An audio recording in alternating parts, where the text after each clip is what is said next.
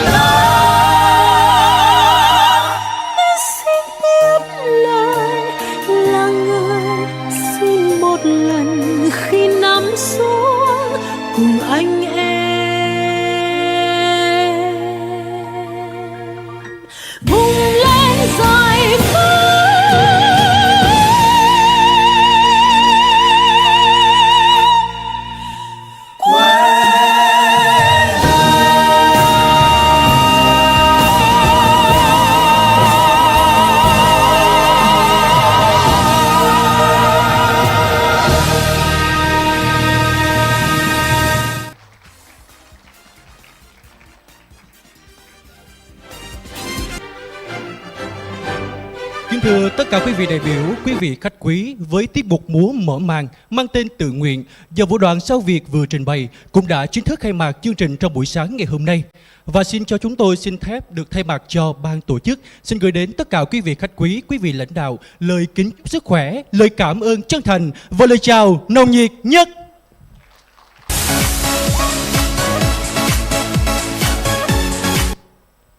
Kính thưa quý vị đại biểu, quý vị khách quý, hôm nay ban tổ chức chúng tôi rất vinh dự và phấn khởi khi được chào đón quý vị tới tham dự hội nghị của Phân hội Xơ vữa Động mạch Việt Nam lần thứ 2 năm 2024 do Phân hội Xơ vữa Động mạch Việt Nam tổ chức với chủ đề Quản lý xơ vữa động mạch, mở rộng chân trời trong kỷ nguyên hiện đại. Ladies and gentlemen, welcome to the second Vietnam Atherosclerosis Society Congress 2024, which is organized by Vietnam Atherosclerosis Society with the subject Management of Atherosclerosis, Exploring New Horizons in Modern Area. Kính thưa quý vị, chúng ta đang có mặt ngày hôm nay tại khách sạn Quinter Central ở thành phố biển Nha Trang xinh đẹp. Đây quả thực là một dịp quan trọng và ý nghĩa khi chúng ta cùng nhau sum họp, trao đổi kiến thức, kinh nghiệm, đánh dấu một bước tiến mới trong công tác nghiên cứu, chẩn đoán và điều trị bệnh lý xơ vữa động mạch tại Việt Nam. Today we are gathered at the Quinter Central Hotel in Nha Trang City. This is a significant and meaningful occasions when we come together, say our experience, knowledge, marking a new milestone in research, diagnosis, and treatment of atherosclerosis in Vietnam. Và một lần nữa, cho phép chúng tôi xin thay mặt cho ban tổ chức, xin gửi đến tất cả quý vị lời cảm ơn chân thành và lời chào.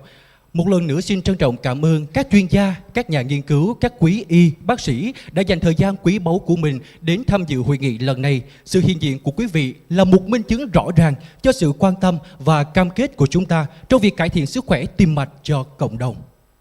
Once again, on behalf of the organizing committee, we would like to sincerely thank to the delegates, experts, researchers, doctors who have taken time to attend this congress. Your presence here is a clear evidence to our commitment and dedication to improve the cardiovascular health within our community.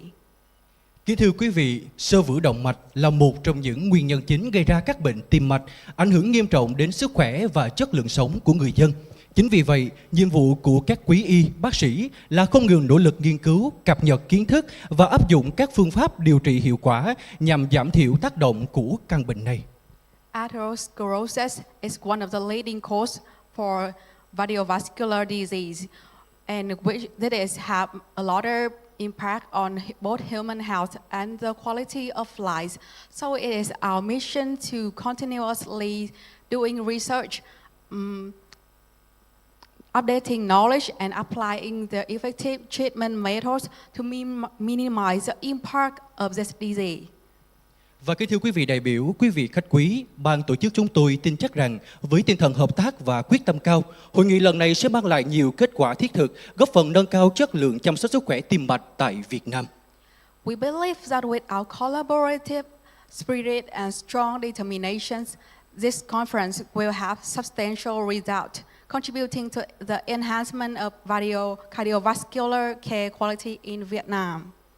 Và kính thưa tất cả quý vị đến tham dự chương trình ngày hôm nay, xin được trân trọng giới thiệu sự hiện diện của quý vị đại biểu. Về phía lãnh đạo Hội Tim mạch Việt Nam, xin được trân trọng giới thiệu giáo sư tiến sĩ Huỳnh Văn Minh, Chủ tịch Hội Tim mạch Việt Nam. Xin trân trọng giới thiệu có giáo sư Đặng Vạn Phước, Phó Chủ tịch Hội Tim mạch Việt Nam. Xin được trân trọng giới thiệu Phó Giáo sư Phạm Nguyễn Vinh, Phó Chủ tịch Hội Tim mạch Việt Nam.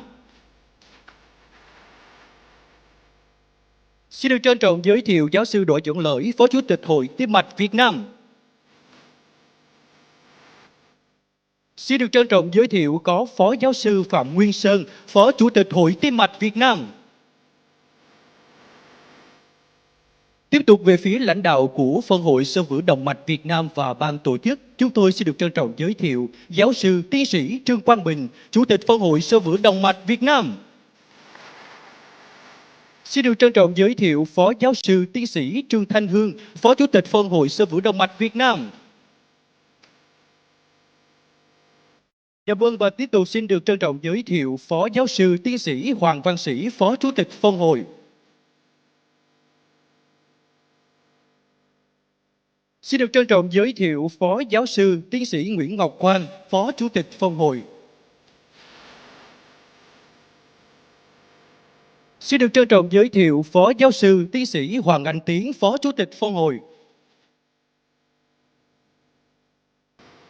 Xin được trân trọng giới thiệu Phó Giáo sư Tiến sĩ Huỳnh Văn Thưởng, Giám đốc Trung tâm Bệnh viện Đa khoa Khánh Hòa. From the International Atherosclerosis Society, we have Professor De Blom, the chairman of International Atherosclerosis Society. Professor Board Nordegas, the chairman of European Atherosclerosis Society. Professor Peter Lansberg from Netherlands. Professor Brian Tobinson from Hong Kong.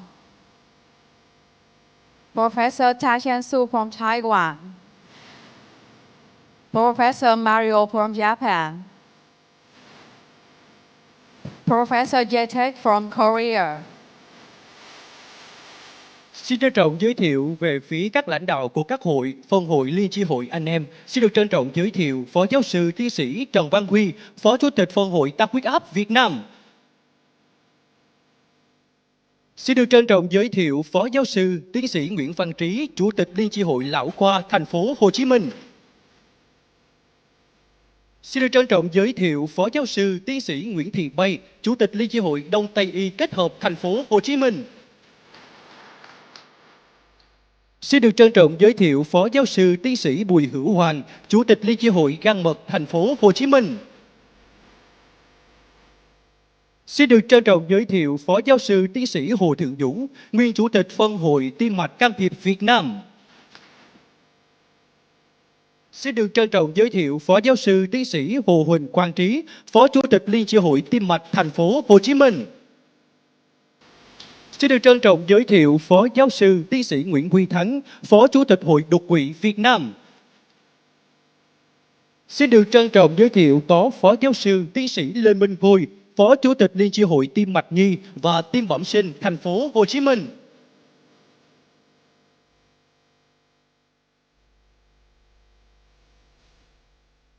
Và thưa tất cả quý vị, đóng góp cho thành công của hội nghị lần này, chúng ta không thể không kể đến sự có mặt của các giảng viên, báo cáo viên và toàn thể hội viên của Phân hội Xơ vữa Động mạch Việt Nam. Một lần nữa chúng tôi xin trân trọng cảm ơn sự hiện diện của tất cả quý vị.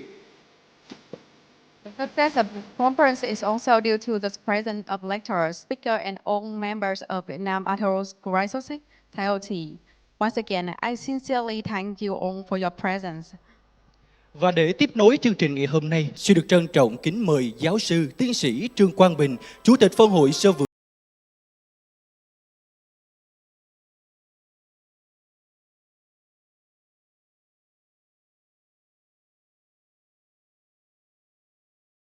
Vietnam Atherosclerosis Society to have the opening speech for the conference.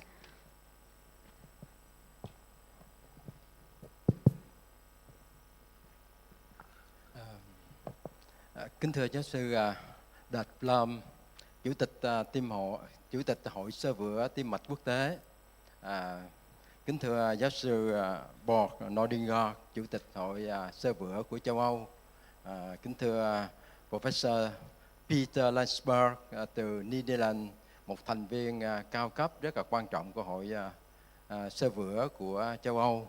Kính thưa giáo sư Brian Tobinson từ Hồng Kông, một thành viên cũng quan trọng nữa của Hội Tim mạch quốc tế, Hội Xơ vữa quốc tế, và một thành viên rất là quan trọng của Hội Xơ vữa ở Hồng Kông, cũng như là giáo sư Tachian Su đến từ Taiwan, giáo sư Mariko Shiba, phó chủ tịch của Hội Xơ vữa của Nhật Bản, và đặc biệt là giáo sư Jack Lim, chủ tịch của Hội Xơ vữa Korean.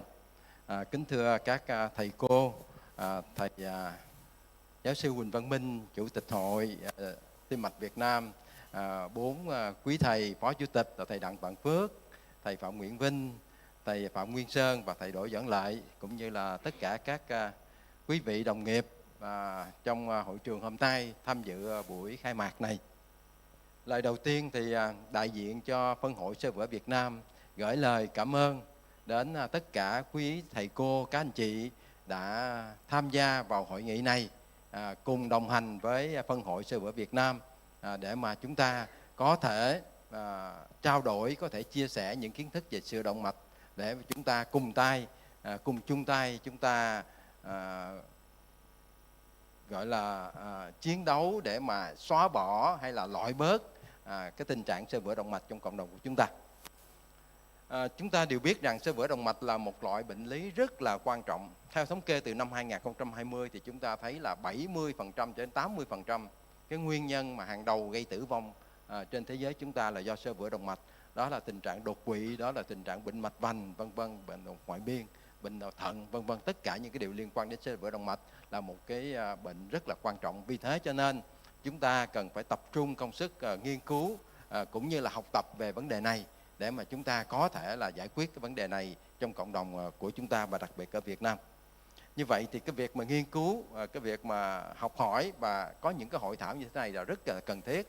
Bởi vậy thì phân hội xơ vữa động mạch của Việt Nam của chúng tôi hàng năm sẽ tổ chức những hội nghị thế này để chúng ta có cái dịp gặp gỡ với nhau, chia sẻ, truyền đạt, thảo luận làm sao đó để có thể ra được những cái phương thức mà chúng ta có thể là giải quyết được vấn đề này, đặc biệt là ở cộng đồng Việt Nam của chúng ta.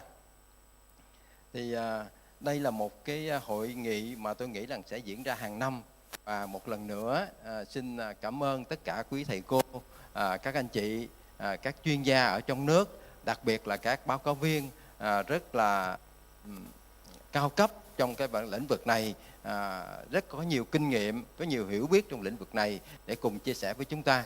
Thì một lần nữa tôi chân thành cảm ơn quý vị đã tham dự hội nghị, và tôi xin kính chúc sức khỏe đến tất cả các quý vị, cũng như là lời cảm ơn một lần nữa, và tôi chính thức là tuyên bố là khai mạc hội nghị này. Xin cảm ơn. Dạ vâng. Và xin được trân trọng cảm ơn những chia sẻ phát biểu hết sức ý nghĩa của giáo sư, tiến sĩ Trương Quang Bình. Và tiếp nối chương trình, xin được trân trọng giới thiệu giáo sư Huỳnh Văn Minh, Chủ tịch Hội Tim mạch Việt Nam tiến lên sân khấu sẽ có lời phát biểu chỉ đạo trong hội nghị lần này. Xin được trân trọng kính mời giáo sư.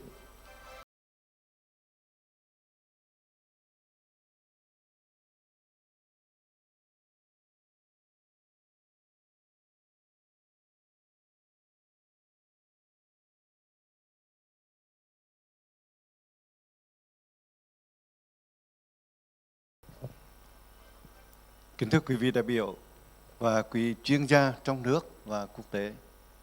Trước tiên thay mặt cho Hội Tim mạch học Việt Nam, tôi xin gửi lời chào trân trọng nhất đến toàn thể quý vị đã có mặt trong sự kiện quan trọng ngày hôm nay. Sự hiện diện của các chuyên gia hàng đầu đến từ Việt Nam cũng như các quốc gia khác ở trên thế giới đã minh chứng cho sự quan tâm sâu sắc đối với sự phát triển của ngành tim mạch học Việt Nam.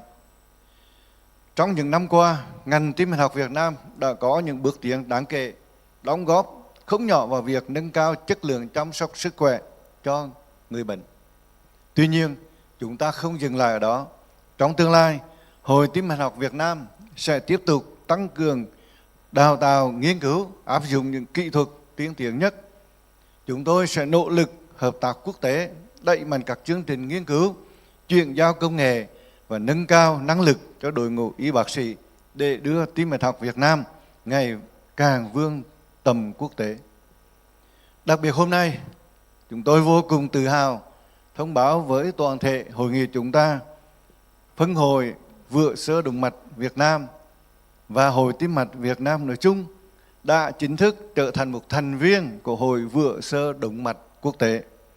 Đây là một cột mốc quan trọng, mở ra nhiều cơ hội hợp tác, nghiên cứu, chia sẻ kinh nghiệm và học hỏi từ các quốc gia có nền y học tiên tiến. Tôi tin rằng với sự hợp tác này, chúng ta sẽ có những bước phát triển vượt bậc trong lĩnh vực phòng ngừa và điều trị các bệnh lý tim mạch.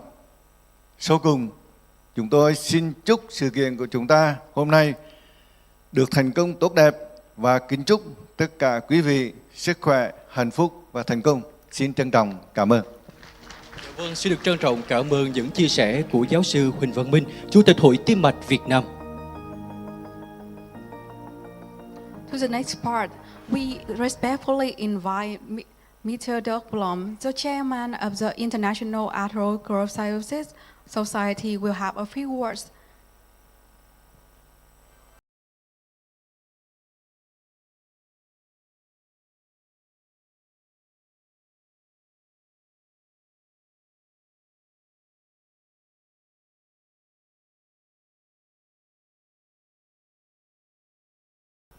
thank you very much for inviting me, and I'm very honored to be here. This is my first trip to Vietnam, and I've really enjoyed everything the hospitality offered. And it's great to welcome the Vietnam Atherosclerosis Society as one of the newest members of the International Atherosclerosis Society. Because as we've heard, atherosclerosis is unfortunately ubiquitous. We find it everywhere in the world, and we need to unite our efforts in combating it, offering our patients the best treatment that is possible, and working together with everybody pulling in the same direction. That's the way we can do it. And therefore, I'm very, very happy to present the new certificate of membership for the Vietnam Atherosclerosis Society as one of the members of the International Atherosclerosis Society family. Thank you very much. We sincerely thank Mr. Dr. Lom for your speech. Và kính thưa quý vị, trong khuôn khổ chương trình hội nghị ngày hôm nay, chúng ta có một dịp đặc biệt để cùng nhau chúc mừng một sự kiện quan trọng.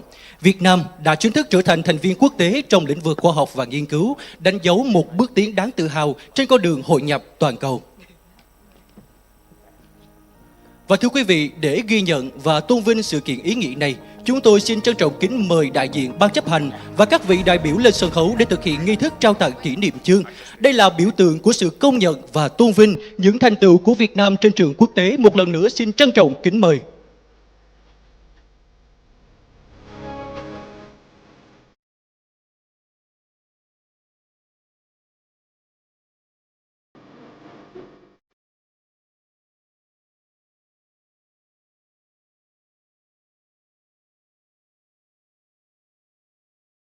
Và kính thưa quý vị, chương trình hội nghị khoa học hôm nay đã đi qua những phần ý nghĩa để ghi lại những khoảnh khắc đáng nhớ và tạo nên những kỷ niệm đẹp. Xin kính mời quý vị đại biểu cùng ban chấp hành lên sân khấu để cùng nhau chụp ảnh kỷ niệm, lưu lại những dấu ấn đáng nhớ trong chương trình. Đây là cơ hội để chúng ta cùng nhau lưu giữ những hình ảnh ấn tượng của sự kiện và cũng là dịp để chúng ta tri ân sự đóng góp của tất cả mọi người trong hội nghị ngày hôm nay.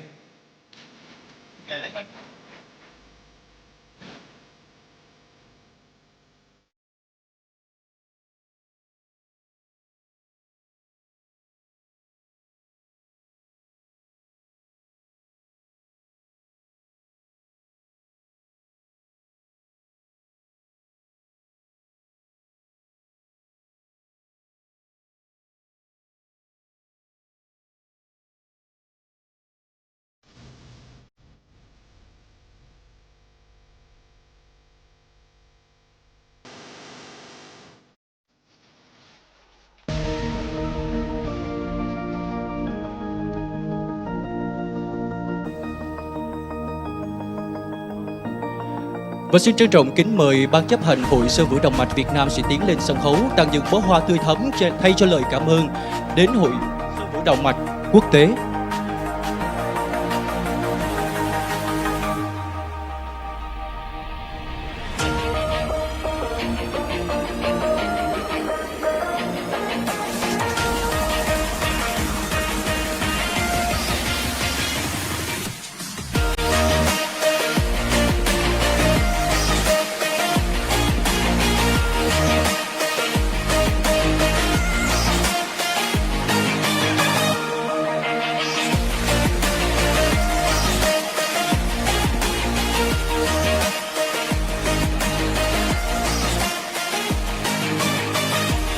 Một tràng vỗ tay thật lớn quý vị ơi. Xin được trân trọng cảm ơn tất cả quý vị đại biểu. Kính mời quý vị đại biểu chúng ta tiến về chỗ ngồi danh dự của mình.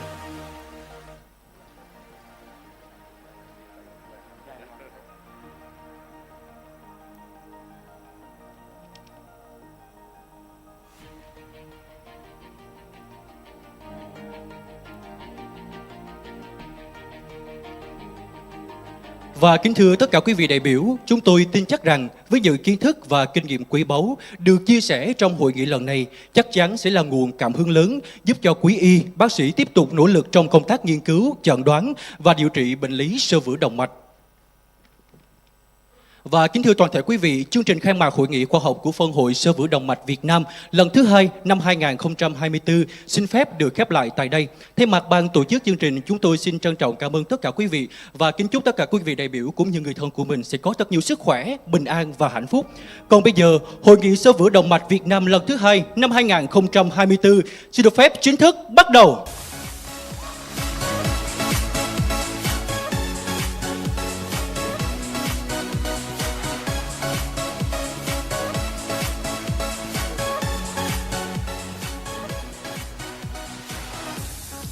Kính thưa quý thầy cô, kính thưa quý đại biểu, chúng ta sẽ có 4 hội trường ngày hôm nay.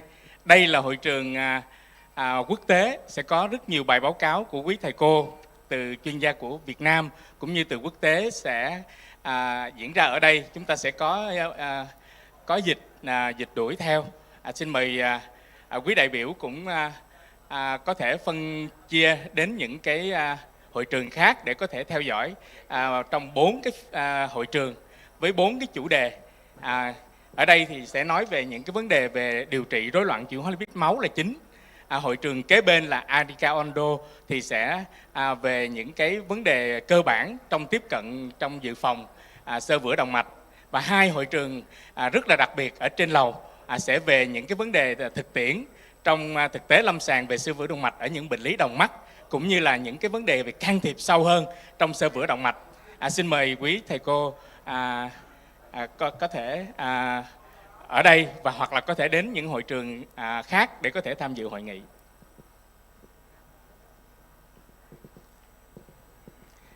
Để bắt đầu cho phiên đầu tiên của hội trường này, em kính mời quý thầy trong chủ tọa đoàn đến vị trí để bắt đầu điều hành cho phiên đầu tiên của hội nghị của chúng ta.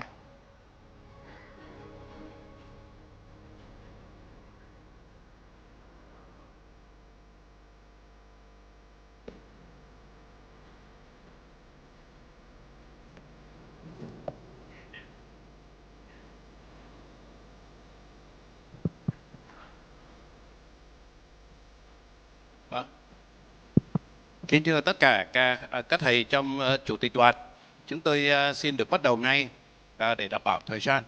Đó là phiên 1 ở tại đây, hội trường NIKOLAI N. Trong phiên này thì cái chủ đề đó là những khuyến cáo về xử trí rối loạn chuyển hóa lipid máu đương đại. Và chúng tôi xin phép thay mặt chủ tịch đoàn để mời luôn báo cáo viên đầu tiên, đó là giáo sư tiến sĩ Huỳnh Văn Minh, Chủ tịch Hội Tim mạch học Việt Nam, Chủ tịch Phân hội Tăng huyết áp Việt Nam. Và đề tài của giáo sư Minh sẽ là khuyến cáo điều trị rối loạn chuyển hóa lipid máu Việt Nam năm 2024, những điểm nhấn mạnh. Và xin mời thầy Minh ạ.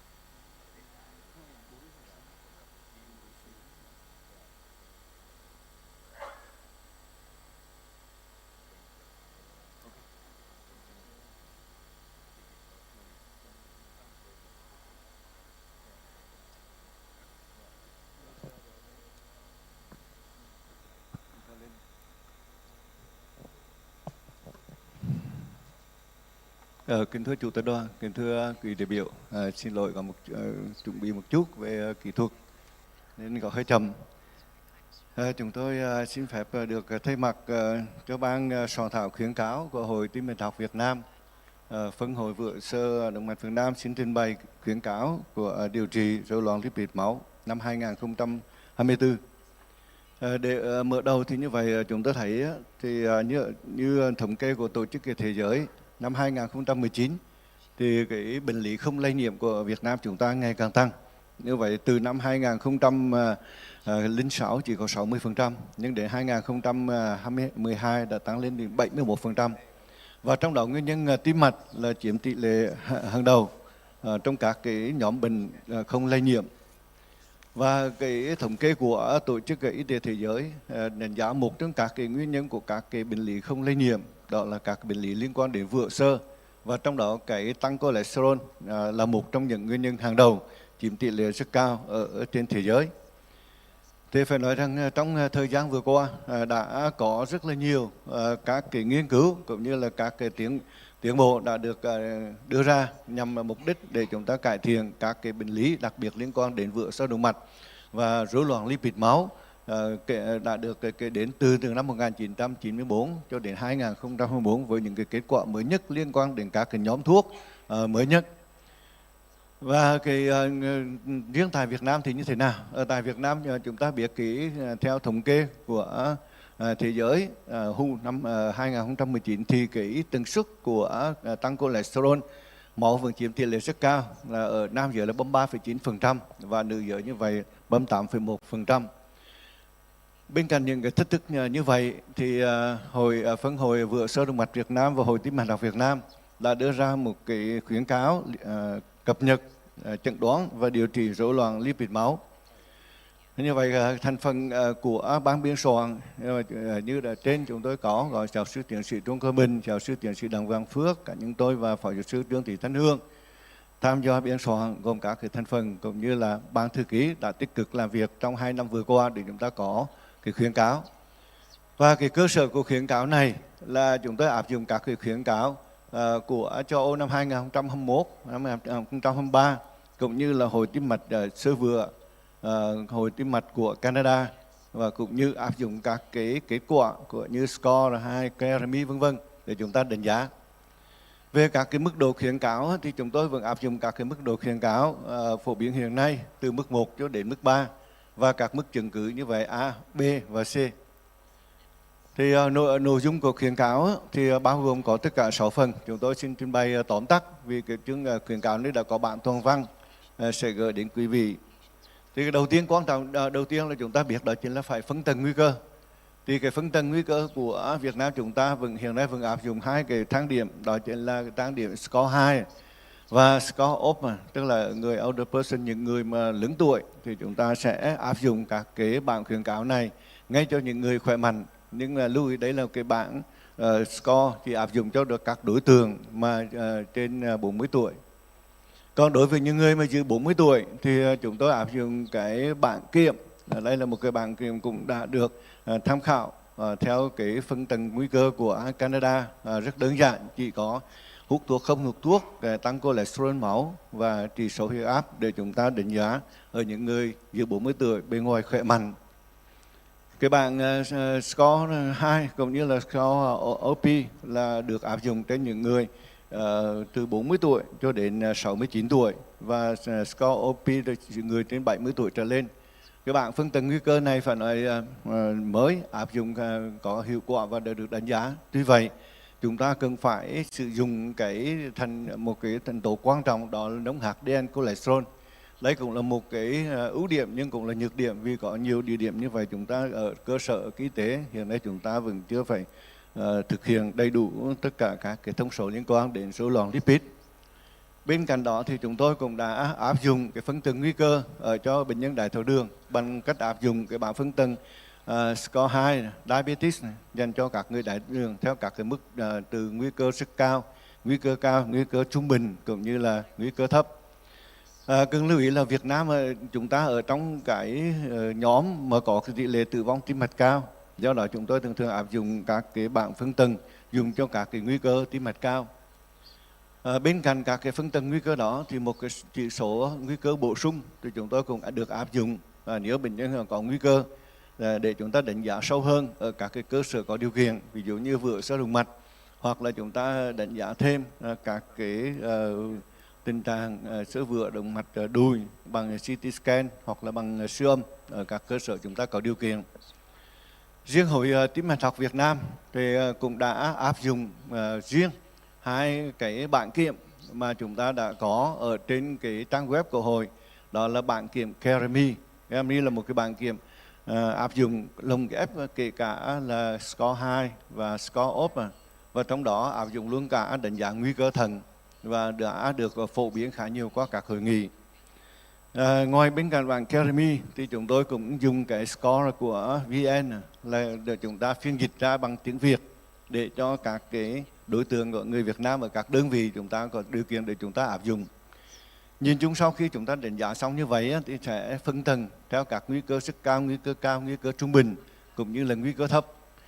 Xin lưu ý là cái phân tầng nguy cơ này không hoàn toàn phải dựa theo là cái bảng kiểm score 2 và score off, mà có nhiều trường hợp chúng ta chỉ cứ dựa vào cái tiền sử bệnh lý và tình trạng tổn thương mắc phải nặng hay nhẹ để chúng ta là đánh giá nguy cơ từ rất cao hoặc trung bình thấp, thì không phải hoàn toàn theo các cái bảng kiểm để chúng ta đánh giá. Về vấn đề chẩn đoán rối loạn lipid thì chúng ta biết hiện nay trong chẩn đoán rối loạn lipid có một sự thay đổi. Nếu định nghĩa rối loạn lipid thì không thay đổi. Như vậy chúng ta biết định nghĩa rối loạn lipid là rối loạn chuyển hóa tiến phát hoặc tứ phát, đặc trưng bởi sự gia tăng bất thường của các nồng độ hoặc chức năng một hoặc nhiều lipid cũng như lipoprotein. Còn ngược lại chẩn đoán tiêu chuẩn chẩn đoán để rối loạn lipid trước đây là theo chẩn đoán cũ là được chẩn đoán khi chúng ta sự gia tăng, nhưng bây giờ thì cái chẩn đoán mới là khi nồng độ lipid hoặc lipoprotein không đạt mức độ chỉ số mục tiêu được khuyến nghị cho dự phòng của bệnh tim mạch sơ vữa. Như vậy cái định nghĩa này nó sẽ mang tính dự phòng cao hơn so với cái định nghĩa trước đây chúng ta áp dụng. Vấn đề tiếp thứ hai về cái mức lipid máu mục tiêu thì chúng tôi vẫn áp dụng cái kỹ thuật đó là đi từ thấp, trung bình, cao, rất cao theo các mức để chúng ta áp dụng. Và cái mức mà như chúng ta thấy những cái trường hợp mà rất cao, tức là cực kỳ cao, có 2 giờ sao, thì cái mức độ mà chúng ta giảm cái nồng độ LDL cholesterol khá thấp đến 40 mg%. Đây là một cái điểm rất đặc biệt, nhất là những bệnh nhân đã có tổn thương do vữa sơ động mạch tái diễn rất là nhiều lần trong thời gian vừa qua. Đối với các cái thành phần của rối loạn lipid khác thì chúng ta cũng có cái mức mục tiêu, bao gồm cả đống HDL cholesterol, cả ApoB, triglyceride, lipoprotein A và HDL cholesterol. Đối với HDL cholesterol thì không có cái mức khuyến cáo, còn các cái mức khác thì tùy theo điều kiện của các cơ sở và các trung tâm thì chúng ta sẽ áp dụng các cái mức mục tiêu tùy theo nguy cơ, đó là rất cao hoặc là trung bình hoặc là nguy cơ thấp, thì chúng ta sẽ có các cái mức khác nhau tùy theo. Vấn đề thứ ba là bắt đầu chúng ta sẽ tiến hành vấn đề điều chỉnh rối loạn lipid máu như thế nào. Thì trước khi chúng ta rối loạn lipid máu, cái điều quan trọng nhất chúng ta cần phải tiếp cận bằng cách chúng ta đánh giá tổng thể nguy cơ, xác định mục tiêu, và nhất là phải thảo luận với bệnh nhân cái điều kiện kinh tế, cái khả năng bệnh nhân để chúng ta có thể kiểm soát. Và quan trọng nhất đó là cái điều chỉnh lối sống không thể thiếu được. Và cuối cùng chúng ta sẽ chọn cái nhóm thuốc thích hợp như ezetimibe hoặc PCSK9 vân vân để chúng ta đạt được cái mục tiêu. Tuy vậy cái nhóm statin vẫn là nhóm thuốc cơ bản ở trong điều trị, và nên nhớ rằng luôn luôn kết hợp cả hai biện pháp, vừa dùng thuốc hoặc là không dùng thuốc, đi theo các bước để chúng ta điều trị, từ xác định mức độ nguy cơ, xác định LDL cholesterol, thảo luận với người bệnh, rồi điều chỉnh lối sống, và cuối cùng chúng ta chọn thuốc điều trị và đánh giá các cái điều trị như thế nào. Về điều chỉnh lối sống thì phải có rất nhiều cái biện pháp tùy theo chúng ta đánh giá và tùy theo cái mức độ ảnh hưởng cũng như là mức độ chứng cứ. Chúng ta có thể điều chỉnh lối sống tập trung vào cái cholesterol toàn phần hoặc là LDL cholesterol, hoặc là chúng ta tập trung vào các lipoprotein mà giàu triglyceride vân vân, hoặc là chúng ta tập trung vào HDL cholesterol tùy theo các mức để chúng ta đánh giá bằng các cái lối ăn khác nhau. Và cái nhóm cơ bản như chúng ta đã nêu đó là vẫn là statin, là cái nhóm thuốc cơ bản, và chúng ta sử dụng statin này có thể đơn thuần hoặc là chúng ta sẽ kết hợp thêm với ezetimibe hoặc là PCSK9 inhibitor để chúng ta đánh giá các nhóm thuốc, hoặc là chúng ta sử dụng đơn độc tùy theo cái tình trạng của bệnh để chúng ta đánh giá. Và phải nói rằng các cái nhóm thuốc hiện nay là sử dụng rất là phong phú, tác dụng rất là nhiều cơ chế tác động khác nhau, và tùy theo cái nhóm thuốc để chúng ta có thể chọn nhóm thuốc thích hợp ở trên bệnh nhân. Và một điều quan trọng nữa là luôn luôn chú ý sự tương tác giữa các nhóm thuốc. Rất nhiều nhóm thuốc mà sử dụng rất thông dụng như amlodipine, verapamine đều có cái tương tác thuốc đối với statin. Vì vậy khi sử dụng các cái nhóm thuốc này chúng ta phải cần lưu ý. Bên cạnh vấn đề sử dụng cái statin là cơ bản và các nhóm thuốc chủ yếu như chúng tôi đã nêu, thì hiện nay cũng đã phát triển rất là nhiều nhóm thuốc khác và có nhiều nhóm thuốc có tác dụng, có nhóm thuốc đang còn đánh giá và theo dõi, hoặc là có nhiều nhóm thuốc đó, thì bắt đầu đã ít sử dụng hiện nay, như các cái nhóm thuốc như chúng ta thấy là nhóm Lipid. Và điều quan trọng nhất là chúng ta sẽ tập trung vào cái chiến lược kiểm soát cái LDL cholesterol bằng cách đánh giá tổng thể, rồi sau đó chúng ta chỉ định thuốc theo từng bước. Cái bước đầu tiên chúng ta phải dùng statin, và khi LDL không đạt được mục tiêu thì bây giờ chúng ta sẽ kết hợp thêm với ezetimibe, và khi ezetimibe không đạt được, khi chúng ta kết hợp thì chúng ta kết hợp nhóm 3, nhất là ức chế PCSK9 là cái nhóm thuốc mà chúng ta đánh giá ở trên bệnh nhân. Đối với những bệnh nhân mà cái tăng LDL cholesterol máu không dung nạp với statin thì như vậy bắt buộc chúng ta cần phải thay thế.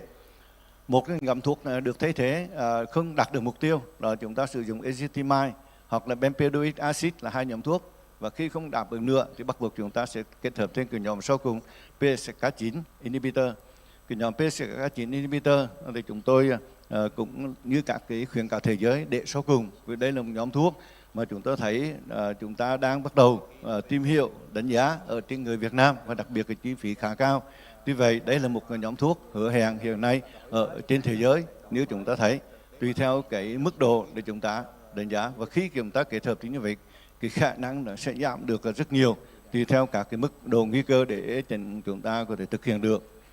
Ngoài cái chiến lược kiểm soát chung bằng statin và các nhóm thuốc thì hiện nay đã có nhiều cái chiến lược kiểm soát thuốc để chúng ta đánh giá, đặc biệt đối với các cái lipoprotein, ví dụ như lipoprotein A chẳng hạn là một trong những cái chỉ điểm hiện nay cũng được quan tâm, và trong hội nghị chúng ta sẽ có nhiều báo cáo liên quan đến vấn đề này. Ngoài ra chúng ta cũng tập trung vào một cái nhóm rất đặc biệt là rối loạn lipid máu ở bệnh nhân hội chứng van cấp. Đối với những hội chứng van cấp thì phải nói là có những cái chiến lược rất là mạnh mẽ trong việc điều trị ở những bệnh nhân có nguy cơ tim mạch rất cao. Thì điều trị trong hợp này có nhiều tác giả đưa ra những cái phương pháp gọi là đánh nhanh, đánh mạnh và đánh giảm sâu, và sau đó là chúng ta sẽ duy trì. Như vậy khác với các cái điều trị trước đây là chúng ta điều trị phác đồ bậc thang. Thì trong hội chứng van cấp khi tổn thương và nguy cơ tim mạch rất cao, bắt buộc chúng ta phải giảm sức mạnh, sau đó chúng ta sẽ điều trị. Vấn đề tiếp theo là chúng ta phải lưu ý các cái bệnh lý phối hợp đông mắc ở trên bệnh nhân, như là nữ giới, bệnh rối loạn lipid máu gia đình, người lớn tuổi, đột quỵ vân vân, hoặc là bệnh thần màng để chúng ta đánh giá ở các cái đối tượng trên. Ví dụ như bệnh nhân rối loạn lipid máu gia đình thì đây là một đối tượng rất đặc biệt, nguy cơ rất cao. Thì trường hợp này chúng ta cần phải tham khảo chuyên gia, đánh giá rất kỹ các cái vấn đề liên quan đến di truyền để có thể có một cái điều trị phối hợp. Đối với bệnh nhân cao tuổi thì như vậy statin cũng được sử dụng giống như ở người trẻ tuổi, không có thay đổi. Vì vậy chúng ta cần lưu ý giữa hai nhóm tuổi trên hoặc dưới 75 tuổi, cũng như tiên phát cũng như là thứ phát để chúng ta đánh giá. Đối với đái tháo đường thì cái nhóm statin cũng là cái nhóm cơ bản để chúng ta đánh giá, và khi không đáp ứng thì chúng ta sẽ kết hợp với các cái nhóm khác. Vì vậy đối với khi kết hợp với các nhóm khác thì cái mức độ khuyến cáo vẫn ở mức độ là 2A thay vì nhóm 1 như trên. Trong hội chứng van cấp như chúng tôi đây là một cái nhóm thuốc mà cái vấn đề sử dụng statin phải là rất mạnh, và bắt buộc chúng ta sử dụng các statin có hoạt lực cao và liều cao để chúng ta đánh giá, và khi không đáp ứng bắt buộc chúng ta cần kết hợp với các cái nhóm thuốc như chúng tôi đã nêu như ezetimibe, và thậm chí chúng ta sẽ kết hợp với các thuốc ức chế PCSK9, các cái nhóm mới để chúng ta có thể khống chế được LDL cholesterol. Đối với những trường hợp khuyến cáo về liên quan đến thiếu máu não, thoáng qua hoặc bệnh động mạch nội biên thì chúng tôi cũng có đưa ra để điều trị. Đối với suy tim hoặc là bệnh van tim thì chúng ta thấy có những cái hạn chế chúng ta không sử dụng ở những bệnh nhân mạch chủ vân vân. Thì đối với bệnh nhân thần màng, tùy theo mức độ của thần màng chúng ta đánh giá, chúng ta cần phải cân nhắc, nhất là bệnh thần màng ở giai đoạn cuối thì chúng ta cần lưu ý sử dụng các cái nhóm thuốc statin dùng liều thấp. Tuy vậy statin vẫn là một cái nhóm thuốc đầu tay ở cho những người ghép tạng, tuy vậy chúng ta cũng cần khởi đầu liều thấp và chúng ta tăng dần. Và sau cùng quan trọng nhất đó là theo dõi, đáp ứng cũng như là điều trị để chúng ta đánh giá. Mặc dù có những cái nhược điểm, tuy vậy các nhóm statin trong điều trị vẫn là một cái nhóm có ưu điểm cao ở trong điều trị. Để kết luận, chúng tôi xin lưu ý là chúng ta sẽ thấy vấn đề phân tầng nguy cơ là quan trọng. Chúng ta chú ý cái mức LDL mục tiêu và cái nhóm statin và nhóm thuốc cơ bản. Tuy vậy cần phải phối hợp, đặc biệt các cái nhóm thuốc như chúng tôi điều này. Và cuối cùng quan trọng nhất là chúng ta cần phải cá thể hóa, phát hiện và các cái tác dụng phụ để chúng ta có một cái xử trí thích hợp. Một lần nữa xin chân thành cảm ơn sự theo dõi của quý vị đại biểu. Xin cảm ơn. Xin cảm ơn giáo sư tiến sĩ Huỳnh Văn Minh đã trình bày xong cái khuyến cáo điều trị rối loạn chuyển hóa lipid máu Việt Nam vào năm 2024, những điểm nhấn mạnh. Chúng tôi cũng xin nói với tất cả hội trường là đây là phiên bản thứ 3 từ những năm 70 mấy làm cái thứ nhất. Sau đó ngoài những cái chuyện mà bổ sung gọi là cập nhật thì đây là sau đó có số 2 và đây là phiên bản cuối cùng thứ 3. Một cái thuận lợi cho chúng ta là chúng ta cũng đã có được những cái guideline trên thế giới họ soạn rất tốt, rất là kỹ và có kể cả những cái tham khảo của các cái guideline của vùng châu Á Thái Bình Dương về rất nhiều các cái tiêu chuẩn cũng như là các số liệu.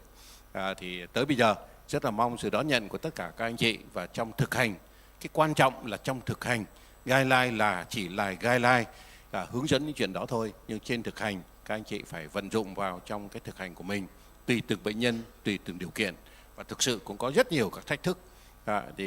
Những cái xu hướng gần đây đó là vai trò của nông HDL cholesterol, rồi những cái từng tình huống ví dụ như là liên quan tới không phải chuyện tăng triglycerid, rồi tình trạng phối hợp, rồi những tình trạng khó khăn, và đặc biệt là việc áp dụng những cái loại hạ cholesterol mới, vì đặc điểm của Việt Nam của chúng ta những loại đó cũng vào một cách từ từ thôi.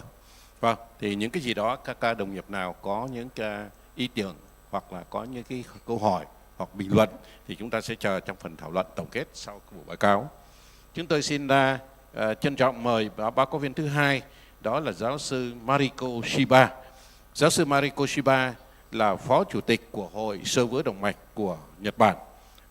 Bà là giám đốc của cái khoa gọi là khoa đổi mới về molecular phân tử về trong ngành lipidology tại trường đại học y dược Osaka của Nhật Bản. Đề tài của bà Mariko Shiba sẽ là khuyến cáo điều trị và dự phòng bệnh tim mạch do xơ vữa của Nhật Bản. I invite you, Professor Mariko Shiba, for your presentation. Thank you. Thank you very much for giving me the opportunity to talk here today. And on behalf of Japanese Atherosclerosis Society, I would like to present guidelines for management of dyslipidemia and prevention for ASCVD in Japan. This is my disclosure.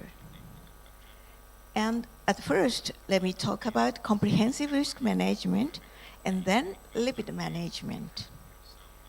And this is the Japanese atherosclerosis guidelines, and every 5 years we issue the prevention of atherosclerotic cardiovascular diseases. And last time we issued in 2022. And now we are preparing for the next guideline, 2027. And comprehensive risk management chart for cerebral and cardiovascular disease prevention is shown in this slide. And in order to evaluate the management risk, we need to evaluate comprehensive risk. And at first, step 1, screening. And screening for basic items, medical interview, including age, sex, and symptoms, family history, and so on, and physical findings, the BMI, and so on, and basic tests, lipid panel, HbA1c, electrocardiography, and additional items, physical findings, and the waist circumstance, and also static blood pressure, and so on. And additional tests, blood count, fasting blood glucose, fasting TG, LDL cholesterol, ABI, and so on. And next, the diagnosis of each risk factor and additional evaluation items. Factors to review before initiating treatment includes smoking, hypertension, diabetes mellitus, dyslipidemia, CKD, obesity, aging and gender, and family history. And review risk factors to be identified before starting treatment and number of risks is very important. And the prevalence of coronary artery disease and the strokes correlate to the number of risk factors. And this is the diagnostic criteria for metabolic syndrome in Japan. And the metabolic syndrome is diagnosed as having visceral fat accumulation and evaluated by West circumstance, and the values for both men and women correspond to visceral fat more than 100 centimeter, and men more than 85 centimeter, and women more than 90 centimeter. And in addition to that, 2 or more of the items mentioned below, in addition to the visceral fat accumulation. And hypertriglyceridemia, more than 150 milligram per DL, and or hypo-HDL cholesterolemia, less than 40 milligram per DL. And the systolic blood pressure, more than 130, and or diastolic blood pressure, more than 85 millimeter Hg, and fasting blood hyperglyceridemia. And then step 4 is the establish management targets according to the risk factors. And at first, screening for dyslipidemia, and then the history of coronary artery disease or atherosclerotic cerebral infarction. And if the patient has yes, then this patient is going to be the secondary prevention. And no, if the patient has the following: diabetes mellitus, CKD, PAD, then it will go to the high risk. And if no, then you need to evaluate the risks. Yes, risks. And the predicted 10-year risk of atherosclerotic diseases, less than 2% low risk, 2 to 10% moderate risk, and more than 10% high risk. And this is the prediction model for incidence of ASCVD. And we use the data Hisayama-Cho score and sex, blood pressure, metabolic abnormalities, serum LDL cholesterol level, serum HDL cholesterol level, and smoking, and sum the points. And then you can see the total point and the patient's age, and then you can find how many percentage of risks. But actually, what's that? It's too what?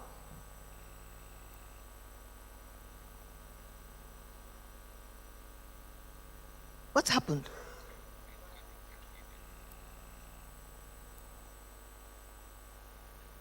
Okay, let me talk.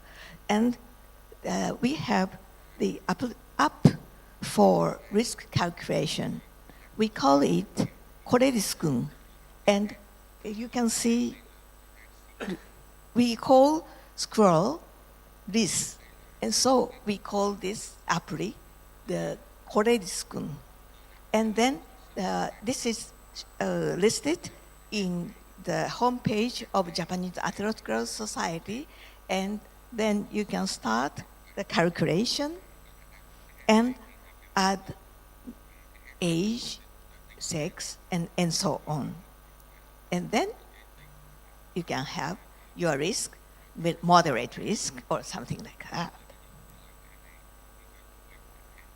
And so next, I would like to talk about lipid management.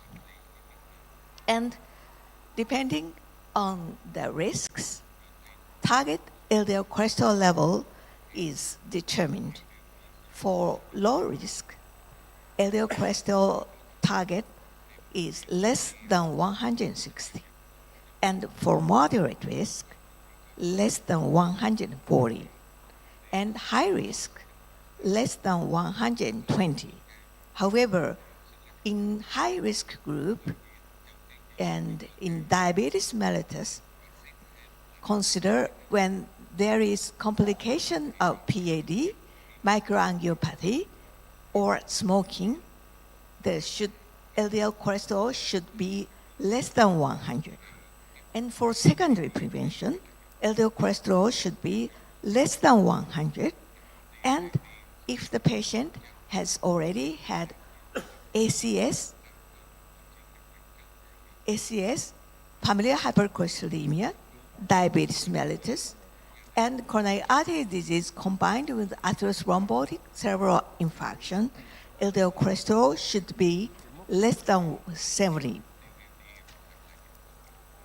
And this is the patient conditions that require more stringent management in secondary prevention: ACS, FH, DM, and coronary artery disease and cerebral infarction.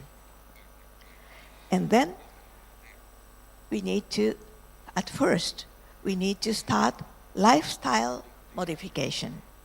Lifestyle items should be improved: smoking cessation, weight control, dietary management, physical activity and exercise, and drinking.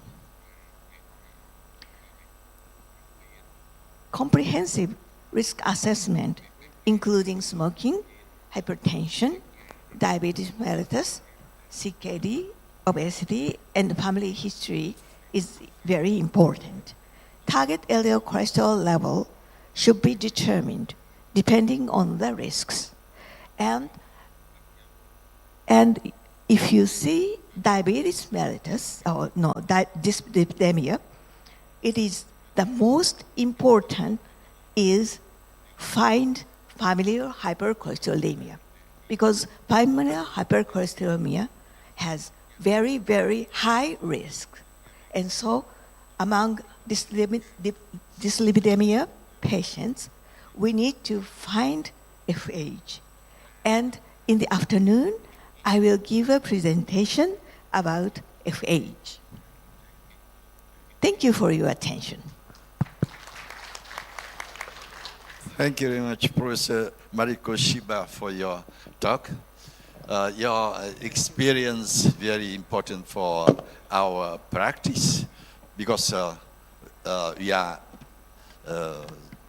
quite close, and especially for me, the risk calculator is very important, but you see it's in Japanese. If you could share with us in English, or you can apply it in our practice, in our daily life. Thank you.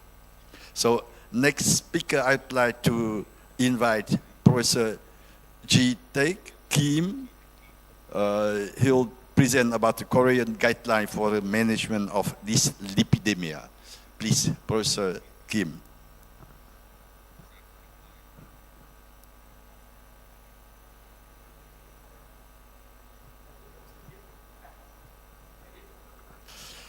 Yes, Professor Kim is in, he's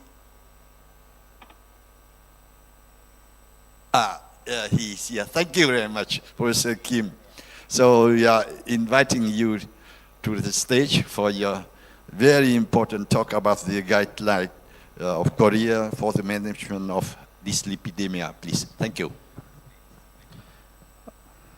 I'm so sorry that there is emergency call from Seoul.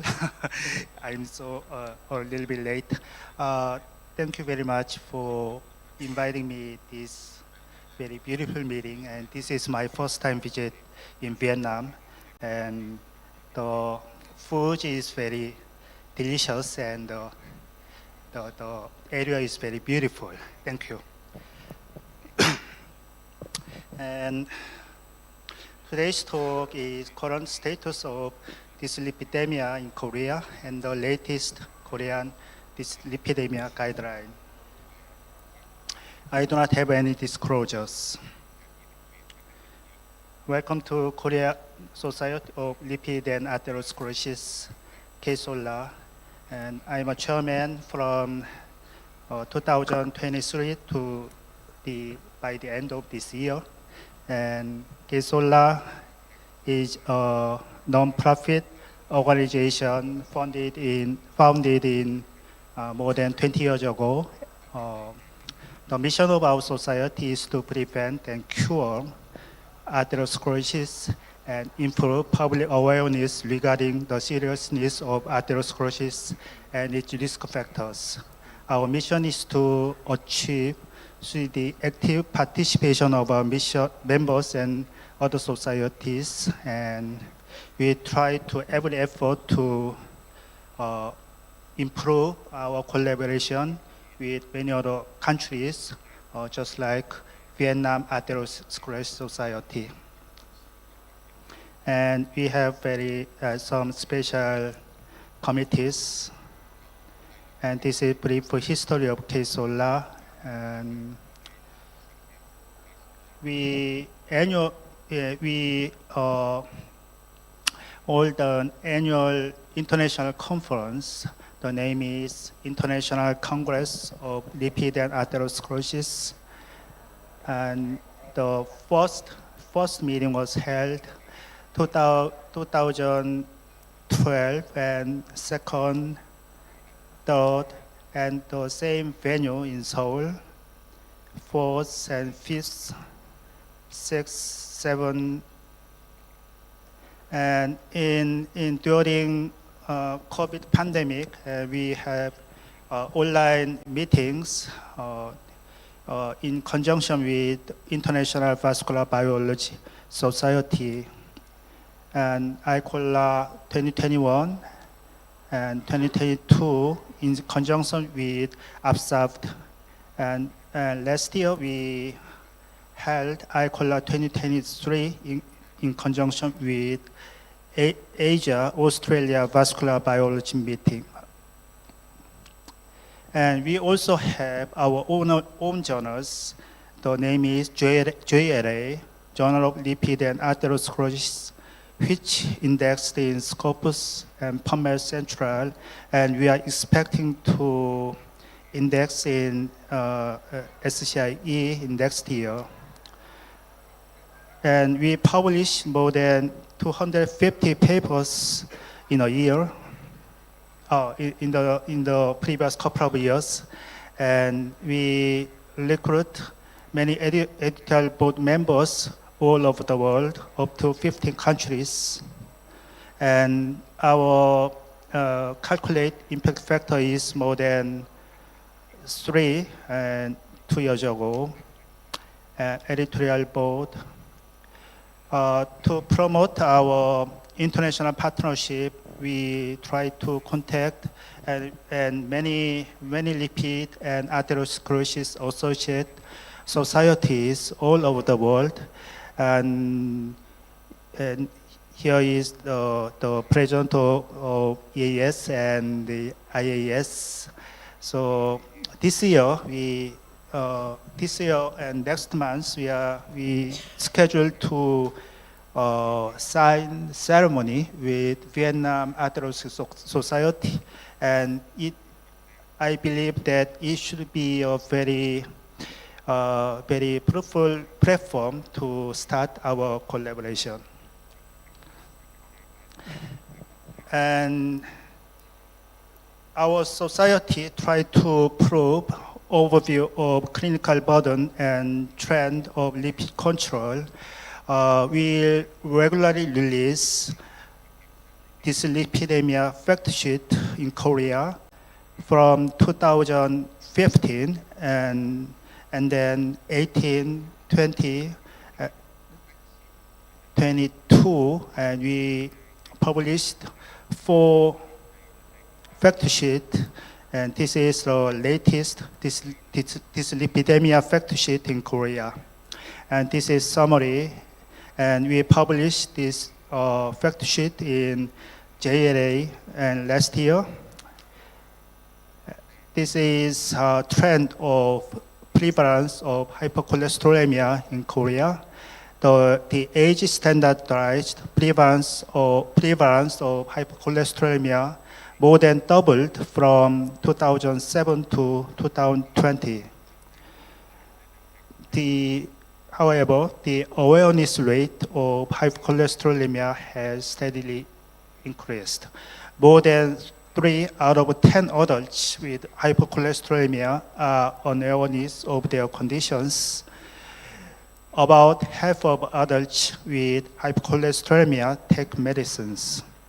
Yeah, still very low percentage of taking medicines. However, fewer than half of adults with hypercholesterolemia maintain blood cholesterol below 200 milligram per deciliter. This graph is age standardized prevalence of hyper-LDL cholesterolemia, and in 2020, around 20% of people in Korea has hyper-LDL cholesterolemia. About 90% of people with diabetes have lipidemia if high LDL cholesterol is defined as higher than 100. Almost 70% of people with hypertension have dyslipidemia if high LDL cholesterol is defined as higher than 130. People with obesity have a twofold higher risk of dyslipidemia than those with normal weight. And finally, I will introduce the guideline, a very recent guideline for the management of dyslipidemia in Korea. This project is intended to promote appropriate treatment of dyslipidemia in Korea.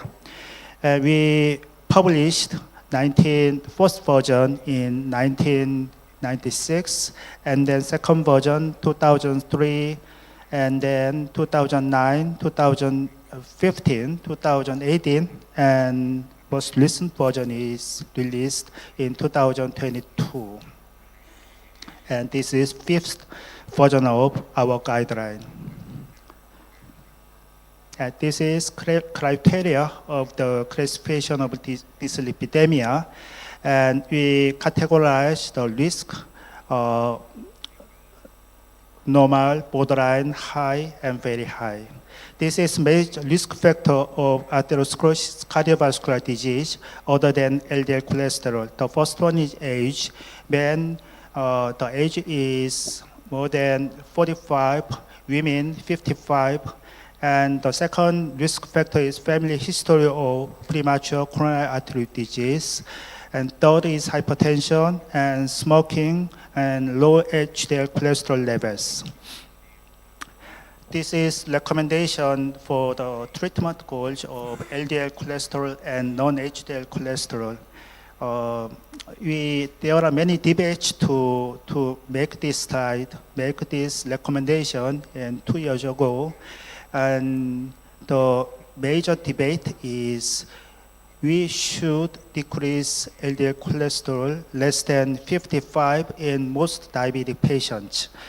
And many committee members and Korean prevalence of coronary artery disease is less than the Western or Caucasian people, so we keep our policy to conservative levels, but some people do not agree with that. So we made, you can see this small sentence that in diabetes with target organ damage, such as albuminuria, nephropathy, retinopathy, and neuropathy, and in addition, heart failure or target risk factor numbers more than 3, the if the diabetic patient contains these risk factors, the LDL cholesterol should be at least less than 70, but some suggest that LDL cholesterol less than 55, but it's optional. So the guideline that diabetes patients, their diabetes duration less than 10 years, their LDL target goal is less than 100. Yeah, this is another summary of the target goal of LDL cholesterol.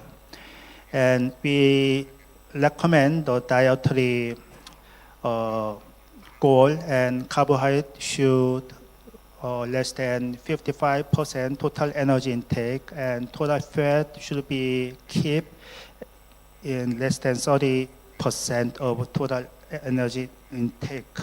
This is exercise prescription, and the patient with this lipidemia should keep resistant exercise at least 2 or 3 days a week, and stretching exercise at the same amount. And first of all, I think this guideline is very similar to European or American guidelines. And first line drug is statin, and if the target goal cannot reach it, an addition of add-on ezetimibe, and then finally PCSK9 inhibitor. And second cause, hypercholesterolemia or hypertriglyceridemia. And we have to keep in mind that the expecting reduction of LDL cholesterol after using statins is very different to Western countries.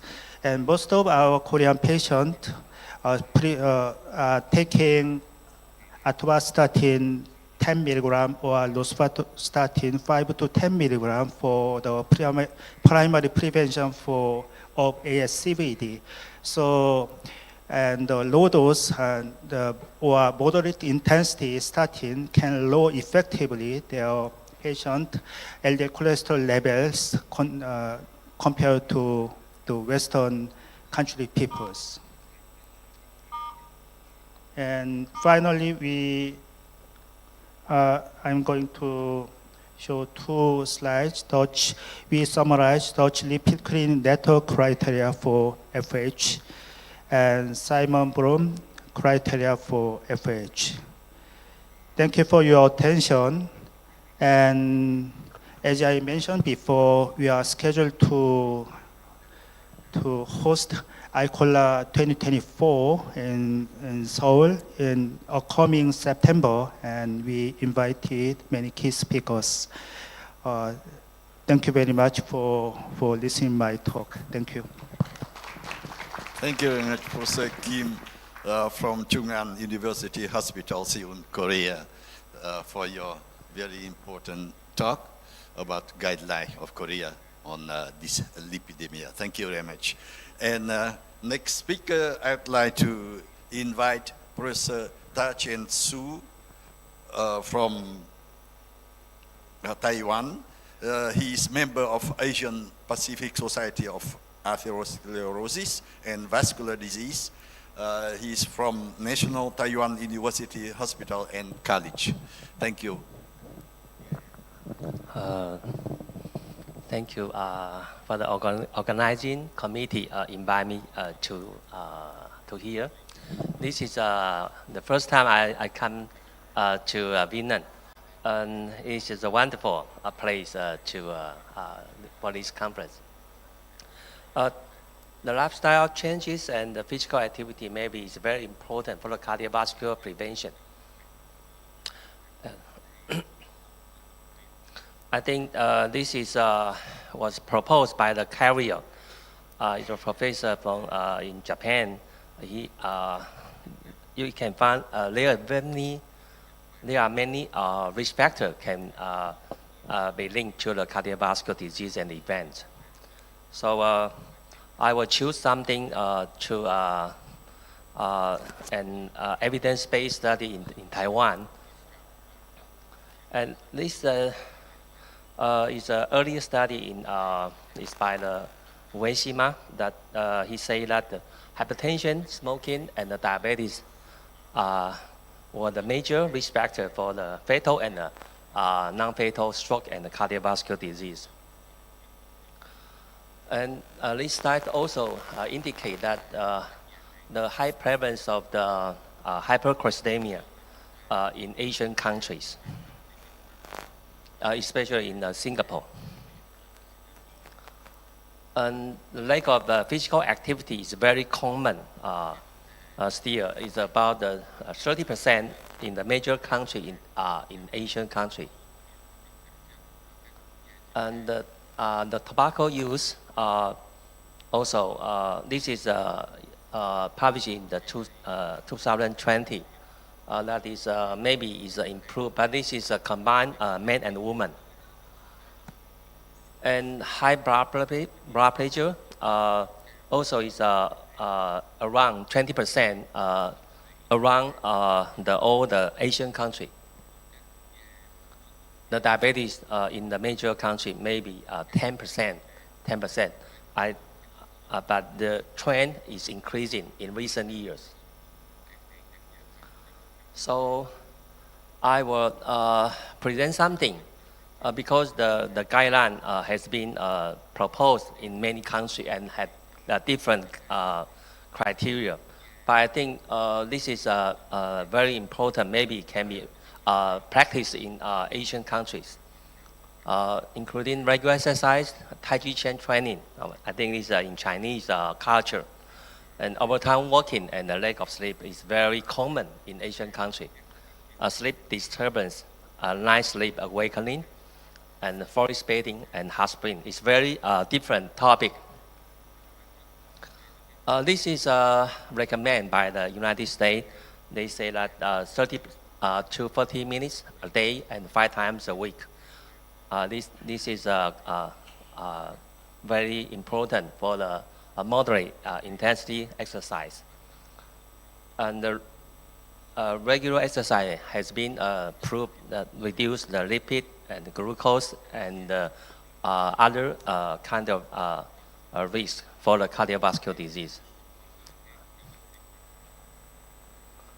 This also indicates that at least 150 minutes per week.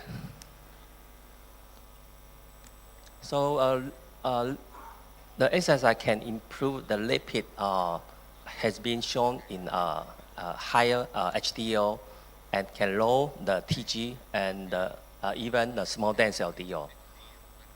And the most of the mechanism coming from the lipoprotein lipase, mass and activity increase. So this is a recommend that the lipoprotein lipase activity and the mass. So this is another example from my lipid clinic. We found that the higher exercise frequency, they can significantly reduce the risk of atherogenic dyslipidemia and metabolic syndrome.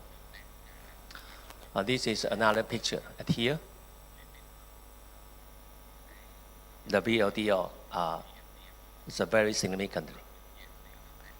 So this is after controlling risk factor, we can find that the cholesterol ratio can reduce very significantly.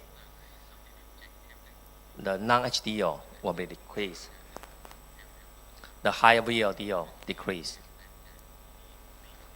So this is another study in my hospital. We conducted study during the virus infection in 2003. At that time, we invite the 70 participants to this study. We want to know that the aerobic capacity and the lipid profile and inflammation biomarker can be improved. But this is previous study has been done. They have many kind of effect. So this study we invite the hyperlipidemia, including hypercholesterol and hyper-TG. And we found that the urea care and the Taiji training, they after 12 months, and the frequency is twice per week, and we check in this participant, and we found the effect of Taiji training has been proved very significant in low the TG, cholesterol, LDL, and HOMA IR, insulin resistance, and the VO2 max can be increased. So this is our experience that in lipid and the aerobic capacity and inflammation biomarker, this is a very interesting study. In recently, we have the slow jogging. This is my study we invite 180 patients. We found that 2 minutes stepping exercise, they can improve the SpO2, even in lows poor performance. And they can improve the pulmonary function after the exercise, independent of the male, female, and age. This is a biological rhythm that we say that sunrise, sunset. In Asian countries, most of the people, they are working very hard, especially in Korea, Taiwan, and Japan. And so this is a sleepless society. So humans' cardiovascular system work like a sunrise and sunset. So this is our study published in 2014, and we found that loads of the long work hours, over 60 hours per week, they increase the acute myocardial infarction. They can lack of sleep for 6 hours per night, and they can increase the acute myocardial infarction. And for both of these conditions, they will increase markedly for the risk of acute myocardial infarction. This is a study we also demonstrate that the wake-up frequency at the night, they can increase the lipid profile. So higher wake-up frequency at the night, the higher lipid profile, especially for the female. This is our example. Glucose and TG and metabolic syndrome. And this is very interesting that for those of the insomnia and the higher frequency of wake-up frequency, they will increase the risk of the hyperarthrogenic dyslipidemia. This is another example for to linking the forest bathing. This is a very common and it's a very modern exercise or modern activity for the in Asian countries, especially in Japan. In some countries, they have their forests. This is study we found that living in a forest environment may be better in living in a Taipei metropolis country. Another study we found that NK cell can be activated after 5 days forest travel and after returning Taipei. And so we want to know the short-term forest bathing can be better in the cardiovascular function. So this is our example. This study was conducted during 2017, 2018. We measured the cardiovascular function. After the forest bathing, the blood pressure can reduce very significantly, especially in the central blood pressure. And you can reduce the left ventricular wall stress, and you can reduce the stroke volume. And you can increase the systemic vascular compliance and the distensibility. This is an example. For those age or non-age, they have the very significant effect. So they can reduce SBP, they can reduce the cardiovascular role, and the cardiac output and the stroke volume. This is another, I think, in Japan, in some Asian countries, they have practiced the balneal therapy. It's a hot spring. This is a study during 2019. And this is after the first measurement, and we measure for every 20 minutes. And after 40 minutes, the hot spring, and then stop, and they can monitor the cardiovascular function for another 40 minutes. We can find that the SBP can reduce 5 millimercury. Then can reduce the left ventricular wall stress very significantly. So this is after 40 minutes hot spring. They can have many effects. However, we have to be careful. In the winter season, the diastolic blood pressure reduces very significantly after the hot spring. And the summer season, the increased heart rate and the cardiac output. So we know the beneficial effect. Also, we know the potential risk. So this is a very, this is my father. He's 100 years old. He just passed away this April. But this is, I very happy I have the chance to accompany my father. So this is our the finding from the cardiovascular physiological effect of balneal therapy. So take a conclusion that regular exercise habit, at least 30 to 40 minutes a day, 5 times a week. Moderate intensity exercise is very important. Practice Tai Chi chain training and slow jogging, if possible. If you have no the space or the park, you can just do the slow jogging in your home and prevent overtime walking. This is a very common, the poor lifestyle in Asian countries. You have to enough sleep timing and reduce the wake up frequency. I wake up last night 3 times because we drink a lot of cold water last night. This is very important, how to prevent your to have the hyperlipidemia from my study.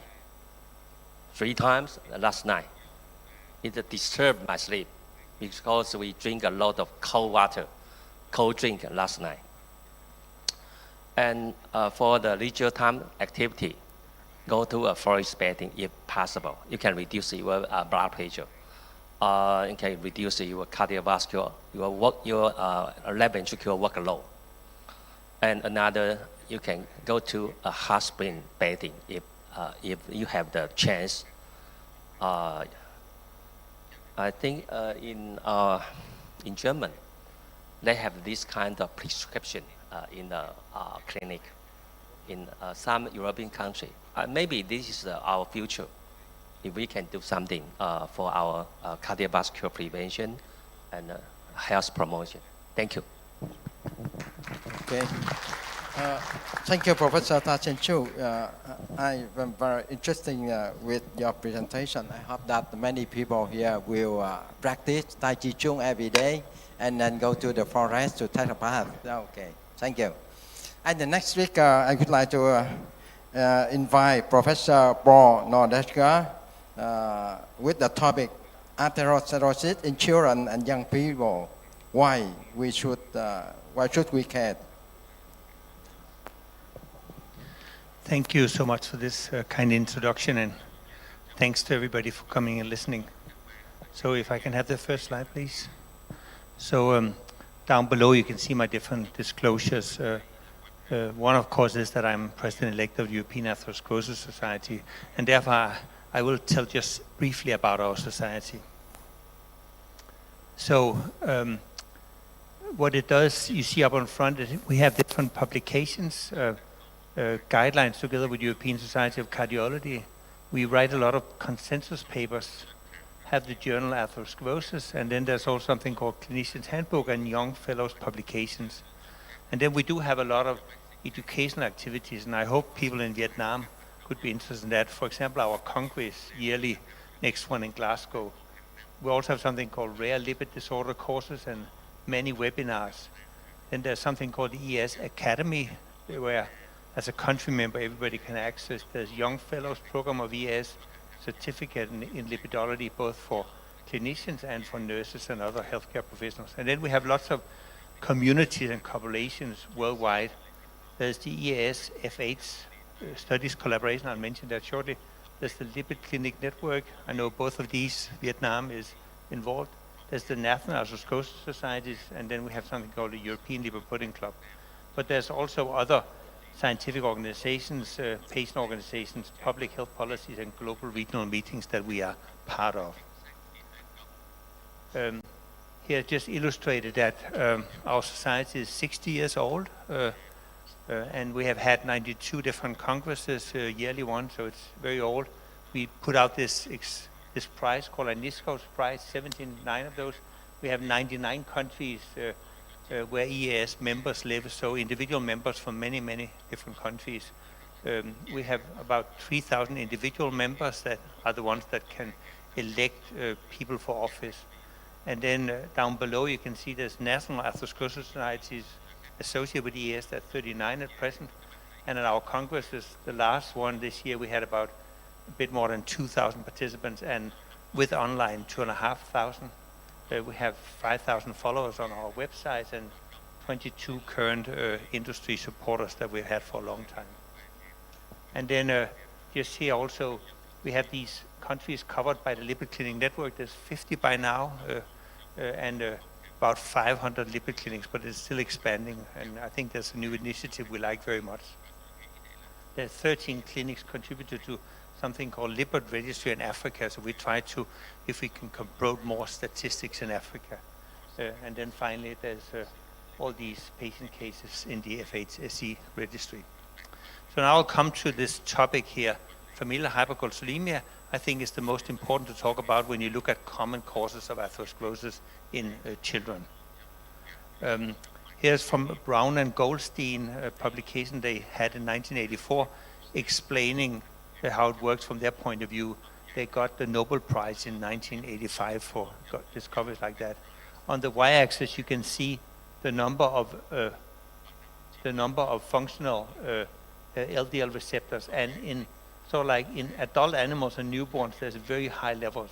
But then when you live in countries where you eat a lot of fat, it comes down to about 60%, and that means that the cholesterol levels become a normal distribution, quite high, with a mean level of 3 millimoles per liter.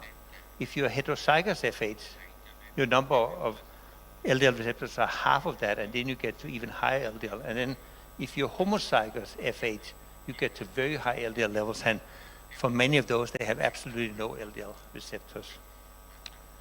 So here's just very simple explaining that LDL, of course, is mutations in 3 different genes: LDL receptor ApoB, PCSK9. LDL receptor here on the liver surface, ApoB, interacts with the LDL receptor, and PCSK9 are important for recirculation of LDL receptors.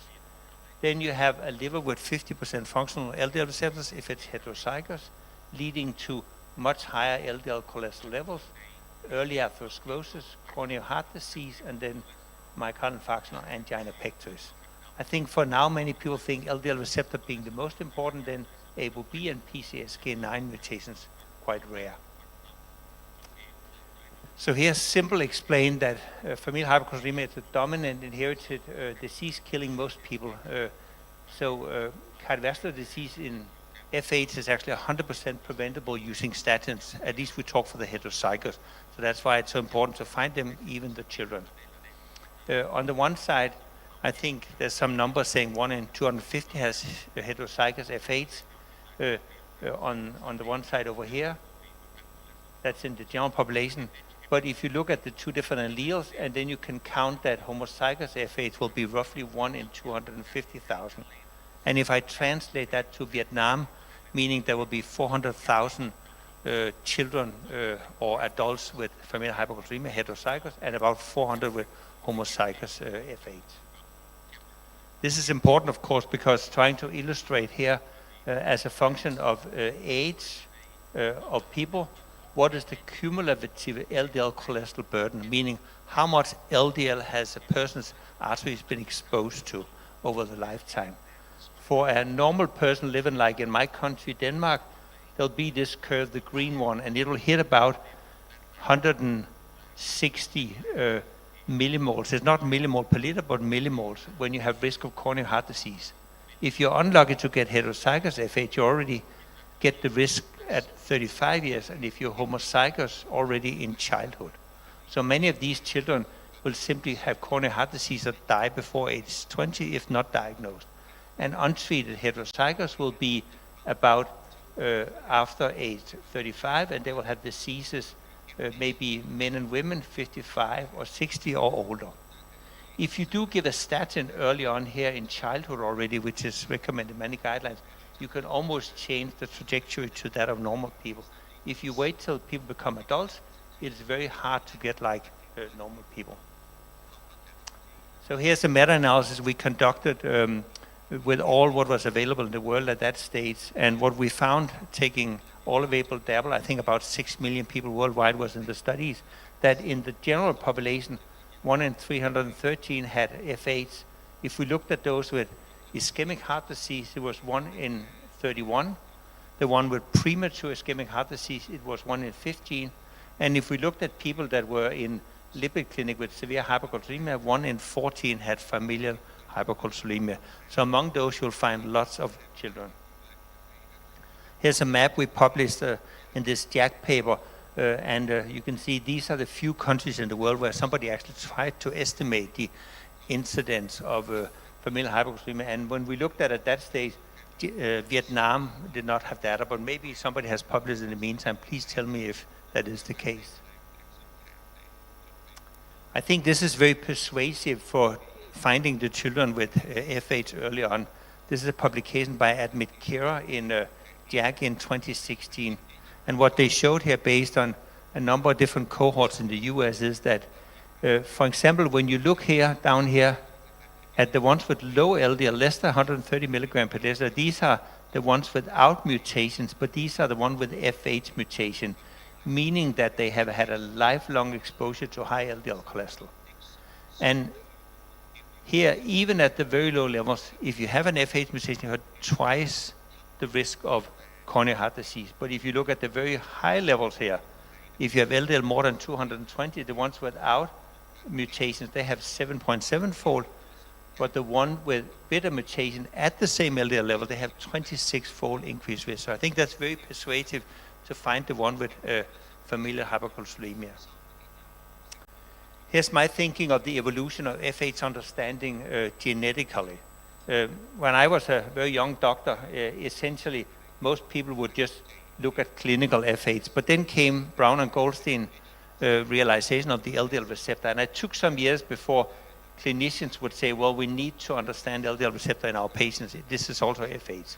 And then came research on the mutations of ApoB, and that also took some years before people realized this was also familial hypercholesterolemia. Later came LDL, RAP, and then PCSK9 mutations, and all of them take some time before they get into clinical practice or people thinking. I think the latest one is lipoprotein(a). Many people still say that, oh, lipoprotein(a), that's not F8, but it's actually coming there. More and more realize this is also part of clinical F8. So some argument that you hear is that these three LDL receptor, ApoB and PCSK9, they are dominant, and therefore this is the real F8, some people say. But then LDL-IP, that's actually a recessive disease. And I would just say that the LDL is just a multi-allele genetic cause of familial hypercholesterolemia. So I think, why do something about it? Why is it important? These are data from the Dutch that are world masters in finding F8s and treating them. Here, Vermissen in British Medical Journal 2008, that the green line is patients with F8s in the Netherlands treated with statins, and here's how many were event-free of having coronary heart disease, and they compared them with some that did not get a statin, and you can see after just 10 years, there was only 40% that did not have a coronary heart disease event. And then later, Albert Wigman published this one here for children.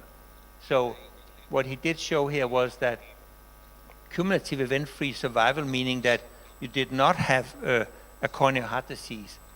These were the children that Albert Wigman in Amsterdam had followed. He just gave them statins early on, and not a single one of them had had coronary heart disease at age 30. And when he compared it to the parents at that age, already 10% have had a coronary heart disease event.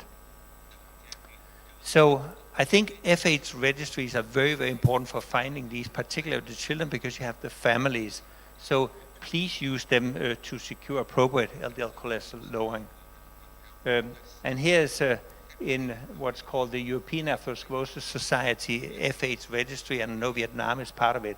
And you can see here, there's many, many countries that have contributed data to this registry, and I think that's one way forward to try to find them.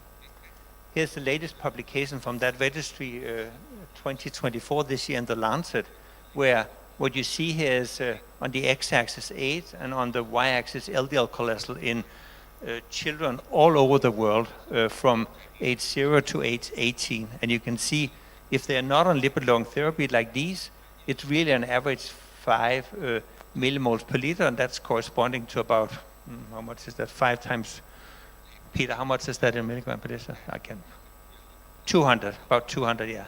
So there's all these children all over the world. In Denmark, we are behind the Netherlands and Norway, but we are starting now to try to make a registry. So what we've done is that it started in 2022. I was part of having politicians funded in Denmark. And what we did here, we have some data sources and then data processing, and we have quality indicators, and then we have quality assessment. And it's called the Danish FH registry. So we have manual registration in the various lipid clinics. All of them in Denmark are attached to it. And then we hook it up to the Danish National Patient Registry, to the Danish Civil Registration System, to the Danish Laboratory Information System, and finally to the Danish National Prescription Registry. So we know all what happened to these FH patients.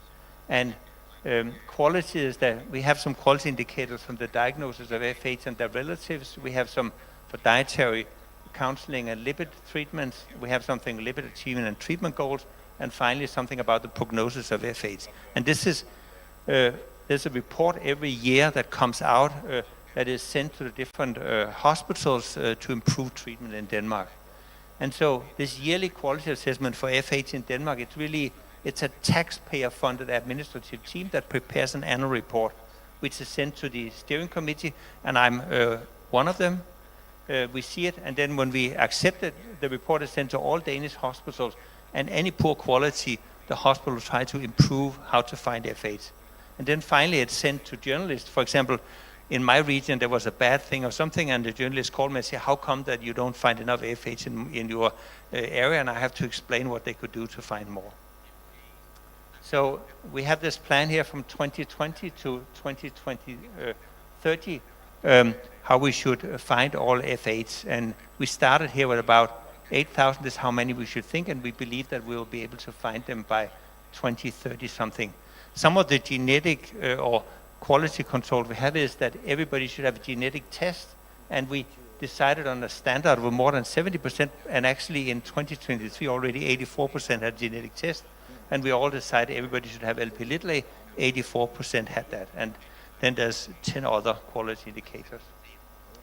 So just a little bit back to FH, these are some new thing. I think the Lipid Clinic Network that I hope many in Vietnam will be part of, that we are part of a process to try to standardize lipid clinics, how they work worldwide.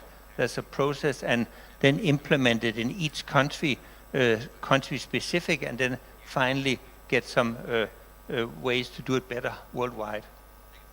Here's new and updated things from the ES publications. We try to, if we can look at lipid treatment simplified, there's consensus on different topics, and young fellows reviews.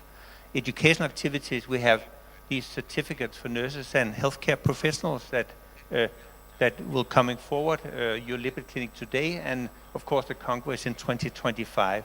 And then communications, Lipid Clinic Network, we spent a lot of time on that. There's the Region Alliances Initiative, and then this African Libra thing that is going on.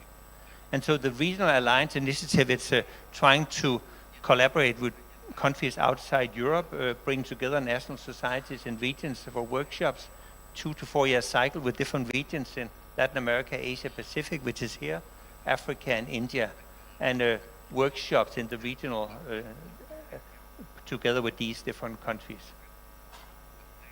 So, and my last slide is just to say that we have this congress in Glasgow, so anybody that's interested in coming, I'm sure it'll be very good. I'm not the only one doing the program. There's a whole program committee with all the newest research, so I'd love to see some of you there. Thank you so much for your attention. Yeah. Thank you, Professor Paul Nordinggaard. We should have a program to detect the FS people in the community and to give them starting to save their lives. Thank you very much. And next speaker, I would like to invite Professor Dick Blum with the topic New Dyslipidemia Management Strategy. Please.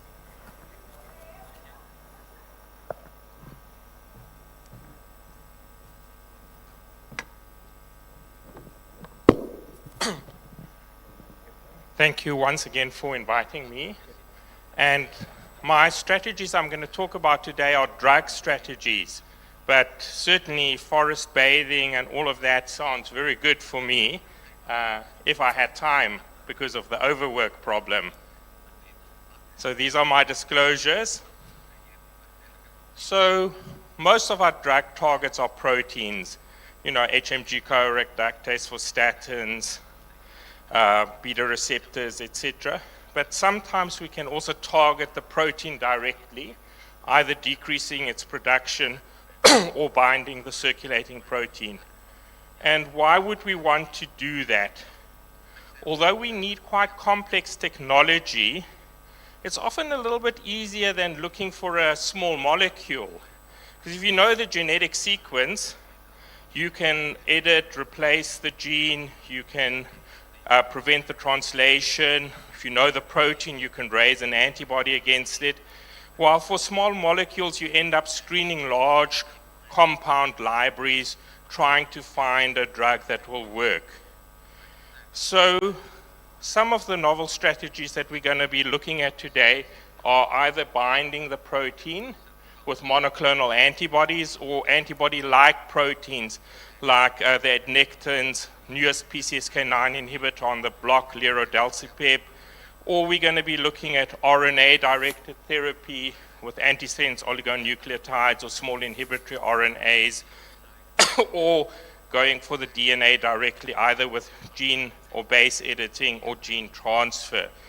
And just to look at some of these kind of technologies, I've said here fully human monoclonal antibodies. There's quite a couple of ways to get these antibodies using either transgenic mice, hybridomas, etc. It is important to get a fully human monoclonal antibody, as Pfizer learned with the experience with bococizumab, a PCSK9 antibody. And what you can see essentially here, patients developed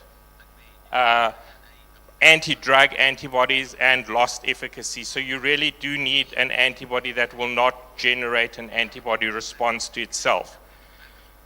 Or antisense oligonucleotides. They are short nucleotides that very specifically target the messenger RNA of your target protein. So this antisense oligonucleotide will bind to the messenger RNA, and that whole complex will be degraded, and you'll be making less of the target protein. Or you can use a small inhibitory RNA, very similar concept. Again, you end up with translating less of that target protein. And one of the sort of real breakthroughs in this technology has been using hepatocyte targeting with GalNAc. GalNAc binds to the hepatic acylglycoprotein receptor very specifically, and with that you can ensure that your drug really gets delivered to the hepatocyte very, very specifically. And you can conjugate small inhibitory RNAs or ASOTs to this. And just to show you how that would work here for a small inhibitory RNA, GalNAc conjugated binds to that hepatic receptor, gets internalized. And to show you a real-world example, ASO, volanesorsen and olezarsen, they're essentially the same antisense oligonucleotide. The one is GalNAc conjugated and the other one is not. And the dose you need is about 13% of the previous dose with less side effects, obviously, if you use this type of drug. So gene strategies, either gene transfer, you see the evolution of adeno-associated viruses for gene transfer, or genome base editing, and there's a whole lot of new technologies, CRISPR-Cas9 type technologies for this type of treatment. Now what I want to do is I want to take these technologies into some of the diseases that we see in the lipid clinic all the time: familial hypercholesterolemia, familial chylomicronemia syndrome, and high lipoprotein a, and just show you some selected applications of these types of technologies. So we've heard about familial hypercholesterolemia already today. These are some of the target proteins we might be wanting to attack. And first, the LDL receptor. Well, that was in fact one of the first publications of gene therapy in humans, trying to use ex vivo gene therapy with a retrovirus in this case, and essentially taking part of the liver, transfecting it with an LDL receptor, and then reimplanting those hepatocytes. And it was modestly effective, but not taken any further. There has been some studies with other viruses, unfortunately not that effective in this specific scenario. You all know about PCSK9 technology, and that has been extremely successful. So here we have PCSK9 inhibitors in heterozygous FH. You see the 50 to 60% reduction in LDL cholesterol. Homozygous FH, much less effective because patients often have very little residual LDL receptor activity. But there are some patients with homozygous FH that get clinically worthwhile responses to these PCSK9 inhibitors. So that's why the guidelines recommend you should always give the patient a therapeutic trial of this kind of drug. And then instead of binding the PCSK9 protein, we can of course prevent its synthesis and reduce the concentrations that way. And that is using a small inhibitory RNA. Inclisiran has actually made it to the market. So what you can see here is quite marked reductions in PCSK9 and then LDL reductions in the about 50% range with this drug. And its claim to fame obviously is for most of these small inhibitory RNAs, you have very infrequent dosing. So for this drug, you would give a dose at initiation, then 1, and then 3, and then 6 months later. So once every 6 months in the long term. Angiopoietin, like protein like 3, ANGPTL3, being discovered as a cause of low cholesterol in an Italian small town. So if you've got mutations in ANGPTL3, you have what's called familial combined hypolipidemia, low triglycerides, low LDL, also slightly low HDL, and clearly very exciting drug target, and it's been shown to be functioning independently of LDL receptor activity. So we have evinacumab as a monoclonal antibody, and what you can see here, essentially 45 to 50% reduction in LDL cholesterol in patients with homozygous FH, and no difference according to the residual LDL receptor functionality. So a major breakthrough in the treatment of patients with homozygous FH. And it works in other patients with refractory hypercholesterolemia as well, although the approval is for homozygous FH only. And there's other ways to inhibit ANGPTL3. There's a small inhibitory RNA called zodasiran. And we have some early results from a proof of concept study showing about a 48-49% reduction in LDL cholesterol with this drug. Unfortunately, the manufacturers decided to cancel its larger homozygous FH trial, and they are focusing their attentions elsewhere, which is very disappointing. And then, of course, the newest kit on the block, base editing. Let me just show you a proof of concept study. This is from mice. And essentially, the first thing you do is you inactivate the LDL receptor in mice. So you make them homozygous familial hypercholesterolemia. And you can see the LDL cholesterol goes up dramatically. And then you use a base editor to inactivate ANGPTL3. And once again, you now have a reduction in the LDL cholesterol in these mice. And a phase 1 trial of this drug is going to be starting soon. And the concept here is obviously what's called a once and done therapy. You would give these patients this therapy once using lipid nanoparticles with, again, GalNAc conjugation, and then treat them successfully, hopefully. And we're all looking forward to seeing further results from this. So when we leave familial hypercholesterolemia, to briefly just look at familial chylomicronemia syndrome, severe hypertriglyceridemia, recurrent acute pancreatitis. Again, one of the first approved commercial gene therapies, alipogenteparovec, and the company, in fact, sold one commercial dose. That's all that they actually sold commercially. And you saw a temporary reduction in the triglycerides. The effect wasn't sustained, although there seemed to be less pancreatitis in the long term, and this drug is no longer available. You know, you had to give patients several hundred intramuscular injections to deliver the drug to the site of action, but certainly exciting and maybe something new will come. And then we've learned that reducing the concentration of ApoC3, although you would think it doesn't work in a patient who doesn't have functional lipoprotein lipase activity, it does seem to reduce triglycerides. And here we have initial data from the first volanesorsen, and you can see the reduction in triglycerides in the 40 to 50% range. And then the newer development, the olezarsen, again, quite marked reduction in triglycerides with this drug.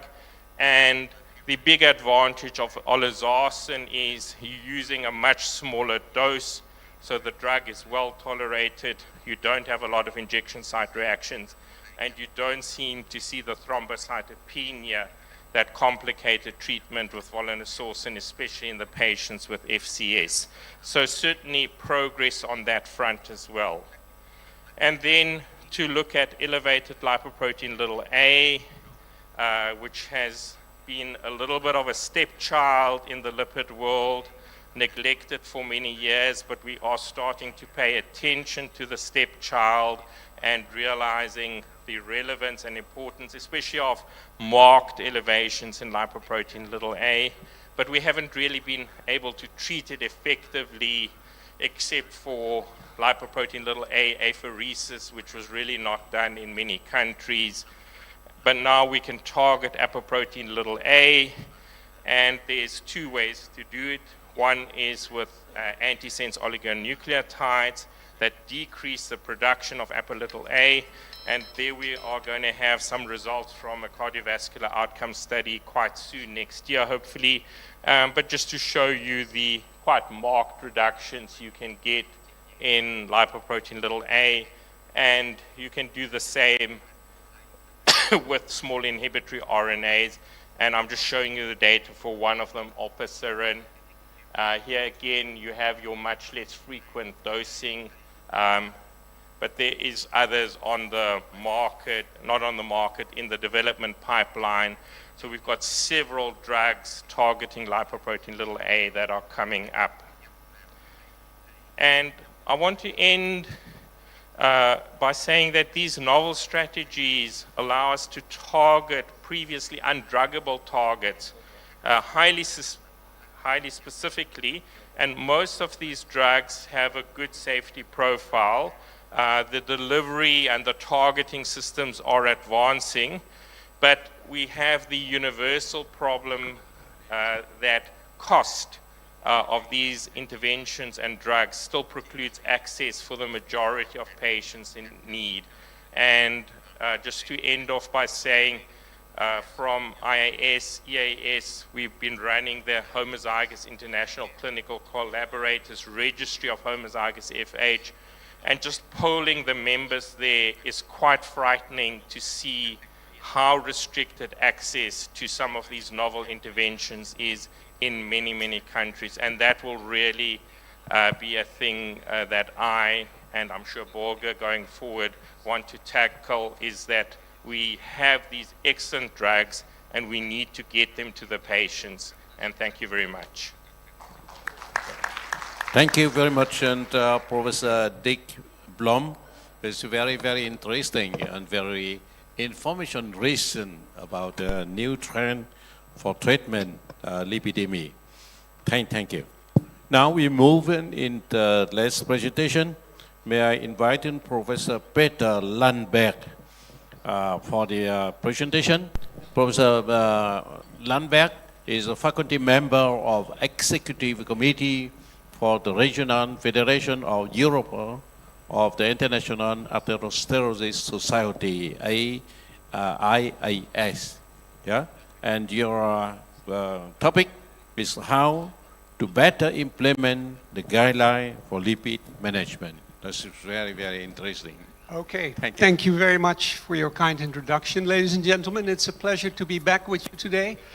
I was lucky enough to attend the first conference of the Vietnamese Atherosclerosis Society, so I'm very proud and happy to be back for the second time. I've been asked to discuss guidelines. These are my disclosures. And before I start, I want to show you one of my favorite slides. It's a very old slide. It's actually the oldest medical text that has ever been discovered. It's 4,500 years old. And as you can see, it's quite a provocative text. Oh, you can't read it. It states, it's the Yellow Emperor's Book of Medicine. 4,500 years ago, they said, it's the superior doctors that prevent the disease. It's the mediocre doctors that treat the disease before evident, and it's the inferior doctors that treat the full-blown disease. And I've been told, I'm not sure if that's true, but in those days, doctors were paid as long as patients stayed healthy. And as soon as you got sick, payment stopped. So that's very interesting preventive strategy. And I just wanted to highlight that that means we have a completely different attitude towards prevention compared to treating disease. Preserving health is completely different from treating a disease or treating risk. So we have been extremely successful in treating disease. This is data showing you the advances in cardiac care over the last 50 to 60 years. So in the 60s and 70s, mortality, if you reached the hospital, was still 50%. So it's flipping a coin. You reach the hospital after an AMI and it was 50% chance if you get out. Now, 50 years later, we have reduced that risk to approximately 5 to 10%. How did we do that? By all these really relevant, innovative treatments, devices, and simply strategies. So you would think cardiovascular disease is almost absent now. No, we're actually facing the opposite. we're failing at the prevention of cardiovascular disease. We can manage the end stage, but the prevention of cardiovascular disease remains a big issue. What are things that are associated with failure to reduce risk, and also things that are possible, manageable? I think one of the things is worst environment. And I'm not talking about environment in the sense of pollution, heat, but also worst environment in terms of lifestyle, diet changes, no physical activity anymore. And you see that globally everywhere, and that translates in incredible increases in cardiovascular disease.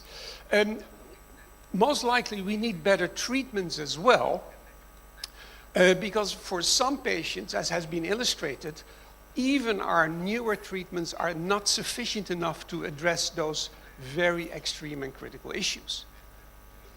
On the other hand, realize also that once the disease is done, once you have the damage, it is not possible to reverse it. We can stop progression or maybe arrest progression, but once the damage is done, it is not going to be completely disappearing with a treatment. Really important is that we have really good guidelines, but the implementation of guidelines is a stumbling block. It is really difficult to implement. And what is interesting is if you ask doctors, do you know your guidelines? Or do you know international guidelines? Everybody will nod and say, of course, I know these are the targets that we have to reach. And then you ask, are you implementing those in your patients? And they will, again, most likely agree and say, yeah, we try to get to goals. And then if you look at their clinical data, you can observe that that is not the case. They are not doing what they say they're doing for several reasons. And last, and certainly also not least, we start preventive therapies too late. And I'll illustrate that a little bit later. So what are the 3 pillars to really have excellent medical care? And I think these are really essential. First, and I think everybody agrees with that, we need improvements by coming up with new solutions. And how do we do that in medicine? With science. And we've seen some beautiful illustrations from Dirk Blom about these new therapies. These new developments using RNA-based interventions or antibodies are quite successful, seem very safe and very effective. Now, once we have the science, we have to really implement them in the clinic. That's why we have guidelines. Guess how many publications have been published simply about statins? Over 60,000. For us, as simple doctors, it's impossible to assimilate that knowledge and then come up with the essence. So guidelines provide us with tools to really make it more simple and make it more evidence-based. So next step is guidelines tell us what we should do. And then comes the essential step, because now we have to also make sure that what the guidelines told us that we do it, and that's the registries. That's the only tool that allows us to properly monitor our actions and to improve where we fail. And what is really interesting, if you have good clinical registries with a good phenotype, that data can be fueled back to the science, and in the science you can use these clinical phenotype to discover new treatment strategies or new risk markers based on excellent clinical characteristics. So you have a snowballing effect that has a fantastic impact. Now, when we talk about guidelines, it can also be a bit confusing because almost every specialty has a lipid-lowering guideline. If you're a dermatologist or a nephrologist or a rheumatologist, there are all kinds of different guidelines. But in basics, they are very similar because they all use the same scientific data. I'm not going to go very in-depth about the clinical guidelines. It's much better for you to download the article and read the instructions, or for Vietnam, look at your own guidelines. I just want to highlight here that for statins, we have a whole bunch of really well-designed clinical endpoint trials for primary prevention, for secondary prevention, for stroke, for renal failure, for imaging, and for IVUS. So for all major categories, statins have shown us that it is a safe, effective treatment. Now, I just want to highlight two major used statins, atorvastatin and rosuvastatin, and just highlight that for atorvastatin, there is a very abundant amount of data with using high dose, high intensity, 80 milligram. And that is one of the differences with rosuvastatin, where this data is lacking, simply because they were a little bit later in the race, and they were not able to conduct studies like the atorvastatin trials. These are some must-read articles if you're interested in guidelines and cholesterol management, about the consensus and about the safety and efficacy of statins.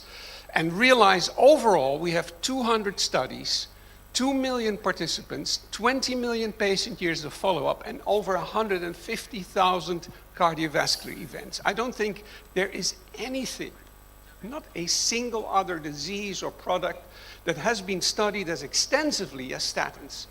So with great confidence I can say statins are effective, statins are safe, and we have to use them in the proper way. Now the European guidelines, I like them because they simplify things to an extent that it can be extrapolated not only in economies where finances are not restrained, but also in developing economies. So step one everywhere is making sure a healthy lifestyle, and that's not a criteria that you have to select, that's for everybody. Then the basic therapy is going for simple targets that should be achievable even with drugs that are available today. So you don't need very expensive PCSK9 antibodies, or you need NGPTL3, perhaps maybe in the FH patients, but in general, those will be achievable. And then there is extra therapy for patients that are not reaching the target for, they start out very high, or they have side effects, and there you have a bigger armamentarium. But step one is definitely everybody can reach, and step two is something that you, as a doctor, as a patient, and as a society have to decide. So, for instance, this is for patients with cardiovascular disease, lifestyle interventions, and this is step one, so LDL more than 50% and a goal of less than 70, blood pressure less than 140, and in this case, antithrombotic therapy. Step two, going for slightly lower targets, less than 130, LDL less than 1.4 at 55, and additional treatments that can be instigated. Is that the end? I always point out that guidelines is the minimum what you must do. If you don't follow the guidelines, you're malpracticing. And in the US, you could even be sued for not doing a proper management of your patients. But is it enough? And I think it's not. I think we will see a change in guidelines. We saw in the last 20, 30 years going for lower and lower and lower targets. What we will now see is going for earlier and earlier interventions. This is a young boy, 3 years old, that died from a car accident. They did a post-mortem examination in his coronary arteries, and what they found was a fatty streak. First stages of atherosclerosis. Did he smoke? Did he have hypertension? Was he diabetic? No. Then what was it? Was he very high hypercholesterolemic? No, he was not. This is a first stage of atherosclerosis, which is not a very uncommon finding, but a very common finding.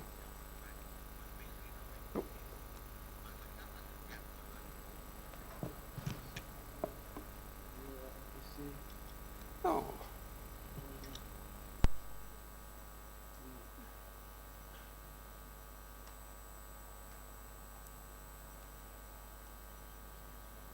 Okay. Yeah. Just don't worry. So I'm not going to show you the slide. I'm going to explain to you. There was the Bogalusa heart study, where they did this examination, not in one child, but in many children. And they found that 50% of the children between the age of 5 and 15 actually had these fatty streaks. And if you looked at real established lesions, 1 in 12 had real established lesions. So it shows you that this problem doesn't start when you're 40 or 50. This problem starts when you're 2 or 3 or 4. There's some interesting data from the Starry Atlas showing you post-mortem examinations of young people dying in drive-by shootings or in suicides in their early 20s. And if you look at their coronary arteries, you can observe extensive atherosclerosis. So, in other words, we start too late. We start when patients come in with cardiovascular problems or with already lesions that cause established risk evaluations. And I think one of the things that we have learned over the last 40, 50 years is that medicine has evolved. And I'd like to call the stage where we are in now medicine 3.0. There have been 3 major shifts, 3 paradigm shifts. The first one was when we started to develop medical science. That was the stage where we used the anatomy and saw the consequences of the disease. And we realized there were patterns that we could recognize. Then stage 2, which was in the 20th century, I call that the physiology of the disease. We started to learn the development. So not the end stage, but when it starts and how it proceeds. And we used blood-based diagnostics, we used imaging diagnostics to see how disease developed, and we also used therapies to mitigate that development. And now we're in a new era of the biology of the disease, where we not only can see the progression, but we can see where it starts.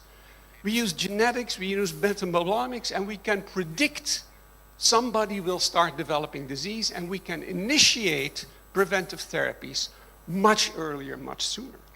And that is a great example what was given by Mariko Shiba and by Derek Blom in familial hypercholesterolemia, where we're able to start treating children at an age where we would never think that we would start treatment. And the consequences were so successful that these children now have a very good and sometimes even better expectancy of life than children who did not get that treatment at a very early age. So my point is that yes, guidelines is the minimum, that's what we should do at least, but have an open mind and realize that in the context of how you perceive and how you understand the development of atherosclerosis, and we know it is really rapidly increasing, in the context of motivation of patients, and in the context of a possibility in your medical society, it is not uncommon to start much earlier, even if risk is very low. Just last week, there was an interesting article in JACC where they looked at individuals who had a very low risk score, less than 5%. And then they looked at predictors of atherosclerosis or calcium scoring, and they found out that even in these very low risk individuals, LDL cholesterol was a very important predictor of observing already lesion development in healthy ones. My point is that cardiovascular disease, and these are my concluding remarks, is something that is not a done deal. We're not finished in managing cardiovascular disease, although my first slide in terms of acute cardiovascular disease gave that impression. No, it's something that needs different approaches.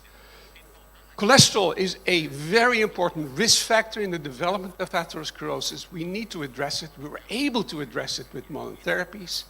And last but not least, we have to start earlier if we really want to change cardiovascular outcome on the long term.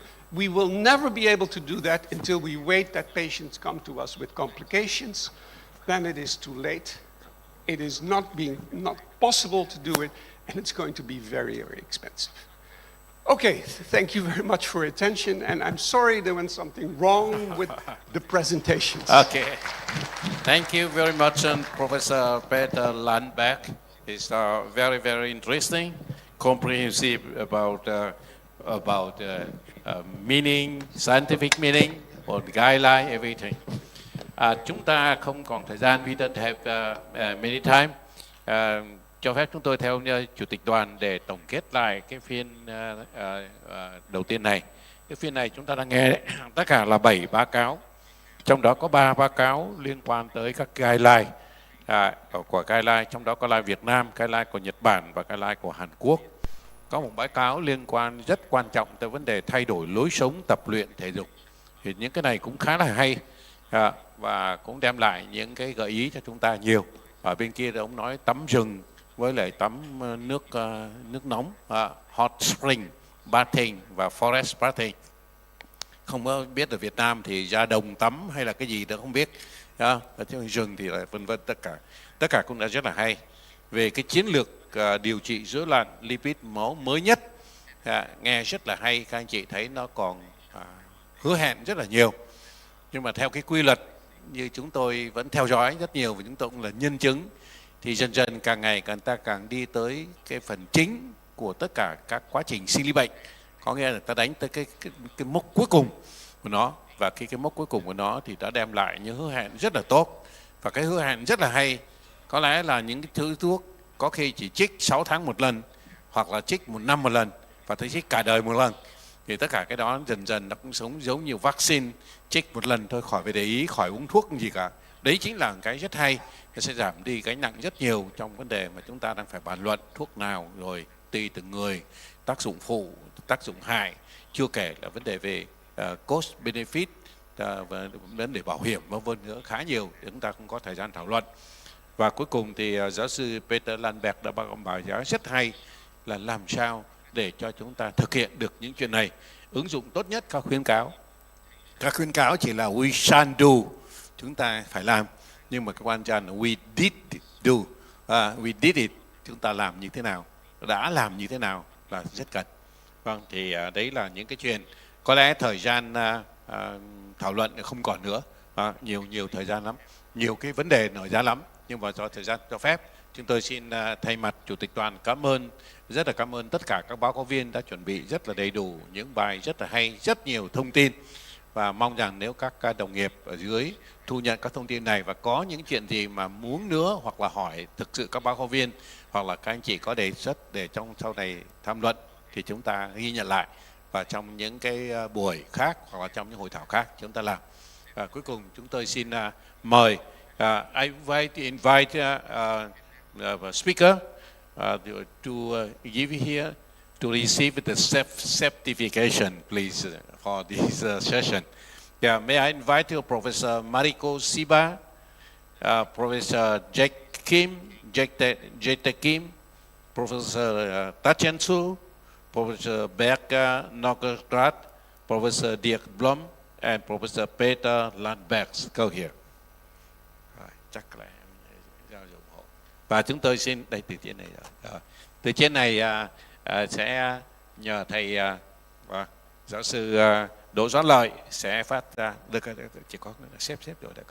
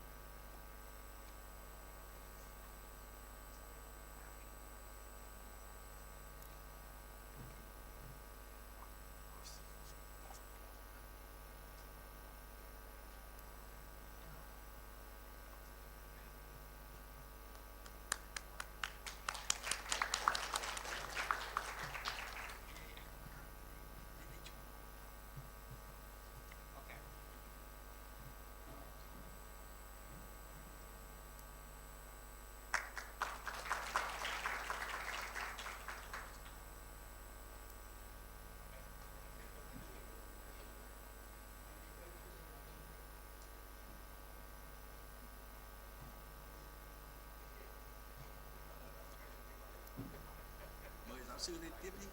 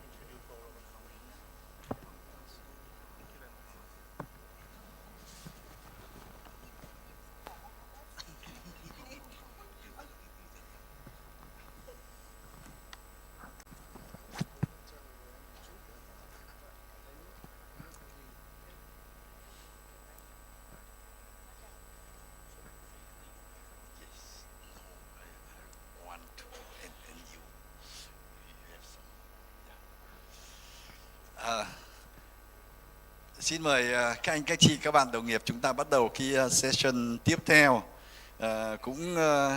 Vì cái session trước rất là sôi nổi nhiệt tình, cho nên là cái session của chúng ta hơi chậm chút.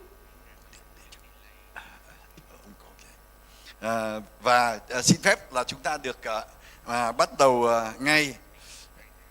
Chúng ta sẽ có 6 bài báo cáo, và bài báo cáo đầu tiên chúng tôi xin trân trọng giới thiệu giáo sư Ta Chen Su.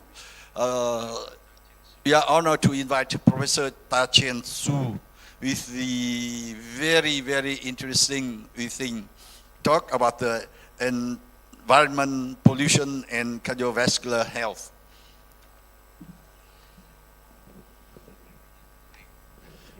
Giáo sư Ta Chen Su, he came from Taiwan University.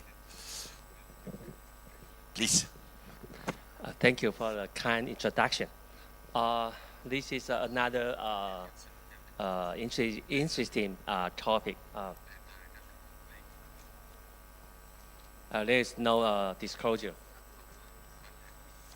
This slide was showing that the four important the pollution can be a very important issue we have to face. The first is the air pollution and the toxic metal and climate change. I think everybody experienced. And manufacture chemicals such as the PCB or the phthalate and the PFC.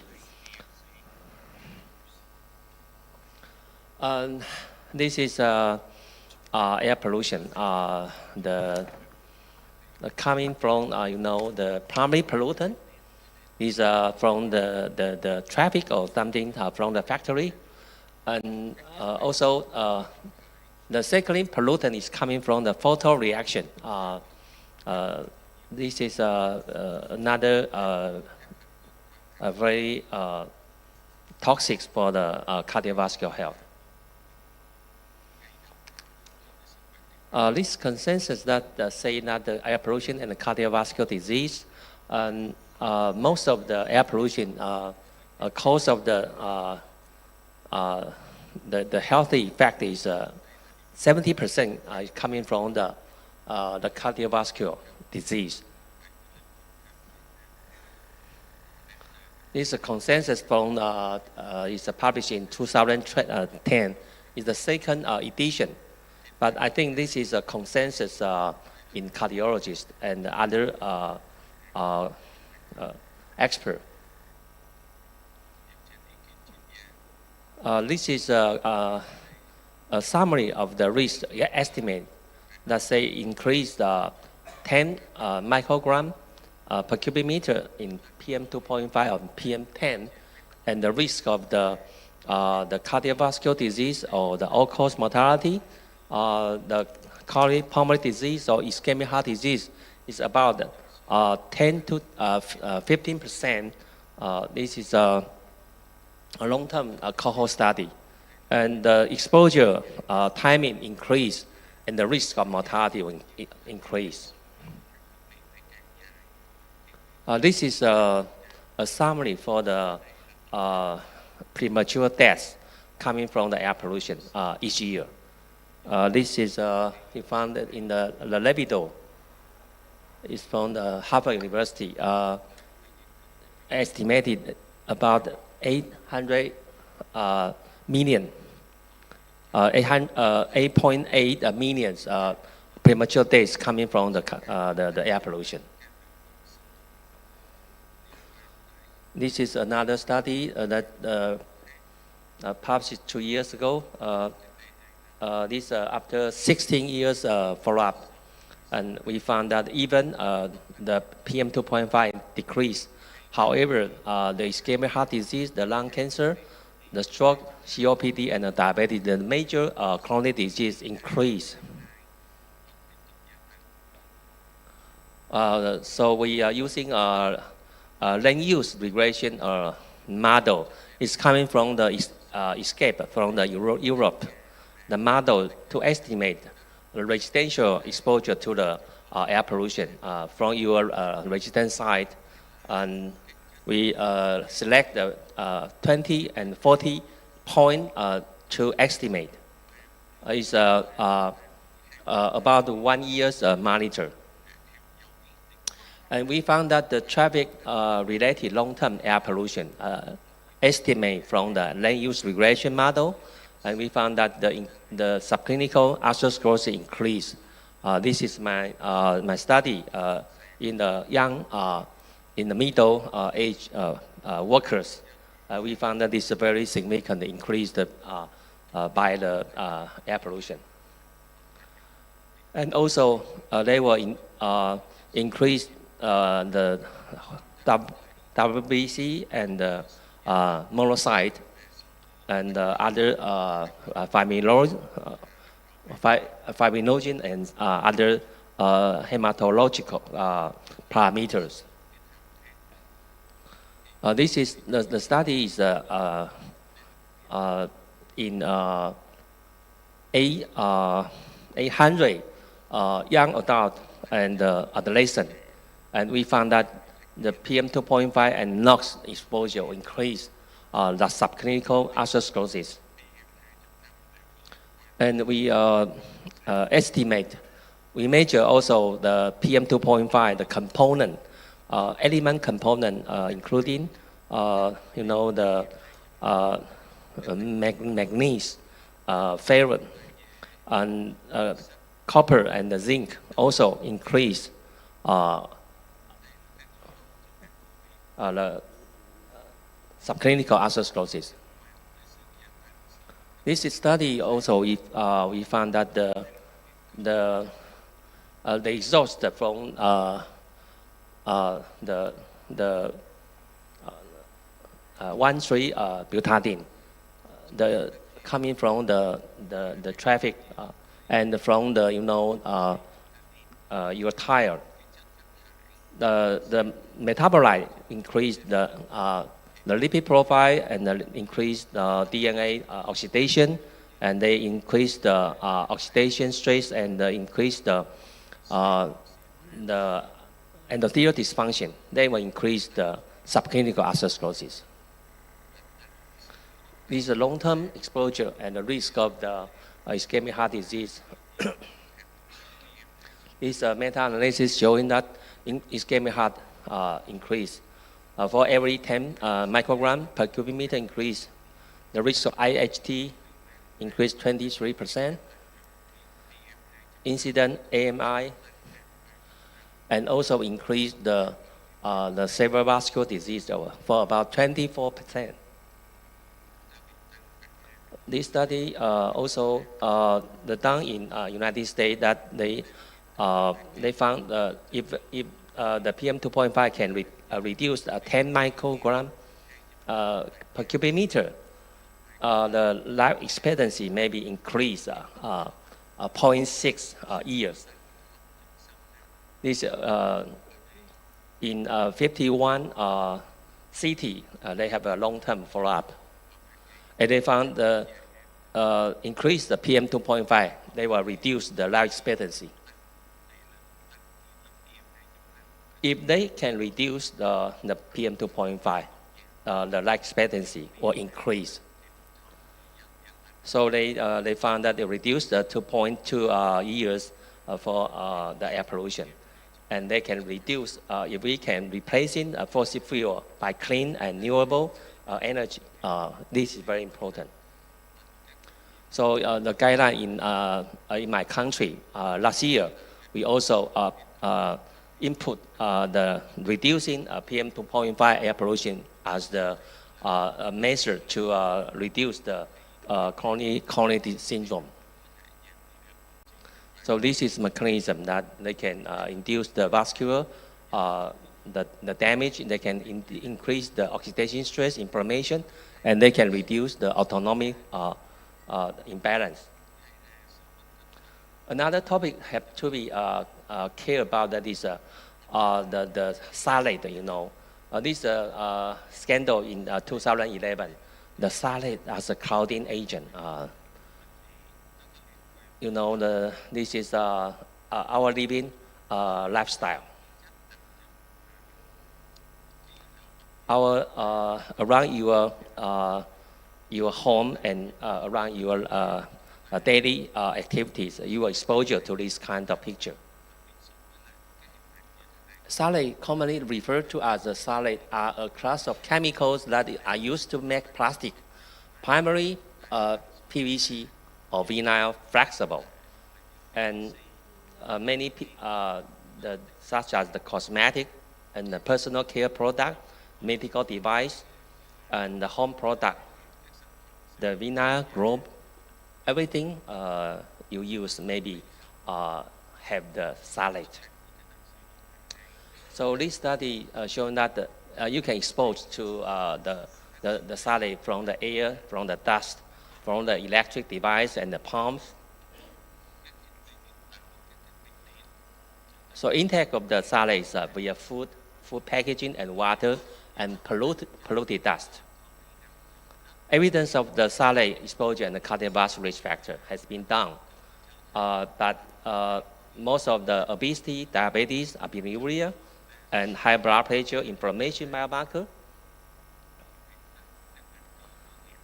So this study, we demonstrate the association between endothelial and plastic microparticle and the salad exposure. You know, the DHP is the most used in the hospital. We always give the DHP to the patient from the device. The microparticle is endothelial microparticle. Can be used as a biomarker of the endothelial dysfunction. So we found that the increase in MEHP exposure, the endothelial microparticle increase, and the plastic microparticle also increase. This is a multiple analysis showing that the MEHP increase the endothelial dysfunction. And also we found the MEHP and the insulin resistance and the low testosterone. The glucose increase and the insulin increase by the MEHP concentration. HOMA and the testosterone is the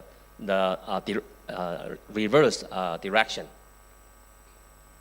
So these multiple variable analysis, we found that also increased DHP or increased the HOMA-IR and the insulin.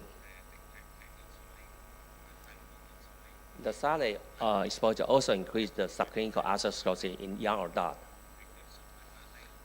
And we found that in different locations of the carotid duplex, the carotid artery, we found that increasing the salad exposure and the subclinical atherosclerosis increase. The logistic relation also, we found that the trend is significant. We also, to estimate the risk in chronic heart disease patient. You know, DHP is increased and released into the blood during the process of the hemodialysis. In hospital CAD patient, we found that during the hospital, in the left side, it is very high. After they discharge, the MEHP and the summation DHP were reduced. So we found lots of the high exposure of the phthalate, the risk of coronary heart disease increase. Also, the CMT increase. This study, we want to say that the DNA methylation associated with the cardiovascular disease, and also the DNA methylation can be influenced by the phthalate exposure. So the higher DNA methylation biomarker, the level of microparticle increase while exposure to NEHP. Now there's a higher, the DNA methylation will summation the risk of the higher endothelial dysfunction. So this is a summary for the DHP, the exposure. The endothelial dysfunction, the DNA methylation, and higher BP, and insulin resistance, subclinical atherosclerosis, and the coronary heart disease. The mechanistic framework linking pollution to the cardiovascular risk factor and the disease. Today, I just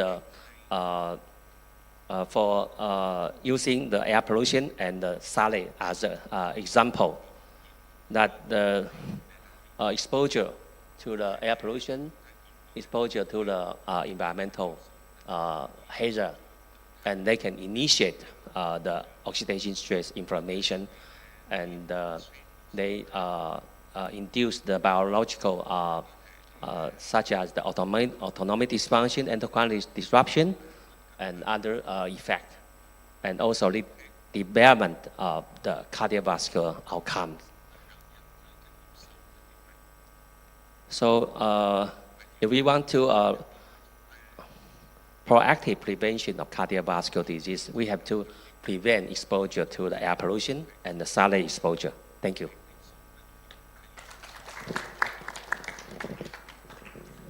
Thank you so much for this wonderful presentation. I think we'll have to move on, and it's my great pleasure and honor to introduce Professor Brian Tomlinson from Hong Kong, actually, where he worked many years at the university, but right now actually working in Macau. He's a great clinician, also a very good scientist, and I know he's a fantastic teacher, which is actually what he's doing in Macau right now. So, Brian, we're looking forward very much to your talk on management of obesity to prevent atherosclerosis. Please. Thank you very much for that kind introduction, and good morning, ladies and gentlemen. I'd like to start by thanking the organizers for inviting me to speak at this meeting today. It's very, very nice to join the second annual meeting of the Vietnam Atherosclerosis Society. So this is my title, and going forward, this is a more exhaustive list of my affiliations. This is my disclosure. Now, obesity is really the modern epidemic, and it's driving many of the problems of diabetes and cardiovascular disease. And this slide just summarizes all or many of the problems related to obesity. I won't go through all these. I think you're probably familiar with a lot of these things. Now, this was an interesting study of the genetics behind obesity using the UK Biobank data. So they do the Mendelian randomization, looking at SNPs related to BMI or SNPs related to fat mass index. And it's interesting, I think, and a bit surprising perhaps, that aortic valve stenosis comes out as the most important thing related to these SNPs. So I wouldn't have expected that, but maybe some of you are familiar with that. Of course, it's also related to lipoprotein little a, but I don't think that's nothing to do with this particular thing. So aortic valve stenosis comes out as the most important thing related to these two genetic markers of obesity, followed by heart failure.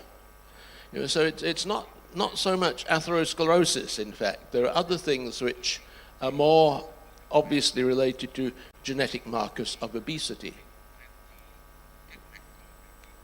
And of course, the management of obesity is very difficult. It does need a very strong team of people working together to try to overcome the problem of obesity in our patients. And here's another interesting study looking at the effect of gastric bypass surgery in patients with type 2 diabetes. So these people obviously had severe obesity to start with.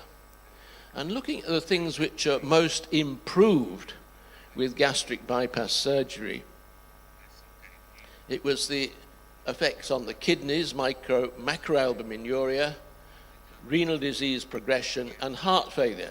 So heart failure and renal disease, again, improved by treating obesity with bariatric surgery, whereas non-fatal cardiovascular disease down here was not improved to such a great extent. So again, it's interesting, these relationships of obesity treatment and outcomes.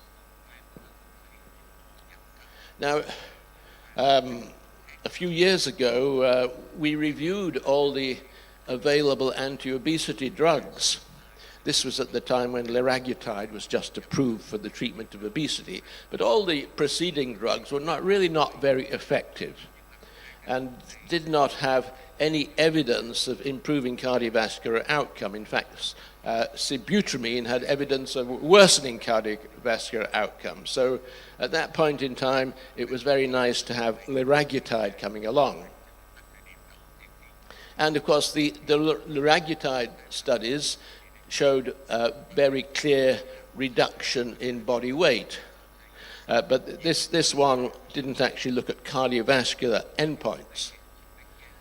But there were the cardiovascular endpoint studies when the GLP-1 receptor agonists were used for the treatment of diabetes. And in that one, liraglutide did come out positive, and then semaglutide and dulaglutide. So we had evidence in people with diabetes that treating them with GLP-1 receptor agonists for their diabetes was beneficial. And then of course, the SGLT2 inhibitors, particularly empagliflozin here, was very remarkable in reducing cardiovascular events. But when you look at the events that are reduced, it's largely heart failure, not atherosclerotic cardiovascular disease. And we again reviewed the effects of SGLT2 inhibitors and GLP-1 receptor agonists earlier this year. And of course, the GLP-1 receptor agonists are much more effective in reducing body weight, reducing HbA1c, but they have the slight disadvantage of increasing heart rate in some studies.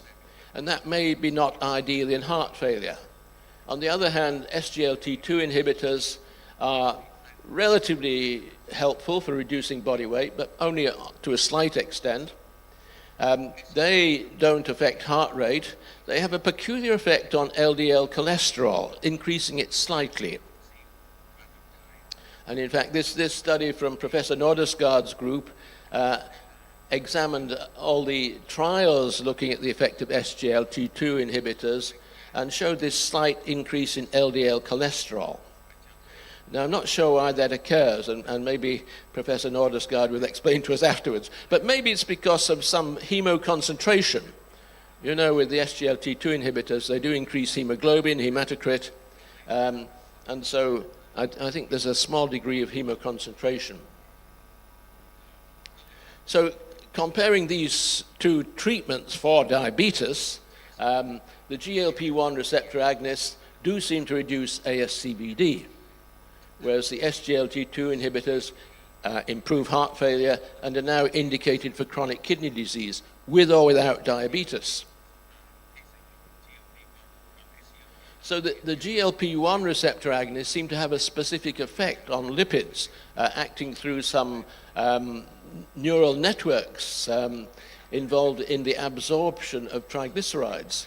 And so when you start the GLP-1 receptor agonists, the triglyceride levels go down pretty quickly. And of course, nowadays we're having multiple receptor agonists. We've had the GLP-1 receptor agonist now for several years, but now we have the dual agonist, tirzepatide, which has an interesting structure here, so that it not only activates the GLP-1, it activates GIP. And these two receptors have slightly different effects, as shown in this review from Michael Nork a few years ago. So although some of the effects are rather similar, they both increase heart rate slightly, but on balance they have very good effects overall. And nowadays we have potentially 3 receptors to target, not only GLP-1, but we have the GIP and the glucagon receptor. So we have a whole range of drugs now which are either dual agonists or triple agonists. And these do have different effects. And all these are being studied primarily in obesity, but also for fatty liver disease. So if we look at one of the recent ones with semaglutide, so this was in people without diabetes, a select trial for cardiovascular outcomes in obesity. And we can see some significant effects here with semaglutide. It's patients who have a BMI above 30 or above 27 with cardiovascular disease, and they're getting the high dose of semaglutide. There's quite a bit of discontinuation, but overall a very good effect, and a very good effect on these various lipid parameters here. So if we can look down here at the effects on total cholesterol and LDL cholesterol, and particularly triglycerides. So we're getting quite a good effect on the lipid profile with this treatment with semaglutide, but of course very much related to the reduction in body weight.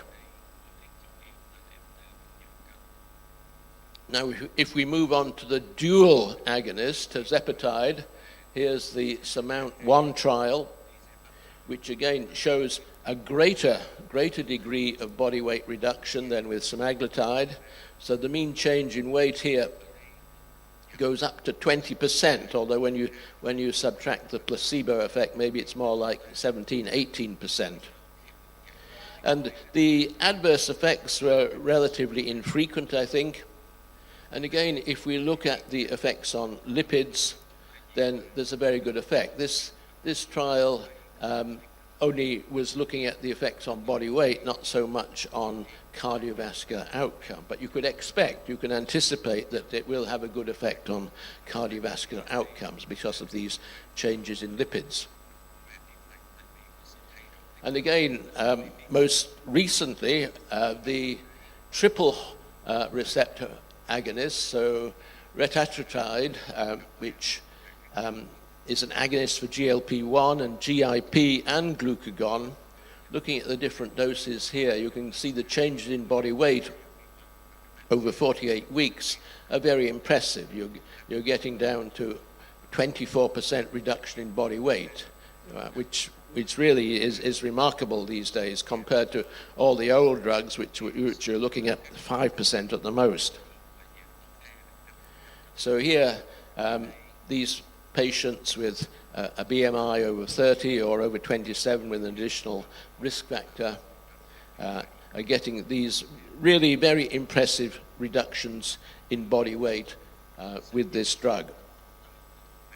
And again, if we look at the effect on lipids, it is really quite remarkable. Looking at the effect on triglycerides here, we're almost getting a 50% reduction in triglycerides, and also reduction in LDL, but not a very good effect on HDL. A bit surprising maybe, but I think on balance the reduction in all the atherogenic lipids are going to work out to reduce atherosclerotic vascular disease very effectively.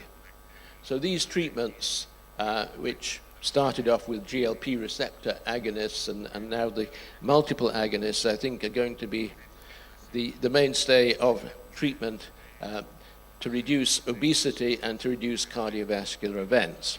Of course, the downside is they're very expensive and not readily available, but my experience in Hong Kong and Macau, everyone wants to take them. You know, and I don't know what's available here in Vietnam at the moment, whether you have semaglutide and tirzepatide, but I'm sure it would be very expensive, not easy to obtain.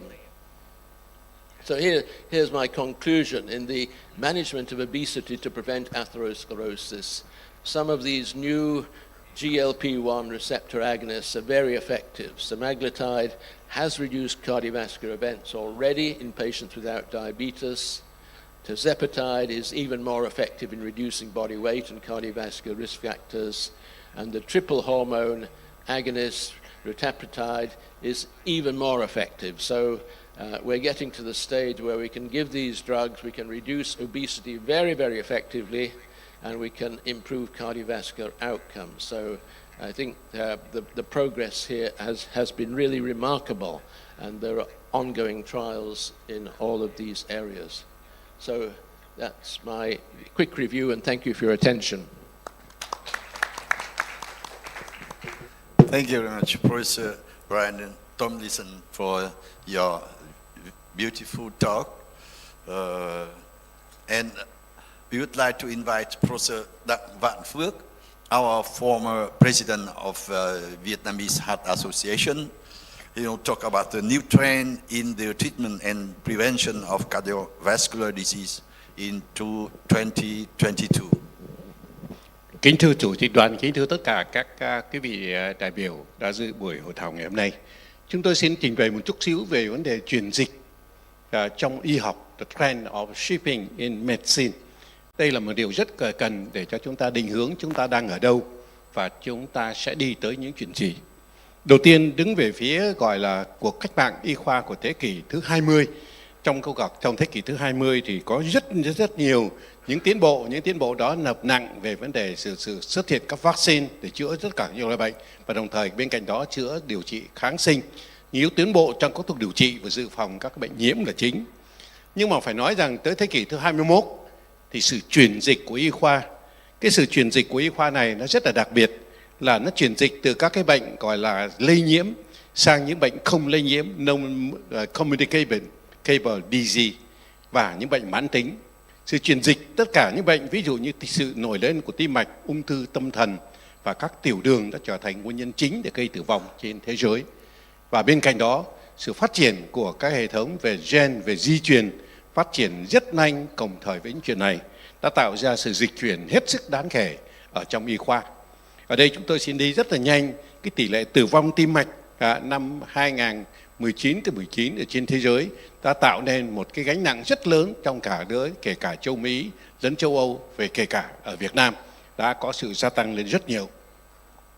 Những cái bên cạnh đó như những bệnh về tiểu đường, là đái tháo đường, nó cũng trở thành một bệnh dịch toàn cầu. Để chúng ta thấy vào tới năm 2025 có khoảng 324 triệu người, nó tăng lên 72% và đang trở thành những vấn đề rất lớn về y tế ở tất cả các nước.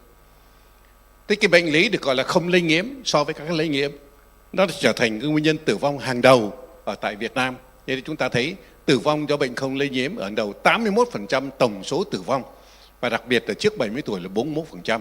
Trong tất cả các bệnh không lây nhiễm này thì lúc đó bệnh lý tim mạch là chính. Ở đây chúng ta thấy bệnh lý tim mạch là chính, sau đó tới ung thư, các bệnh hô hấp mãn tính, đái tháo đường. Và như vậy thì tất cả các bệnh không lây nhiễm này đang đặt ra những vấn đề rất lớn trong vấn đề điều trị, quản lý và làm việc. Đây cũng là một cái sơ đồ cho thấy rằng cái total disease burden, tức là gánh nặng về tim mạch ở Việt Nam vào năm 2019 nó gia tăng lên. Có hai cái đường là đường đỏ này, đấy chính là bệnh lý tim mạch, và có một cái đường cũng gia tăng lên rất là nhiều trong thời gian này, đó là bệnh lý ung thư. Còn ngoài ra những bệnh lý khác, lao, vân vân, tất cả chúng ta đã giải quyết rất là tốt. Và cũng y như vậy, cái tỷ lệ kiểm soát bệnh tật ở Việt Nam cũng rất là đáng để chúng ta suy nghĩ. Nếu ở Mỹ cái tỷ lệ mà giảm các bệnh tật này vào những năm gần đây tới 41%, thì ở châu Âu thì khoảng 30 mấy %, trong khi đó ở Việt Nam chúng ta rất khiêm tốn, chỉ giảm được có 12% thôi. Đấy cũng là điều chúng ta cần phải suy nghĩ để chứng tỏ rằng là đây còn là vấn đề khá là lớn để chúng ta phải giải quyết. Sự dịch chuyển từ các cái bệnh lây nhiễm sang non-communicable disease nó cũng xảy ra ở tại Nhật Bản. Chúng tôi có số liệu ở Nhật Bản, các anh chị thấy rằng rất nhiều bệnh đã xuống, stroke cũng được giảm, các cái bệnh lý khác như là tuổi già, nhưng mà có hai cái nó tăng lên, đó là ung thư tăng rất nhanh, và đồng thời kể cả bệnh lý tim mạch, tức là cũng tăng lên rất nhanh. Chính vì lý do đó kèm theo với cái sự gia tăng của cái tuổi tác, tức là cái điều rồi nó làm cho tuổi tác của những người ta càng ngày càng lớn lên, và dự báo trong những năm tới cái số lượng người lớn tuổi đã lên, và Việt Nam cũng là một trong 10 nước có tốc độ già hóa dân số nhanh nhất ở trên thế giới, với Việt Nam tỷ lệ như thế này. Và chính vì lý do đó cho nên có cái xu hướng gì nó thay đổi cùng với tất cả những chuyện từ bệnh lây nhiễm sang bệnh không lây nhiễm, thì chúng tôi thấy rằng có những điều rất là hay chúng ta cần phải học về cái này, nó rất là phát triển rất là mạnh. Tức là không thể có một cái điều trị hoặc là một cái chẩn đoán hoặc một cái phương pháp điều trị gì mà nó vừa hết cho tất cả mọi người. Có nghĩa rằng xu hướng của y khoa sẽ càng ngày càng cá thể hóa, individualized. Và thứ hai nữa là những cái điều trị sẽ không thể nào là chính xác nếu chúng ta không có những cái thông tin khác nữa, đặc biệt là thông tin về gen. Việc điều trị, chọn lựa thuốc, liều lượng cũng như việc chọn lựa thuốc, nó đòi hỏi trong y khoa của chúng ta là y khoa chính xác, chứ không thể cùng một bệnh mà chữa cho tất cả mọi người. Thứ hai nữa là cần phải phản ứng. Đối với tất cả các kiểu bệnh, nếu chúng ta chỉ bị nó xảy ra chúng ta mới phản ứng, giống như dịch bệnh hoặc là chuyện này chuyện kia, đấy là một điều đã chậm và rất là chủ động. Do đó cho nên y khoa có xu hướng là càng ngày càng chủ động, người ta sẽ chủ động phòng ngừa, phòng bệnh tật và phát triển sớm ngay khi bệnh bắt đầu. Và cuối cùng thì những vấn đề dựa trên bằng chứng, chúng ta dựa rất nhiều với các cái nói ACT vân vân là bằng chứng, nhưng những bằng chứng đó vẫn nhỏ, và với cái thời đại của vi tính, chúng ta có thời đại với Big Data, nó sẽ đạt ra rất là nhiều vấn đề. Trở tới đây là một cái hình rất là đặc biệt từ y học, gọi là một cỡ vừa, one size fit all. Không thể nào có một cái cỡ vừa cho tất cả mọi người được, mà chúng ta phải chuyển sang là cho từng cá nhân. Thì đây chúng ta thấy rằng là đây cũng từng người khác nhau bệnh, mà chúng ta có cùng một chẩn đoán và cùng một điều trị, thì chắc chắn nó sẽ đưa đến những kết quả rất khác nhau. Vì có những người thì có những bệnh nhân nhóm này thì hoạt thì tốt, nhóm này thì không có tác dụng gì cả, thậm chí nhóm này lại có những cái tác dụng rất là hại. Cái gì nó sẽ đem lại chuyện tốt cho chỗ này? Đấy chính là vai trò của cái hình được gọi là hình gen ở đây. Và chúng tôi cũng rất muốn là chúng ta phải sự thay đổi và đột biến gen protein chính nó đã gây ra cái lý do đó. Trên cùng một bệnh nhân, cùng chẩn đoán, cùng một viên thuốc hoàn toàn có thể đáp ứng rất là khác nhau. Nó có thể là có thuốc thì độc nhưng mà nó lại là tốt. Thuốc đó có thể là không độc nhưng mà hoàn toàn chả có một cái tác dụng gì cả.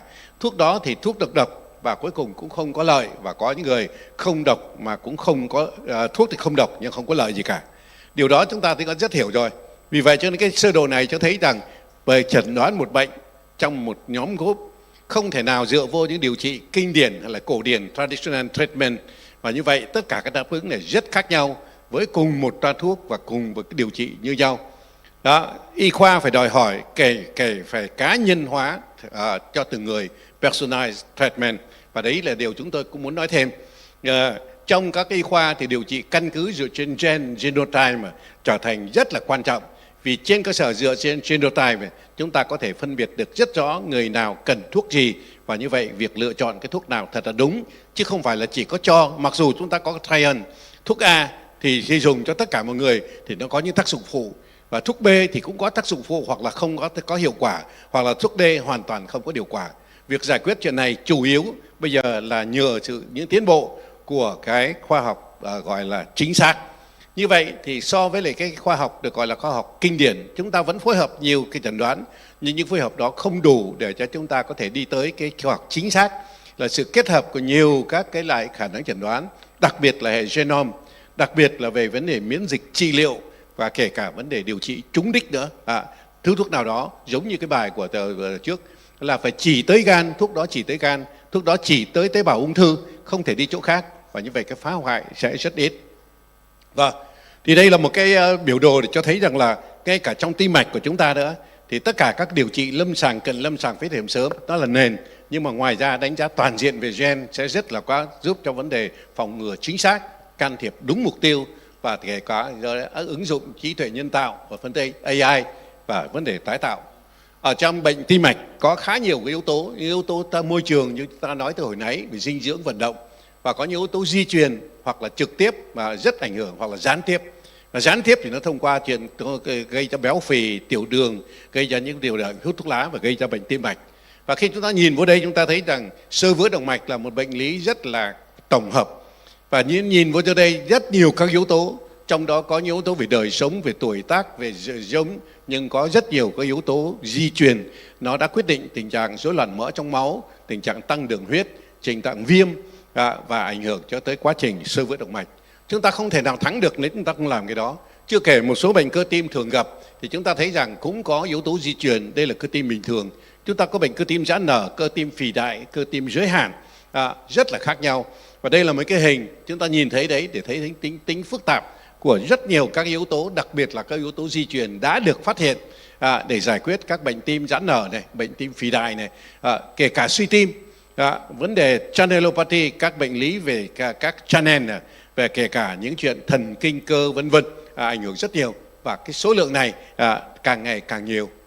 Thế thì với cái số lượng ít như vậy, tại sao bây giờ chúng ta vẫn dùng những bệnh nhân khác nhau cùng một chẩn đoán thì điều trị lại giống nhau, lại cùng một liều thuốc, thì như vậy tác dụng sẽ rất khác nhau.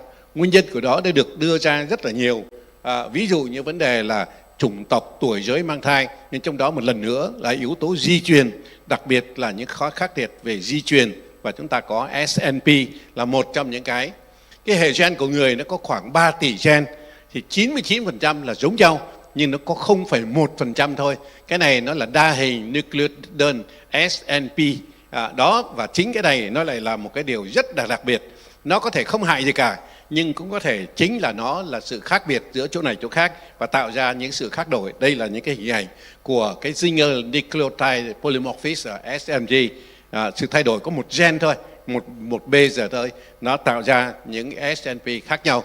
Thì chính những SNP này bây giờ người ta đã cắt nghĩa được. Chính cái đó, cái genetic morphology này, nó làm thay đổi kể cả dược động học, nó thay đổi cả dược lực học. Như vậy kể cả chuyện hấp thu vân vân các thứ đều rất là khác nhau và thay đổi để tạo ra những cái gì khác nhau.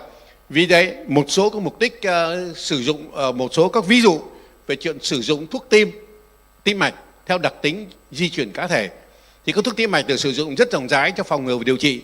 Nhưng thuốc được sử dụng phổ biến trong điều trị CV mà lại có liên quan tương tác, chúng ta tạm gọi là thuốc và gen. Ví dụ như statin, ví dụ như thuốc kháng đông clopidogrel, ví dụ như thuốc kháng đông coumarin đó, và các loại thuốc ứng trên chắc chắn bây giờ càng ngày càng có, nó phải là ứng viên cho việc phân tích về gen. Vâng, về cái đột biến tại vì vị trí 866 gây ra những đáp ứng sai lạc với carvedilol, nó làm cho khác nhau. Nó cắt nghĩa được tại sao người này dùng cũng đỡ, nhưng cũng như là thụ thể một adrenergic khác nhau, hoặc là tiếp tục đấy những cái thay khác biệt này chỉ dù rất nhỏ thôi, nhưng mà nó cắt nghĩa được tại sao lại rất khác nhau. Cụ thể beta 2 ở đây tạo ra, và kể cả những cái đột biến tại vị trí 164 của isoleucine, và nó tạo ra những cái nguyên nhân để gây ra suy tim, tim lớn, tim giãn, được cắt nghĩa rất là kỹ. Và đặc biệt đối với nội khoa nhịp học thì những cái đột biến trên các cây Navi 1.5 thì nó gây ra những rối loạn dẫn truyền như là hội chứng Brugada hoặc là những cái long QT syndrome vân vân. Xin nói là càng ngày càng phức tạp và càng ngày càng rất là rõ rệt. Vâng. Đây là hội chứng Brugada, tức là cái hiện tượng tái khởi sớm. Ngay cả các cái thuốc kháng kết tập tiểu cầu cũng vậy.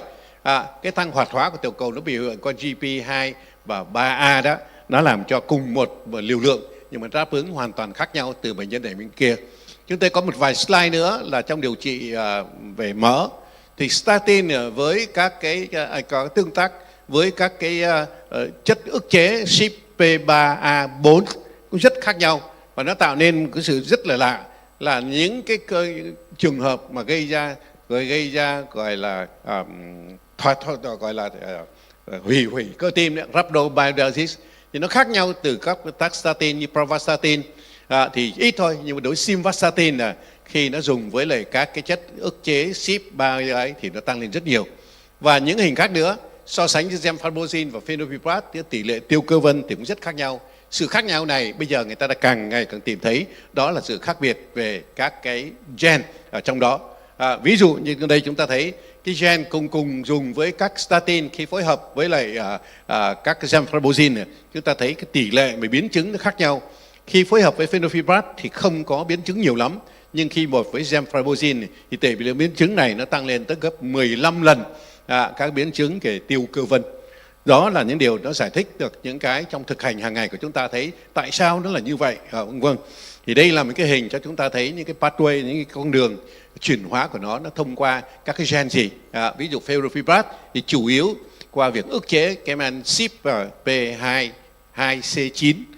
Trong cái đó là gen giữa gemfibrozin và statin, đặc biệt là serivastatin, nó lại có một sự chung nhau giữa CYP2C8 giống nhau, còn lại là CYP2C9 và đặc biệt là simvastatin và metabolic với CYP3-4. Thì tất cả những chuyện này ở y khoa chúng ta đã biết rất là rõ.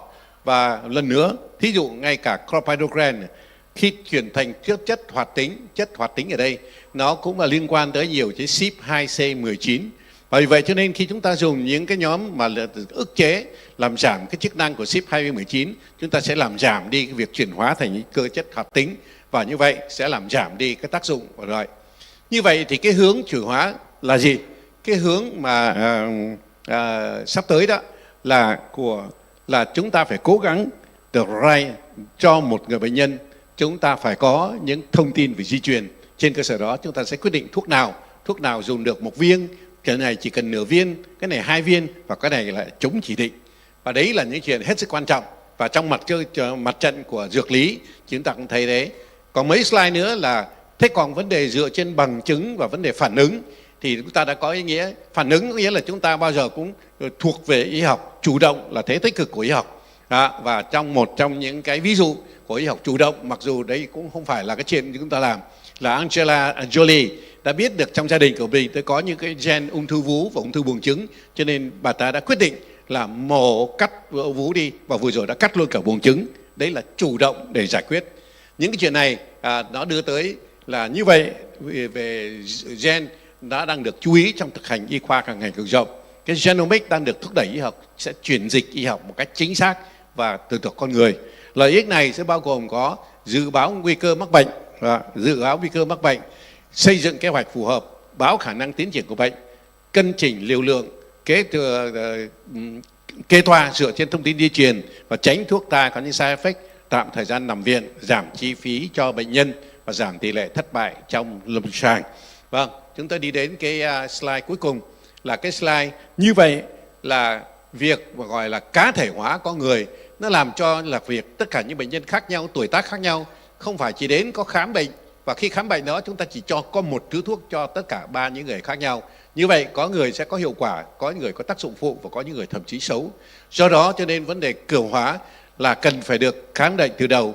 Qua những thông tin về genetic chúng ta sẽ có được rất nhiều các thông tin, và như vậy cũng cùng với trên bệnh đó, người này thì nên dùng thuốc này, người kia thì nên trích, người kia thì phải dùng liều cao hơn. Và điều đó không phải chỉ cho các bệnh nhân, cá thể bệnh nhân, mà trong đó cho cả vấn đề sức khỏe toàn cầu. Nếu chúng ta bảo quản hoặc là quan hệ với lại người bệnh nhân mà chúng ta đã biết rất rõ tất cả những cái quan hệ của người này, thì cái việc mà gọi là khuyên người này trong vấn đề thay đổi lối sống cũng sẽ rất khác nhau. Không thể nào ngưng thuốc lá đi, ngưng rượu bia cho tất cả, mà nó sẽ thể khác nhau. Điều khác nhau đó cũng dựa vô các cái thông tin về di truyền và tất cả các chuyện khác, chúng ta sẽ có được những lời khuyên rất là tốt cho vấn đề đào tạo. Đấy là những cái chúng tôi xin muốn chia sẻ với các quý đồng nghiệp về vấn đề xu hướng chúng ta phải đi theo, không có cách nào cả. Và như vậy trong điều trị chúng ta thấy cái xu hướng này nó sẽ càng ngày càng đi tới sớm hơn, tác động tới cái cơ chế bệnh ngay từ ban đầu, và như vậy trong điều trị và phân cách người này với khác nhau. Xin cảm ơn sự chú ý của quý đồng nghiệp. Xin cảm ơn giáo sư Phước về một cái bài có cái định hướng cho chúng ta về cái việc chẩn đoán, điều trị và dự phòng ở trong tương lai, không những là trong bệnh tim mạch mà gần như trong tất cả các chứng bệnh. thì có cái điều là chúng ta phải làm sao mà chúng ta phải cá thể hóa điều trị. Muốn cá thể hóa điều trị thì có hai điều. Điều thứ nhất là chúng ta phải biết về cái hệ gen, và thứ hai là phải có cái công nghệ máy tính làm sao mà chúng ta có thể tập hợp được tất cả các cái dữ liệu ấy trên người bệnh thì mới đưa ra được cái giải quyết cho người bệnh. Và chúng ta sẽ chuyển sang cái we move for the next presentation. Lipoprotein, a new cardiovascular risk factor that needs to be paid attention by Professor Nodeska. Please. Thank you so much for this kind introduction. And before I come on to my talk, I would also like to thank the organizers of this meeting very much. So I'm very honored, together with Brian Tomlinson and Peter Landsberg, the three of us were invited to speak also last year. So I don't know, I guess we must have done something okay since they, I don't know. Anyway, we're very honored to come here again, that's for sure. So I will now talk about lipoprotein little a. And the reason why it's called lipoprotein little a, it's this parenthesis. So you can't call it lipoprotein A or ApoA because that's something else. So it's lipoprotein little a. And now something about some fundamentals, just simple, what is it about? So here's a picture of an LDL particle with an ApoB, the big protein on top of it. And then I wouldn't say it's not the same, but there is an LDL-like particle in lipoprotein little a shown on this side. And it has this extra apoprotein on top of it. It's called apolipoprotein little a, that has these crinkle structures. It's sort of like, these are crinkles. They are like a Danish pastry. That's why they got the name, actually. And they have these many, many different ones, and then it's attached to ApoB here. Particularly this one, crinkle 4 type 2, you can have from 2 to more than 40 copies. So if you have 40 copies, the protein is huge. It's going all the way over here. So what was found out quite a while ago by 2 American groups was that apolipoprotein little a shown below has homology with plasminogen that we know is extremely important in fibrinolysis. So if you see fibrinogen on top, it has crinkles 1, 2, 3, they're the red ones, and crinkle 4 and crinkle 5 and a protease domain. But in ApoA, it doesn't have the red ones. It only has the blue ones, but the blue ones are found in many, many different versions from number 1 up to number 10. And as I told you, crinkle 4 subtype 2 you can have from maybe 1 or to more than 40. It has the protease domain also, but the protease domain is inactive here. And also have a crinkle 10. This is the distribution in the Danish population. I can tell you it's very, very similar here in Vietnam. It's a skewed distribution with a tail toward very high levels. So the red one up here, this is the top 20% of the population, both in men and women. These are the ones at the highest risk. And this crinkle number, it's a bit strange, right? The crinkle 4 type 2, if you have low numbers, then you have high concentrations. If you have high numbers, you have low concentration. That's because when you have the very high numbers, the protein gets stuck in the liver, is never synthesized. It's 80 to 90% genetically determined. So just taking an Lipid test is actually a genetic test. Here's some data from Copenhagen, where you can see that as a function of age on the x-axis, what is the plasma levels? And you can actually see that it increases slightly with age, probably because of reduced kidney function. And in women after age 50, around menopause, it actually increases more than in men. So you can argue that women have a bigger risk from Lipid than men. In different ethnicities, that's the other thing that really makes a big difference. What I show here is, it's sort of like the median level here, and then up here is the interquartile range, and here down below is the concentrations in both milligram per liter and nanomoles per liter. You can see whites, Chinese, Japanese, and here in Vietnam, Southeast Asia, have approximately the same concentrations. Then the next one, the South Asians, so Indian, Pakistani, Sri Lanka, they have higher levels than we have and than you have here. And Arabs higher and Hispanics in Latin America have higher, but the ones that really have high levels are black people from Africa. They have 4 times the levels of in Vietnam and in Europe. Very importantly, LP little is a causal risk factor for cardiovascular disease in all ethnicities. There's quite a lot of evidence for that now. So blacks really have much higher risk than others. Here's just some data to show that's from the UK Biobank. It's from the recent Florian Kronberg, fourth author, European Atherosclerosis Society consensus statement coming out in 2022, showing over on the one side on the y-axis hazard ratio for coronary heart disease with high Lp(a). You can see the higher the Lp(a), the higher the risk. And over here, and the red one is actually for blacks. It's just, it has a wider confidence because there's less black living in the UK than whites. That's the only difference, but it's the same association. And so Lp(a) is very mysterious. It developed twice in evolution. So it's found in the European hedgehog, and then it's found in a completely different way. It's similar to it, but it's actually different in monkeys, apes, some monkeys, some apes, and in humans. That's the same version. And so how I would argue is that in evolution, if something developed twice in evolution, there's no other animals that have Lp(a). It must do something good for survival. So in young age, you probably live longer.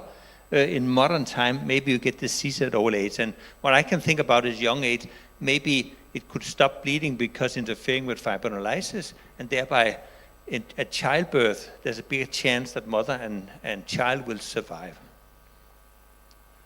Historical development.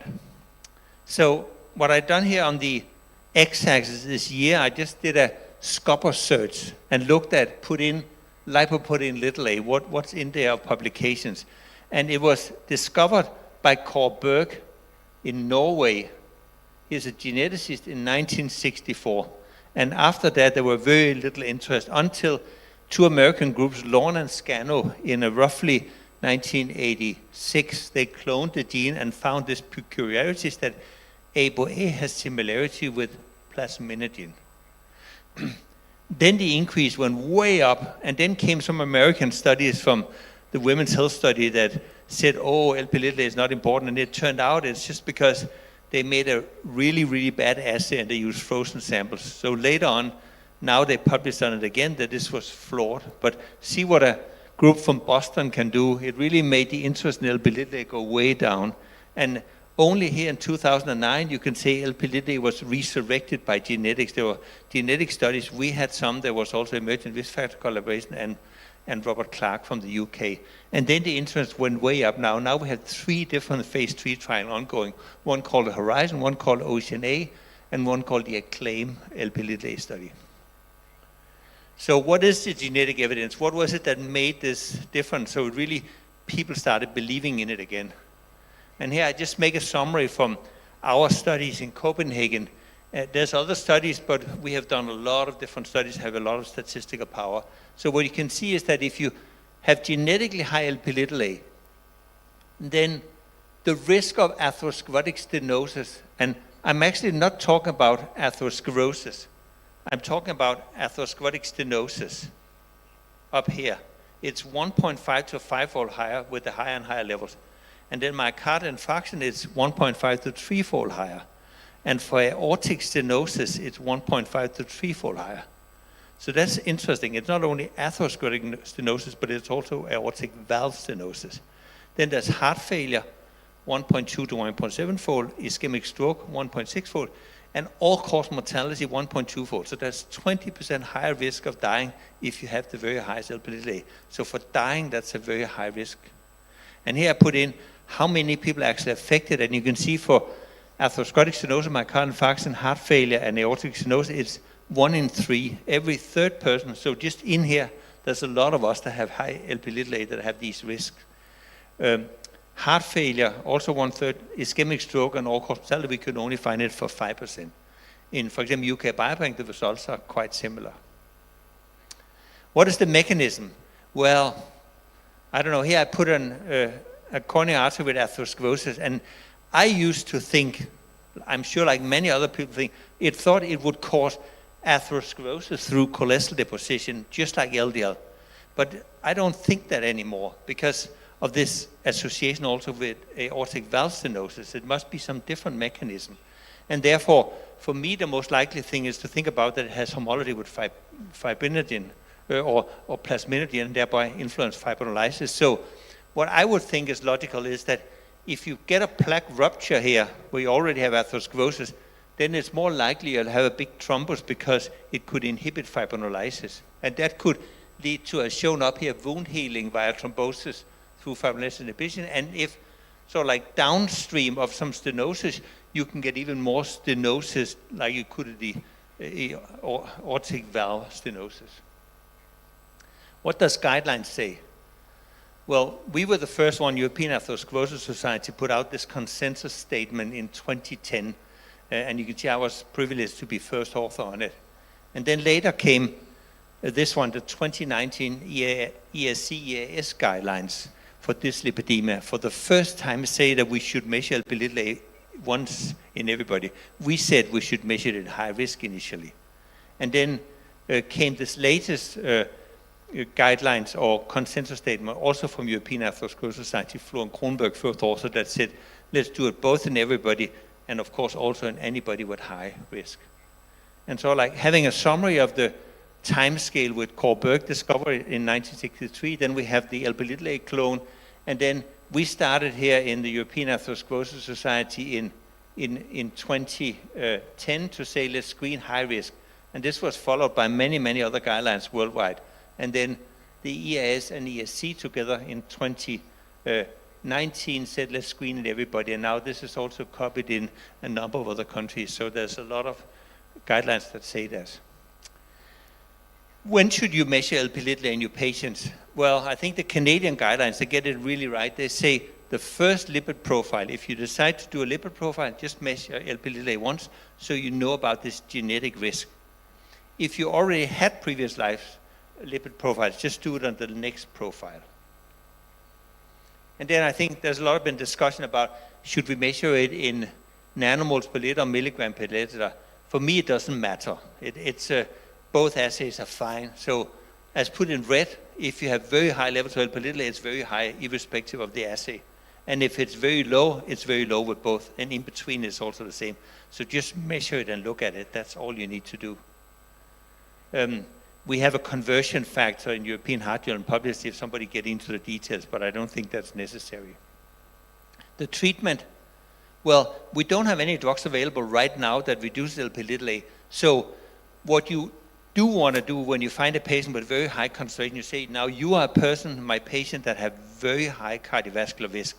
So what can you do then? And patients tend to be persuaded when they have genetic risk is that healthy lifestyle. Discuss more about them, about getting your exercise, not being obese, not smoking, and have a heart-healthy diet. And then what we as doctors should do, we should on top of that think about, can we give some extra medication to bring down other risk factors? Most importantly, treat LDL cholesterol as much as possible. Statins, ezetimibe, PCSK9 inhibitors. But also if there's diabetes, treat it aggressively. If there's hypertension, treat it aggressively. And so these are the pipeline drugs. So it's big enthusiasm in the field of Lp(a). So there's 5 different drugs in development now.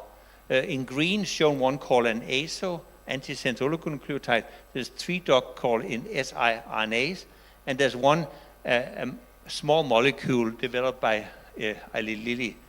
You can see that the ASO can reduce it to 80%. These siRNA can all bring it up to 98%, so we can basically eliminate Lp(a). And this small molecule, for now it only shows 65%, but maybe it can reduce it more. As you also can see that phase 3 results are expected for the first trial here in 25-26, the next one in 27-28, and the third one in 2029. But I think these 2 other drugs will probably also start phase 3 trials at some stage. So my concluding remarks, I think maybe it's early in Vietnam, but long-term measure Lp(a) in your patients and stay tuned. There'll be lots of trials coming along. Thank you so much for your attention.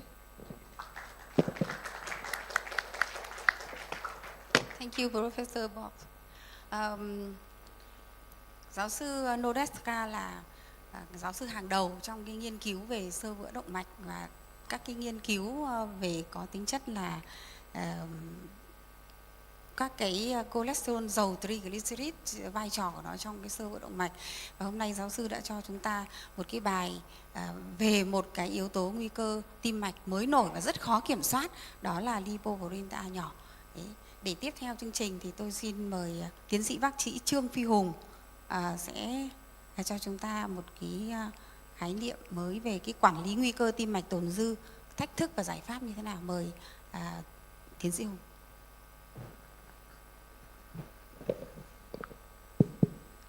Kính thưa quý thầy cô trong chủ tọa đoàn cũng như quý chủ tọa đoàn quốc tế, kính thưa giáo sư Phước, quý đồng nghiệp. Thì tôi nghĩ qua cái bài này cung cấp cho cái quý đồng nghiệp chúng ta thêm một cái việc nữa là bên cạnh cái LDL cholesterol C mình đã kiểm soát được rồi, thì những cái vấn đề gì khác nữa chúng ta sẽ kiểm soát để cho cái bệnh nhân nó gọi là tim mạch xơ vữa chúng ta nó tốt hơn. Thì phần trình bày của tôi gồm có 6 phần như vậy. Như vậy thì đầu tiên tôi hỏi là cái nguy cơ tim mạch tồn dư là gì? Nguy cơ tim mạch tồn dư là gì? Thì quý đồng nghiệp biết đó là người ta nói là các cái nguy cơ xảy ra các cái biến cố tim mạch, xảy ra cái biến cố tim mạch mặc dù chúng ta đã được điều trị cái bệnh nhân đó đạt đích theo mục tiêu, theo khuyến cáo rồi, mà các nhóm bệnh nhân đó chúng ta vẫn còn xảy ra các biến cố, thì chúng ta gọi đó là nguy cơ cái tim mạch tồn dư. Và quý đồng nghiệp thấy đây như vậy thì nguy cơ đó liên quan đến gì ha? Thì nó sẽ liên quan đến cái việc rối loạn lipid máu, việc tăng huyết áp, đái tháo đường, rồi vấn đề viêm cũng như là lối sống không khỏe mạnh. Thì đó là những cái mà nguy cơ tồn dư mà chúng ta phải nghĩ đến. Thì như vậy trong cái slide này chúng ta quý đồng nghiệp thấy là gì? Có nhiều yếu tố nguy cơ gây ra cái xơ vữa mạch, từ rối loạn lipid máu, tăng huyết áp, đái tháo đường, viêm. Ngay cả quý đồng nghiệp mới vừa nghe một giáo sư thầy báo cáo rất là hay về cái lipoprotein đó thì đều gây ra cái xơ vữa mạch. Thì trong cái phần này tôi sẽ tập trung chủ yếu về vấn đề là như vậy thì tồn dư ở bệnh nhân rối loạn lipid máu chúng ta sẽ xử trí như thế nào? Thì quý đồng nghiệp đã biết rồi, thông qua các cái thử nghiệm lâm sàng ngẫu nhiên từ phòng ngừa nguyên phát tới thứ phát thì chúng ta đã giảm được, quý đồng nghiệp thấy là giảm được cái LDL cholesterol rất là hiệu quả, từ 15 giảm được các biến cố tim mạch từ 15% cho tới 37%. Nhưng mà bên cạnh đó quý đồng nghiệp thấy là gì? Chúng ta vẫn còn từ khoảng 60 đến 80% những cái nhóm bệnh nhân này là có nguy cơ biến cố xảy ra. Và đây là một cái slide chứng minh một lần nữa là gì? Trong các cái thử nghiệm gần đây, quý đồng nghiệp thấy ví dụ như là trong công trình nghiên cứu Fourier rồi Odyssey, Improvis thì người ta hạ cái LDL cholesterol tới mức rất là thấp, thậm chí là 30-40 mg trên decilit. Nhưng mà sao quý đồng nghiệp thấy là cái nguy cơ biến cố tim mạch tồn dư hàng năm nó vẫn tăng lên. Quý đồng nghiệp thấy là gì? Hàng năm vẫn còn đâu đó từ 2,5 đến 5% trong một năm. Như vậy thì chứng tỏ chúng ta phải tác động cái gì đó để giúp cho bệnh nhân của chúng ta được tốt hơn nữa. Thì đây là cái quý đồng nghiệp thấy nguy cơ tim mạch tồn dư liên quan đến cái gì? Quý đồng nghiệp thấy là nó liên quan đến các cái việc ví như là lipoprotein chúng tôi nói rồi ha, vấn đề viêm, rồi vấn đề chúng ta thay đổi lối sống, vấn đề ô nhiễm môi trường, vân vân. Thì trong cái phần này, bài nói này tôi sẽ tập trung về cái vấn đề là chúng ta xử trí cái cholesterol tồn dư như thế nào và các cái lipoprotein mà giàu triglycerid chúng ta sẽ tác động ra sao trong cái việc mà chúng ta giải quyết cái nguy cơ tồn dư như vậy. Thì đây là một cái đặc điểm các cái lipoprotein và cái dung mạo của nó vận chuyển trong máu. Quý đồng nghiệp thấy chúng ta sẽ có là từ cái kilomicron rồi VNDN, IDN, LDL, HDL và cũng như lipoprotein. Như vậy thì thế nào được gọi là lipoprotein mà giàu triglycerid? Quý đồng nghiệp thấy đây chúng ta sẽ có các cái kilomicron, VNLDL, VND là tồn dư cũng như là IDL. Và trong các lipoprotein này quý đồng nghiệp thấy là gì? HDL cholesterol là một cái chống xơ vữa mạch rất tốt cho chúng ta. Còn lipoprotein và LDL quý đồng nghiệp biết rồi, tất cả đều là gây sinh xơ vữa mạch rất có hại cho bệnh nhân. Như vậy thì trong các bài này tôi nói là làm thế nào để chúng ta làm giảm được cái IDL này cũng như là cái VLDL này tốt nhất cho bệnh nhân của chúng ta. Thì quý đồng nghiệp thấy là đây là cái bệnh nhân mà đái tháo đường đó cũng như không đái tháo đường thì cái đầu tiên chúng ta phải tác động hết là gì? LDL cholesterol chúng ta phải hạ bắt buộc. Và cái thứ hai là chúng ta phải làm giảm cái nó gọi là lipoprotein mà giàu triglycerid. Quý đồng nghiệp thấy như vậy thì giảm LDL cholesterol thì sáng giờ chúng ta nghe tôi nghĩ rất là nhiều rồi, bên cạnh thay đổi lối sống, statin, ezetimibe, ức chế B9. Như vậy thì cái nhóm mà chúng ta giảm cái nó gọi là lipoprotein mà giàu triglycerid ở đây nha, chúng ta sẽ dùng những thuốc gì bên cạnh chúng ta thay đổi lối sống cũng như là các cái thuốc mà chúng ta sẽ cập nhật tới đây.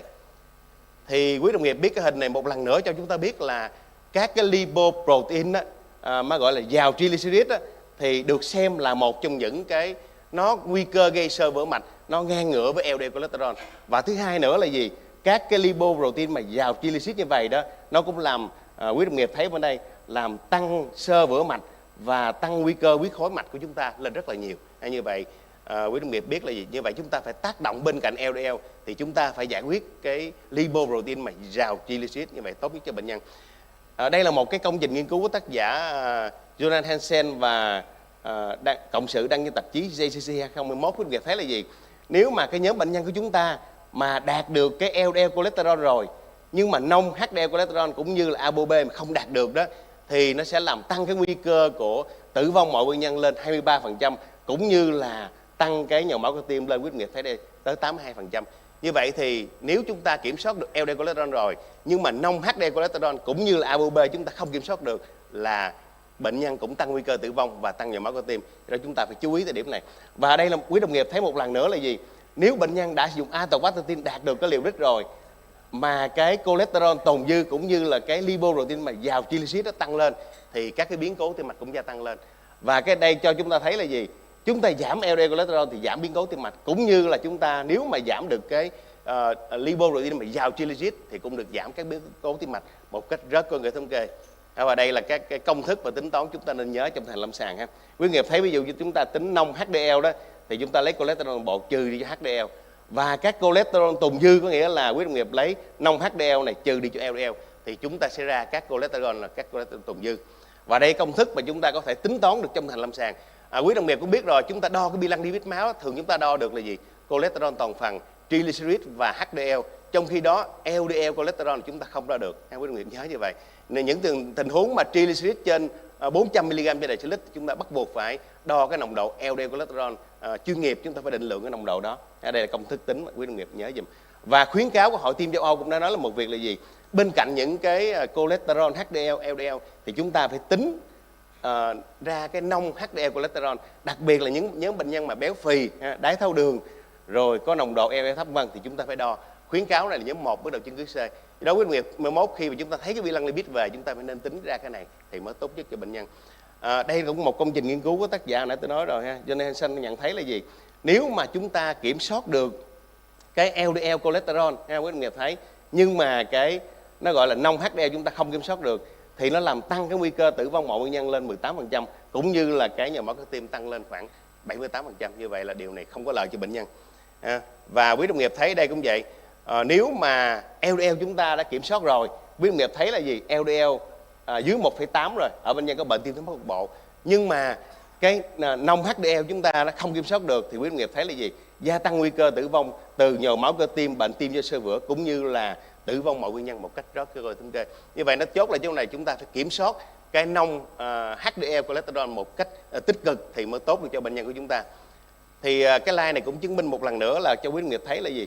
Triglycerid là một yếu tố nguy cơ gây xơ vữa mạch, cũng như là gia tăng cái bệnh lý mạch vành. Quý đồng nghiệp thấy ví dụ đây, và một cái nông HDL cholesterol càng tăng thì quý đồng nghiệp thấy là gì? Nguy cơ mắc bệnh mạch vành của chúng ta càng tăng. Và cái hình này cho chúng ta thấy một lần nữa là gì? Nồng độ triglycerid quý đồng nghiệp thấy nha, càng tăng thì cái nguy cơ của nhồi máu cơ tim, đột quỵ, thiếu máu cục bộ, cũng như là cái hẹp mạch chủ do vôi hóa cũng sẽ tăng một cách đáng kể. Vậy đó chúng ta phải can thiệp, tác động lên cái triglycerid. Như vậy thì đầu tiên chúng ta tác động lên đâu? Quý đồng nghiệp nhớ là chúng ta phải thay đổi lối sống. Những bệnh nhân chúng ta cứ dùng thuốc tích cực rồi mà bệnh nhân vẫn uống rượu bia, vẫn quá căng thì cái nồng độ triglycerid nó vẫn cao hoài. Do đó chúng ta phải là gì? Khuyên cáo bệnh nhân là giảm cân. Thứ hai là ngưng uống rượu này, rồi phải tập thể dục và giảm cái carbohydrate, cũng như là sử dụng các cái axit béo mà không bão hòa. Chúng ta phải sử dụng như vậy thì mới giảm triglycerid được. Đây tôi xin nhắc lại, cái slide này cũng đã rất lâu rồi, nhắc lại cho quý đồng nghiệp biết là cái phenofibrate nó có tác động như thế nào. Nó có tác động làm giảm triglycerid, chống chết tế bào theo chương trình, chống oxy hóa, cũng như là chống tăng tạo mạch, cũng như là có tác động kháng viêm. Như vậy quý đồng nghiệp thấy là lâu lâu mình nhắc lại một chút, phenofibrate có nhiều cái tác động như vậy. Và khuyến cáo của cái Hội Tim châu Âu cũng như Hội xơ vữa đó, phòng ngừa tim mạch châu Âu 2011 đó, quý đồng nghiệp thấy đầu tiên chúng ta vẫn là gì? Những bệnh nhân mà nguy cơ tim mạch cao rất cao, chúng ta phải lựa chọn statin điều trị đầu tiên, những bệnh nhân mà có triglycerid trên 200 mg/lít đó. Rồi sau đó nếu mà bệnh nhân đã đạt LDL mục tiêu rồi mà triglycerid vẫn còn cao trên 200 thì lúc đó chúng ta sẽ phối hợp với cái statin. Như vậy là fibrat phối hợp statin khuyến cáo nhóm 2B.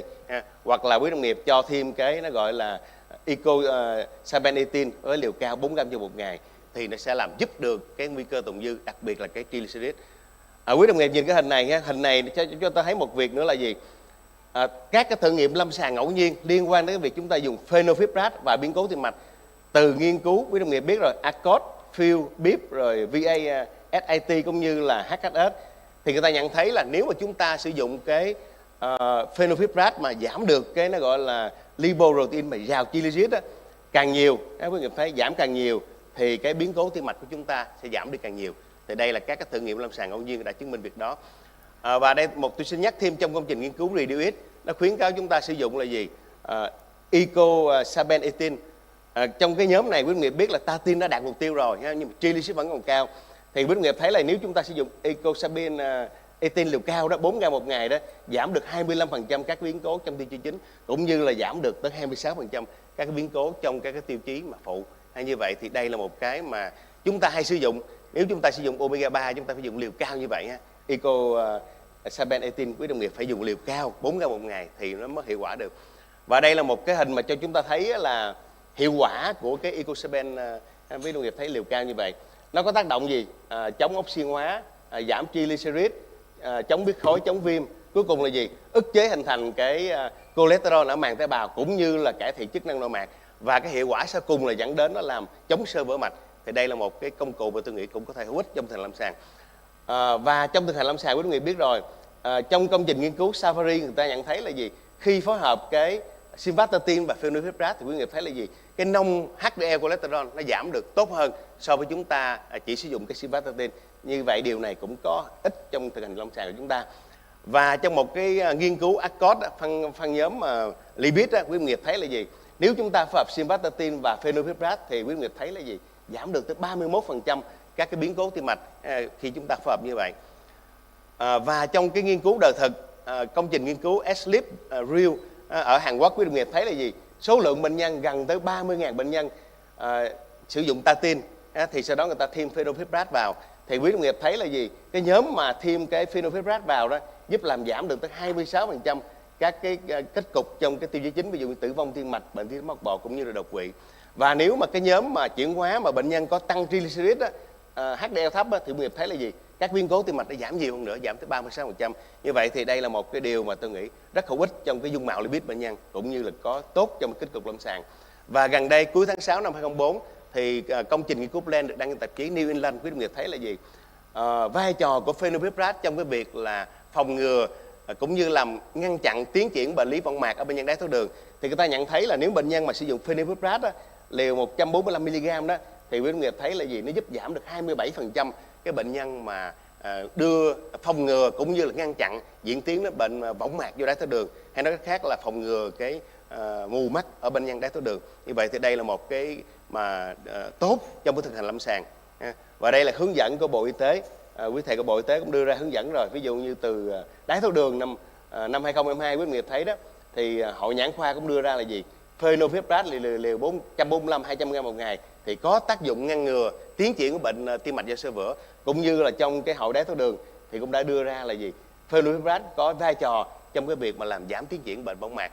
Và gần đây trong thực hành lâm sàng quý đồng nghiệp biết là gì? Tôi nhìn các cái to của bên quý đồng nghiệp bên nhãn khoa đã bắt đầu cho cái phenylfibrat rồi, mặc dù bi lăng cái nó gọi là bi lăng triglycerid cũng gần trong giới hạn bình thường nhưng mà họ bắt đầu cho rồi ha. Thì đồng nghiệp rất là tốt cập nhật trong cái việc xử lý này. Như vậy một cái vấn đề quan trọng nữa trong thực hành lâm sàng chúng ta lo ngại là gì? Quý đồng nghiệp trong thực hành quý đồng nghiệp hay lo khi mà chúng ta phối hợp với statin mà phối hợp với phenylfibrat thì quý đồng nghiệp hay sợ là không biết bệnh nhân của chúng ta có bị đau cơ không, có quỵ cơ không, có tác dụng phụ nhiều hay không, tăng men gan nhiều không. Thì đây là một cái tóm tắt lại từ cái thử nghiệm lâm sàng ngẫu nhiên ANICHKOV cũng như là trong cái dữ liệu đời thực thì người ta nhận thấy là vấn đề tăng men gan cũng không khác biệt so với sử dụng statin, cũng như là các cái quỹ cơ vân cũng như viêm gan vân vân, nồng độ CK nó cũng không khác biệt so với cái nhóm mà chúng ta sử dụng cái statin đơn độc. Và trong thực hành lâm sàng của chúng tôi khám bệnh bệnh nhân hàng ngày đó thì chúng tôi vẫn có sử dụng cái statin và phenylfibrat thì nó vẫn hiệu quả cho bệnh nhân và cái dung mạo lipid bệnh nhân đạt được rất là tốt. Và đây là một cái hình mà tôi muốn xin nhắc lại lần nữa là gì? Trong vấn đề xử lý kiểm soát rối loạn lipid máu ở bệnh nhân của chúng ta, đặc biệt bệnh nhân có đái tháo đường cũng như không có đái tháo đường, mục tiêu hàng đầu hết là chúng ta kéo LDL cholesterol đạt mức mục tiêu. Thứ hai, chúng ta phải đạt đến là gì? Bắt buộc phải làm giảm các cái lipoprotein mà giàu triglycerid. Thì cái công cụ mà để làm giảm cái lipo giàu triglycerid đó, quý đồng nghiệp thấy là gì? Thì phenylfibrate và cái omega 3, đặc biệt là cái eicosapent đó, etin đó là tốt nhất cho bệnh nhân trong cái thực hành lâm sàng để dung mạo lipid của chúng ta được tốt hơn. Thì trong phần nhìn bài của chúng tôi xin kết luận như vậy. Như vậy thì lipoprotein giàu triglycerid là một những yếu tố mà gây cái bệnh tim mạch tồn dư cho bệnh nhân. Và kiểm soát nguy cơ tồn dư, chúng ta không chỉ kiểm soát về cái lipid máu mà chúng ta phải kiểm soát về huyết áp, đái tháo đường, viêm và các thay đổi lối sống. Nồng HDL là chúng ta nên đo trong thực hành lâm sàng. Và hiện nay liệu pháp phối hợp statin và phenylfibrate là liệu pháp có lợi cho bệnh nhân trong cái việc kiểm soát để đạt đích được cái nồng LDL cholesterol. Và hiện nay mới nhất gần đây thì phenylfibrate đã có chỉ định trong cái việc mà làm giảm tiến triển của bệnh võng mạc trong đái tháo đường. Cảm ơn sự lắng nghe của quý đồng nghiệp. Xin cảm ơn bài báo cáo của tiến sĩ Trương Phi Hùng với lại một cái bài báo cáo rất là đầy đủ và mang lại cho chúng ta rất là nhiều thông tin. Chúng ta còn thực ra là hết thời gian, nhưng còn một cái bản báo cáo rất là quan trọng của Phó Giáo sư Tiến sĩ Trương Thanh Hương.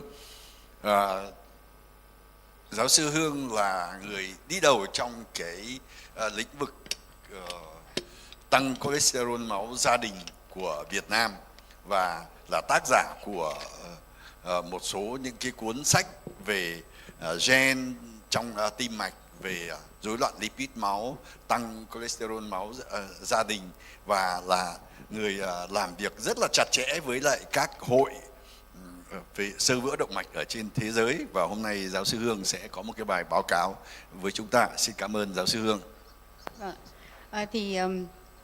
Trong thực hành lâm sàng thì chúng tôi cũng có rất nhiều các cái bác sĩ trẻ đồng nghiệp cũng như là các học trò, thì người ta cũng có một cái câu hỏi liên tục về cái là cái chỉ số nông HDL cholesterol này thì là gì, và tại sao chúng ta phải nghĩ đến nó và chúng ta ứng dụng nó như thế nào. Thì quả nhiên là không phải là vấn đề chỉ ở miền Bắc mà vấn đề ở miền Nam, miền Trung. Đặc biệt là qua bài báo cáo của bài trình bày của anh tiến sĩ Hùng thì thấy là tất cả chúng ta đều đã quan tâm đến cái thông số nông HDL cholesterol này. Thì bây giờ thì chúng ta đang ở đâu và cái của nó trong bệnh lý tim mạch như thế nào, thì tôi xin đi tiếp.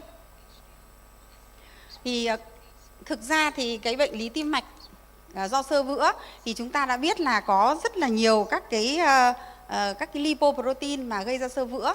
Nhưng mà từ trước đến nay thì chúng ta hay chú ý đến cái là LDL cholesterol. Nhưng còn các cái cholesterol ở trong các cái lipoprotein khác như là các cái VLDL hoặc IDL và ở trong các cái kilomicron thì chúng ta lại chưa để ý đến nó. Cho nên là cái việc điều trị của bệnh nhân là nó chưa được tối ưu hóa. Cụ thể là có những người mà mức LDL-C cholesterol đã thấp rồi nhưng mà cái biến cố tim mạch vẫn xảy ra, và cái này người ta đã ghi nhận. Đấy, thì cho nên là có một cái khái niệm về là cholesterol nông HDL cholesterol là cái lượng mà cái cholesterol toàn phần và trừ đi HDL cholesterol. Cho nên là bây giờ các cái bảng cả trả kết quả xét nghiệm khi chúng ta ngồi ở các phòng khám, người ta đã tính luôn cho chúng ta cái nông HDL cholesterol. Và vì vậy chúng tôi lại càng có rất nhiều câu hỏi dồn dập là bây giờ sử dụng cái đấy như thế nào ở trong lâm sàng, tại làm sao cái đấy nó tăng lên nó lại vẫn có thể là gọi là yếu tố nguy cơ và gây bệnh xơ vữa động mạch. Thế thì đến đây chúng ta vẫn cứ phải nhắc lại rằng là cái nguyên nhân mà gây ra cái xơ vữa động mạch là cái phần cholesterol chứ không phải là cái triglycerid. Thế nhưng nó có cái khái niệm mà từ trước đến nay chúng tôi đã đi từ những các cái năm 83 cho đến bây giờ là 40 năm chẳng hạn, thì chúng ta cứ thấy là có cái nghiên cứu thì lại nói rằng là cái triglycerid lại gây bệnh có nghiên cứu để nói là nó cũng không có liên quan đến xơ vữa lắm. Thế thì chúng ta phải lưu ý là để mà khẳng định rằng là cái lipoprotein giàu triglycerid cũng sẽ gây ra xơ vữa động mạch là cái thành phần cholesterol ở trong nó, chứ không phải cái triglycerid. Thì các cái xét nghiệm nó đã đi từ các cái mức là các cái xét nghiệm bộ lipid cơ bản, là nó trước đây là chỉ có cái phần là cholesterol toàn phần và triglycerid thôi. Sau càng ngày thì nó lại càng là sâu hơn, là có tất cả các cái thành phần này nữa.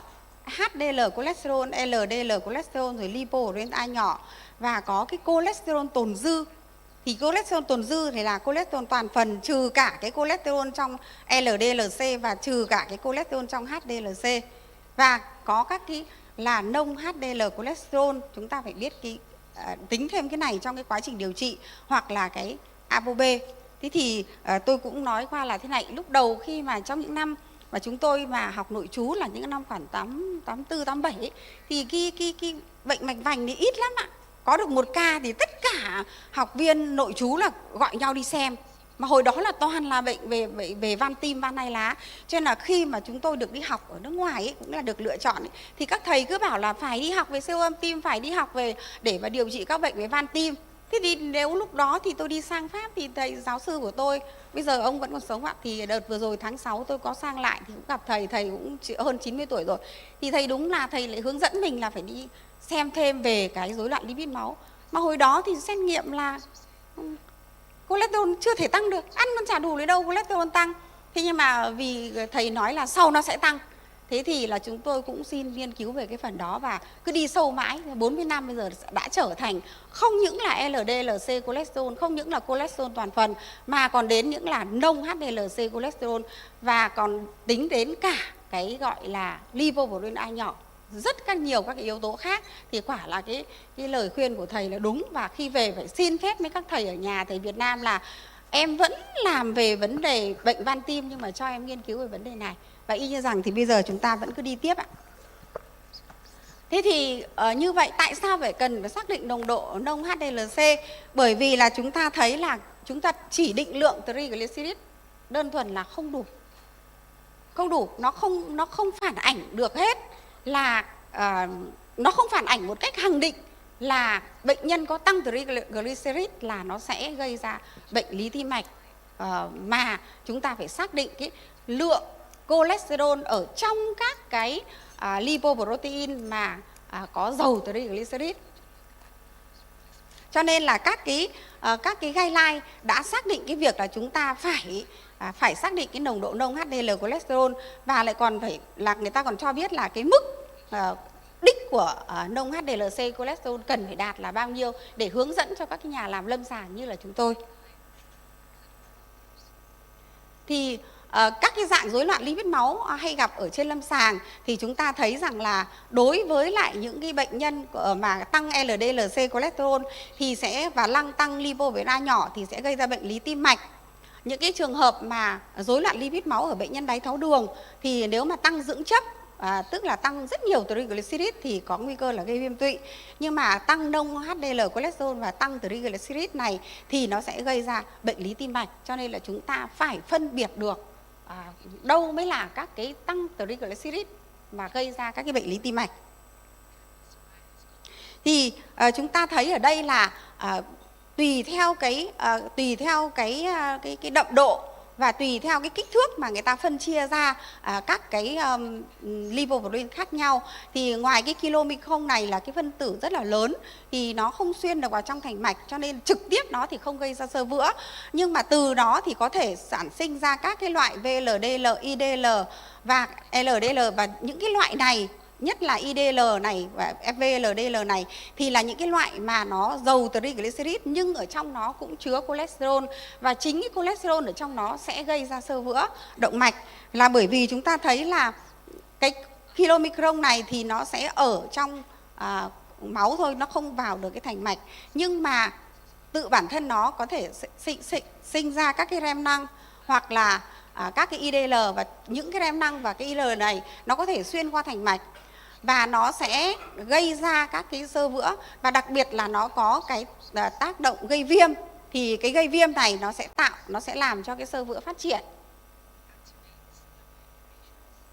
Đây cái sơ đồ này cho chúng ta thấy là để hình thành một cái mảng xơ vữa như thế này với các cái mũ của cái đầu của xơ vữa và cái lõi của xơ vữa này thì là phải có tất cả các cái yếu tố, không phải chỉ LDL mà VLDL rồi các cái loại IDL là đều có thể xuyên qua thành mạch, và khi ở lâu ở trong thành mạch này thì chúng còn có gây viêm, và chính cái thành phần cholesterol ở trong các cái triglycerid, lipoprotein, dầu triglycerid này sẽ gây ra xơ vữa, mà bấy đây chúng ta chưa tính đến nó, chúng ta cứ tính đến cái giảm LDL cholesterol thôi, nhưng mà chính cái nông HDL cholesterol là sẽ cho chúng ta là phải giảm thêm nữa các cái nông HDL cholesterol này.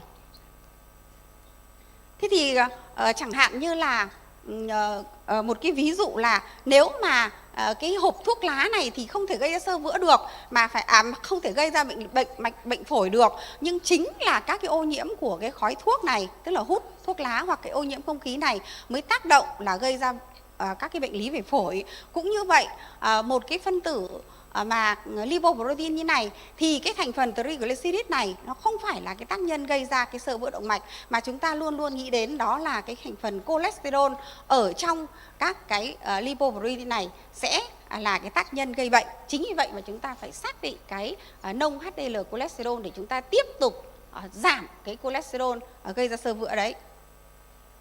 Thì cụ thể là tăng cholesterol tồn dư này sẽ là yếu tố nguy cơ tim mạch. Đây ví dụ là nếu mà những trường hợp mà tăng cholesterol tồn dư thì nó sẽ gây tăng cái tử vong tim mạch lên gấp 2,2 lần. Đấy thì chúng ta thấy rõ là như vậy. Và tăng triglycerid máu nhấn mạnh lại có hai dạng. Nếu mà tăng nhiều dưỡng chất đó là chylomicron thì gây ra viêm tụy, nhưng nếu mà tăng nhiều cái lipoprotein chứa ApoB là dầu triglycerid nhưng chứa ApoB, như là các cái hạt dưỡng chất tồn lưu, rồi VLDL được tạo ra từ gan hoặc IDL, thì đấy chính là cái dạng mà tăng triglycerid mà gây ra xơ vữa. Điều đấy là nó giải thích các kết quả nghiên cứu tăng triglycerid gây bệnh tim mạch là tăng triglycerid nhưng mà là cái loại mà chứa nhiều cái cholesterol.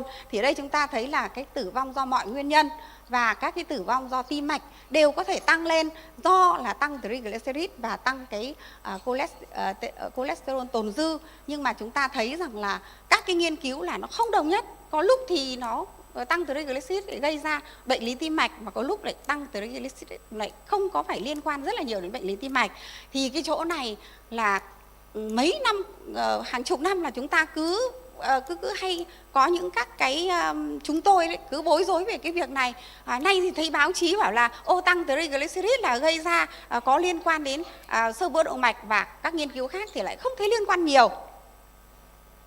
Thế thì đây chúng ta thấy rằng là chẳng hạn như là nguy cơ tim mạch sẽ tăng theo mức tăng nông HDL cholesterol ở người đang điều trị statin.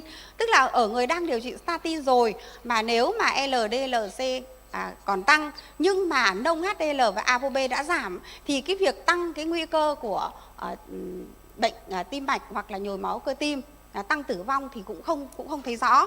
Nhưng mà những cái người mà được giảm LDL cholesterol và hai cái thành phần sau này lại tăng lên thì người ta thấy lại nhận ra là mặc dù LDL đã giảm rồi nhưng mà đến 18 đến 21% tăng cái nguy cơ tử vong, và đến 49 cho đến 78% là có tăng cái nguy cơ của nhồi máu cơ tim.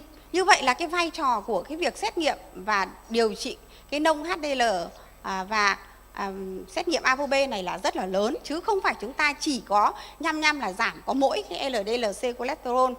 Cái cuối cùng này thì cũng thế, nếu mà chúng ta giảm LDL-C cholesterol và lại vẫn nông HDL vẫn tăng, ApoB vẫn tăng, thì cái việc mà cái nguy cơ tử vong và nguy cơ nhồi máu cơ tim thì vẫn còn rất là cao, thậm chí là 82% nguy cơ nhồi máu cơ tim là tăng. Thì còn trong cái bệnh nguy cơ tim mạch tồn dư ở người có mắc bệnh tim thiếu máu cục bộ điều trị statin thì chúng ta đã được hiệu chỉnh theo tuổi giới hút thuốc lá và mức LDL-C ở trên 23.000 người, thì chúng ta thấy rằng là cái việc mà nhồi máu cơ tim và các bệnh tim mạch do xơ vữa và tử vong do mọi nguyên nhân vẫn tăng lên ở những cái người mà có nồng HDLC cholesterol vẫn còn tăng. Cho nên rất là nhiều các cái khuyến cáo có uy tín của các hội có uy tín trên thế giới đều đã đưa cái nông HDL cholesterol vào cái việc mà chúng ta phải giảm và có cái mức giảm rất là cụ thể. Mức giảm rất là cụ thể, chúng ta sẽ song song với cái việc mà chúng ta giảm cái lượng LDLC cholesterol, thì ở những người nguy cơ trung bình, sau khi đã giảm được LDLC cholesterol rồi, chúng ta phải tiếp tục giảm nông HDLC và có cái mức 3,4 rồi 2,6 rồi 2,2. Đối với những cái trường hợp mà nguy cơ rất cao thì đã có cái mức giảm rất là cụ thể như thế này. Không những chỉ đưa vào là phải giảm mà còn giảm đến cái mức như thế nào thì người ta đã ghi rất là rõ. Và cái việc điều trị thì chúng ta phải điều chỉnh lối sống và các cái điều trị bằng thuốc, và cũng bằng chế độ ăn, tập luyện, tăng cường vận động, kiểm soát đường huyết để giảm uống rượu. Rồi các thuốc hạ lipid máu, statin vẫn là lựa chọn đầu tiên, và cân nhắc kết hợp các thuốc khác như là fibrat, rồi icosapen, rồi là dầu cá. Thì chúng ta thấy là trong cái lưu ý về cái icosapen, cái này thì là tiến sĩ Hùng đã trình bày rồi thì tôi cũng không cần phải nói các cái ví dụ cụ thể nữa. Thì các cái nghiên cứu thì người ta đã thấy là cái phenylfibrat cộng statin sẽ giúp giảm thêm được nông HDL cholesterol khoảng 10% so với statin trị liệu. Cho nên là chúng ta có thể phối hợp hai cái thuốc này trong cái việc mà làm hạ nông HDL cholesterol. Và cái giảm biến cố tim mạch khi giảm triglycerid qua các cái thử nghiệm lâm sàng thì rõ ràng chúng ta thấy là ở các cái nhóm nghiên cứu và những cái toàn thể các cái người tham gia nghiên cứu, hoặc là cái nhóm dưới nhóm ở cái nhóm mà chỉ có triglycerid tăng từ 2 trở lên thôi, thì chúng ta thấy là cái kết quả nó cũng không đồng nhất. Là như tôi đã trình bày, là bởi vì là người ta phải định lượng được cái nông HDL cholesterol thì cái kết quả nó mới trở nên đồng nhất. Còn một cái nghiên cứu nữa là Equilibrium thì tiến sĩ Hùng đã trình bày rồi. Tôi chỉ nói là cái việc phối hợp giữa phenylfibrat và statin có thể cải thiện được cái kết cục tim mạch. Tức là nó không phải chỉ hạ cái con số tuyệt đối về các cái triglycerid, mà nó còn là giảm được cái kết cục của tim mạch, là cái mà chúng ta rất là mong muốn. Và đặc biệt là ở cái nhóm mà có triglycerid cao và HDL thấp thì cái sự giảm này nó tách hai cái đường này, nó tách ra rất là rõ rệt. Còn cái chỗ mà tất cả nhóm người nghiên cứu này thì cái chỗ nó lại không có một cái khoảng, nó lại tách ra không rõ rệt. Cho nên là chúng ta sử dụng ở những bệnh nhân có triglycerid cao và HDL thấp. Việc phối hợp phenylfibrat và statin này sẽ có thể là cải thiện được cái kết cục của tim mạch, đặc biệt là ở cái dưới nhóm như vậy. Và cái này thì chúng ta cũng đã có cái khuyến cáo rồi. Thì khuyến cáo này thì tiến sĩ Hùng cũng đã trình bày với chúng ta, của Hội Tim mạch ở châu Âu và Hội xơ vữa động mạch châu Âu năm 19 và 21 thì đã phối hợp để đưa ra các cái khuyến cáo về sử dụng. Thì như vậy thì tôi cũng rất là ngắn gọn để đưa ra cái kết luận là trong cái thực hành hàng ngày thì chúng ta không nên quên cholesterol còn có trong các cái hạt lipoprotein mang ApoB, giàu triglycerid. Cho nên chúng ta phải chú ý đến tình trạng tăng cái nông HDLC này và cái tăng cholesterol tồn dư, hay là tăng các cái lipoprotein mang ApoB, giàu triglycerid do nó liên quan đến bệnh lý tim mạch do xơ vữa. Và cái kết hợp statin và fibrat giúp kiểm soát tốt hơn cái mức nông HDL cholesterol này và cái mức cholesterol tồn dư và triglycerid. Và cái kết hợp statin và fibrat có thể giúp cải thiện kết cục tim mạch cho bệnh nhân, tăng cái nông HDLC, tăng triglycerid và giảm HDLC cholesterol. Tôi xin hết ạ. Xin cảm ơn. Thank you so much for this wonderful talk. So it's my privilege just to round off this session and just say I think we have had 6 fantastic talks covering very important aspects for now, but also for the future. One talk telling us about the changes in treatment and prevention, so like historically was very nice to get in perspective, and then some very specific talks on thinking about pollution, which of course is very important for people that live in cities these days, management of obesity, which is becoming more and more problem worldwide, I'm sure also in Vietnam. And then we had talks about other lipid risk factors like lipoprotein little a, remnants, and last non-HDL cholesterol, trying to get it all together. So I think it has been a wonderful session. Let's give a hand to the speakers and ask them all to come up here to get a certificate. Please give me a hand here. And so can all the speakers come up here, Yukon? Yeah, inviting speaker to come to stage to have their certificate. Professor Đặng Vạn Phước, Dr. Professor Brian Tomlinson, and Dr. Trương Phi Hùng. Other speaker had certificate because they had some stock before, and now you have only 3 certificates.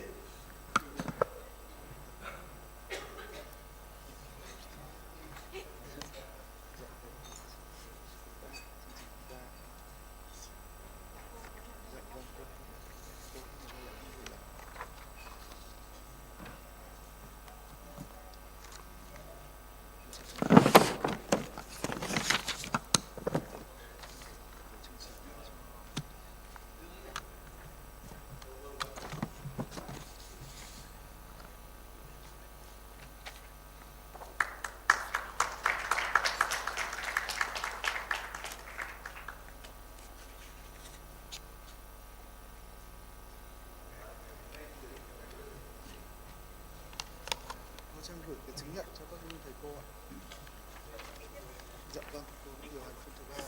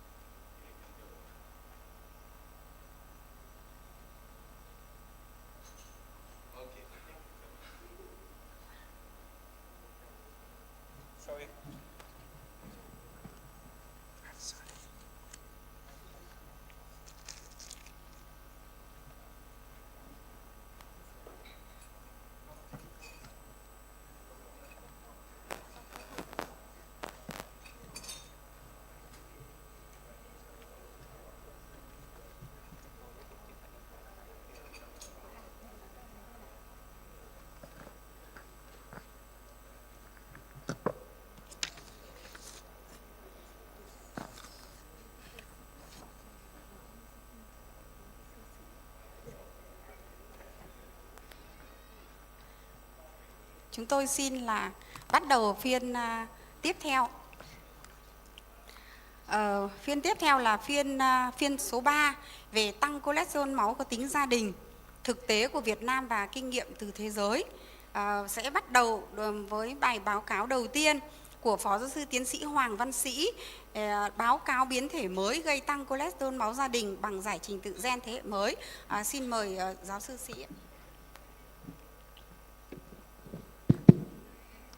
Dạ vâng, kính thưa chủ tọa đoàn, kính thưa quý vị đồng nghiệp.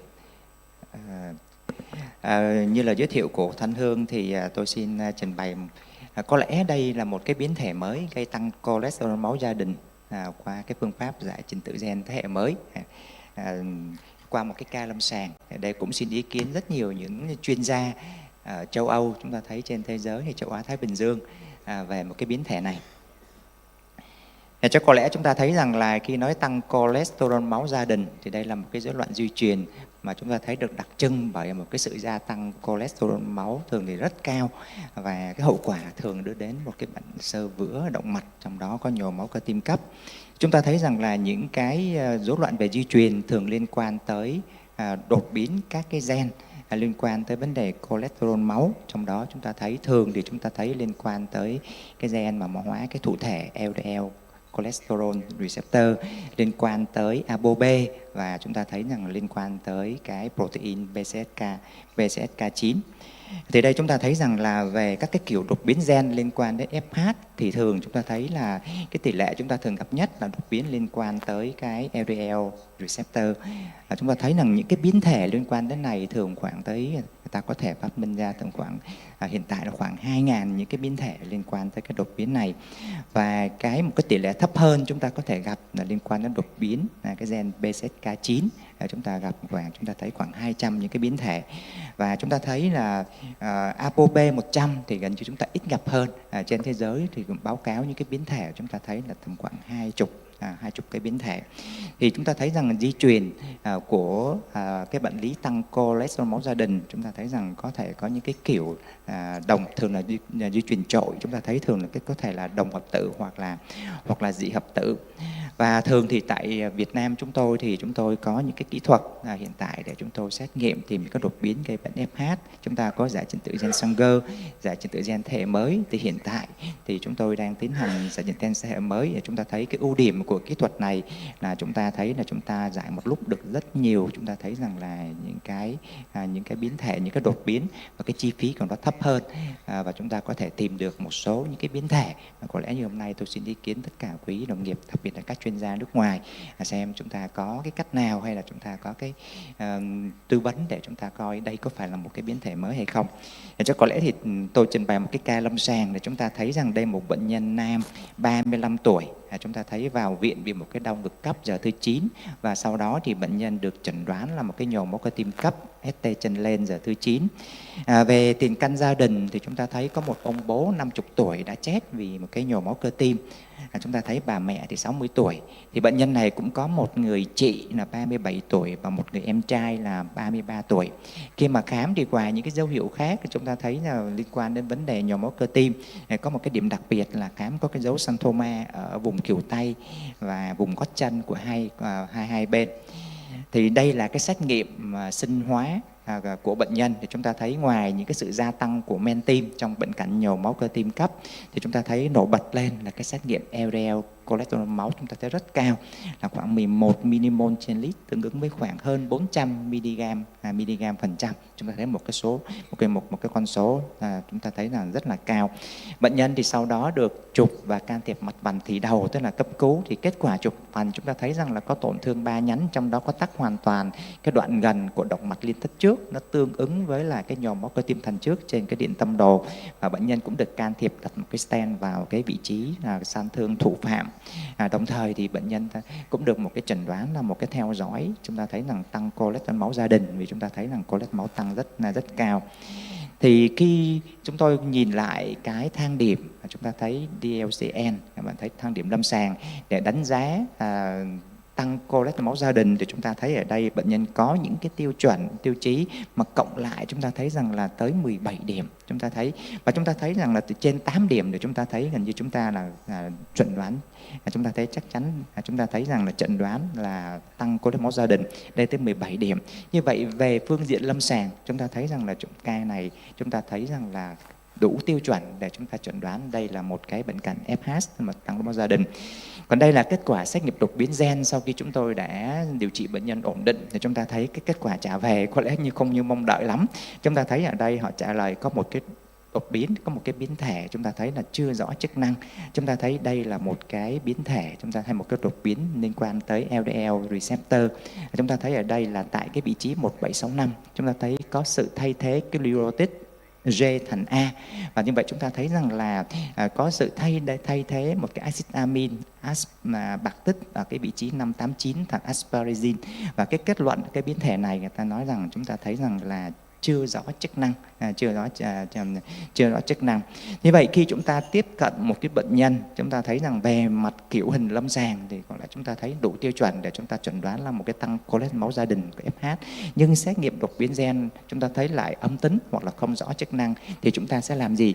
Thì ở đây chúng ta thấy người ta đưa ra khá nhiều những cái chúng ta có thể xem xét tới. Có thể chúng ta thấy có sự tương tác của đa gen, cho nên nếu có điều kiện chúng ta có thể đánh giá cái thang điểm đa gen cho bệnh nhân. Có thể bệnh nhân tăng LDL, tăng lipoprotein A. Hôm nay chúng ta cũng nghe một cái bài lipoprotein A của các giáo sư nước ngoài rất là hay, hoặc là ApoB chúng ta thấy, hoặc là có những cái bất thường khác. Tuy nhiên vẫn có một cái chúng ta thấy rằng là cái đột biến gen FH mà chưa được phát hiện ra. Thì có thể đây là một cái tình huống hay không. Rất tiếc là bệnh nhân này của chúng tôi cũng chưa làm được cái thang điểm đa gen, chúng tôi cũng chưa định lượng cái lipoprotein A. Vậy là chúng tôi thấy cái lâm sàng bệnh nhân thì rất điển hình của một cái FH. Và đây cũng là một cái sơ đồ chúng ta thấy là khi mà chúng ta tiếp cận một cái trường hợp mà về vấn đề chuẩn đoán gen trên bệnh nhân mà FH, chúng ta thấy có những cái tình huống chúng ta thấy rằng là cái biến thể họ kết luận là không rõ chức năng, tức là VUS đấy các bạn, VUS đây. Thì cái vậy khi tiếp cận như vậy chúng ta thấy rằng chúng ta vẫn cần phải có những cái đánh giá, chúng ta thấy tầm soát cái bilan lipid máu các cái người thân trực hệ ở đây. Chúng ta cũng coi những cái test để chúng ta cải thiện được cái độ nhạy, độ đặc hiệu, và đôi khi chúng ta thấy rằng là những cái phân loại cái VOS này các bạn thấy rằng ở đây là đôi khi chúng ta cũng phải ra lại chúng ta coi. Và trên cái trường hợp này chúng ta thấy khi chúng tôi nhìn trên cái dữ liệu ClinVar, chúng ta thấy những cái ClinVar để coi xem thực ra trên thế giới họ có báo cáo các cái biến thể này hay không, thì rõ ràng trên cái dữ liệu ClinVar cũng có một số những cái báo cáo liên quan đến cái biến thể này. Chúng ta thấy là lâm sàng thì chúng ta thấy là đủ tiêu chuẩn để chẩn đoán, nhưng mà cái kết luận thì chúng ta thấy chưa rõ cái chức năng như vậy. Và như vậy khi mà càng nhiều chúng ta thấy rằng là những cái báo cáo mà về mặt kiểu hình thì là điển hình, về mặt gen là như vậy, thì chắc có lẽ khi đủ một cái số lượng, một cái tần suất cao hơn, thì vì ít quá thì có thể thực sự đây là một cái biến thể mới hay không. Ra cho một vài cái ví dụ mà tôi tra trên cái ClinVar ở đây, họ cũng đã từng báo cáo những cái biến thể này liên quan ở một số nước, và chúng ta thấy thì họ cũng đưa ra những cái bình luận. Chúng ta thấy có thể đây là biến thể thực sự gây bệnh, nhưng vì chúng ta thấy cái tần suất nó thấp quá cho nên chúng ta thấy là chưa có những cái kết luận là chúng ta thấy, chúng ta sẽ nghe các cái chuyên gia lát sau này sẽ tham luận về vấn đề này. Đây là một số cái dữ liệu của chúng tôi tra trên cái hệ thống ClinVar như vậy. Thì khi mà xét về vấn đề người thân trực hệ thì đây là cái giải trình tự gen chúng ta thấy của mẹ bệnh nhân là 60 tuổi. Khi chúng tôi giải trình tự gen của mẹ bệnh nhân thì chúng ta thấy rằng là chúng tôi phát hiện cũng có cái biến thể này, nhưng họ kết luận đây là cái phát hiện đột biến thể dị hợp, và chúng ta thấy cái biến thể này thì họ kết luận chúng ta thấy rằng là tương tự. Và cái người chị của bệnh nhân chúng tôi cũng phát hiện được cái biến thể này, và đây biến thể này là biến thể đồng hợp tử, và chúng ta thấy rằng là đây cũng phát hiện một cái biến thể. Như vậy chúng ta thấy một gia đình, chúng ta thấy rằng là 5 người, các bạn thấy ông ba thì mất, các bạn thấy rằng là chúng ta thấy rằng là mất tới, chúng ta thấy rằng là 4 người chúng ta thấy đều phát hiện được cái biến thể này. Và khi mà nhìn lại cái gia phả, chúng tôi đánh giá cái sơ đồ phả hệ, chúng ta thấy rằng là bà má 40 tuổi khi chúng tôi xét nghiệm cái cholesterol máu cũng tăng cao, LDL cholesterol 210 mg/trăm, và cái người chị gái khi mà phát hiện cái biến thể đồng hợp tử 37 tuổi, chúng tôi thử LDL cholesterol bệnh nhân cũng là 360 mg/trăm, tức là chúng ta thấy một con số chúng ta thấy cũng là cao, các bất thường. Nhưng cái người em trai chúng tôi thấy rằng là LDL chúng ta thấy 150 mg, chúng tôi xét nghiệm gen thì là không thấy cái đột biến gen. Chúng ta thấy cái màu đỏ tức là cái người bệnh nhân là 35 tuổi. Như vậy chúng ta thấy nhìn vào cái sơ đồ phả hệ như vậy, với những cái kiểu hình về vấn đề tăng cholesterol máu và những cái đột biến gen, tôi nghĩ rằng có thể đây thực sự cái biến thể này, mặc dù chúng ta kết luận là chưa rõ chức năng trên cái hệ thống, nhưng có lẽ đây là một cái biến thể gây bệnh mà có lẽ cần thêm cái ý kiến hay cần thêm cái sự phát hiện thêm những cái tình huống tương tự như vậy để chúng ta đưa ra một cái kết luận đây là một cái biến thể gây bệnh hay không. Thì tóm lại, nhân cái dịp này tôi cũng chỉ muốn báo cáo một cái biến thể có lẽ là mới, vì bệnh cảnh lâm sàng chúng ta thấy rằng là điển hình của một cái FH. Và chúng ta thấy rằng khi chúng tôi báo cáo những cái này và trên cái dữ liệu chung là ClinVar, để chúng ta có thêm những cái dữ liệu phân loại cái biến thể này thực sự gây bệnh hay không. Và như vậy cái biến thể chúng ta thấy liên quan đến cái đột biến LDL receptor, vẫn thấy là có sự thay đổi cái nucleotide GA ở vị trí 1765, làm thay đổi cái axit amin, chúng ta thấy ở vị trí 589 là bạc tích thành cái asparagine, thì có thể đây là một biến thể gây bệnh. Và có lẽ chúng ta chờ thêm những cái báo cáo nhiều hơn nữa thì cái chuyện này chúng ta thấy nó sẽ trở thành một cái biến thể gây bệnh. Thì đó là cái phần trình bày của tôi. Xin chân thành cảm ơn sự chú ý của quý đồng nghiệp.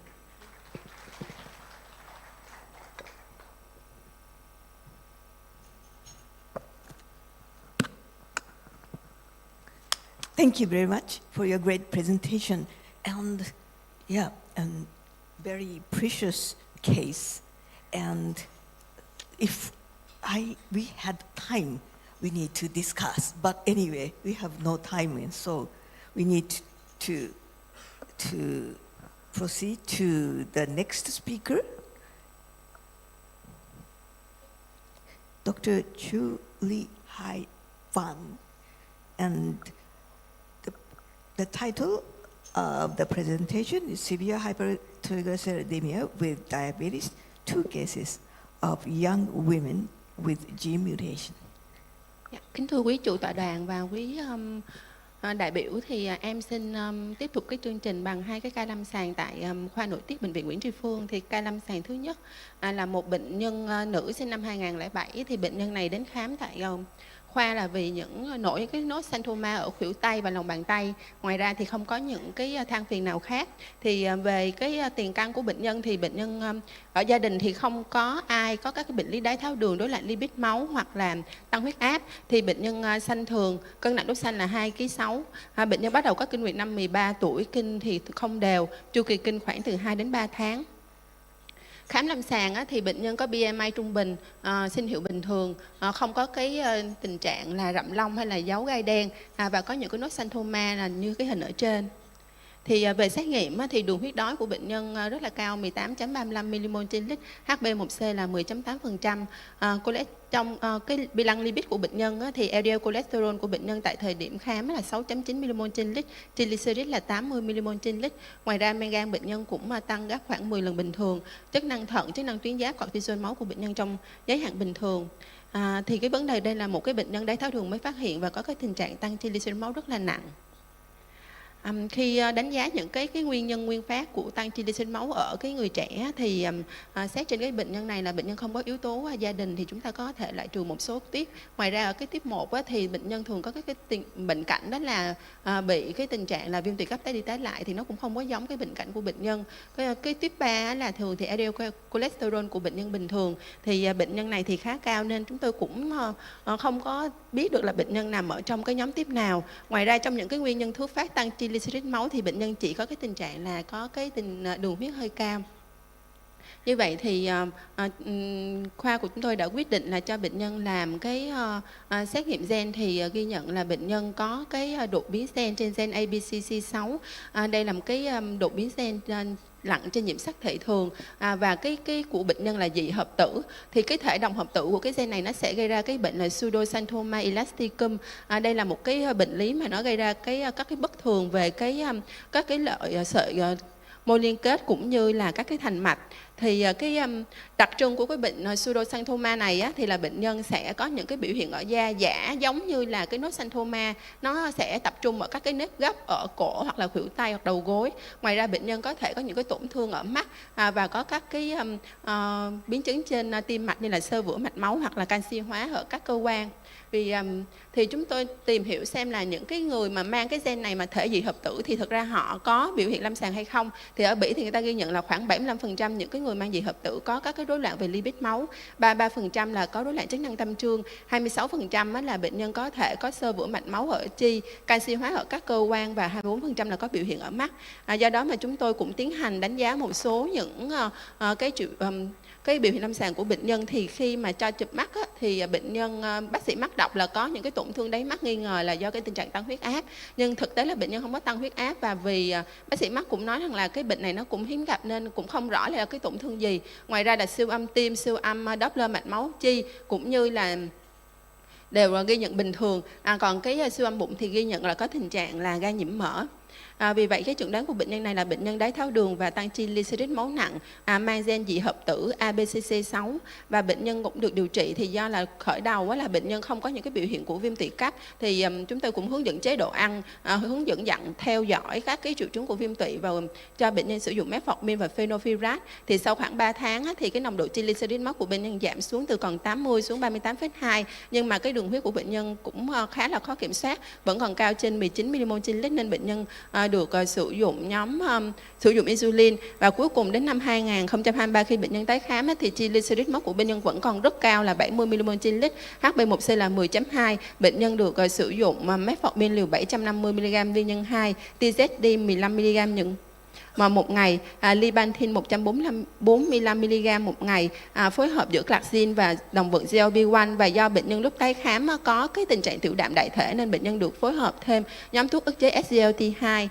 Tuy nhiên đến cái thời điểm tái khám gần nhất thì chúng ta thấy là cái đường huyết cũng như là cái bộ mỡ của bệnh nhân vẫn rất khó kiểm soát, và vì vậy chúng tôi xin được nhận thêm những cái ý kiến góp ý cũng như là chia sẻ kinh nghiệm của quý đại biểu để có thể có điều trị tốt hơn cho bệnh nhân. Ca lâm sàng thứ hai thì cũng là một bệnh nhân nữ trẻ, thì bệnh nhân đến khám tại khoa nội tiết cũng với những cái nốt xanthoma ở tay và ở chân. Và bên cạnh đó thì khoảng 3 tháng nay thì bệnh nhân cảm thấy là rất là khát nước và tiểu nhiều. Về tiền căn gia đình thì bệnh nhân cũng không có tiền căn gia đình về các bệnh lý đái tháo đường hay là rối loạn lipid máu, tăng huyết áp.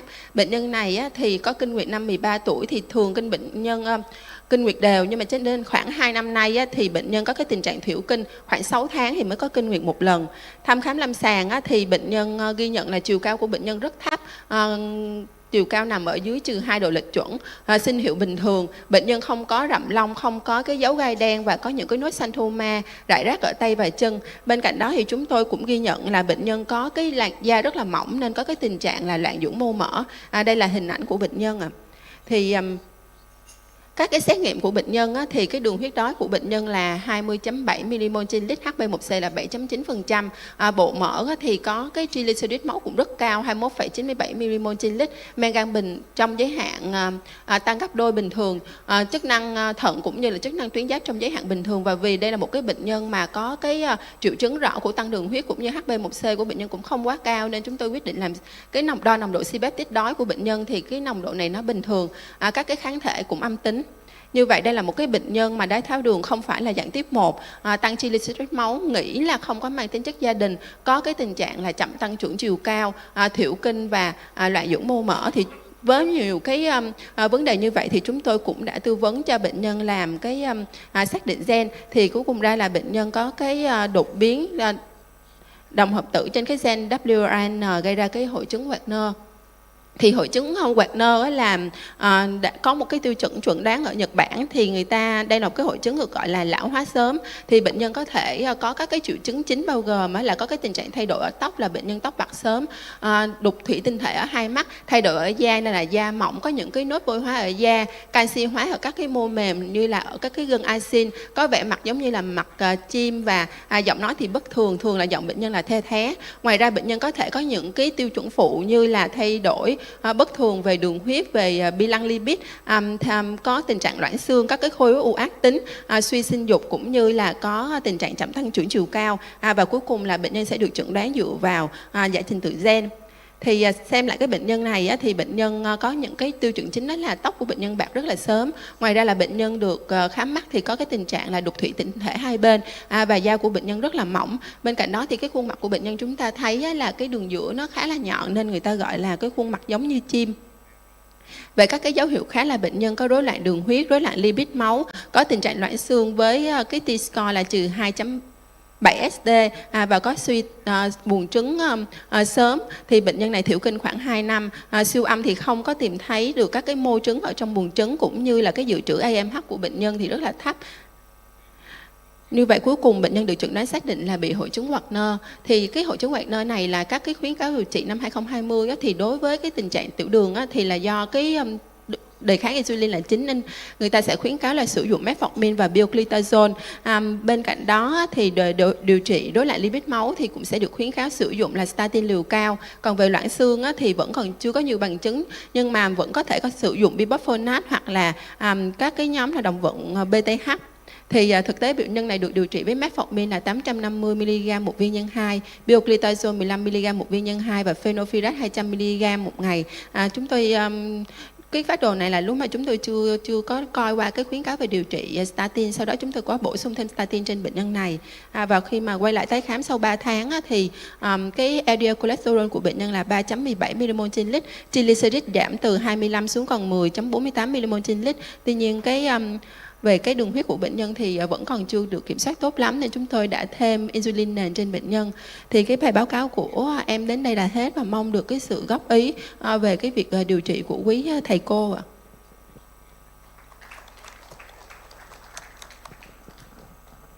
Thank you very much for great presentation. But she has 5 minutes more, and so we can have discussion more. Later on. Okay. So later we will have discussion time. Okay. And the next speaker is Dr. Lee Kwang Sang, and his title is Diffuse Coronary Artery Lesions in a Female Patient with Early Myocardial Infarction, NFH, a Case Report. Please.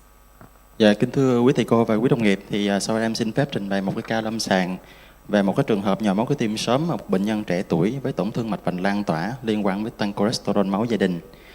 Chúng ta có một bệnh nhân nữ 47 tuổi nhập viện với lý do là đau ngực cấp. Cách nhập viện 13 tiếng đồng hồ thì bệnh nhân này đột ngột đau ngực trái liên tục, đau kiểu bóp chặt, tắc nghẹn và không lan. Bệnh nhân này kèm theo tình trạng khó thở liên tục 2 thì và phải ngồi dậy để thở. Tình trạng này đau ngực, khó thở tăng dần lên, bệnh nhân phải nhập bệnh viện địa phương. Và tại đây thì bệnh nhân vẫn còn tình trạng đau ngực, sinh hiệu ổn. Trên điện tâm đồ thì ghi nhận ST trên lên từ V1 đến V3 và troponin máu tăng. Bệnh nhân được chẩn đoán là nhồi máu cơ tim cấp, ST trên lên thành trước, giờ thứ 8, clip 1 và suy tim. Được điều trị với thuốc chống huyết khối và statin trước khi chuyển đến bệnh viện Chợ Rẫy. Về mặt tiền căn thì bệnh nhân này có một cái tình trạng là tăng huyết áp điều trị không thường xuyên với áp tâm thu dao động từ 130 đến 140 mm thủy ngân, và bố của bệnh nhân thì mất vì nhồi máu cơ tim vào năm 68 tuổi. Tiếp nhận ban đầu thì cái huyết động bệnh nhân này xấu dần với huyết áp tâm thu khoảng 80/40. Bệnh nhân này phải được dùng noradrenaline với liều là 13 mg trên phút mới giữ được huyết áp 110/70. Mạch khá là nhanh, bệnh nhân vẫn còn tình trạng khó thở 2 thì, nằm đầu cao, phổi rãnh ẩm với 2 đáy. Và nếu để ý kỹ thì chúng em đã phát hiện được là bệnh nhân có một cái vết đốt xanthelasma ở 2 mắt mà bệnh nhân đã đốt bằng laser cách đây 1 tháng. Các cơ quan khác thì không ghi nhận bất thường. Trên điện tâm đồ thì chúng ta thấy là ST trên lên từ V2 đến V6, D1 AVL cùng với nồng độ troponin tăng rất là cao, phù hợp với cái chẩn đoán là nhồi máu cơ tim cấp, ST trên lên thành trước rộng. Và trên khí máu động mạch chúng ta có thể thấy là tình trạng toan chuyển hóa, tăng adon ghép với lactate máu tăng, phù hợp với tình trạng giảm tưới máu mô.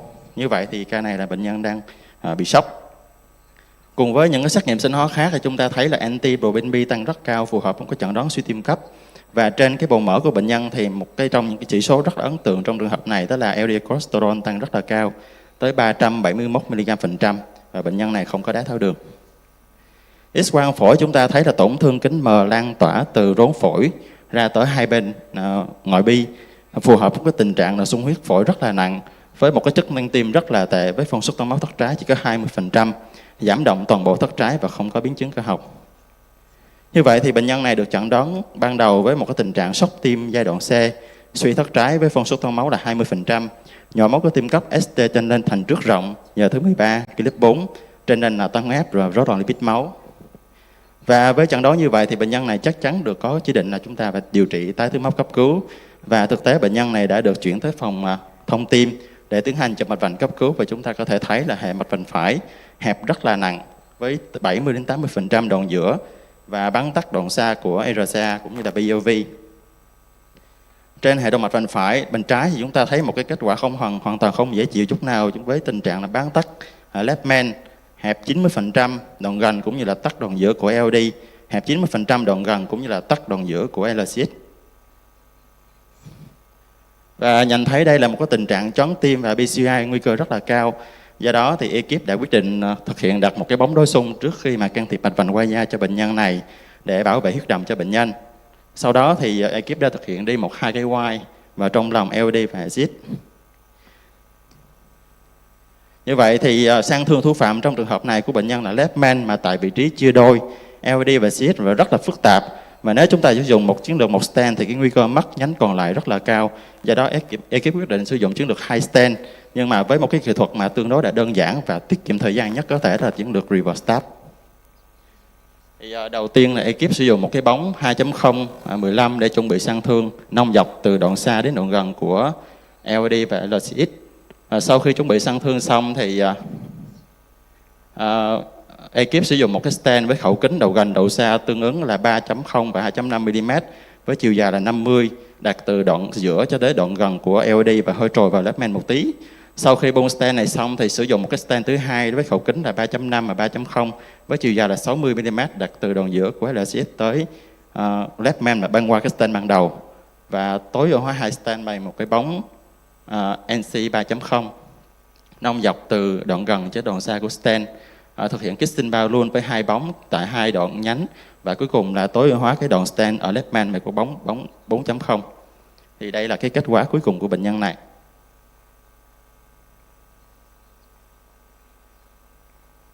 Và chúng ta có thể thấy là dòng chảy tim I3 và không thấy hình ảnh huyết khối hay bóc tách, và đánh giá lại trên IVUS thì cái diện tích lông mạch tối thiểu đã đạt theo yêu cầu. Như vậy thì sau đó thì bệnh nhân được chuyển lên phòng hồi sức để tiếp tục hồi sức về mặt huyết động. Bệnh nhân này chúng em vẫn duy trì bóng đôi xung và duy trì dobutamine với liều là 2,5 microgram per kg trên phút để đảm bảo huyết động cho người bệnh. Ban đầu bệnh nhân vẫn còn tình trạng xung huyết nặng, khó thở, phải nằm đầu cao, đam ẩm hai phổi. Chúng em phải sử dụng đường tĩnh furosemide đường tĩnh mạch 20mg x 2 lần một ngày. Tiếp tục thuốc chống huyết khối với enoxaparin 2 ngày sau can thiệp. Kháng các tập tiêu cầu kép với aspirin và ticagrelor, atorvastatin cường độ cao với là 40mg, spironolactone 25mg. Cho đến ngày thứ 3 sau can thiệp thì bệnh nhân này giảm khó thở dần, nồng độ thấp, thể tích nước tiểu đạt từ 2 lít đến 2,5 lít, và chụp lại X-quang phổi thì chúng ta có thể thấy là tình trạng xung huyết giảm rất là rõ rệt. Và đánh giá bệnh nhân này đạt được đỉnh tích, cho nên em quyết định là khởi động trạng thụ thể beta liều thấp với carvedilol và chế men chuyển. Đến ngày thứ 9 sau can thiệp thì bệnh nhân vẫn đạt huyết động ổn định, hết khó thở, tim đều, phổi trong và chức năng thở ổn định. Do đó ekip quyết định là tái tưới máu toàn bộ với can thiệp một stent ở RCA, và đánh giá lại siêu âm tim thì phân suất máu cải thiện từ 20 đến 38%. Như vậy ở thời điểm này thì chúng ta đã giải quyết cái vấn đề những cái hậu quả của bệnh nhân, nhưng mà cái gốc rễ của bệnh nhân này là vấn đề gì là chúng ta vẫn còn chưa rõ. Và tưởng chừng như một bệnh nhân này là một bệnh nhân trẻ tuổi thì không phải đối mặt với những cái biến cố tim mạch như vậy, thì lý do tại sao bệnh nhân này bị nhồi máu cơ tim? Thì ở những cái đối tượng bệnh nhân mà trẻ tuổi thì chúng ta có 4 cơ chế gây ra nhồi máu cơ tim. Có thể là do xơ vữa, có thể không do xơ vữa, hoặc là những cái bệnh lý tăng đông làm dụng chất.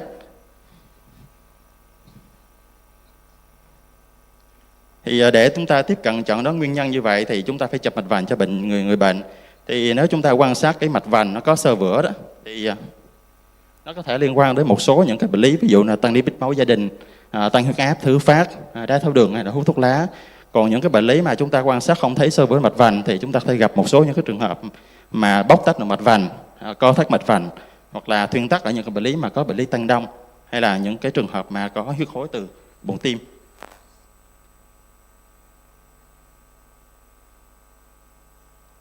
Như vậy thì nếu chúng ta gặp một trong lâm sàng và chúng ta gặp những cái bệnh nhân mà nhồi máu cơ tim trẻ tuổi như vậy thì cái xác suất mà chúng ta tìm được một bệnh nhân mà có cái tăng lipid máu gia đình, một trong những bệnh nhân này thì chúng ta không có thuốc lá, không có đái tháo đường, cũng không có tăng huyết áp. Thì một trong những cái nguyên nhân hàng đầu mà chúng ta không loại trừ được là vấn đề là tăng lipid máu gia đình. Như vậy thì xác suất mà chúng ta tìm được những bệnh nhân như vậy ở những cái đối tượng bệnh nhân mà trẻ tuổi, dưới 50 tuổi thì là khoảng 10%. Nhưng nếu mà chúng ta kèm theo cái tiền căn gia đình bệnh tim mạch sớm đó thì cái xác suất là khoảng 20%. Và nếu mà chúng ta xét nghiệm ra bilan lipid máu với cái nồng độ cái LDL cholesterol từ 160 trở lên đó, thì xác suất khoảng 40%. Như vậy thì với cái ca lâm sàng này thì đánh đến thang điểm đết thì cái bệnh nhân này chúng ta có cái tổng điểm chẩn đoán tăng cholesterol máu gia đình là khoảng 7-10 điểm. Do đó thì chúng tôi tư vấn với người bệnh và thực hiện tầm soát gen. Thì đây là cái kết quả đột biến gen của người bệnh. Thì người bệnh có một cái biến thể đột biến gen trên cái gen LDL receptor và được phân nhóm là gây bệnh thì thuộc cái thể dị học và trên dạng di truyền trội. Thì với kết quả như vậy thì cái bước tiếp theo thì chúng em đã tiếp cận lập phả hệ cho người bệnh. Và người bệnh này chúng ta thấy là người bệnh này có bố mắc vì nhồi máu cơ tim vào năm 68 tuổi. Bệnh nhân này có 2 người em trai, có 2 người em gái và 1 người chị gái có xanthelasma ở mắt.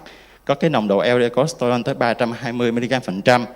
Và bệnh nhân này có 3 người con gái với một người con gái là với nồng độ LDL cholesterol tới là 278mg%. Và cái kết quả đây là kết quả xét nghiệm đột biến phả hệ của người bệnh. Thì chúng ta thấy là bệnh nhân là có một người chị gái bị đột biến, một người em gái cũng như là có 2 người con gái bị đột biến gen. Như vậy thì chúng em là tiếp cận tư vấn gia đình cũng như là cho mọi người trong gia đình này là tầm soát về cái bilirubin lipid máu cũng như là khởi trị điều trị sớm với những bệnh nhân mà có nguy cơ cao. Như vậy thì một trong những cái câu hỏi mà gia đình hỏi với chúng em đó là liệu rằng là họ có bị nhồi máu cơ tim giống như bệnh nhân này hay không, thì cái xác suất là bao nhiêu %. Thì đây là một trong những cái nghiên cứu mà chúng ta thể trả lời những cái câu hỏi như vậy. Thì người ta phân tích cái nguy cơ nhồi máu cơ tim không tử vong ở những cái đối tượng bệnh nhân mà tùy theo giới cũng như là tùy theo kiểu gen, thì người ta thấy luôn luôn nam giới là cao hơn. Đối với cái gen mà LDL receptor thì đối với tất cả bệnh nhân thì cái nguy cơ nhồi máu cơ tim là 16%. Đối với giới nam thì là 21%, mà đối với giới nữ là 9%.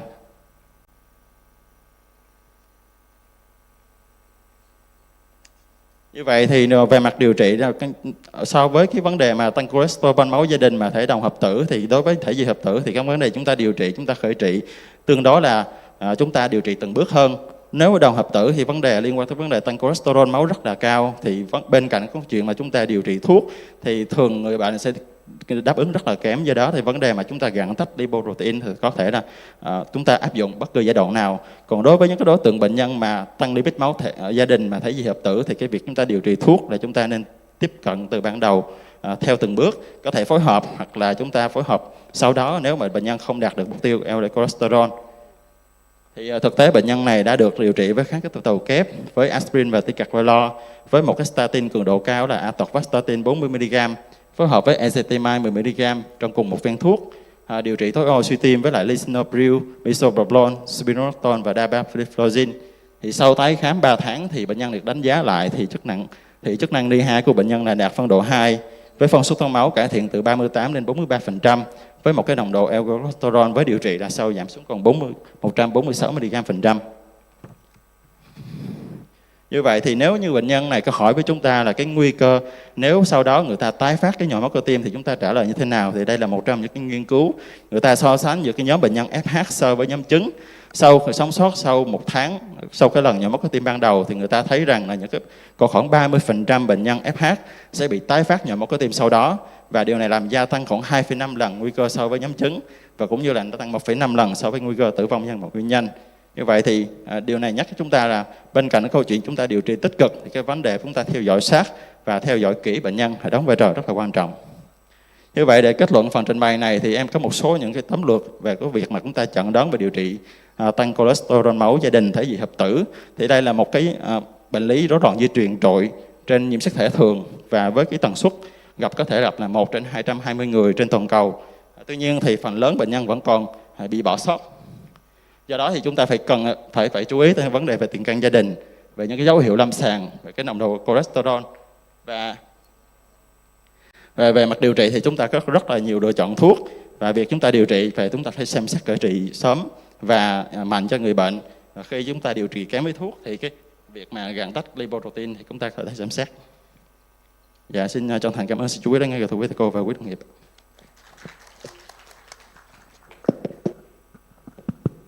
Vâng, xin cảm ơn thạc sĩ bác sĩ Lý Quang Sang đã trình một cái ca lâm sàng mà tôi nghĩ là cũng rất là hay. Và đặc biệt chúng ta thấy rằng đã tầm soát về vấn đề đột biến gen liên quan đến phả hệ. Thực ra cái mục tiêu chính là chúng ta thấy rằng là khi mà tầm soát gen trên những người nhồi máu cơ tim trẻ là chúng ta thấy là trong phả hệ là chúng ta phát hiện ra những trường hợp đột biến gen liên quan đến tăng cholesterol máu gia đình, để từ đó chúng ta có một cái chiến lược phòng ngừa sớm, đừng để chúng ta thấy người thân của họ lại rơi vào một cái bệnh cảnh nhồi máu cơ tim giống như cái bệnh nhân mà bác sĩ Sang đã trình bày. Tiếp theo thì tôi xin mời thạc sĩ bác sĩ Kim Ngọc Thanh với một cái bài tổng quan liên quan đến tình hình quản lý FH tại Việt Nam. Chúng ta thấy sáng giờ chúng ta nghe thấy những cái ca lâm sàng trình bày liên quan đến rối loạn lipid máu, liên quan đến di truyền, nhưng thực tế tại Việt Nam chúng ta quản lý như thế nào? Cái kinh nghiệm mà bác sĩ Thanh sẽ trình bày, xin mời thạc sĩ Thanh ạ. Kính thưa các quý đồng nghiệp ạ, thay mặt nhóm nghiên cứu quản lý bệnh lý tăng cholesterol máu gia đình tại Viện Tim mạch Quốc gia, thì hôm nay tôi xin rất là vui và rất là vinh dự được trao đổi những cái kết quả trong cái thời gian vừa qua về cái chương trình quản lý tăng cholesterol máu gia đình tại Bệnh viện Bạch Mai. Thì tăng cholesterol máu gia đình là một cái vấn đề sức khỏe tim mạch mà trong những năm gần đây nhận được rất nhiều sự quan tâm của các cái hiệp hội tim mạch trên thế giới.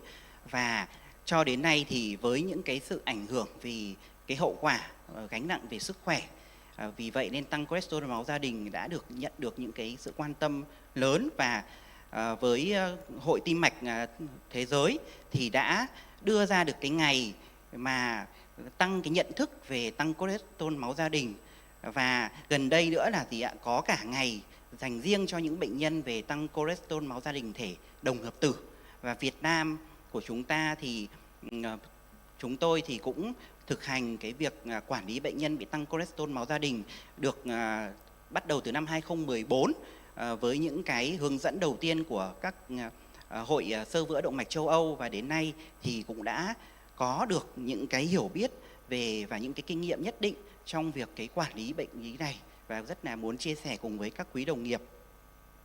Thì tăng cholesterol máu gia đình có cái đặc trưng là là một cái tình trạng tăng cái LDL-C ngay từ khi mà sinh ra, và chính cái sự phơi nhiễm với cái mức độ nồng độ LDL-C trong máu rất là cao trong rất nhiều năm mà không được kiểm soát thì dẫn đến cái hình thành nên màng xơ vữa, và từ đó là bệnh tim mạch do xơ vữa.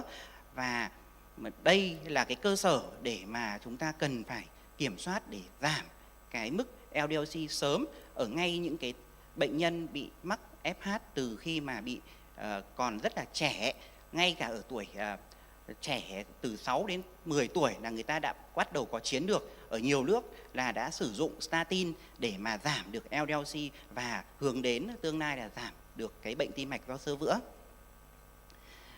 Điểm mà nguy hiểm hơn là so với các bệnh lý khác đó là gì ạ? Đó là cái sự phân bố bệnh.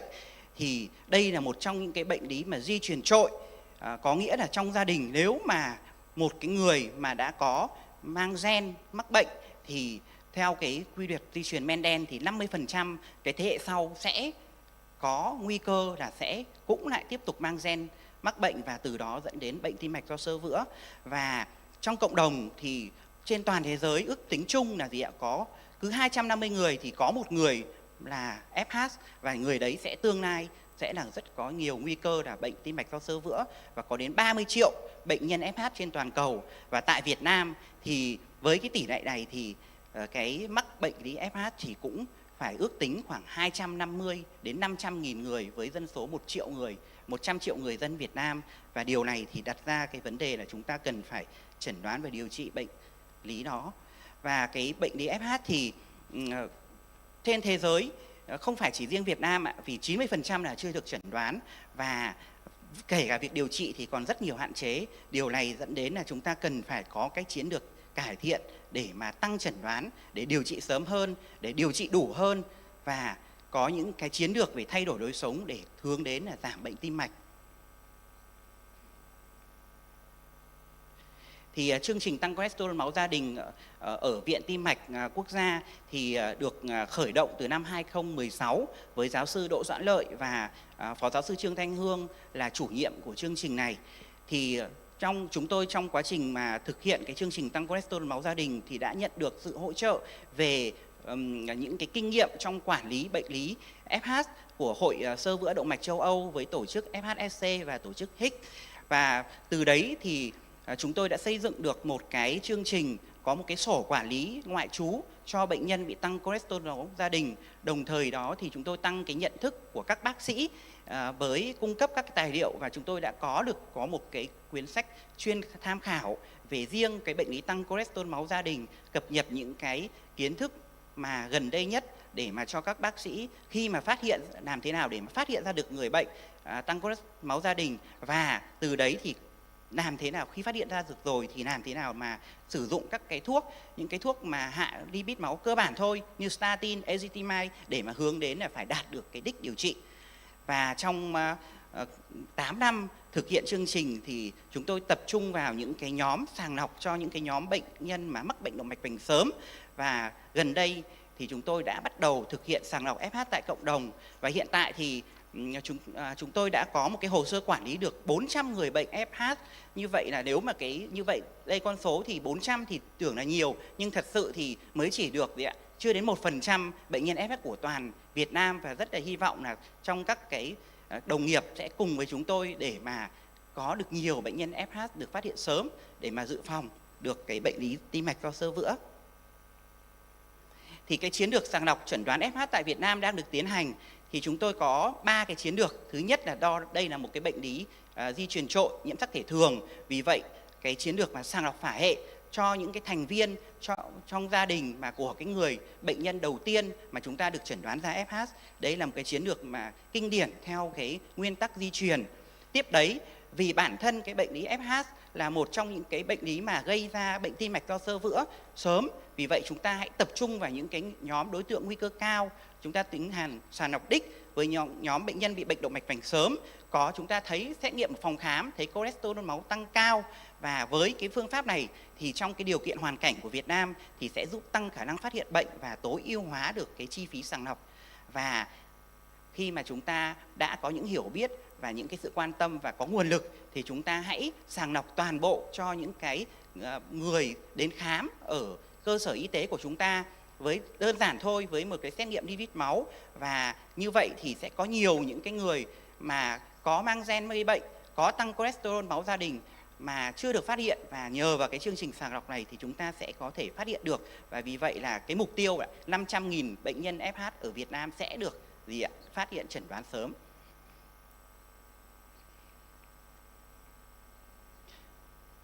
Và với mỗi các cái tiêu chuẩn này thì chúng ta nên lựa chọn những cái bộ tiêu chuẩn, và để mà chẩn đoán thì các bộ tiêu chuẩn hiện nay thì đã được xây dựng rất là rõ ràng và điển hình và dễ nhất, mà được phổ biến nhất mà hai quý đồng nghiệp vừa mới trình bày ở 2K phía trước chính là cái thang điểm DNCN của Hà Lan đã xây dựng, và chúng ta hoàn toàn có thể áp dụng được vào trong tình hình của Việt Nam.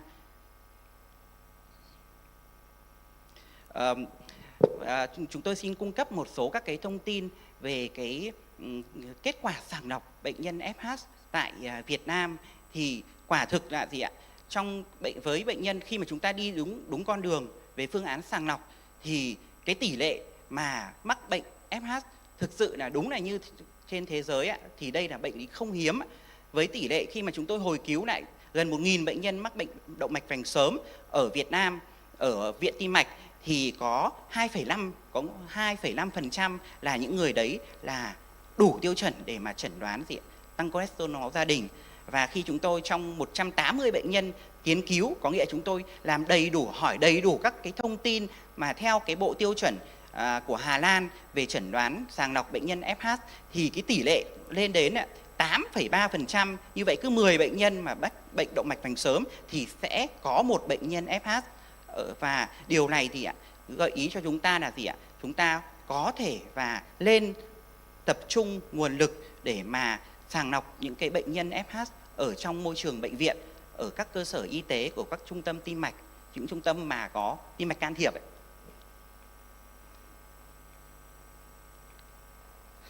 khi mà sàng lọc phả hệ thì chúng tôi cũng có ở cái đặc điểm của người dân Việt Nam, đó là sinh sống với rất nhiều các thế hệ, sinh sống với xung quanh nhau, và điều đây là một trong những cái thuận lợi, một cái thuận lợi cho cái việc mà chúng ta thực hiện cái sàng lọc phả hệ cho các thành viên trong gia đình.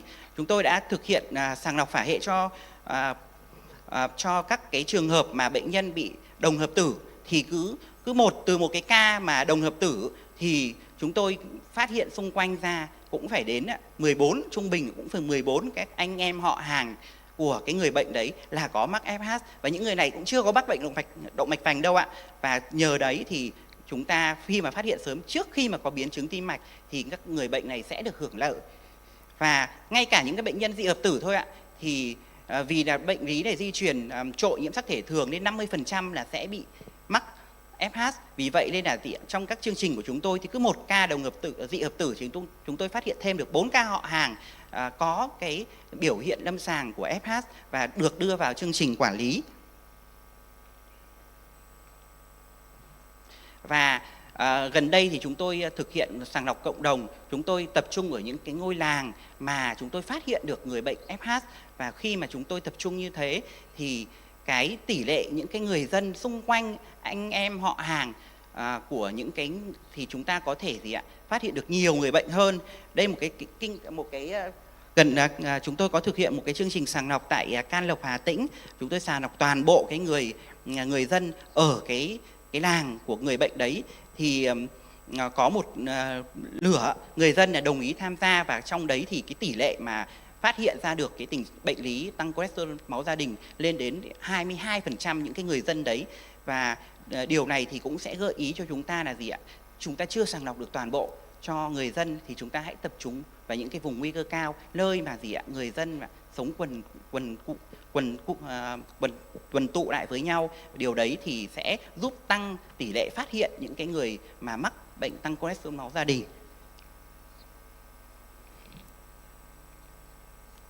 Ở Việt Nam thì bên cạnh cái việc chiến lược sàng lọc thì chúng tôi cũng cố gắng là mình hiểu rõ hơn về cơ chế bệnh sinh, và từ đấy cải thiện được những cái công cụ sàng lọc chẩn đoán dựa trên xét nghiệm gen.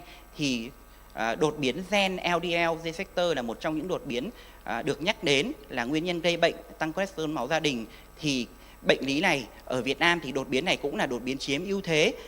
Chúng tôi và có cái điểm đặc biệt với LDL receptor đột biến gen ở người Việt Nam đó là nó phân bố rải khắp các cái exon, và bất cứ một cái exon nào ở trên cái gen này bị tổn thương thì đều là có thể gây ra bệnh. Trong khi đấy thì chúng tôi có các khảo sát về bệnh nhân bị tăng cholesterol máu ra về di truyền ở đột biến gen ApoB. Thì các cái đột biến gen ApoB thì nó khác với LDL receptor, thì nó tập trung ở một số các exon quan trọng, mà cái đó là vùng exon 25, 29. Các vị trí này thì sẽ gắn với cả cái thụ thể LDL receptor để mà đưa cái LDL cholesterol vào trong tế bào gan để mà phân hủy. Và nếu mà đột biến ở các vùng này, người ta gọi là vùng hotspot, thì sẽ gây ra tổn thương và gây bệnh. Vì điều này thì chúng ta có thể là trong điều kiện mà nguồn lực hạn chế mà chưa làm được xét nghiệm gen toàn bộ cho exon của ApoB, chúng ta có thể khui trú vào cái vùng mà vùng thường gặp nhất. Về quản lý điều trị thì chúng tôi cũng áp dụng theo cái khuyến cáo năm 2019 của Hội Tim mạch châu Âu. Thì đó là với bệnh nhân tăng cholesterol máu gia đình thì nếu mà chưa có biến chứng bệnh tim mạch do xơ vữa thì đã là nhóm nguy cơ cao rồi ạ. Còn nếu mà đối với những cái trường hợp có biến chứng bệnh tim mạch do xơ vữa thì là nguy cơ rất cao, và vì vậy đích LDL-C thì chúng ta cần phải đạt được là rất là thấp, ở ngưỡng 1,8 mmol/lít và 1,4 mmol/lít tương ứng. Và những cái trường hợp này với bệnh nhân đậu dị ập tử thì cái statin, thì với cái dữ liệu tại Việt Nam thì với statin cường độ cao thì cường độ hoạt động mạnh thì chúng ta hoàn toàn có thể đạt được cái ngưỡng LDL-C đạt được đích. Với chỉ trong 1 năm điều trị thì đến 83,3% các bệnh nhân của chúng tôi thể dị ập tử đã đạt được cái mức là LDL-C dưới 2,6, và với 50% các bệnh nhân đã bắt đầu có thể đạt được cái mức 1,8 mmol/lít. Như vậy là hoàn toàn có thể khả thi với những cái nguồn lực với statin, với ezetimibe, những cái thuốc rất phổ biến ở các cơ sở y tế tại Việt Nam. Trong khi đấy thì đúng là với đồng hợp tử thì đây cũng vẫn là một cái thách thức. Các bệnh nhân mà đồng hợp tử tại Việt Nam, chúng tôi có 15 bệnh nhân đồng hợp tử, thì các cái bệnh nhân này khi mà sử dụng statin hoạt lực cao kèm theo ezetimibe thì cái cũng có tác dụng, nhưng mà rất khó để đạt được cái ngưỡng điều trị đạt được đích theo cái mong muốn của chúng ta. Và chúng ta có apheresis, có trao đổi huyết tương thì chúng tôi cũng đã thử, thì các cái phương án là trao đổi huyết tương thì có hiệu quả, nhưng mà cái tác dụng rất là ngắn, chỉ trong vòng 2 tuần thì cái xét nghiệm lipid máu sẽ quay trở về như cái ngưỡng mà chúng ta trước khi mà sử dụng plasma exchange, trao đổi huyết tương.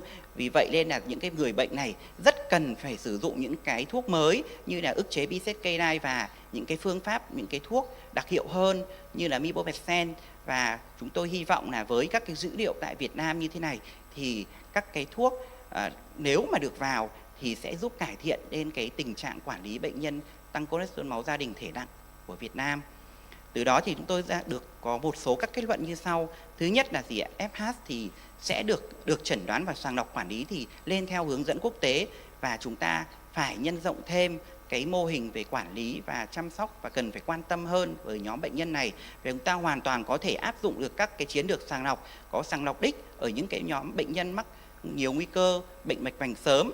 Chúng ta tập trung vào sàng lọc phả hệ và sàng lọc cho những cái cộng đồng nguy cơ cao, và với xét nghiệm gen thì cũng là một công cụ hiệu quả. Và trong điều kiện của chúng ta thì chúng ta vẫn nên cố gắng làm cái gen xét nghiệm LDL receptor với toàn bộ các cái exon. Trong khi đấy với ApoB thì chúng ta cũng cần phải quan tâm, và nếu mà chưa thể thực hiện được các cái kỹ thuật mà giải trình tự toàn bộ thì chúng ta có thể tập trung vào những cái vùng mà hotspot, những cái vùng mà gây bệnh thường gặp, và điều trị statin vẫn là một trong những phương pháp điều trị hiệu quả đối với những bệnh nhân mà dị hợp tử. Trong khi đấy những bệnh nhân đồng hợp tử sẽ cần phải những cái phương pháp mới như là ức chế PCSK9 và những cái phương pháp đặc hiệu hơn nữa.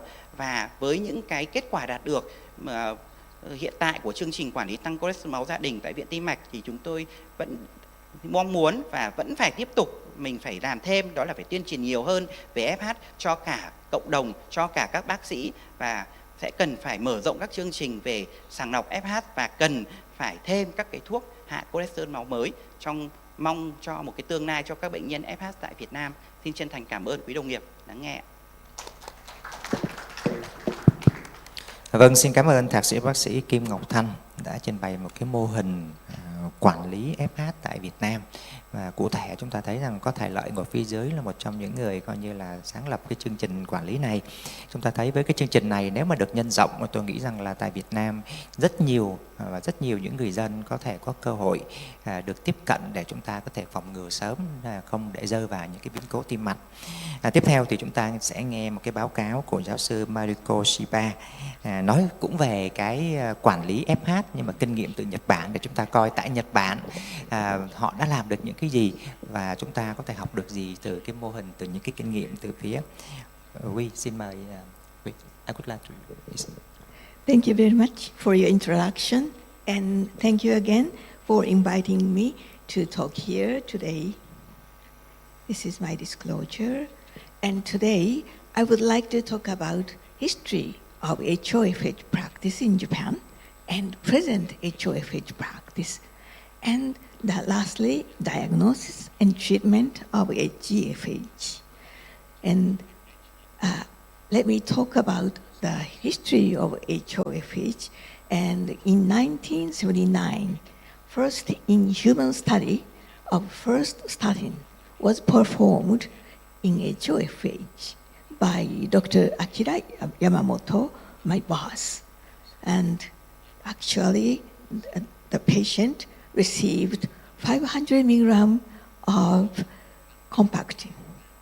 As you can know that this is like pravastatin. And so the dose was very, very high. And actually, this patient had rhabdomyolysis, first rhabdomyolysis by first statin. But after sedation, and then she recovered. But this is the first statin, and so I'm so impressed. And later on, all over the world, statins are used right now. And then in 1986, lipoprotein was started to treat HOFH patients. And in 2009, HOFH was designated as an intractable disease, and the medical cost was fully covered. And in 2022, genetic testing for HFH is covered by insurance. In 2024, angiopoietin-like 3 inhibitor, evinacumab, was launched in Japan.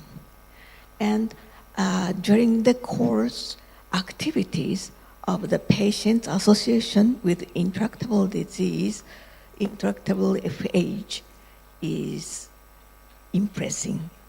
And in 2006, Patients Association with Intractable FH was established by HOFH patients and started working toward medical assistance. And we went to the Ministry of Health and Welfare so many times. And at last, we've got it. And from 2016, every year, the FH patients meeting was held, and more than 100 FH patients participated. And this year also we had that meeting. In summary one, the management of FH has been dramatically improved given the development of lipoprotein apheresis and lipid-lowering drugs.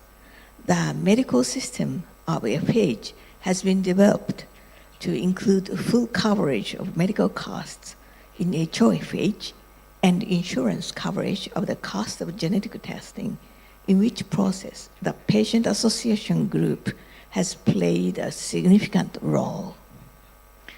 Then let me talk about present HoFH practice.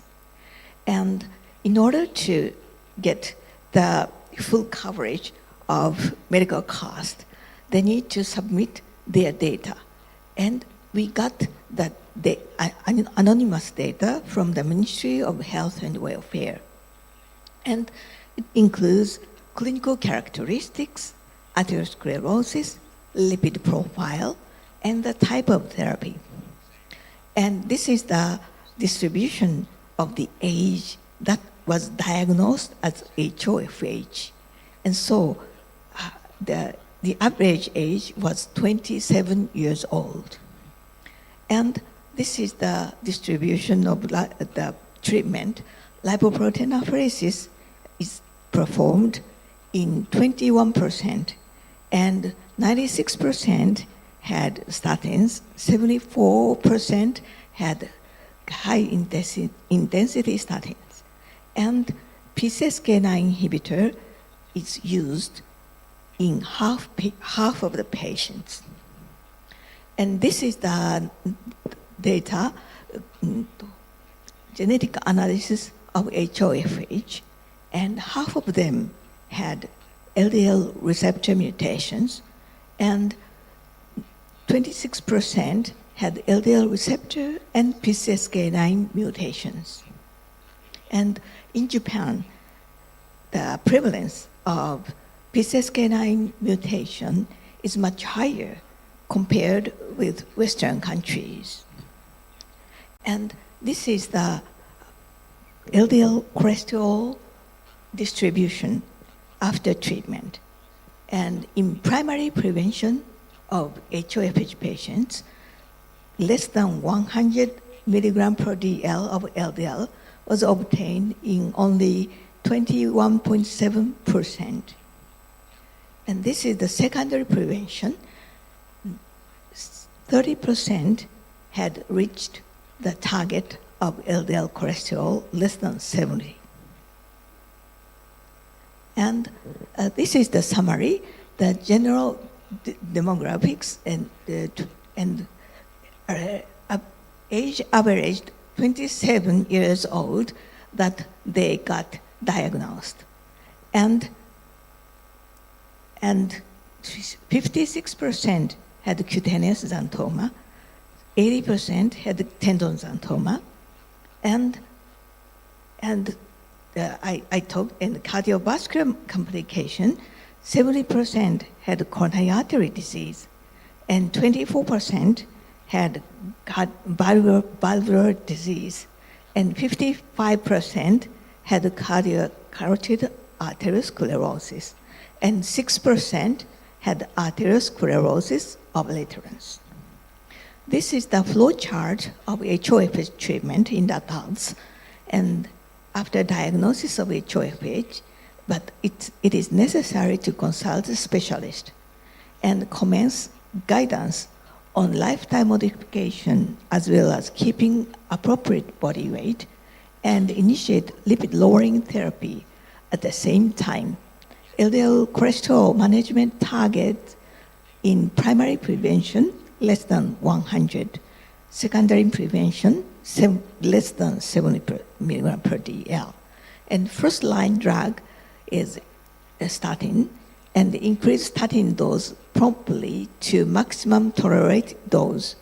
And if it is insufficient, start ezetimibe, PCSK9 inhibitor, MTP inhibitor, and recently the angiopoietin-like 3 inhibitor was added, and or initiate lipoprotein apheresis as early as possible.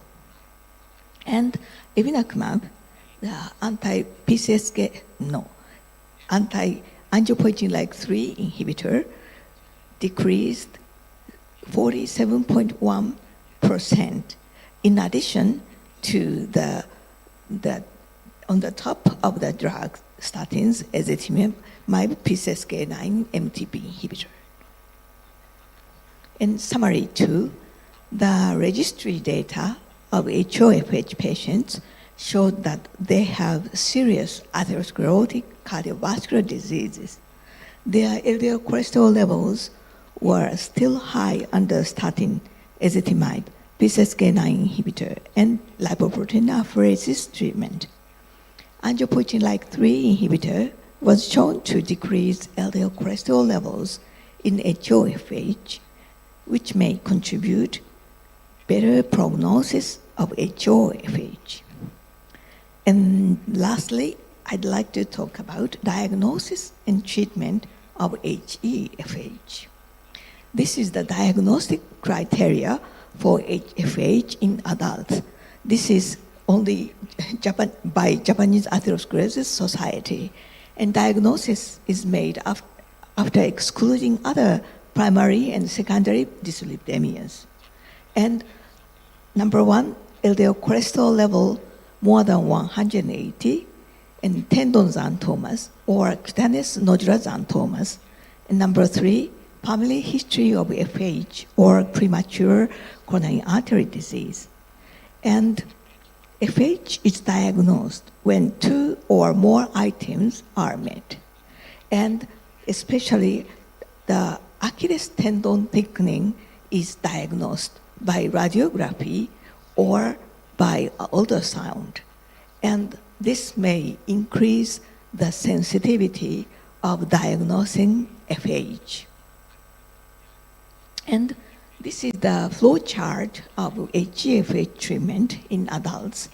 Diagnosis of HeFH is made, then commence guidance on lifestyle modification as well as keeping appropriate body weight, and initiate lipid-lowering drugs at the same time, and the LDL cholesterol management target for primary prevention less than 100, secondary prevention less than 70 milligram per DL, and administration of statins, and a maximum tolerated doses of statin and ezetimibe is insufficient.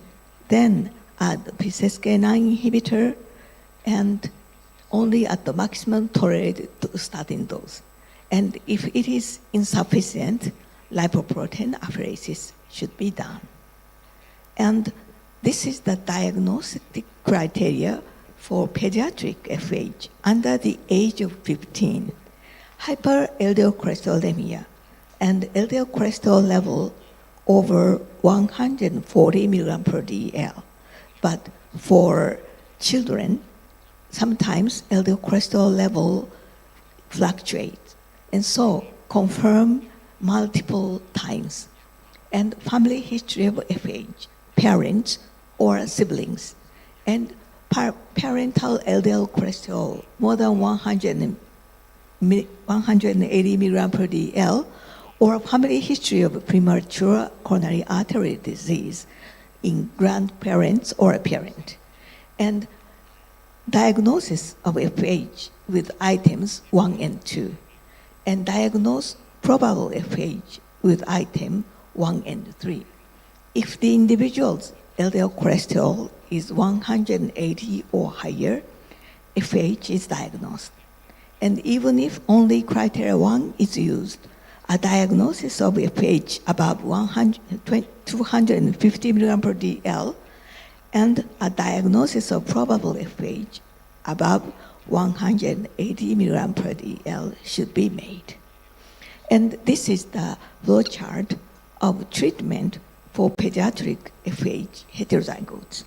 And if the patient is over 10 or more years old and LDL cholesterol level is over 180, and lifestyle guidance is made, but the LDL cholesterol level is still over 180.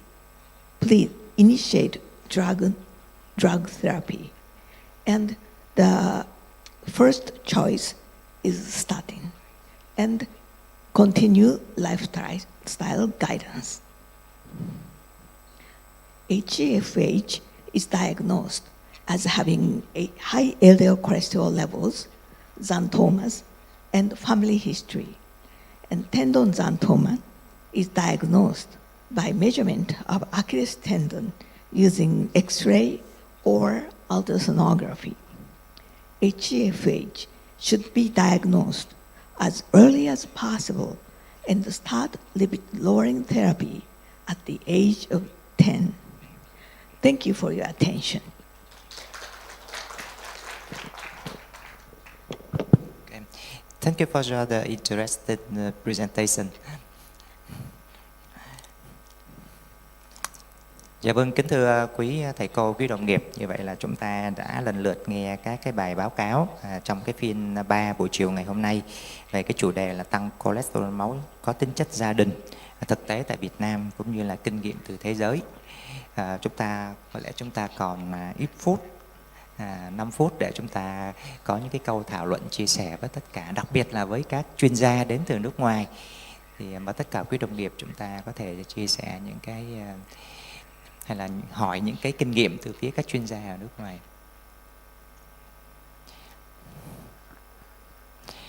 Chắc là có một cái câu hỏi cho giáo sư Mariko. Thì vừa rồi trong cái câu kết luận của giáo sư Mariko Shiba có nói rằng là trên những trẻ mà chúng ta chuẩn đoán sớm, đúng không? Chuẩn đoán sớm cái tăng cholesterol máu gia đình và chúng ta điều trị ngay cái thời điểm chúng ta phát hiện, nhưng mà từ 10 tuổi. Như vậy có lẽ chúng ta có dữ liệu từ 10 tuổi trở lên, dưới 10 tuổi thì chúng ta chưa có dữ liệu hay sao? Tại sao tôi hỏi câu hỏi này? Bạn thấy tôi cũng gặp một cái gia đình thì chúng tôi thấy là chúng tôi có một ông bố thì ông bị nhồi máu cơ tim, nhưng mà khi mà khảo sát cho những người con nhỏ thì họ từ chối. Họ nói là khảo sát ra rồi chúng ta có làm gì được cho mấy đứa trẻ đó hay không? Thì không biết là giáo sư Mariko có thể chia sẻ như vậy. Ở những trẻ nhỏ như vậy chúng ta có những cái bằng chứng nào ngoài vấn đề thay đổi lối sống, thuốc men như statin hay không ạ?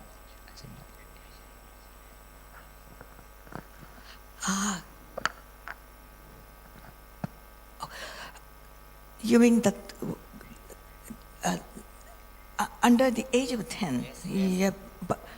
Yeah, but from all over the world, there are so many data related to less than 10 years old, and in the United States maybe 8 years old.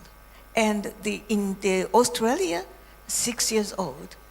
In guideline, the statin should be prescribed. Yeah. But the Lancet data that yesterday the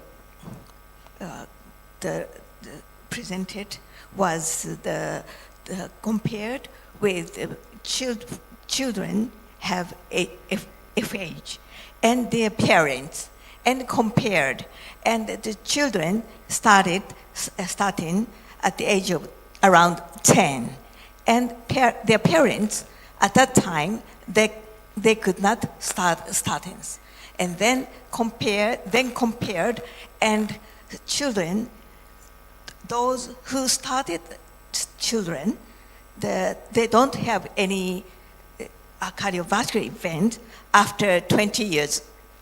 But the parents at the same age, and then they have 10% had coronary events. And so the earlier, the better, I think. And in Japan, 10 years old. But I think it should be earlier, especially for those whose parents had premature coronary artery disease. Dạ vâng, xin cảm ơn giáo sư Mariko. Dạ. Không biết quý đồng nghiệp chúng ta có câu hỏi nào với các giáo sư ở đây không ạ?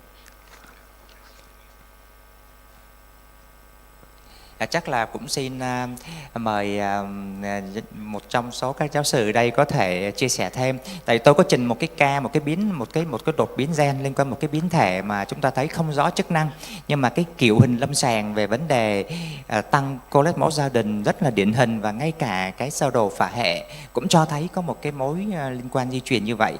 Thì như vậy để một cái biến thể mà trả lời là chưa rõ chức năng, cái tiềm năng nó trở thành một cái biến thể thực sự gây bệnh, thì không biết là các giáo sư có thể cho những cái định hướng chúng ta làm như thế nào, và cái khả năng để mà có thể mà chuyển từ một cái mà mới chỉ là chưa rõ chức năng thành một cái gây bệnh hay không. Chắc là xin mời một trong những giáo sư chúng ta có thể cho ý kiến thêm về vấn đề này. May I say something? Yeah.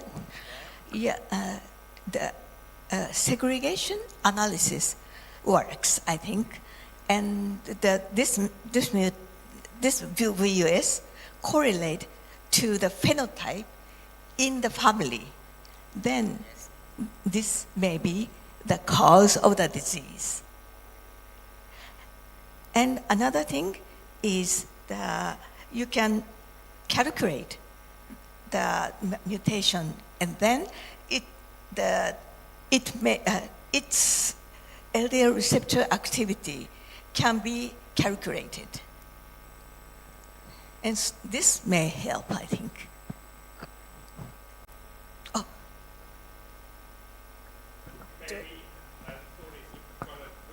Em có chuyện.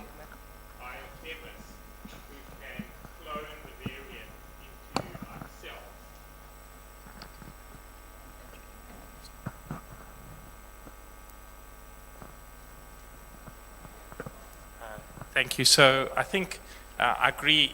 If you can find more families with the same variant, then you win the lottery, because then you can show that. But otherwise, if you can actually get the variant expressed in cells, in lymphocytes, and you do have a homozygote, and you can do LDL functional studies, and if you on the functional biochemistry studies, you can show there's impairment of LDL uptake, that will add a lot of weight to the segregation analysis as well.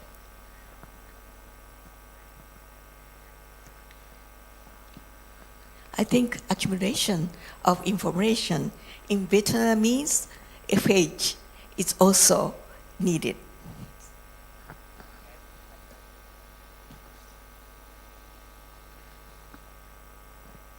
Xin mời quý đồng nghiệp chúng ta có chia sẻ gì thêm không ạ?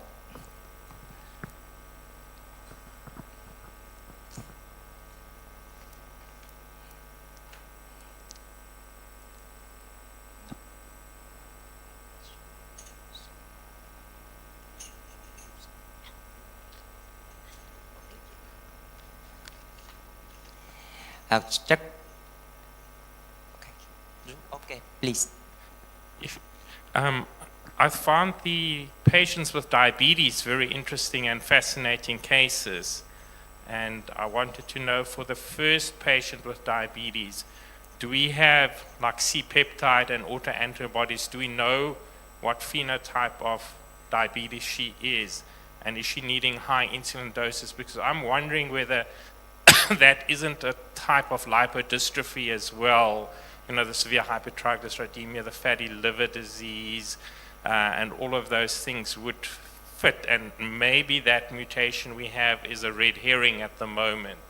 It would just be interesting to know a little bit more about the diabetes, whether it's insulin deficient or insulin resistant.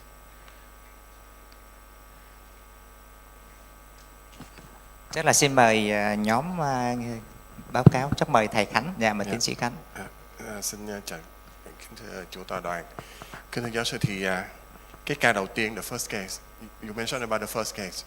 Cái ca này thì lúc đầu đó mình vô theo một cái gọi là cái thói quen cố hữu á, hễ như là một cái người trẻ thì đồng nghĩa với chẩn đoán đái tháo đường tiếp 1. Nhưng mà khi mà chúng tôi tiếp cận ca này, bởi vì đái tháo đường tiếp 1 bệnh nhân được chích insulin lúc đầu á, liều rất là cao. Sau đó thì tụi tôi thấy là chích insulin liều cao như vậy không có kiểm soát được đường, nhưng mà nó không có rơi vào DKA. Như vậy cái khả năng là đái tháo đường type 1 rất là thấp.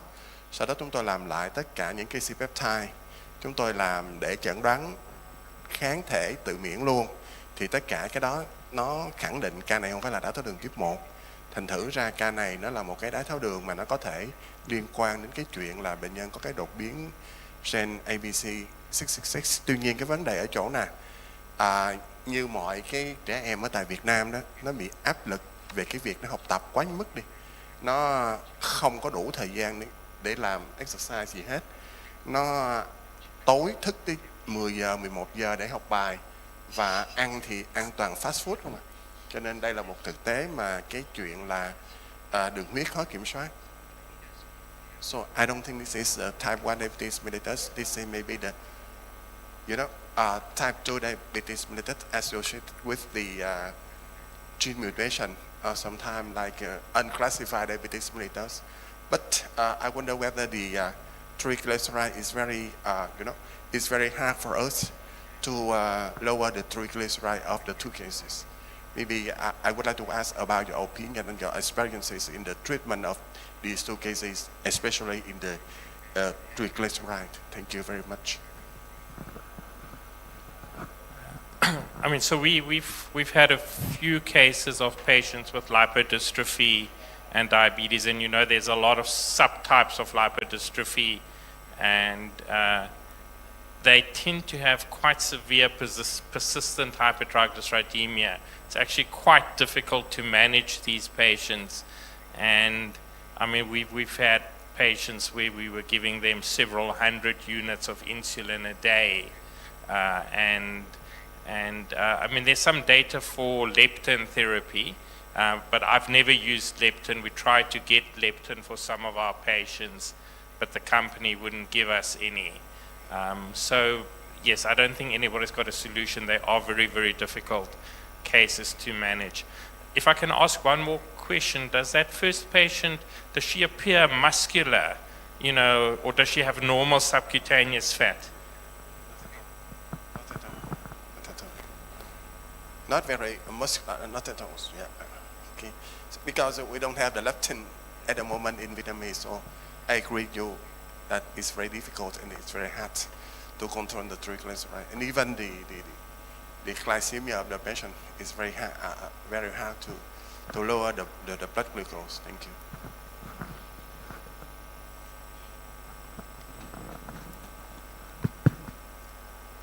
Dạ vâng, xin cảm ơn tiến sĩ Khánh. Không biết là chúng ta còn chia sẻ gì nữa không ạ?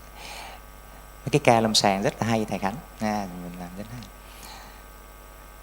Chắc là không ai còn câu hỏi gì, cũng hết giờ, chắc là xin phép và có một vài cái ý tổng kết. Dạ vâng, kính thưa quý thầy cô, quý đồng nghiệp, thì chúng ta cũng đã lần lượt nghe các cái báo cáo, đặc biệt trong cái phiên này chúng ta đã nghe trình các cái ca lâm sàng liên quan đến đột biến gen và liên quan đến tăng cholesterol máu, tăng triglycerid máu, có thể phối hợp thêm những cái bệnh lý khác như là đái tháo đường, và đa số chúng ta thấy rằng là xuất viện từ những người rất là trẻ tuổi. Và chúng ta thấy rằng là vấn đề đột biến gen thực ra đối với Việt Nam thì cũng còn tương đối là mới mẻ trong đất nước của chúng tôi. Chính vì thế mà những cái kinh nghiệm mà chúng tôi mong được học được từ các nước khác, chúng ta thấy rằng luôn luôn là chúng ta là cần tới những cái chuyện đó. Thì hai cái bài cuối cùng, một cái bài của tiến sĩ Ngọc Thanh về tình hình quản lý FH tại Việt Nam, thì tôi thấy một cái mô hình chúng ta thấy rằng là nhân rộng ra thì có lẽ thì chúng tôi sẽ có được cái cơ hội, và nhiều bệnh nhân tại Việt Nam có nhiều cái cơ hội để có thể được phát hiện ra được FH. Đương nhiên thì chúng ta thấy rằng đối với chúng tôi thì có những cái điều kiện nhất định, thì chắc chắn thì cũng không thể là coi như là có được những cái điều kiện hiện tại giống như bên cái kinh nghiệm mà giáo sư Mariko đã trình bày tại Nhật. Ví dụ như là bảo hiểm y tế chi trả cho vấn đề xét nghiệm gen, ví dụ vậy. Tại chúng tôi thì gần như là chưa có được cái phần đó cho tất cả những cái xét nghiệm gen. Hy vọng rằng với những cái báo cáo này, với được cái tầm quan trọng mà các báo cáo Darwin đã đưa ra về cái quản lý cái bệnh lý FH, thì có lẽ thì từ từ chúng ta sẽ có được những cái cơ hội nhiều hơn để chúng ta có thể quản lý tốt hơn các bệnh nhân FH tại Việt Nam qua những cái mô hình mà chúng ta học hỏi được được từ Nhật. Một lần nữa để xin cảm ơn tất cả báo cáo viên, cảm ơn giáo sư Mariko. Đó những cái bài trình bày rất là thú vị và rất là hữu ích để cho chúng tôi có thể học hỏi, chúng tôi có thể ứng dụng trong thực hành lâm sàng. Xin cảm ơn tất cả các bạn đã theo dõi cái phiên ngày hôm nay. Tôi xin trả lại cái khán đài cho cái phiên sau. Xin gửi lời chào tới tất cả quý đồng nghiệp, quý thầy cô ạ.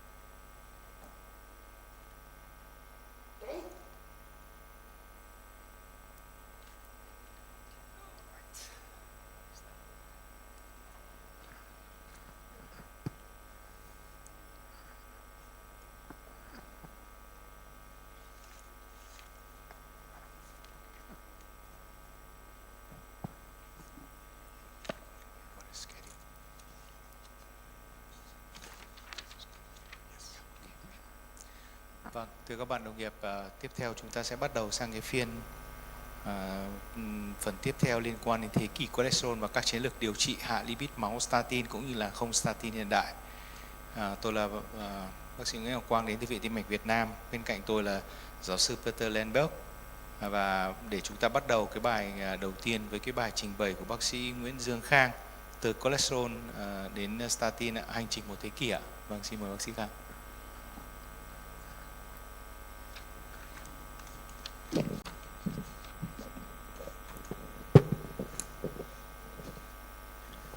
Kính thưa quý thầy cô cũng như các bạn, tôi là bác sĩ Nguyễn Dương Khang. Hôm nay tôi sẽ trình bày cho các bạn một cái chủ đề, đó là từ cholesterol đến statin, hành trình một thế kỷ.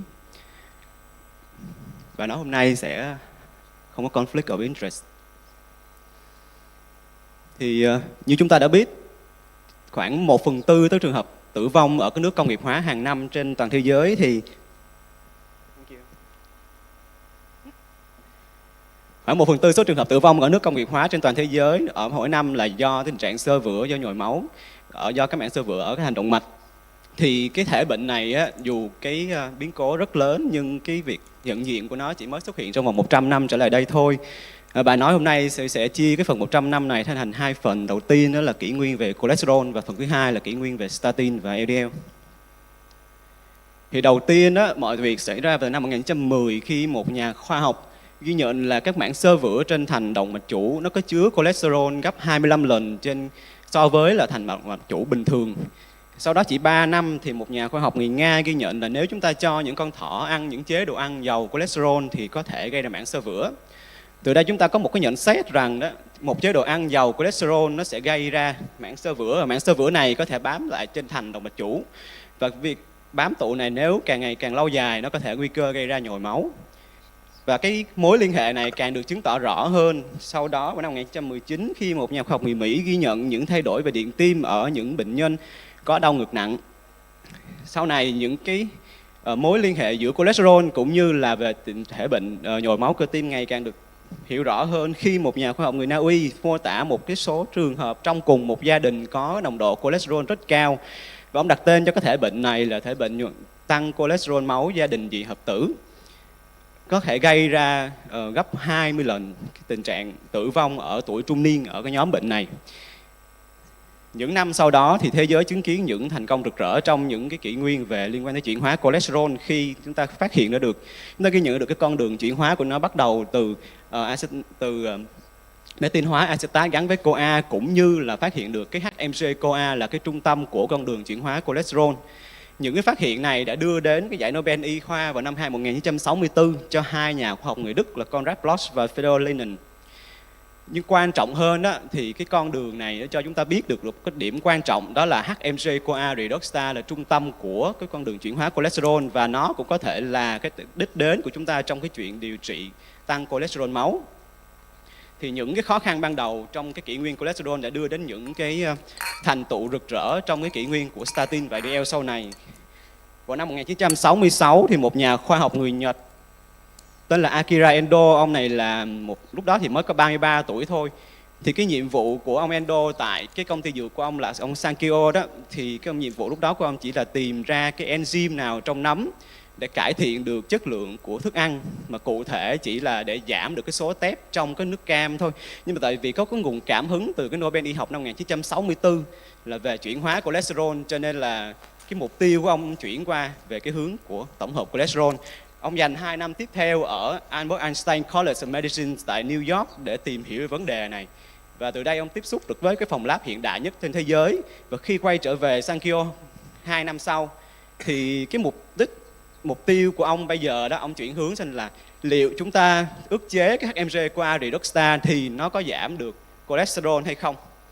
Nhưng mà cái vấn đề là trên thế giới lúc này thì rất nhiều người đã đi theo cái con đường này rồi, đã rất nhiều người có ý tưởng này rồi. Thì cái điểm khác biệt của ông Endo so với lại những đồng nghiệp trên thế giới là gì? Ông chọn tiếp cận theo một cái hướng khác hoàn toàn, là ông chọn tiếp cận theo nấm. Dựa trên một cái ý tưởng rằng trong một cái họ nhà nấm có, nếu chúng ta chia thành hai nhóm, một nhóm cần có sự tổng hợp cholesterol để sống và một nhóm không cần sự tổng hợp cholesterol để sống, thì cái nhóm mà không cần đó thì có lẽ nó phải tạo được cái enzyme gì đó để ức chế HMG-CoA redoxta để cạnh tranh sinh tồn với cái nhóm mà cần cholesterol để sống. Thì rõ ràng là cái ý tưởng này nó khá là mơ hồ và mông lung. Nhưng mà những nỗ lực của nhóm nghiên cứu đã đem lại những thành quả nhất định. Trong vòng 2 năm sau đó, khi mà thử nghiệm trên 60.000 lít dịch liên quan tới tiết xuất từ nấm, Endo và nhóm của ông đã phân lập được 2 chủng có tiềm năng. Chủng đầu tiên, Bithymogenum, chủng này làm giảm được cholesterol, nhưng nó lại gây độc gan, cho nên chúng ta không sử dụng được. Chủng thứ hai, may mắn hơn, lấy trích ra từ nhắm Penicillium ultimum. Thì chúng ta có thể quen thuộc hơn với cái chủng này trong cái phần blue cheese là chúng ta có thể đã từng ăn rồi đó. Thì may mắn hơn là nó có giảm được cholesterol và nó không gây độc gan. Thì chỉ từ cái loại nấm này thôi, ông phải làm, ông trích xuất từ 2.900 lít dịch của cái nấm này để tạo ra được một cái hợp chất nó tên là ML236B, và cái ML236B này sau đó nó trở thành là mevastatin, với ý nghĩa là sự dừng lại cái sự tổng hợp của mevalonic acid. Cái chữ start trong đây có nghĩa là dừng lại. Khi mà phân lập được cái thành phần này rồi đó, Thì tới đây vẫn chưa ăn mừng được, và tới đây chúng ta phải trả lời tiếp 2 câu hỏi. Câu hỏi thứ nhất là liệu Mevastatin có giảm được cholesterol trên lâm sàng hay không? Và câu hỏi thứ hai là Mevastatin có gây ra tác dụng phụ nguy hiểm nào hay không? Thì tiếp theo ông Ando và Động sự mới thử nghiệm cái thuốc này trên chuột. Thì ông mới thấy là Mevastatin nó không làm giảm được cholesterol lâu dài, kể cả khi chúng ta đã sử dụng liều tương đối cao. Thì cái phát hiện này là một cái phát hiện mà có thể làm sụp đổ tất cả những gì mà chúng ta đã tìm hiểu được trước đó. Thì một cách tình cờ, đồng nghiệp của ông Ando mới gợi ý là hay là chúng ta thử nghiệm cái thuốc này trên một đối tượng khác, là con gà mái. Mà tại sao lại chọn con gà mái? Tại vì từ một cái ý tưởng rằng cái trái trứng gà nó có chứa nhiều cholesterol, thì con gà đẻ ra trái trứng đó có vẻ là một cái đối tượng tuyệt hảo để chúng ta thử nghiệm thuốc. Cho nên Endo và cái động sự mới cho những con gà này ăn một cái chế độ ăn mà nó có kèm trong Mevastatin trong đó, và ông đo cholesterol trong những con gà này sau đó. Thì ông ghi nhận là nồng độ cholesterol giảm xuống đáng kể, và trọng lượng cũng như là khả năng đẻ trứng của những con gà này là không thay đổi. Từ những cái thí nghiệm trên con gà mái cho đến những thí nghiệm trên người động vật có vú sau này chứng minh được rằng Mevastatin nó có tác dụng trên lâm sàng. Sau đó vào năm 1976 thì chúng ta biết Sankyo là công ty của ông Endo ha. 1976 thì công ty Mạch, một công ty dược khác lớn khác, thì mới liên hệ với lại Sankyo để đem tất cả những dữ kiện liên quan tới Mevastatin về lại công ty của họ để thử nghiệm. Thì trong vòng 2 năm sau đó thì họ đã tiến hành tất cả những kiểm định để xem là liệu những cái thử nghiệm trước đó của Sankyo có đúng hay không. Và khi mà chúng ta đã xác nhận được là những thử nghiệm này chính xác rồi đó, thì họ mới muốn để tạo ra được một cái statin của riêng họ. Thì trong vòng 2 tuần sau đó, từ cái nấm Aspergillus, phía Mạch đã tạo ra được một cái loại statin mới, tên nó là lovastatin. Thì trong cái giai đoạn mà Mạch tạo ra lovastatin thì bên Sankyo cũng tiếp tục những cái thí nghiệm lâm sàng liên quan đến Mevastatin. Và khi này đó, nó có một cái tin mà tới bây giờ người ta vẫn coi nó là một tin đồn đó. Có một cái tin là trong những thử nghiệm lâm sàng của bên Sankyo thì ghi nhận có những con chó được thử nghiệm với Mevastatin nó có những tác dụng phụ là cái ung thư đường tiêu hóa. Và khi có những tác dụng phụ này nè, thì phía phía Sankyo mới ngưng toàn bộ những thử nghiệm liên quan tới Mevastatin cũng như thu hồi tất cả mẫu vật về. Bên phía Mạch khi nghe được cái tin này, và chúng ta cũng biết là tại vì lovastatin nó khác Mevastatin, nó chỉ có một nhóm methyl thôi, cho nên phía Mạch cũng thu hồi tất cả những mẫu vật liên quan lovastatin và báo cáo lên FDA. Nhưng được cái là Mạch không dừng tại ở đó, Mạch tiếp tục làm những xét nghiệm để chứng minh là tại sao nó lại có tác dụng phụ này và mối liên hệ với tác dụng phụ và thuốc là gì. Thì phía Mạch làm rất nhiều cái thử nghiệm nhưng mà sau đó lại không tìm thấy được một cái mối liên hệ nào, cũng như không tìm thấy được cái tác dụng phụ có hại nào đáng kể liên quan tới thuốc cả. Nhưng mà vấn đề là tại vì họ đã thu hồi tất cả các thuốc về rồi, cho nên hiện tại lúc này thì họ rơi vào một cái thế gọi là tiến thoái lưỡng nan, không biết làm gì tiếp theo. Thì rất nhiều cuộc họp đã được tiến hành sau đó để đưa tới một cái quyết định mà sau này khi họ nhìn lại thì đó là một quyết định vô cùng sáng suốt. Quyết định đó là gì? Đó là thay vì chúng ta thử nghiệm thuốc trên một dân số chung, phía Mạch quyết định thử nghiệm thuốc này trên một nhóm dân số của dân số chung thôi, và nhóm dân số đó được chọn là nhóm dân số tăng lipid, tăng cholesterol máu, gia đình dị hợp tử. Mạch mới đưa cái ý kiến này cộng với lại tất cả những dữ liệu lâm sàng của họ có cho phía FDA, thì FDA đồng ý cho Mạch tái khởi động lại những thử nghiệm liên quan đến statin. Và như chúng ta đã biết thì sau đó thì những thử nghiệm này đem đến những kết quả vô cùng vượt trội và rất ít tác dụng phụ, và trong đó không có tác dụng phụ ung thư đường tiêu hóa. Từ đó đưa đến việc 1987 FDA approve cho việc sử dụng lovastatin trên lâm sàng.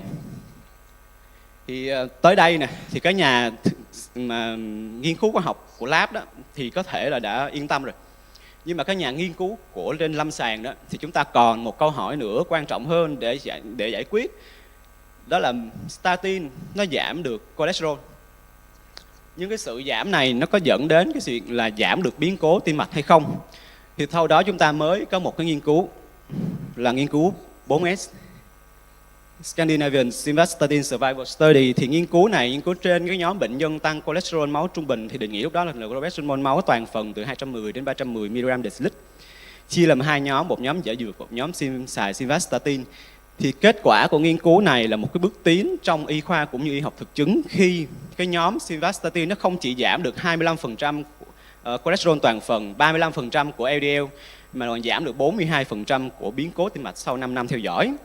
Và từ cái nghiên cứu này đã dẫn đến được rất nhiều những thành tựu liên quan tới statin sau đó, khi FDA đã công nhận Ravastatin vào năm 1994 và Atorvastatin vào năm 1997. Từ sau cái mốc thời sự kiện quan trọng này thì những cái thông tin cũng như những sự sáng chế và phân phối của statin nó gọi là một cuộc chạy đua vũ trang giữa những công ty dược với nhau. Thì phần này cũng là một cái phần khá là hấp dẫn nhưng nó nằm ngoài cái phạm vi bài hôm nay. Cho nên tôi xin kết thúc cái bài hôm nay với một cái sự nhắc lại về cái người đã khởi sự rất nhiều những cái sự thành công và ảnh hưởng đến cuộc sống của hàng triệu người sau này, đó là ông Akira Endo. Có một ý kiến cho rằng những cái sự thành công của ông Akira Endo nó chỉ là một sự may mắn tình cờ thôi. Nhưng mà theo tôi thì không có cái sự may mắn nào là tình cờ cả. Sự may mắn thì thành công chỉ đến với những người thực sự nỗ lực và mong muốn được thành công thôi. Ông Endo mất ngày 5 tháng 6 năm 2024. Xin cảm ơn quý vị.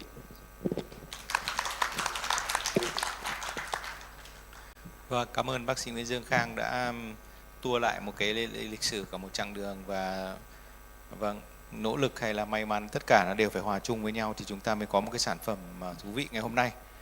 Tiếp theo chương trình thì chúng tôi xin được kính mời giáo sư Peter Lenberg sẽ trình bày cái bài với cái tiêu đề là chúng ta có cần các chiến lược mới để quản lý LC cholesterol hay không. Đây là những cập nhật dành cho bác sĩ lâm sàng. Vâng, xin mời giáo sư Lenberg.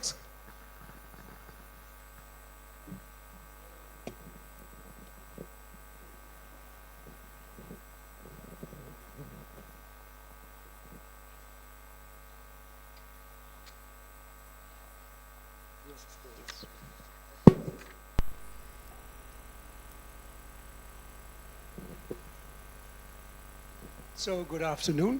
I'll pick up where I left off earlier this morning. I have to talk about new strategies for LDL lowering, and I think Professor Blom already gave us a very elegant overview of the new drugs.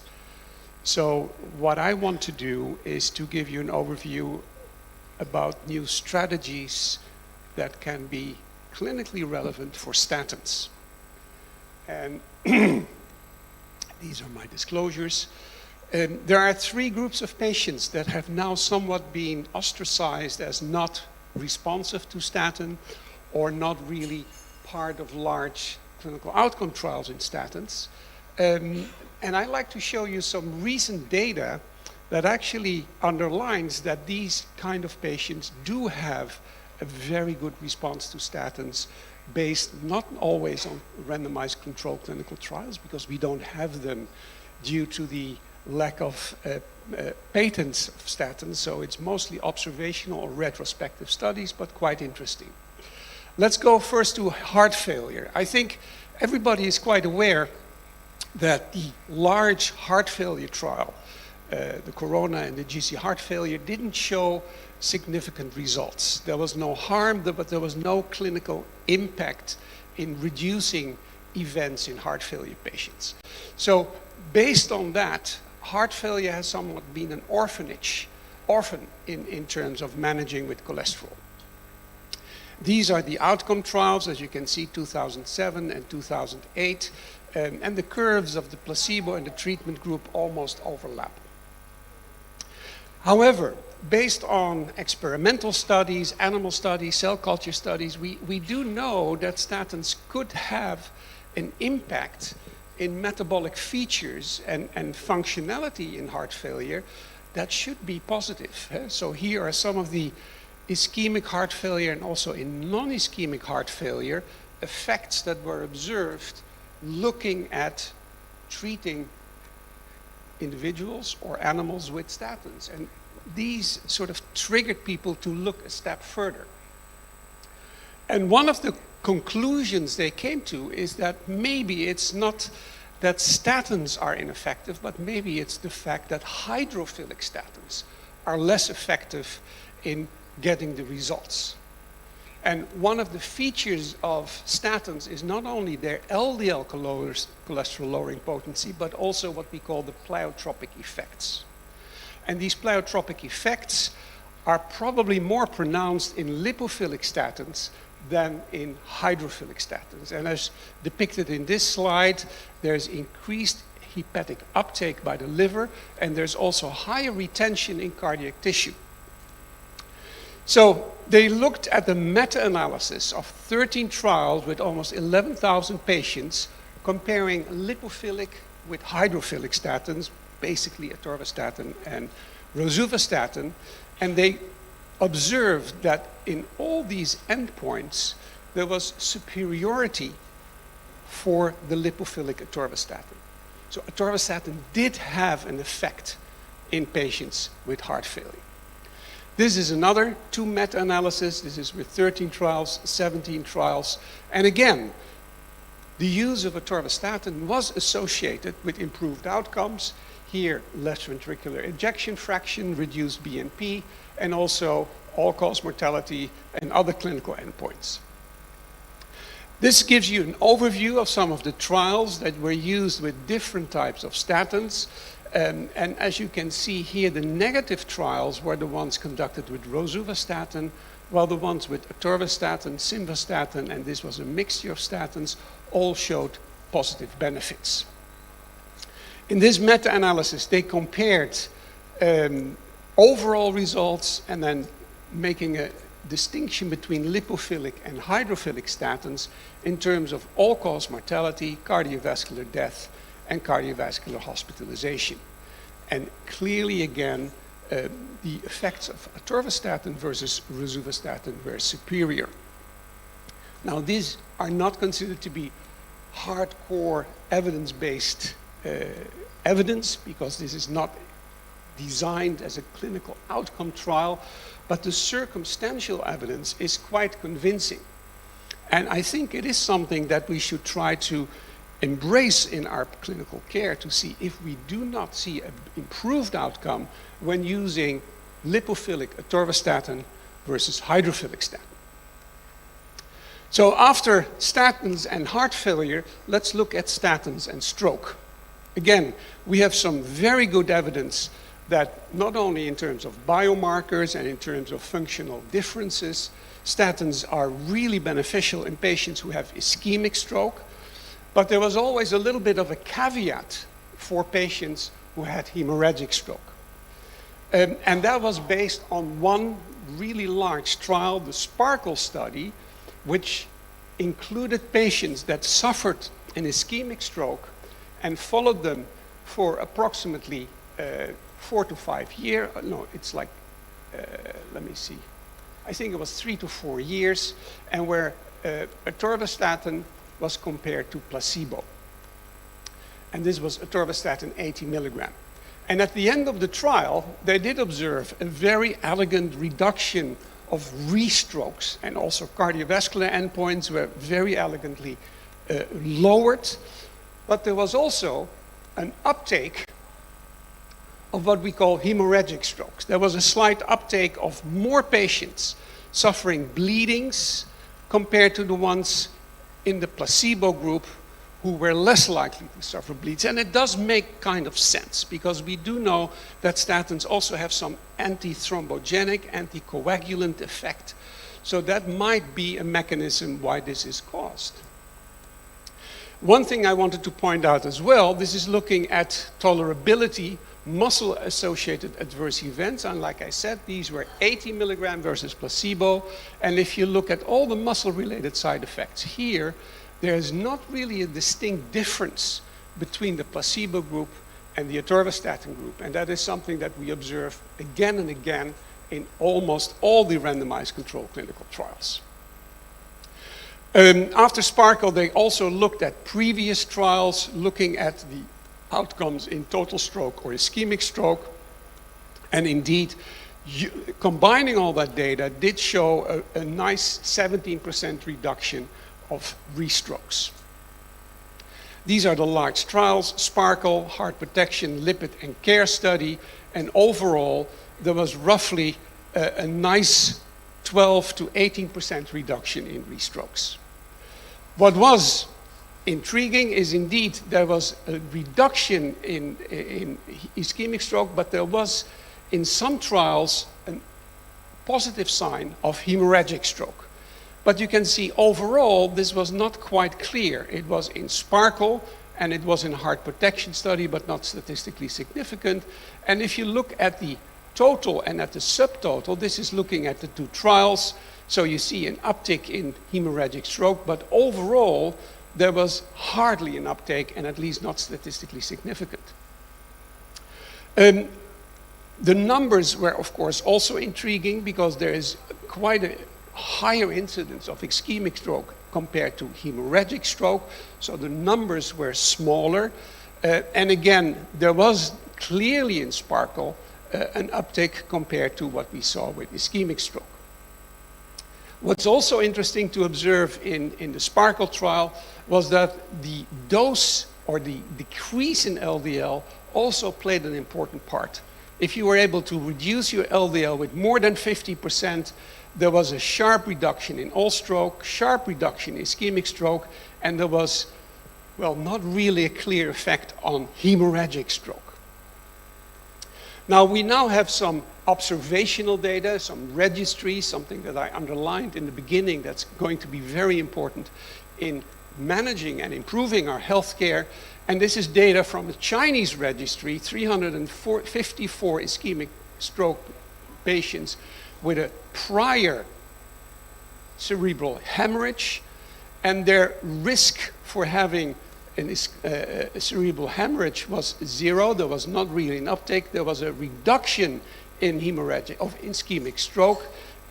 Ischemic recurrence of intracerebral hemorrhage was shorter, and ischemic stroke was prolonged. However, this was not really significant, and this was highly significant.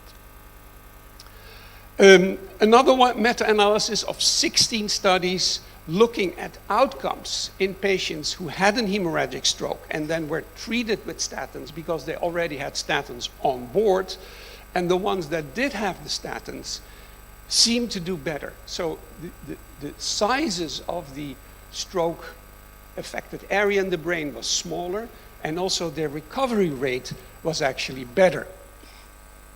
So we're now in a situation that in a region where hemorrhagic stroke is much more frequent than in our region, that there seems to be not that much of a negative effect of hemorrhagic stroke, and that there are indications that it might actually be more beneficial in terms of reducing the size of the infarct and improving the recovery. And we really didn't see a lot of negative effects like very high incidence of hemorrhagic stroke in patients who were using a statin and suffered complications. Now, last interesting feature I would like to share with you is the use of statins, not in a tablet form, but intravenously. And I want to start off by this trial that looked at the use of simvastatin in patients that were deceased. So patients died, and then they were given a nasogastric tube with simvastatin. No, they didn't wake up again, I'm sorry. It was not that successful, but these patients were used as organ donors, and they were followed, or the organs and the receivers of the organs were followed, and this is what they observed. So these were patients who were scheduled for have a heart transplant, and they seemed to have a better outcome. Let me share this with you. This is, again, for patients who had a liver transplant, and again, the patients who received the organ seem to have better outcome. This is looking at graft survival, this is looking at patient survival, and this is looking at severe complications. And in all these cases, you see that there was definitely a clinically significant better outcome by simply adding a short-term exposure to statins using a nasogastric tube. Now, IV statins are, of course, not available, but there were some interesting studies conducted with animals. And this is done with a pig study where they actually made an infarct in a pig heart and then used intravenous statin to observe what happened. So this is the design. Small study, 7 animals were exposed to intravenous statins, 7 were exposed to just a placebo.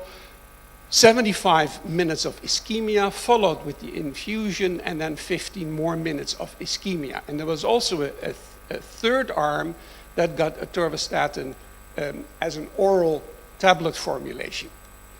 And this is what happened in terms of biomarkers and physiological changes.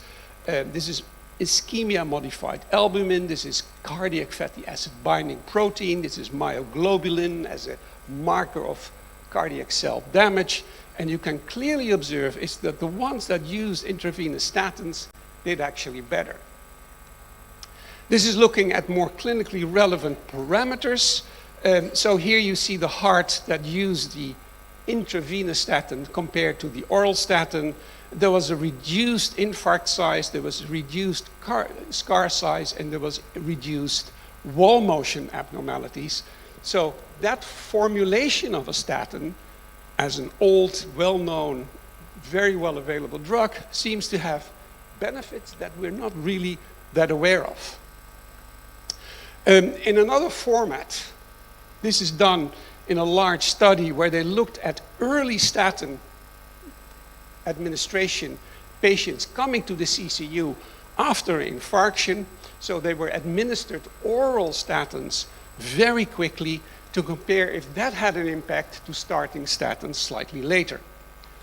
And what they saw is that there was definitely an effect in the ones that were given a statin. So this is looking at mortality, ischemic events, and again, there was not a real effect on hemorrhagic stroke. A slight uptick, but the confidence interval is very big. This is looking at in-hospital mortality, not early statin, moderate intensity statin, and high intensity statin. And again, it looks that high intensity statin was also superior in this formulation. So in this registry, it looked at using a statin in a different format very early in the phase could actually have pronounced effect in better survival and outcomes. And as a contrast, I'd like to share with you this study, which was evolocumab treatment in patients undergoing coronary bypass artery surgery.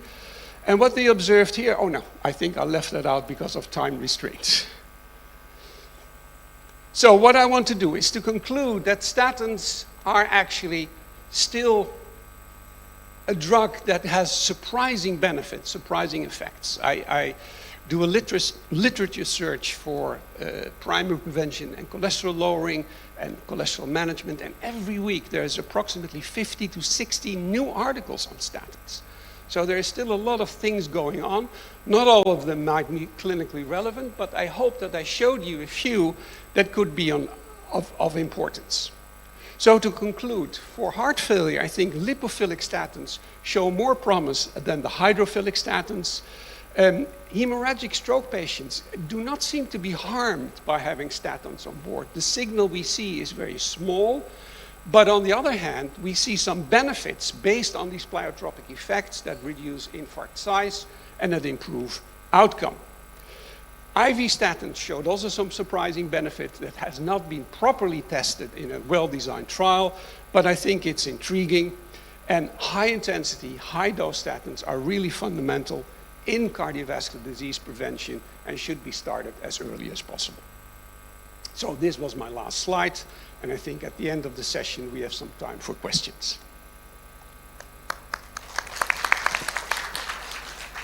Vâng, rất là cảm ơn giáo sư Peter Landsberg đã cho chúng ta những cập nhật những cái thông tin mới về statin và những cái hướng phát triển trong tương lai.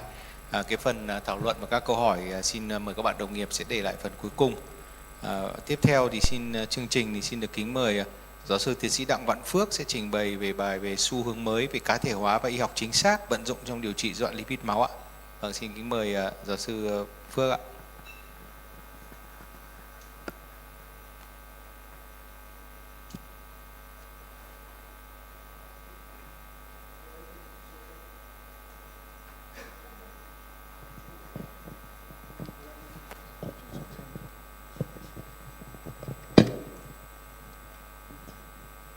Sao cái này nó lại không, cái này là biến á, đây là lùi lại giữ ở trong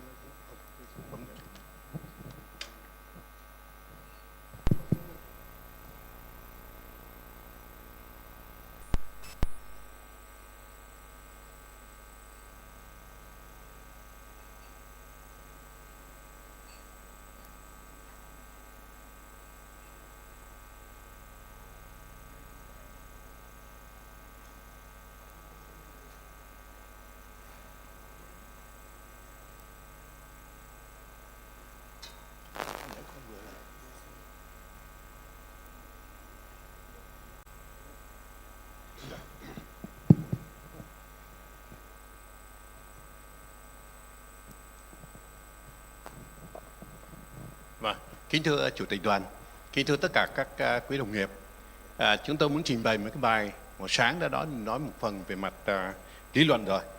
Tức là trong cái xu hướng cá thể hóa và y học chính xác đó, thì vận dụng riêng trong vấn đề rối loạn lipid máu có những gì chúng ta cần chú ý.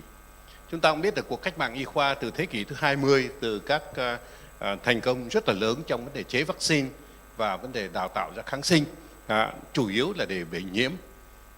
Nhưng mà sang tới thế kỷ thứ 21 thì có một cái sự chuyển dịch rất là đặc biệt, là dần dần từ những cái bệnh không lây nhiễm nó chuyển dịch sang tới các bệnh mãn tính không lây nhiễm, đặc biệt là tim mạch, ung thư, tâm thần, tiểu đường nó trở thành những nguyên nhân tử vong trên toàn cầu. Và đồng thời với sự chuyển hướng này, chúng ta thấy sự phát triển rất mạnh mẽ của các cái khoa học và khoa học về gen phát triển nhanh, tạo ra những cuộc cách mạng và chuẩn hóa trong điều trị. Thì một vài hình thì cũng rất là kinh điển là tỷ lệ tử vong tim mạch trong những xu hướng gần đây nó vượt qua các bệnh nhiễm trùng, là về bệnh tử vong trên thế giới như chúng ta thấy ở đây. Tất cả các cái xu hướng của các bệnh tiểu đường, các rối loạn chuyển hóa cũng tăng lên một cách rất mạnh và trở thành một bệnh dịch toàn cầu như chúng ta thấy ở đây. Và riêng ở Việt Nam, hình này cũng cho thấy rằng nó cũng đã theo cái xu hướng đó, tức là các cái tử vong do các bệnh không lây, 81% trong số tử vong là nguyên nhân chính gây ra tất cả các tử vong. Trong đó thì là bệnh tim mạch chiếm chính, bệnh ung thư và tất cả những cái bệnh liên quan tới đái tháo đường, rối loạn tâm thần. Do đó cho nên những thách thức rất là lớn, và đây cũng là một cái thống kê lần nữa cho nhắc thấy rằng là có rất nhiều bệnh chúng ta đã giải quyết khá tốt và nó đã giảm đi, nhưng trong đó có hai cái hướng đang xu hướng đã tăng lên, đó là bệnh tim mạch và thứ hai là ung thư. Hiện tượng này nó cũng giống hệt như là, và thứ hai nữa là những kết quả kiểm soát tỷ lệ tử vong tim mạch ở Việt Nam, chúng ta cũng thấy rằng đáng để cho chúng ta rất suy nghĩ. Nếu ở Mỹ nó có thể giảm tới 41% trong khoảng 20 thập niên, thì ở châu Âu khoảng 33%, và Việt Nam chúng ta chỉ giảm được khoảng 12%. Cái hiện tượng mà tăng các cái bệnh lý không gọi là không lây nhiễm, thì cái này nó cũng rất là giống ở những nước ở châu Á của chúng ta gần đây, như là tại Nhật Bản thì các anh chị thấy rõ là cái hiện tượng là gia tăng lên về các bệnh lý ung thư, và đồng thời các bệnh lý tim mạch còn giữ nguyên cái xu hướng gia tăng lên. Các tỷ lệ tử vong do bệnh tật, đột quỵ, ung thư và các bệnh tim mạch trầm cảm tăng lên rất là cao. Hơn nữa, cùng với tất cả các bệnh tật chuyển sang các bệnh không lây nhiễm đó, thì cái tuổi thọ của loài người tăng lên, và do đó cho nên nó cũng tạo ra những gánh nặng rất lớn về các bệnh lý ở những người lão khoa hoặc là lão bệnh. Việt Nam của chúng ta là một trong 10 nước có tốc độ già hóa dân số nhanh nhất ở trên thế giới. Chính vì lý do đó cho nên là chúng tôi mới đi tới cái chỗ là y khoa nó cũng đã có sự chuyển dịch rất là quan trọng, và sự chuyển dịch đó được tổng kết trong các bảng này.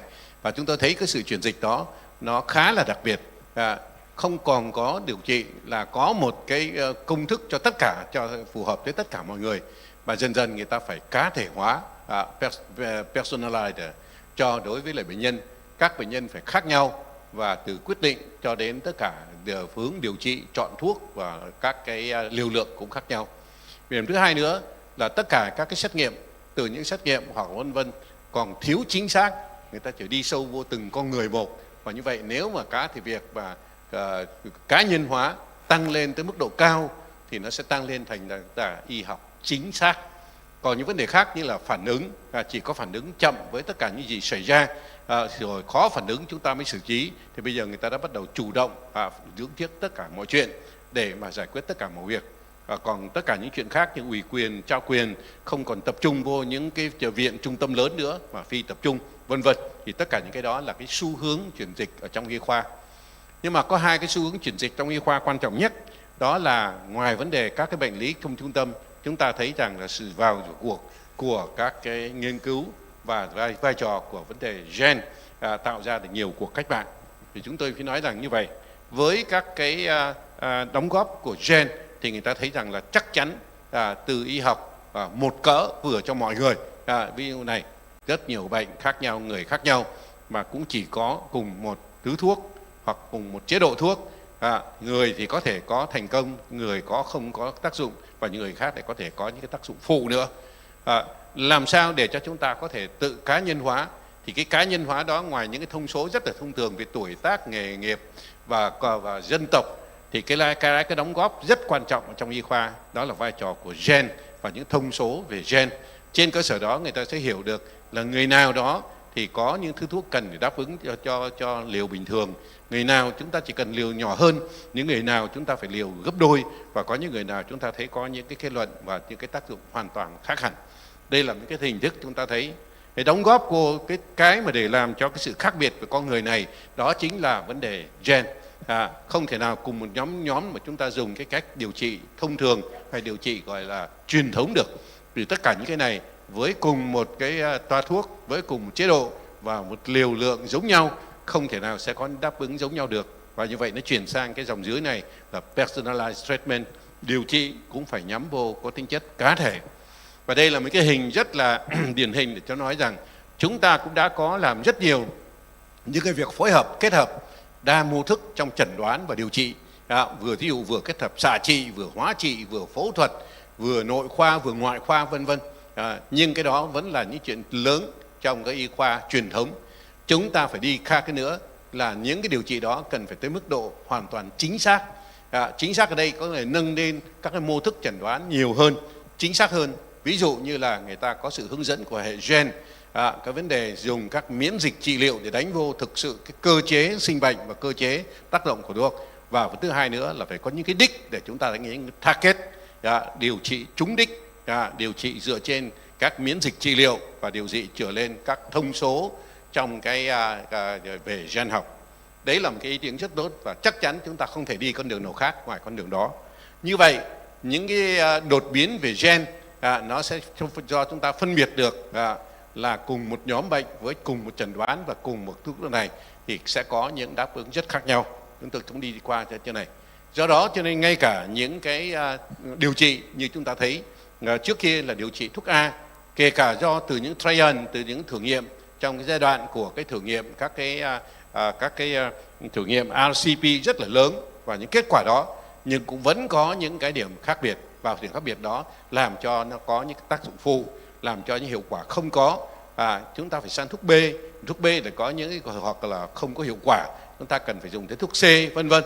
Thì tất cả những điều này dựa trên điều trị mà dựa trên genotype mà chúng ta sẽ thấy rằng với các cái thông số này chúng ta có thể biết rất rõ rằng những bệnh nhân nào cần phải chuyển hóa gì, loại thuốc nào và được phân biệt ra. Như vậy chúng ta sẽ được chọn lựa cái thuốc D là cái thuốc phù hợp nhất với người bệnh này với tất cả những thông số đó. Thì chúng tôi nghĩ rằng đây là một cái hình rất là đơn giản để cho thấy rằng là cùng những bệnh nhân khác nhau nhưng mà cùng một cái điều trị giống nhau thì không thể được, cùng chẩn đoán, cùng điều trị giống nhau nhưng không thể nào cùng một liều thuốc được, là vì như vậy nó sẽ gây ra những tác dụng rất khác nhau tùy theo từng người. Trong những nguyên nhân đó, ngoài chủng tộc, tuổi giới, vấn đề có mang thai không thai, bệnh tật khác nhau, tương tác thuốc vân vân, thì cái yếu tố di truyền đang được ta xác định rất lớn. Và gần đây vai trò của thứ di truyền này đã được xác định rất là rõ, và hệ gen trong lâm sàng nó đã giúp cách rất lớn cho y học tim mạch chính xác, và cái đa mô thức, đa nucleotide đơn đó là đóng góp rất là lớn. Đây hình này chúng tôi cũng xin nhắc lại là trong hệ gen người đã được là người nghiên cứu chứa khoảng 1 tỷ gen, nhưng mà trong đó 99% là hệ gen người là giống nhau, giữa các cá thể chỉ khác biệt có 0,1%. Nhưng cái 0,1% này đó chính là các đa hình nucleotide đơn SNP. Sự khác biệt của SNP này nó chỉ đôi khi nó chỉ là một chuỗi thay đổi của một base đơn lẻ thôi, nhưng sự thay đổi này nó đã tạo ra những rất nhiều những khó khăn. Nó có thể không gây ra chuyện gì, nhưng đối với từng cá thể nó sẽ gây ra những sự khác biệt trong cái điều trị cũng như đáp ứng với thuốc, và kể cả gây ra bệnh tật. Đây là một cái hình thấy rằng là cái genetic polymorphism của tính đa hình gen này nó đã ảnh hưởng rất lớn tới cả vấn đề dược động học, ảnh hưởng tới cả dược lực học, cho nên cắt nghĩa cả vấn đề thu hút, giải tỏa, rồi chuyển hóa, rồi thải trừ, nó cũng rất là khác nhau. Rồi sau đó tới những chuyện receptor, rồi các cái ion channel cũng có những thay đổi rất là ảnh hưởng, và tất cả kể cả các men và hệ thống miễn dịch. Do đó cho nên cái hệ gen trong tim mạch lâm sàng thì ví dụ như trong năm 1992 cái hội chứng Brugada là một hội chứng về rối loạn nhịp do cái tái cực sớm, đó là một cái dạng di truyền nội trên cái nhiễm sắc thể bình thường, có tính tấm không hoàn toàn, kể hình đa nhìn rất ràng, Và cho đến nay rất nhiều các xét nghiệm di truyền của các bệnh tim mạch như bệnh động mạch chủ có tính chất gia đình, bệnh cơ tim, bệnh rối loạn ion của tế bào tim và tăng cholesterol máu. Ngay cả vấn đề tăng cholesterol máu cũng có tăng cholesterol máu gia đình nữa, cũng dần dần càng ngày càng được nhận diện một cách rất là rõ rệt. Và từ năm 2003 thì cái hội nghiên cứu về genome đã xác định nhiều biến thể di truyền có nguy cơ phát triển thành các bệnh lý tim mạch và hay gặp, ví dụ như bệnh mạch vành, dung nhĩ, tại sao lại có dung nhĩ và tại sao có đáp ứng tim mạch ở các cá thể khác nhau. Và đây là những cái hình cho thấy rằng là chúng ta thể nào trong cái tháp để chúng ta tốt trong y học chính xác, ngoài vấn đề lâm sàng đánh giá nhưng chúng ta vẫn làm thì đánh giá toàn diện về gen trở thành một trong những xét nghiệm rất là quan trọng. Trên cơ sở đó chúng ta mới phòng ngừa chính xác, chúng ta mới can thiệp nhằm đúng mục đích, và cùng với tất cả các cái y học tái tạo hay là trí tuệ nhân tạo chúng ta có thể giải quyết được. Cũng như bệnh lý tim mạch cũng như vậy. Và riêng đối với atherosclerosis, tức là xơ vữa động mạch, là một bệnh lý rất phức tạp. Nó bao gồm có tính chất kể cả giống nòi, chủng tộc, tuổi tác, lối sống vân vân. Nhưng mà có rất nhiều các yếu tố gen nó đã quyết định tới việc thay đổi về đường, rối loạn mỡ trong máu, để quá trình tăng quá trình viêm để gây ra xơ vữa động mạch. Tất cả những chuyện này nếu chúng ta xác định được và có một cái hệ thống thông tin về gen thì chúng ta sẽ chẩn đoán chính xác hơn, và đặc biệt lựa chọn thuốc sẽ chính xác hơn rất nhiều. Do đó nên xu hướng hiện nay cho các cái bệnh tim mạch đó, đơn gen như là các bệnh lý của động mạch chủ này, các bệnh cơ tim, các bệnh về channel, tức là các cái kênh, và tất cả kể cả tăng cholesterol gia đình, thì các xét nghiệm này là đương nhiên rất quan trọng, vì cái đó nó sẽ giúp cho vấn đề phòng ngừa cũng như để điều trị. Còn có những bệnh nhân bệnh tim mạch mà nhiều yếu tố, nó tính tới thời điểm nguy cơ di truyền đó, các cái genetic risk factor, ví dụ trong các bệnh nhân dung nhĩ, bệnh cơ tim, thiếu máu cơ tim hoặc là tăng huyết áp, thì cái triển khai xét nghiệm hệ gen dược lý, pharmacogenetic, sẽ dự đoán rất đúng vấn đề thuốc điều trị và phòng ngừa, gồm các thuốc như beta blocker, flecainide, corticogen, statin, warfarin được sử dụng rất nhiều trên thế giới.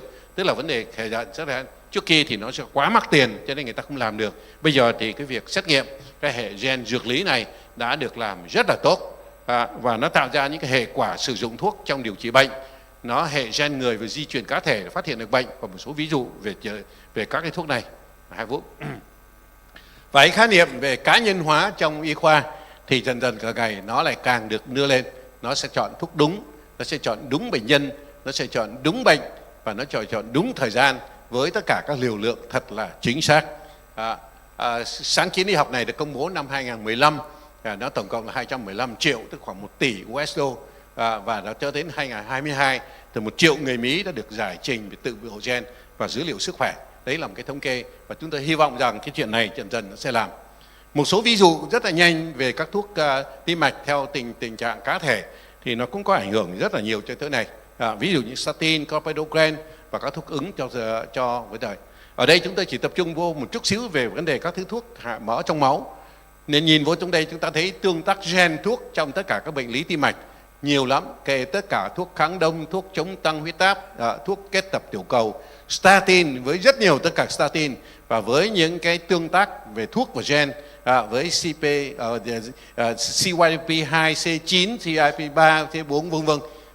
Chính những cái này nó đã cắt nghĩa được là tại sao những tác động của chúng ta thì statin, và vừa rồi bài rất là hay trong vấn đề giải quyết statin trong máu cũng là cái cắt nghĩa được tại sao mà những thứ thuốc chúng ta không làm và nó không có tác dụng. Ví dụ như là gen SNCO1B1 chẳng hạn, nếu mà không có nó thì tất cả các protein OAT3 sẽ hoạt động bình thường, và như vậy nó sẽ được thu nhập của statin tại gan cũng rất bình thường và tạo ra các cái quá trình chống lại các xơ vữa động mạch một cách bình thường. Nhưng nếu mà có các SN5 này thì nó làm cho việc tạo ra các cái protein OAT3 bất thường, và như vậy ảnh hưởng rất là nhiều tới vấn đề hấp thu của statin ở tại gan, và như vậy nó giảm đi tất cả cái khả năng chống đỡ của gan. Thì nói đấy để chúng ta thấy rằng là nó đã có hết tất cả các lý do để đưa ra, và người ta còn thấy rằng là rất nhiều statin thường trong đó có ảnh hưởng bởi SNP của cái SLO-B1B, và một số không có. Những cái có và những cái không có nó sẽ gây ra những nguy cơ là những cái có này nó có thể làm cho cái việc suy giảm cái hấp thụ tại gan, Còn những cái có hay không có này nó có thể làm tăng thêm nguy cơ của việc các cái bệnh lý cơ mà chúng ta vẫn rất sợ có một giai đoạn thì đối với lại statin. Nó liên quan cả tới vấn đề tiêu cơ vân, rhabdomyolysis, nó rất cao ở cái nhóm simvastatin chẳng hạn. Trong khi đó nó lại không có ở các cái thấp nhóm khác khi kết hợp với các thuốc ức chế CYP4-3A. Ngay cả vấn đề cắt nghĩa được tại sao giữa cenvaprosin và phenylfibrat là cả hai cái thứ cũng để hạ cái triglyceride, nhưng mà cenvaprosin thì gây ra các biến chứng tiêu cơ vân rất là nhiều, trong khi đó phenylfibrat thì là rất là thấp. Và khi phối hợp fibrat với lại statin, chúng ta cũng thấy là những hiện tượng tác dụng tiêu cơ vân ít hơn. Nhưng nếu mà chúng ta thấy phối hợp với lại statin, trong đó đấy rất nhiều statin nhưng mà trừ có serivastatin, thì cái tỷ lệ mà tiêu cơ vân đó nó có thể tăng lên gấp 15 lần và nó thầm. Do đó cho nên trong khuyến cáo, trong lâm sàng, chúng tôi cũng được nói rằng statin khi cần, giống như một số bài vừa rồi, cần phối hợp với lại statin, thì trong statin đó chúng ta không nên phối hợp với cenvaprosin. Vâng, thế đấy là những cái lý do. Và như vậy cái con đường dẫn tới để cho chúng ta cá thể hóa, đấy chính là mặt trận của cái dược lý học đường đạo, nó rất là quan trọng. Và để cho có cái thuốc được dùng cho đúng thì thông qua những cái thông tin ở đây, chúng ta nói gọi là thông tin về mặt gen rất là quan trọng. Và chúng tôi đi ra cái slide cuối cùng là vấn đề personalized medicine, tức là cái cá thể hóa, nó sẽ rất quan trọng để nó giúp cho, nếu chúng ta không làm như vậy thì những bệnh nhân tới chúng ta có thể cho cùng một thứ thuốc với cùng một liều lượng, sẽ có những người có hiệu quả, có những người có tác dụng phụ, có những người có thể xấu. Và như vậy nếu theo cái cách đó mới, với thông tin về mặt di truyền, genetic information, chúng ta có thể có được những quyết định rất tốt. Người này thì thuốc này, người kia thì phải dùng thuốc trích loại khác, người kia thì phải dùng những loại thuốc khác với liều lượng nhiều hơn. Và như vậy kết luận là genomics đang được ứng dụng trong thực hành y khoa càng ngày càng sâu rộng, và genomics đang thúc đẩy y học chuyển dịch thành y học và chuyển dịch thành y học chính xác. Lợi ích của nó rất nhiều: dự báo nguy cơ, xây dựng kế hoạch chủ phòng, dự báo khả năng tiến triển, cân chỉnh chiến lược, kê toa về thông tin di truyền, tránh kê thuốc có side effect, và thời gian nằm viện, cũng như giảm chi phí cho bệnh nhân, giảm tỷ lệ thất bại trong thí nghiệm lâm sàng. Xin cảm ơn sự chú ý của các quý đồng nghiệp. Vâng, xin rất là cảm ơn giáo sư tiến sĩ Đặng Văn Phước đã chia sẻ những cái khái niệm mới liên quan đến cá thể hóa và điều trị với y học chính xác. Và chắc em xin mời thầy Phước quay lại ngồi bàn chủ tọa, và thầy cũng là người trong bàn chủ tọa. Tiếp theo chương trình thì xin được kính mời Phó giáo sư Trần Văn Huy sẽ trình bày cái đề tài tiếp theo về vai trò của fibrat trong cuộc chiến, là liệu nó có còn chỗ đứng hay không. Và xin mời Phó giáo sư Huy ạ.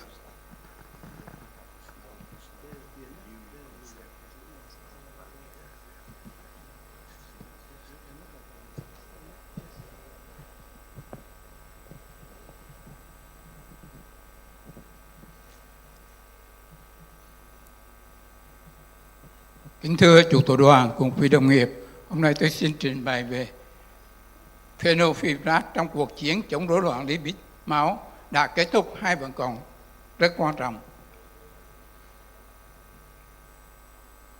Và trình bày của chúng tôi cũng có 5 phần.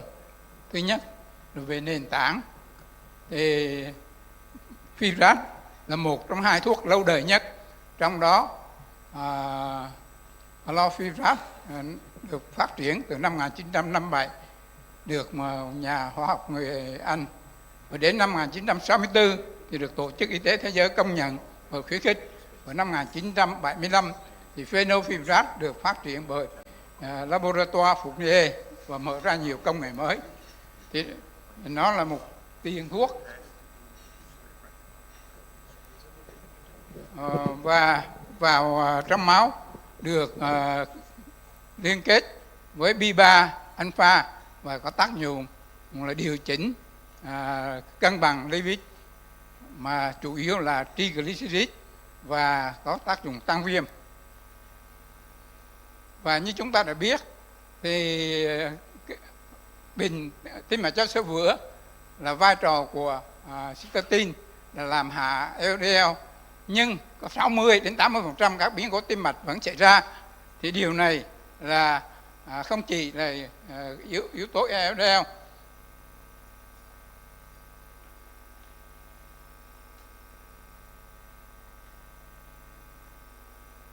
mà còn có yếu tố lipo, triglyceride giàu,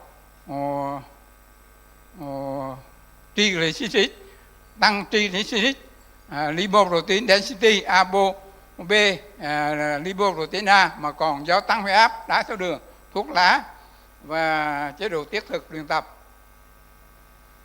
Như chúng ta đã biết, lipid được lưu thông trong máu là phải liên kết với APO, các dạng APO để tạo thành một cái chất lipoprotein, mà trong đó triglyceride thì liên kết tạo thành LDL,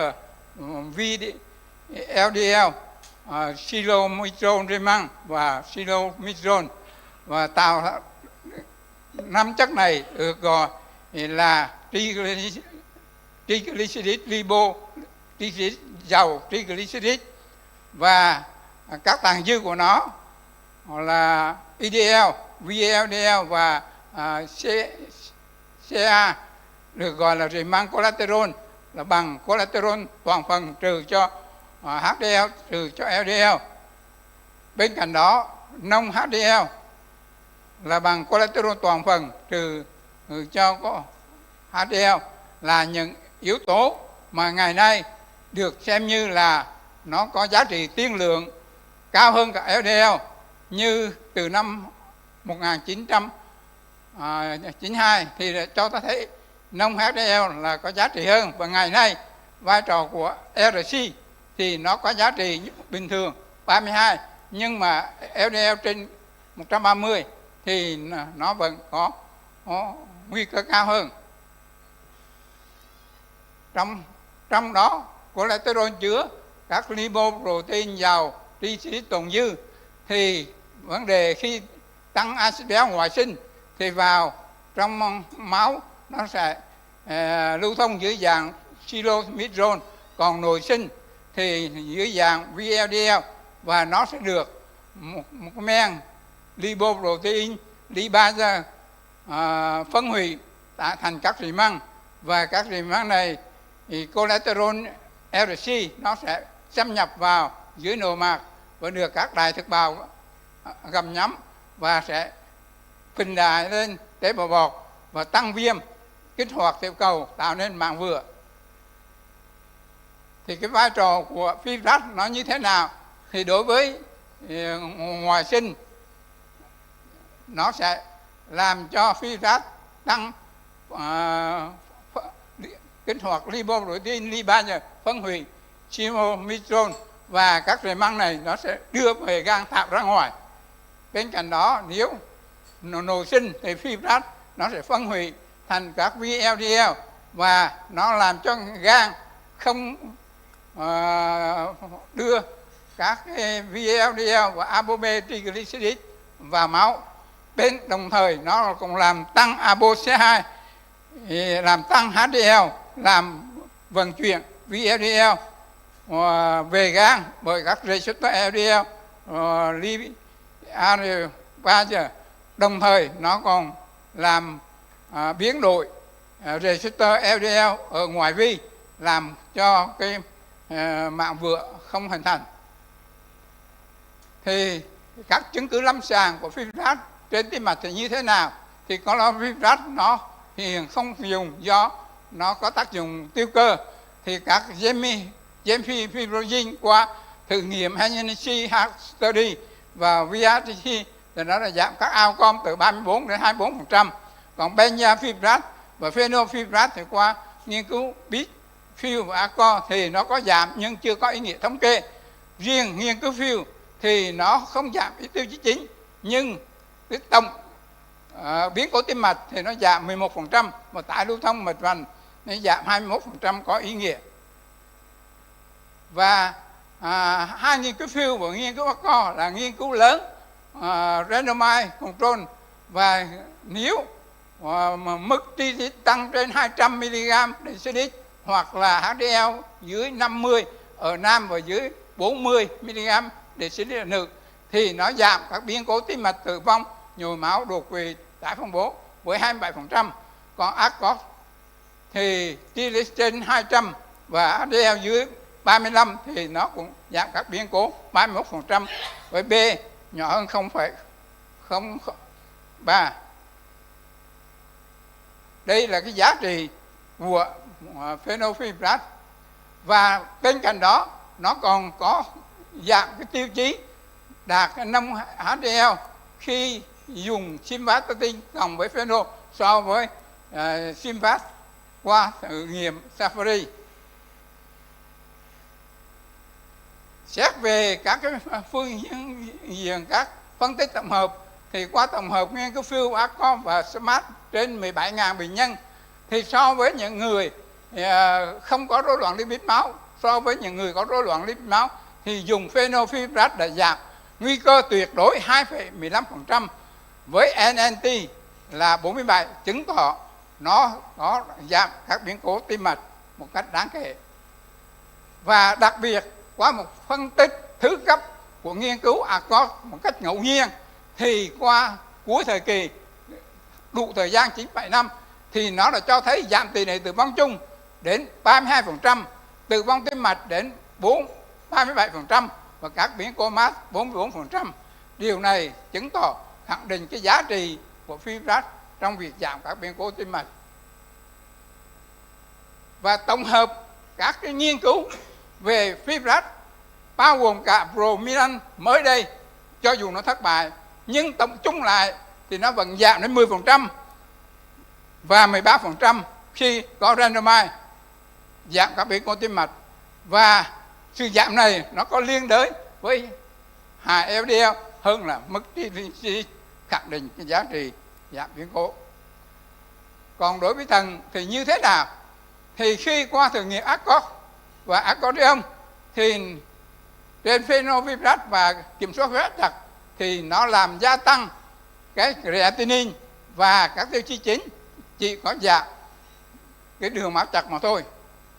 Tuy nhiên qua một cái phân tích hậu kiểm về tỷ lệ mắc và sự tiến triển của bệnh thận mạng thì cho ta thấy rằng phenolphosphate nó giảm mức lọc của cầu thận trừ 0,28 ml một 1,7 mét vuông da mỗi năm so placebo 1,25 ml phút 70 với B nhỏ hơn 0,01, và giảm ví đạm nhiều 44%, giảm đạm nhiều đại thể 28% và không có sự khác biệt về tỷ lệ bệnh thận mạng cũng như bệnh thận giai đoạn cuối như thử nghiệm trước.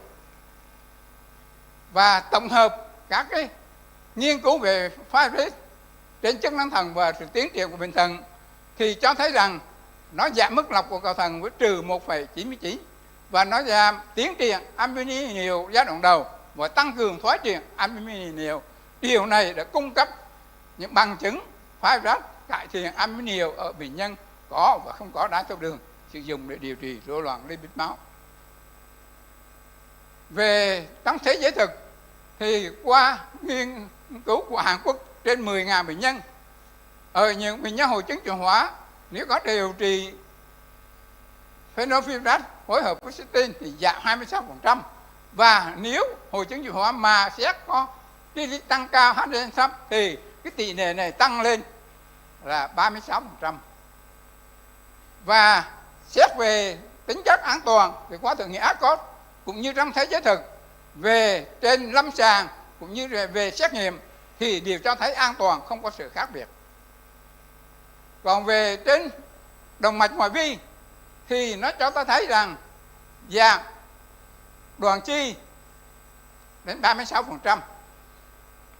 Còn trên tiến triển bệnh vòng mạc mắt thì có tổng hợp và ANICHKOV và phiêu về mắt thì nó có lợi ích trong giai đoạn sớm cũng như lợi ích trên giai đoạn tiến triển với một tỷ lệ rất cao. Và gần đây nhất tại hội nghị ADA vừa qua thì thử nghiệm lên được công bố cho thấy nó giảm 27% các biến cố liên quan đến bệnh vòng mạc không tăng sinh ở bệnh nhân đái tháo đường tại Scotland. Và từ đó các cái hội đoàn của Hội đái tháo đường Hoa Kỳ, AC, Úc, Canada đều thừa nhận phê duyệt sử dụng phenolphosphate trong ngăn ngừa bệnh lý bệnh mạc đái tháo đường. Còn đối với tăng triglycerid thì cái khuyến cáo của Hội Sơ vữa châu Âu năm 2019 thì đối với những bệnh nhân nguy cơ cao mà đã điều trị LDL đạt mục tiêu nhưng triglycerid vẫn trên 200 thì nên sử dụng fenofibrate với mức 2B chứng cứ C, và đến 2021 thì cái mức chứng cứ đã đưa lên chứng cứ B, và đến 2022 thì cái nghiên cứu Ba Lan mà có một giáo sư Banat là giáo sư hàng đầu của châu Âu và thế giới thì đối với bệnh nhân đái tháo đường ngoài điều trị statin nên có fibrate khi nồng độ triglycerid trên 200 với mức chứng cứ 2A, chứng cứ B. Và đến tháng 11 2003, Hội đồng chuyên gia quốc tế đã đưa ra một cái phác đồ điều trị cho những bệnh nhân có nguy cơ cao và cực kỳ cao sau khi kiểm soát LDL với cái nồng độ hoặc là statin hoặc là kết hợp mà triglycerid vẫn còn trên 150, không có bệnh tim mạch cho sơ vữa thì nên xem xét điều trị fenofibrate.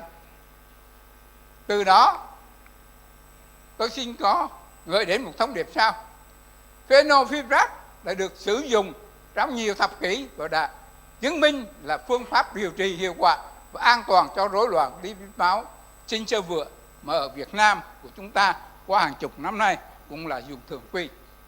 Và qua xem xét lại những nghiên cứu hậu kiểm và phân tích gộp từ 2019 cho đến 2024 cho thấy nó vẫn có giá trị trong giảm các biến cố tim mạch và vi mạch tầng chi dưới, đặc biệt bệnh võng mạc mắc ở đái tháo đường và an toàn trong sự kết hợp với statin.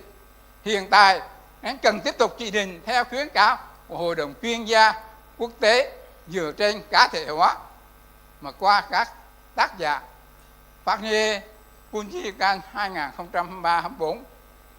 Và tương lai cần tiếp tục nghiên cứu để tối ưu hóa việc sử dụng fenofibrate, đem lại lợi ích tối đa từ một biện pháp lâu đời và kinh tế này trong cái thời đại đang mở rộng nhưng cũng không kém phần khó khăn. Xin chân thành cảm ơn sự chú ý lắng nghe của quý vị. Rất cảm ơn Phó Giáo sư Tiến sĩ Trần Văn Huy đã có một cái bài tiếp tục khẳng định vai trò của fibrate trong vấn đề trong cái mục tiêu điều trị rối loạn lipid máu với những bằng chứng, và chúng tôi cũng thấy rằng là trong thực hành ở chúng ta thì cái việc vai trò cũng như là đóng góp của fenofibrate vẫn còn nguyên đó nếu chúng ta sử dụng rất đúng, theo dõi và rất là cẩn thận. Tất cả các chỉ định và chống chỉ định thì nó còn nguyên, và bản thân cái việc sử dụng nó đang lâu dài, thời gian sử dụng nó cũng nói lên một phần nào cái tính chất, tất cả những cái tính chất an toàn của nó nữa, trừ điều kiện, trừ trường hợp chúng ta có thể sử dụng nếu có những trường hợp mà cần phải chú ý. Rất là cảm ơn tất cả các thông tin và Phó Giáo sư Trần Văn Huy cho. Chúng ta tiếp tục cái chuyên đề trong vấn đề điều trị giảm lipoprotein của giáo sư Trương Quang Bình là năm 2024, năm của những giải pháp mới trong điều trị giảm lipoprotein. Xin mời giáo sư Trương Quang Bình. Kính thưa quý thầy cô trong chỗ tọa đoàn cũng như là các quý vị bác sĩ, ban tổ chức giao một cái đề bài gọi là năm 2024, nhưng mà tôi nghĩ là năm 2024 chưa xong, bởi vậy xin nói về năm 2023 thôi, tại vì biết đâu là từ đây đến cuối năm có những cái giải pháp điều trị mới. Vì thế cho nên cái chuyên đề của tôi là năm 2023, đó là một năm của những cái giải pháp điều trị giảm cholesterol trong máu. Thưa quý thầy cô, thì chúng ta đều thấy rằng mặc dù là có nhiều tiến bộ trong suốt 30 năm qua về vấn đề chẩn đoán và điều trị bệnh lý tim mạch, nhưng mà cái tử vong do bệnh lý tim mạch nó vẫn tiếp tục tiến triển, tăng lên ở cả phái nam và phái nữ. Chúng ta thấy một điều tăng lên rất là rõ ràng như vậy. Và mà khi mà phân tích kỹ ra đó thì chúng ta thấy rằng cái phân tích năm 2019 đó, cái nguy cơ hay là cái tỷ lệ tử vong do bệnh lý tim mạch, đặc biệt là do bệnh tim thiếu máu cục bộ, nó chiếm đến 50%. Như vậy là chiếm phân nửa rồi. Còn ischemic stroke nó lại gần 20% nữa. Vậy cộng lại thì chúng ta thấy gần như là 70% những cái tử vong mà do trên thế giới của chúng ta, đó là do bệnh lý tim mạch, do xơ vữa. Ở xét về phía của châu Nam Thái, gọi là Đông Nam Á đó, thì chúng ta cũng thấy một cái hiện tượng tương tự thôi, chứ không phải là giống như những cái ở cái nước phương Tây. Chúng ta thấy rằng bệnh tim thiếu máu cục bộ và đột quỵ do thiếu máu cục bộ đó, nó vẫn chiếm tỷ lệ rất cao, gần như là 60-70% so với những cái loại bệnh còn lại. Và năm 2022 thì chúng ta cũng thấy thống kê, cũng có đó là bệnh tim thiếu máu cục bộ và đột quỵ do thiếu máu não đó, thì nó cũng chiếm cái tỷ lệ khoảng 70%, và nó đứng hàng thứ nhất trong tất cả những cái nguyên nhân hàng đầu gây ra tỷ lệ tử vong. Và xét về các yếu tố nguy cơ mà chúng ta có thể cải thiện được, nó đóng góp vào trong cái việc mà bị tử vong do bệnh lý tim mạch đó, thì chúng ta thấy tăng cholesterol trong máu, tăng LDL cholesterol trong máu là một cái yếu tố nguy cơ đứng hàng thứ 3, chỉ sau tăng huyết áp và một cái chế độ ăn không có thích hợp thôi, thì chúng ta thấy rằng đứng hàng thứ 3. Và chúng ta thấy rằng đứng hàng thứ 3 mà chúng ta có thể cải thiện được một cách dễ dàng, đó là một cái điều mà chúng ta thấy rằng là rất quan trọng về cái nhận định của mình. Và năm 2022 thì cái điều đó cũng lặp lại, tình trạng mà tăng LDL cholesterol trong máu đó nó đứng hàng thứ 3 và chúng ta có thể cải thiện được nó. Chính vì nhận định như vậy đó, trong suốt những năm qua thì chúng ta thấy rằng cái việc mà chúng ta điều trị làm giảm được lipid máu, đó là một cái giải pháp hiệu quả nhất để mà chúng ta có thể phòng ngừa được bệnh tim mạch do xơ vữa, một cái phòng ngừa tiên phát hoặc là phòng ngừa thứ phát những cái biểu hiện, những cái biến cố của bệnh tim mạch do xơ vữa. Và chúng ta thấy rằng trong năm 2023 này, thì 23 vừa qua đó, thì chúng ta đã tổng kết được một cái vấn đề. Nếu mà chúng ta thấy rằng là chúng ta để LDL cholesterol trong máu của chúng ta mà nó ở mức 200mg trên decilit như thế này, thì đến khoảng 30 tuổi thôi thì chúng ta sẽ thấy chúng ta sẽ bị hội chứng vành cấp ACS. Nếu mà chúng ta giảm xuống còn cái mức độ là 125mg trên decilit thì chúng ta thấy rằng là cái tuổi trung bình mà bị ACS đó là khoảng 60 tuổi. Trước đây vài năm, 5 năm, 10 năm, tôi thấy là LDL cholesterol trong tôi là 125, dưới 130 theo các khuyến cáo. Tôi thấy rằng là tôi ok lắm rồi. Nhưng mà nếu mà chúng tôi giữ đó thì năm nay 60 tuổi chắc chắn là chúng tôi có thể bị hội chứng vành cấp. Nhưng mà rất may là sau đó chúng tôi đã điều trị bằng statin để đưa nó thấp hơn nữa, và cái mức LDL cholesterol của tôi bây giờ nó khoảng 80mg trên decilit như thế này, thì hy vọng rằng hội chứng vành cấp nó sẽ không xảy ra cho tôi cho đến lúc tôi 100 tuổi. Như vậy thì cái việc mà chúng ta thấy rằng làm giảm được LDL cholesterol trong máu chúng ta trong những thập niên vừa qua đó, nó giúp cho chúng ta tránh được những biến cố tim mạch, đặc biệt là hội chứng vành cấp. Và nếu mà chúng ta không bị hội chứng vành cấp thì cái nguy cơ tử vong do bệnh lý tim mạch của chúng ta nó sẽ giảm đi rất nhiều. Và những cái điều đó thì đã được minh họa một cách cụ thể rồi. Một cái báo cáo năm 2023 cho thấy rằng nếu mà chúng ta sử dụng các loại thuốc để chúng ta làm giảm được LDL cholesterol trong máu của chúng ta, thì đối với on-call mortality đó, chúng ta giảm được là 11%. Đối với tử vong do nguyên nhân tim mạch đó, thì chúng ta giảm được 20%. Và đối với chuyện mà xảy ra hội chứng vành cấp hay không, ACS không á, acute coronary syndrome á, thì chúng ta thấy là giảm được 38%. Đột quỵ chúng ta giảm được 17%. Và đau thắt ngực không ổn định, unstable angina, chúng ta giảm được 25%. Và MACE chúng ta giảm được 26%. Nói về cái secondary prevention á, thì chúng ta thấy nó ngoạn mục hơn. Đối với on-call mortality chúng ta thấy giảm được 22%. Còn đối với tử vong do nguyên nhân tim mạch á, CV mortality giảm được 31%. ACS á, chúng ta giảm được 38% và giảm được 44% chúng ta cái nhu cầu cần phải can thiệp mạch vành, và giảm được 25% những cái biến cố ở trên bệnh lý mạch máu não. Như vậy thì chúng ta thấy rằng cái việc mà chúng ta sử dụng các loại thuốc để làm giảm được LDL đó là một cái điều rất là mang lại lợi ích rất là to lớn cho bệnh nhân của chúng ta. Như vậy trong năm 2023 này chúng ta có một cái tổng kết về cái chuyện chúng ta điều trị được giảm cholesterol trong máu đó, thì cái nền cái gọi là cái chớp đó, gọi là cái ngôi đền mà để mà chúng ta làm giảm được điều này đó là statin. Statin thì nó làm giảm được cái nguy cơ tử vong do tim mạch chúng ta là 20%, trong cái phòng ngừa tiên phát và khoảng 31% trong phòng ngừa thứ phát. Và trên cái việc điều này thì chúng ta phải dựa vào 3 cái trụ cột. Đầu tiên là chúng ta phải giảm càng sớm càng tốt, earlier the better. Và thứ hai nữa là chúng ta giảm càng thấp càng tốt, và chúng ta giảm càng lâu càng tốt. Khi mà giảm LDL cholesterol trong máu thì chúng ta phải nhớ thực hiện 3 điều đó. Và nên nhớ rằng cái việc mà chúng ta điều trị lâu như vậy, điều trị sớm như vậy, điều trị mạnh như vậy, nó không có mang lại, nó không có gây ra những cái tác dụng phụ quá đáng đâu. Mà chúng ta thấy rằng là nó có thể rất ít tác dụng phụ. Như vậy thì đây là một cái giải pháp rất hữu hiệu. Không phải là chúng ta không đủ chứng cứ, không đủ cơ chế, mà chúng ta cũng biết rõ rằng cái việc mà chúng ta sử dụng các loại thuốc để chúng ta làm giảm được LDL cholesterol trong máu như thế này, nó đã tác động trên những cơ chế, tăng được cái chức năng của tế bào nội mạc, giảm được oxy hóa, giảm viêm, vân vân, và giảm cái tiến trình xơ vữa động mạch của chúng ta. Như vậy thì đây là một cái loại thuốc rất tốt để mà chúng ta điều trị.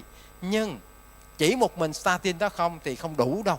Thì chúng ta biết trong cái sơ đồ này statin chúng ta đã biết rất nhiều rồi, nhưng mà chúng ta còn ezetimibe nữa, chúng ta còn ức chế B6K9 nữa, chúng ta còn bempedoic acid nữa, chúng ta còn có inclisiran, chúng ta có muvalaplin, vân vân. Tất cả những cái điều này sẽ giúp cho chúng ta có những cái vũ khí để mà chúng ta có thể làm tốt hơn.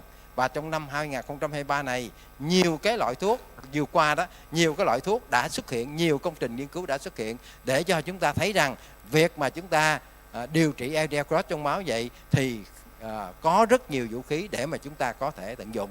Đây là tôi liệt kê ra những cái công trình nghiên cứu của năm 2023.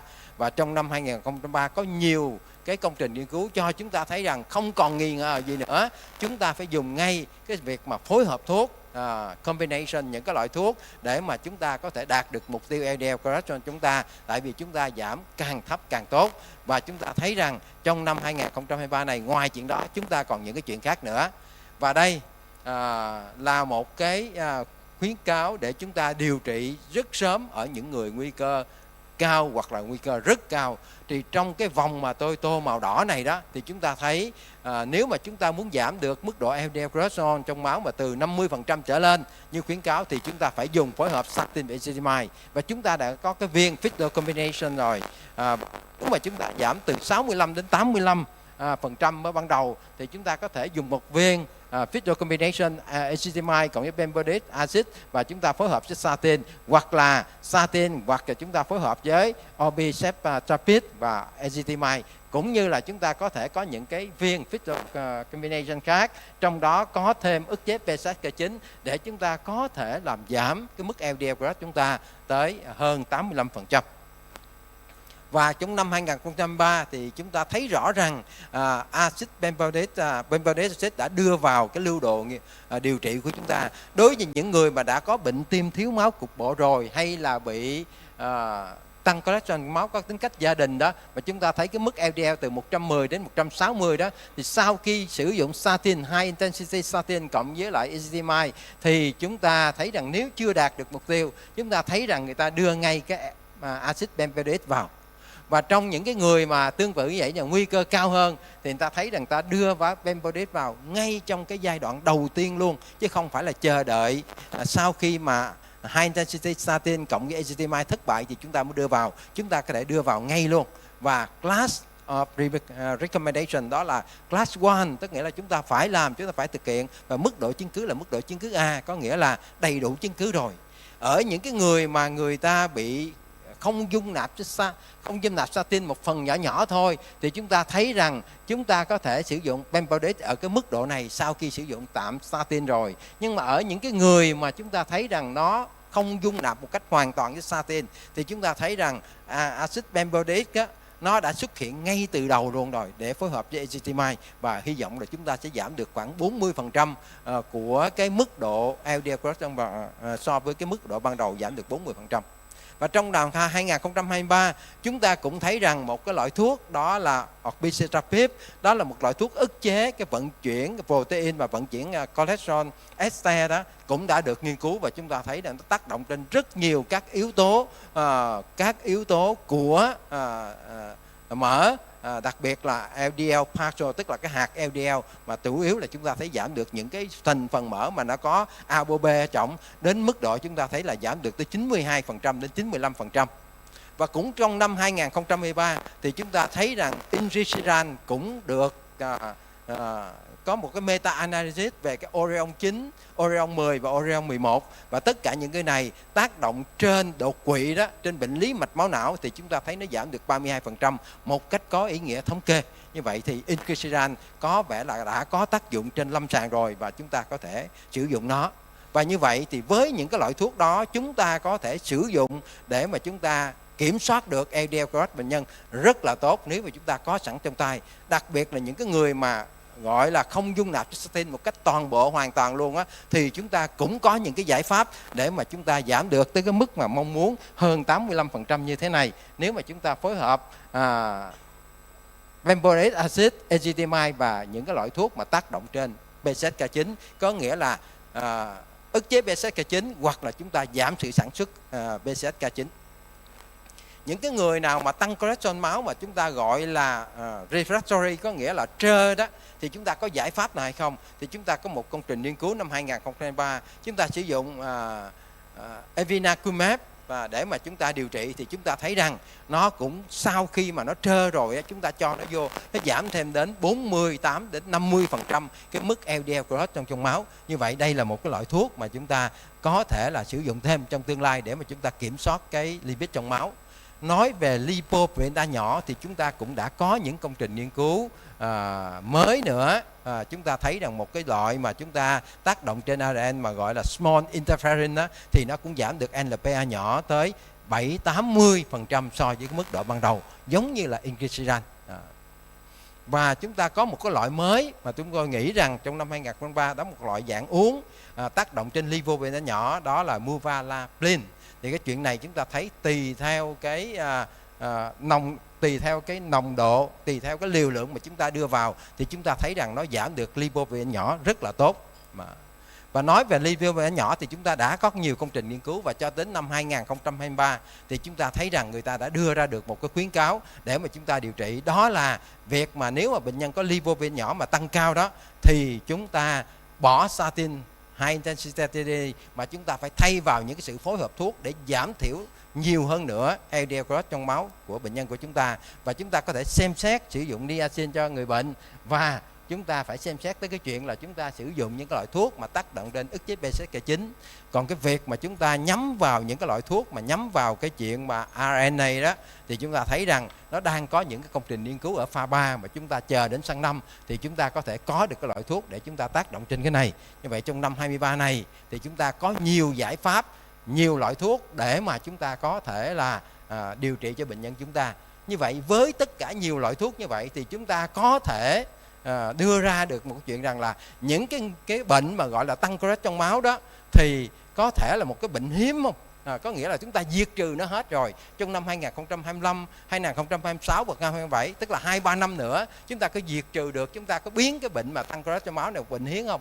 Mặc dù bây giờ nó rất là phổ biến, đứng hàng thứ 3 rồi vân vân đó, thì chúng ta có biến được hay không? Thì tôi nghĩ rằng muốn biến được hay không thì chúng tôi hy vọng rằng là chúng ta phải biến được điều đó. Chúng ta có nhiều cái thuốc trong tay, nhưng mà với một cái điều kiện là chúng ta phải cùng chung tay. Ở đây ví dụ như là Professor Dr. Plum hoặc là Professor Ta Chen Su, Professor Peter Lansford và Peter Lansford, vân vân. Thì tất cả đấy nếu mà chúng ta cùng nhau chúng ta làm đó, truyền bá đó, và chúng ta cùng làm việc trong những cái hiệp hội sơ bữa như thế này thì chúng tôi nghĩ rằng là chúng ta có thể làm được điều đó. Xin cảm ơn quý vị đã lắng nghe bài trình bày của chúng tôi. Thank you very much. Very clear and promising story about what new developments are coming ahead.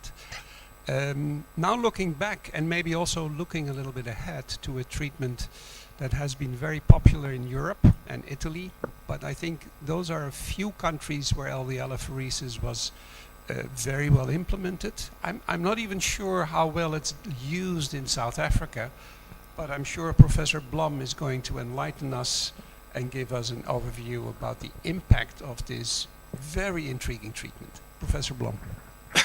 Thank you very much, and thanks again to the organizers for having me here.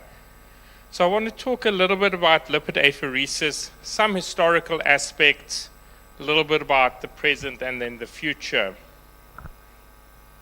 So the background, obviously, lipid apheresis is the mechanical removal of lipoproteins from the circulation. It's like dialysis for dyslipidemia, generally being focused on LDL, but you can remove other lipoproteins, lipoprotein little a, triglyceride-rich lipoproteins, and we've been using it when conventional therapy is either not sufficiently effective, homozygous FH, not tolerated, or just simply not available.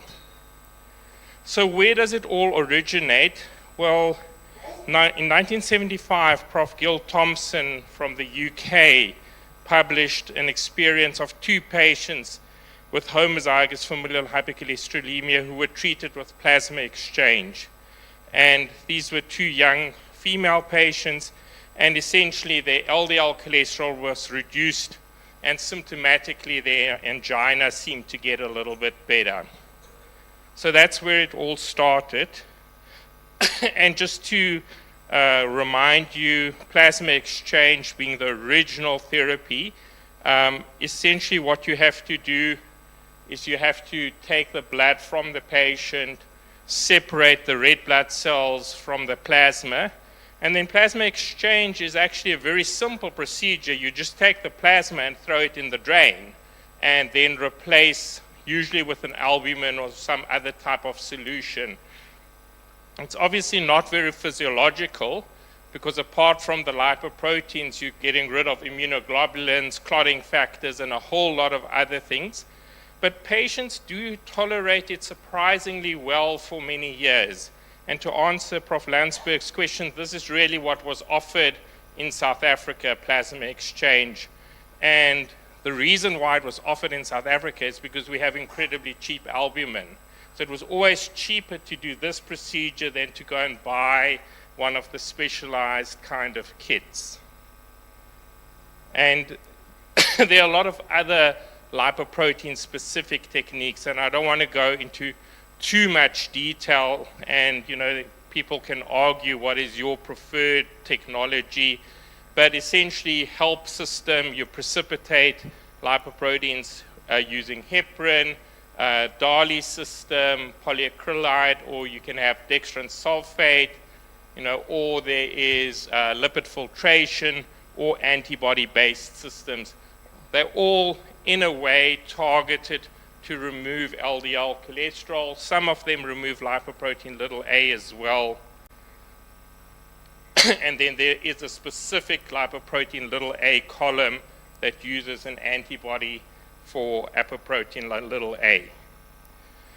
So LDL reduction, how much you reduce the LDL is really a function of the apheresis time and how much plasma volume you're treating. You should aim to reduce the LDL at least as a minimum by 60% per session. And then you can perform this apheresis twice weekly, weekly, or every 2 weeks, and or some other interval. The more often you do it, the better LDL cholesterol control you get, but of course it becomes more expensive and it's more inconvenient for the patient to do it very, very frequently.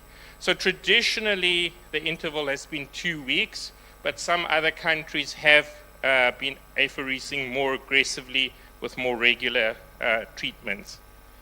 And this is really just to show you a graph, how much LDL removed per session is really correlated with the circulating LDL, but the more important is the rebound. So the Dutch studied this in quite a lot of detail, what will happen with the various lipids once you stop the apheresis. And obviously time 0 is just after the procedure is completed, and what you'll see is ApoB, LDL, lipoprotein little a start increasing again, and certainly by 2 weeks you're back to baseline. So if you only do once every 2 weeks, your patients will have lipids that go up and down a little bit like this, and there's a formula to work out the time averaged LDL cholesterol that you're achieving with your therapy. Now, what about outcomes? Does this actually work? Does it help patients? And certainly you know, you'll find lots of publications of impressive regression of mainly cutaneous xanthoma, but also some tendon xanthoma in patients who are treated with apheresis. Now, there are no cardiovascular randomized controlled outcome trials for this type of therapy. It's just not possible. You can't do sham apheresis for 5 years in patients. And so when we look at the data, we look at the comparisons between cohorts who were apheresed or not apheresed, cardiovascular event rates before and after starting this therapy, some imaging data, biomarker data. And I'm just going to show you a brief selection of some of the data that we have for apheresis, not complete in any way. So, quite recently published data from the pediatric homozygous FH cohort study. So this combined data from the HIC registry and another registry, and then patients who started apheresis in childhood were matched with controls according to sex and baseline LDL. And what you can see here is these are the patients that were treated with apheresis over here. These ones didn't have apheresis, and you can see we getting about a 30% LDL reduction in the non-apheresis group and about a 55. So there is an impact of apheresis, but it certainly doesn't solve the problem for most patients with homozygous FH. But what we can see clearly looking at both cardiovascular death and atherosclerotic cardiovascular disease is that there is a benefit from apheresis. So these children with homozygous FH who started apheresis in childhood benefited and lived longer, had fewer events. There's an imaging study done in Japanese patients looking at apheresis, so coronary angiogram, IVUS, and comparing groups who were treated with apheresis and not. And essentially just to show you some of the data, mean lumen diameter was greater in the apheresis group, plaque area was smaller, lumen area was bigger, vessel area, again, all going in the correct direction, but a relatively small study. It's an expensive therapy. We have a little bit of data for LPA apheresis. LPA apheresis was really only done in Germany and a little bit in Russia. This is a study from Russia. They took 30 patients with ischemic heart disease and high lipoprotein little a, generally more than 100, and they gave them atorvastatin or LP little a specific apheresis, and then they followed them up with coronary angiography at baseline and 18 months later. And essentially what you can see here, a modest reduction in the lipoprotein little a, from about 106 to 72. LDL didn't differ significantly, but once again, there were some improvements in the angiographic parameters. No clinical outcomes, just much too small a study. This is data from a German single center. What they're showing you here is event frequency in the patients before and after starting. And if you summarize that data in a graph, yes, there are fewer events in the patients post-apheresis. Now, you've got to remember these patients were started on LPA little apheresis because they had a lot of events. And then generally people won't have that many events. So the data, you have to interpret it with caution. It's not a randomized trial, it's purely observational, but it also suggests benefit from this treatment. And then a few words about severe hypertriglyceridemia. Generally, you would plasma exchange in this scenario. It's been done acutely either in patients who have hypertriglyceridemic pancreatitis or are thought to be at high risk for pancreatitis. Now, the benefit is uncertain. We have case series showing I apheresed 5 patients and they got better, but I can write a case series, I did not apherese 5 patients and they also got better. So we really do not have hard comparative data. There's some data showing possibly reduction in hospitalization, and there are isolated case reports of patients who were treated with this chronically. in familial chylomicronemia syndrome, but because TGRLs turn around so rapidly, you need to do this procedure very frequently in these patients. This is what your exchange bag might look like in a patient with FCS. This is a patient who was pregnant and who we plasma exchanged. So current status, we have a lot of regional country variation, and it really mainly depends on is anybody paying for it or not. So high users are Germany, Japan, Italy, and then Russia for lipoprotein a. Most commonly, still the indication is homozygous FH. In Germany, you can apheresis for heterozygous or statin intolerant. It really all depends what people are prepared to pay for. And then lipoprotein a, I think it's only the Germans that actually do pay for it, and they'll probably stop doing so quite soon. So the future, I think LDL apheresis for heterozygous FH, it hasn't been commonly done in any case. And with PCSK9 inhibitors, bempedoic acid, ezetimibe, all the therapies we heard about for this day, I don't think you're going to need LDL apheresis for very many heterozygous patients, because we know evinacumab works in severe heterozygous FH as well. I mean, it's licensed for homozygous FH, but if you're really stuck, you have these other therapeutic options. For homozygous FH, the LDL receptor independent therapies such as lamidipide and evinacumab have allowed many patients to discontinue apheresis. If you look at the lamidipide trials, you'll see that patients are coming off apheresis. But again, these drugs are not easy to access. They're not available in all countries. And so lipid apheresis will probably continue to play an important role in the management of homozygous FH for quite a time coming, I think. The days of lipid apheresis are not over as yet. Little a apheresis, as I said, not commonly done, but with the novel therapies, you can see these dramatic reductions in lipoprotein a. I don't see us having an indication for lipoprotein a specific apheresis in the years to come. Once these therapies are available and licensed, we'll be able to deal with lipoprotein a elevations quite easily. Hypertriglyceridemia, I think, it's a low evidence zone. It will continue to be used ad hoc in patients with severe hypertriglyceridemia, either who have pancreatitis or where the doctors are worried. Once again, we have new treatments in the hypertriglyceridemia field, volanesorsen, olezarsen, plozasiran, and we may be able to get better triglyceride control and then have less patients who are at risk of pancreatitis.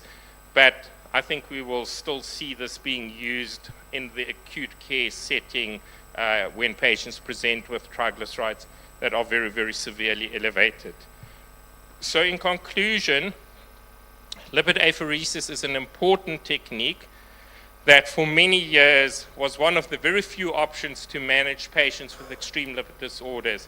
As we all know, the early days, statins in homozygous FH, if you're lucky, 20-30% LDL reduction.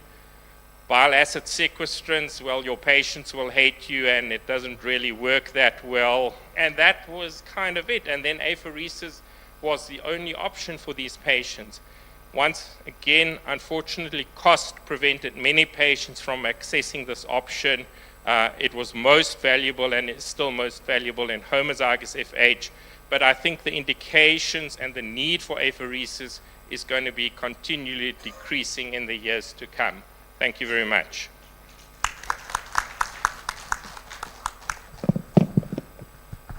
Thank you very much, Dr. Dick Blum. There was a very interesting report and about the apheresis lipid. Very, very interesting. Now, I think we have about 10 to 15 minutes for discuss. Yeah? And some question, comment in the auditorium? Yeah, please.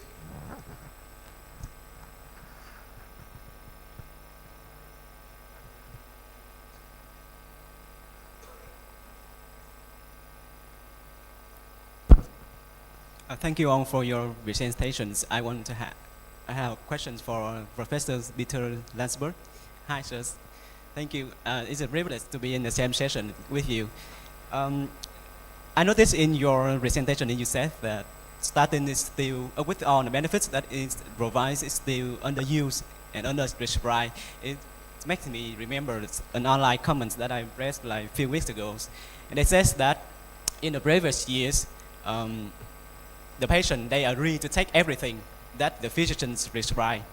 But nowadays that you have to tell the patients like all about it, the benefits, the cost, the outcomes, and yet they might still not take it. So how do you interpret that situation? What do you think, what can be done to make it easier? Thank you, sir. Yeah, that's the million-dollar question. I mean, for some reason, cholesterol and statins or cholesterol-lowering drugs have been ostracized already from the early start when ANICHKOV first presented his results. People said it was rubbish, rabbits and people are not the same. We had huge conflicts with the LRC-CPT trial, the first trial using cholestyramine that showed benefit, and people were very critical. So that perpetuated and it snowballed. And I think one of the challenges we have as doctors in 2022 is that the trust of patients has gone down the drain, more or less. You know, they don't see us anymore as experts. They don't see us anymore as people that care for patients, but they see us more and more as, you know, I say sometimes like a second-hand car salesman. You know, you're doing something not to help them, but to make sure that you get your money and you do the things for your own profit. And that makes it very difficult to change people's attitude. And the second problem we face is social media and Dr. Google. 20, 30 years ago, patients had very limited access to information that for us was daily practice. Nowadays, they go to internet, they find things, they dig, and there's a lot more information about the negative aspects than about the positive aspects. And that's something that they embrace, partly because of fear, partly because of lack of trust, and for a greater part because for some reason they don't feel atherosclerosis, they don't feel cholesterol, and they don't think it's a concern. Now, to deal with that, it's not simple, especially in developing economies, where my experience is that a lot of doctors have very limited time. I was in Indonesia and a cardiologist told me he saw 100 patients in one session. So that means a few minutes per patient. So how can you explain things? How can you do things that make it easier for patients to understand why you're doing this? We have to come up with smarter solutions as well. You know, maybe we should start making small TikTok videos giving a more positive effect, and some of my colleagues are actually doing that and using that for patients.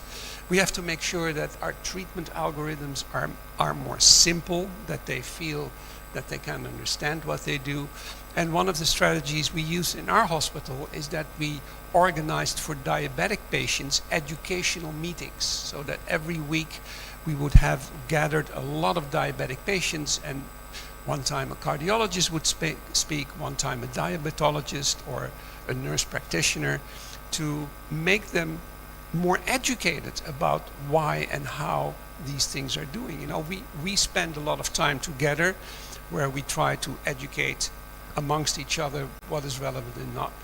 And because patients are starting to get to a level where they start more and more understanding the impact of medication, I think we need to find ways, and hopefully AI will help to do that more easily as well, that instead of discussing things with a doctor, we can give them a link to discuss it with an AI system that's supervised.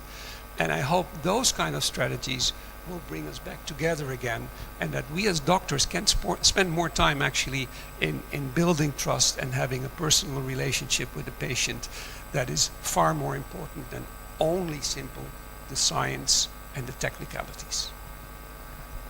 Thank you, sir. Yes. Thank you. Some question and comment? And I have a question for Professor Peter Lambert. We talk about with the practicing clinician, yeah? And there is a very common question, yeah? You control the target, and for how long? In the real world, 6 months, 1 year, and the patient is my lipid profile is very fine and very good. And I would like to take and how long? For how long? For lifelong? Or that is we need some your recommendation, please. So I always explain patients that preventive therapies, especially statins, is a lifelong treatment. I say maybe in the future we'll have something better, but be sure you're now in your 50s or 60s, that's not going to happen in the next 5 or 10 years. So that's step one. Another thing is that, and that's one of my slides in my previous session, we have to start doing registries. We have to monitor what we do and the quality we provide. As I mentioned before, we have sort of a skewed positive view about the things that we do are good, but in reality they are not. And it's something that can be easily implemented and can actually be done, again, also in an AI type of setting. You know, there was an interesting article about the virtual lipid clinic, where patients would be managed in a virtual environment where things would be monitored. I always put a lot of emphasis, it's not a fire and forget strategy. It's a treat to target and monitor strategy. So you have to make sure that patients come back for their controls, and that doesn't necessarily always has to be in the office. That can be in other formats, as long as you have data regarding the medication they use and the lab results.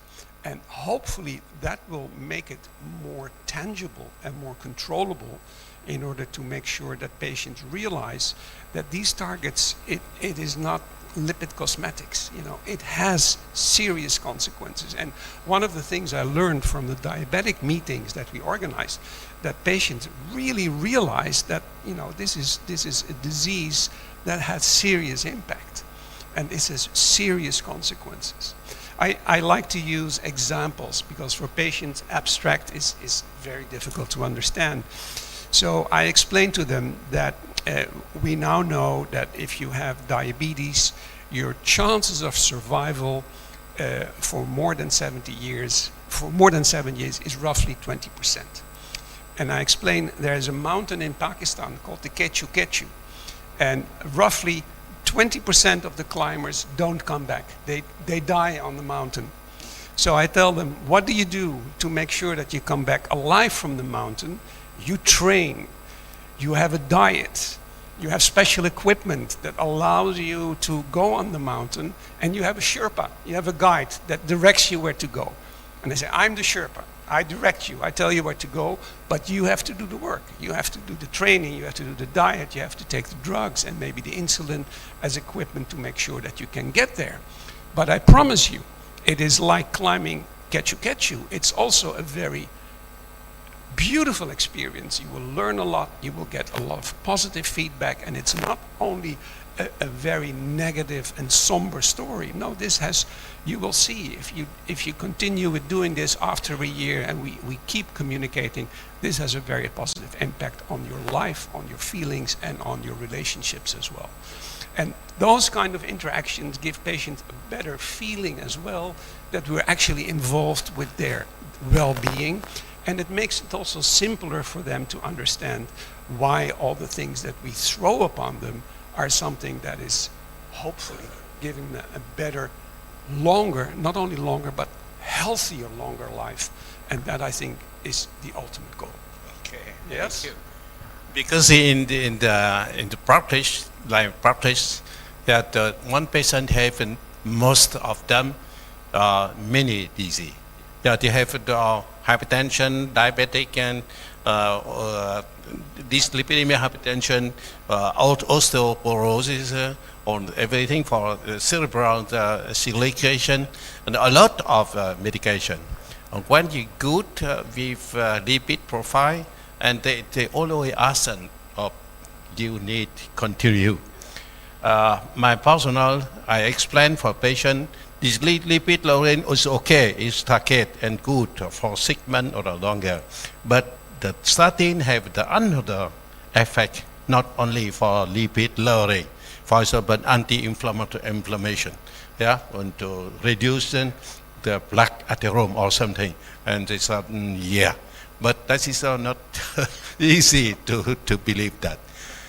Chúng tôi hỏi chuyện này vì chuyện rất là thực tế. Chúng ta cần cái đó mà chưa thấy có cái nghiên cứu nào là uống tới lúc nào. Lẽ đương nhiên nó cũng tùy bệnh nhân thôi. Nếu mà các anh chị cũng không cho người ta ngừng thì có những bệnh nhân người dưới quê đó, người ta cũng ngừng thôi. Chúng ta đừng có tưởng là chúng ta nói cái gì thì người ta làm hết. Chúng tôi phải hỏi ông ấy xem như thế nào. Thì quả thật là dùng. Và thậm chí bây giờ lại có xu hướng, có một số đồng nghiệp nói rằng không những tiếp tục mà còn phải liều cao nữa. Liều cao thì high dose. Not only for the high dose, Lipitor 20 milligram or cholesterol 20 or Lipitor. I don't know what is the best recommendation. Đấy là hỏi những vấn đề thực tế, chứ còn tất cả những chuyện bài ngày hôm nay thì rất hay.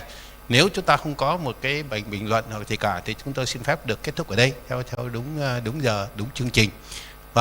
Tất cả chuyện quá nhiều thông tin và những cái mới do thầy Bình đưa ra đó thì quá nhiều. Bây giờ càng ngày càng nhiều, càng thêm thuốc nhiều vô thì nó xuống 7-80. Thì đấy là những cái mà chúng ta rất là mừng. Thì ông này hình như ông nói rằng con coi chừng có thể một thời gian nữa, cũng chả cần phải lâu, nó lại có những biện pháp nào đó. Ví dụ như vấn đề insulin và ức chế luôn cái thụ thể tạo ra PCSK9 chẳng hạn, thì là nó là chỉ cần 6 tháng trích một lần, và sau đó có những thứ thuốc hình như là trích cả đời nó không có nữa. Thì như vậy vấn đề đó, tất cả chuyện đó sẽ không còn cái gì để cho chúng ta nói và dùng thuốc nữa. Thì cái đó là cái rất hay, và đấy là xu hướng của y khoa, cố gắng đi tới cái tận cùng trong cơ chế. Và nếu có được cái gì tác động được cái đó thì chúng ta sẽ thấy rất là khỏe. Nhưng mà chắc cũng khó đấy, mà dễ. Thì lần nữa, thank you very much every speaker, and thank you very much all the auditorium here. I wish you healthy, success in your career. Thank you. We finish this session here.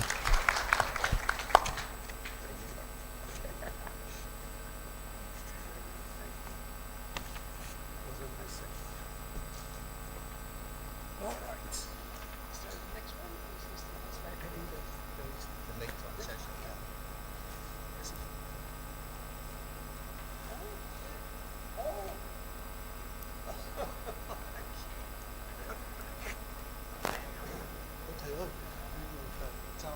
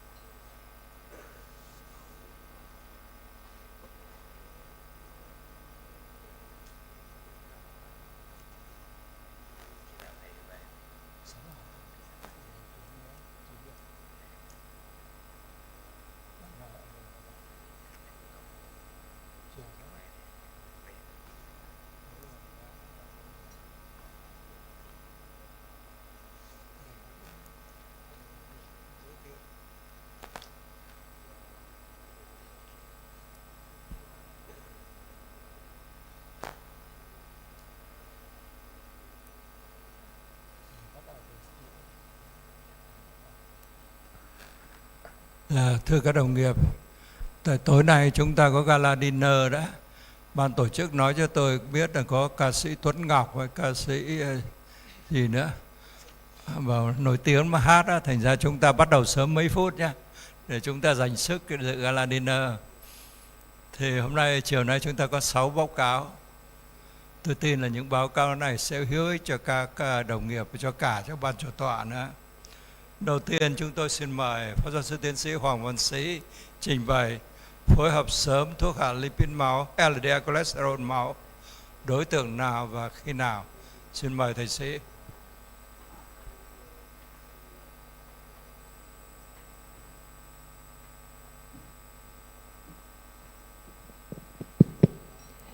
Dạ vâng, kính thưa thầy Phó giáo sư tiến sĩ Phạm Nguyễn Vinh, thầy Trần Văn Huy, tiến sĩ Trương Phi Hùng cũng như tất cả quý thầy cô và quý đồng nghiệp. Có lẽ thì cái phiên chiều nay chúng ta nghe cũng khá nhiều những cái bài về vấn đề phối hợp thuốc trong vấn đề điều trị rối loạn cholesterol máu, cụ thể là tăng LDL cholesterol máu. Thì có lẽ thì cái phần này tôi cũng xin bày trên một cái tổng quan khác là liên quan đến cái chủ đề này.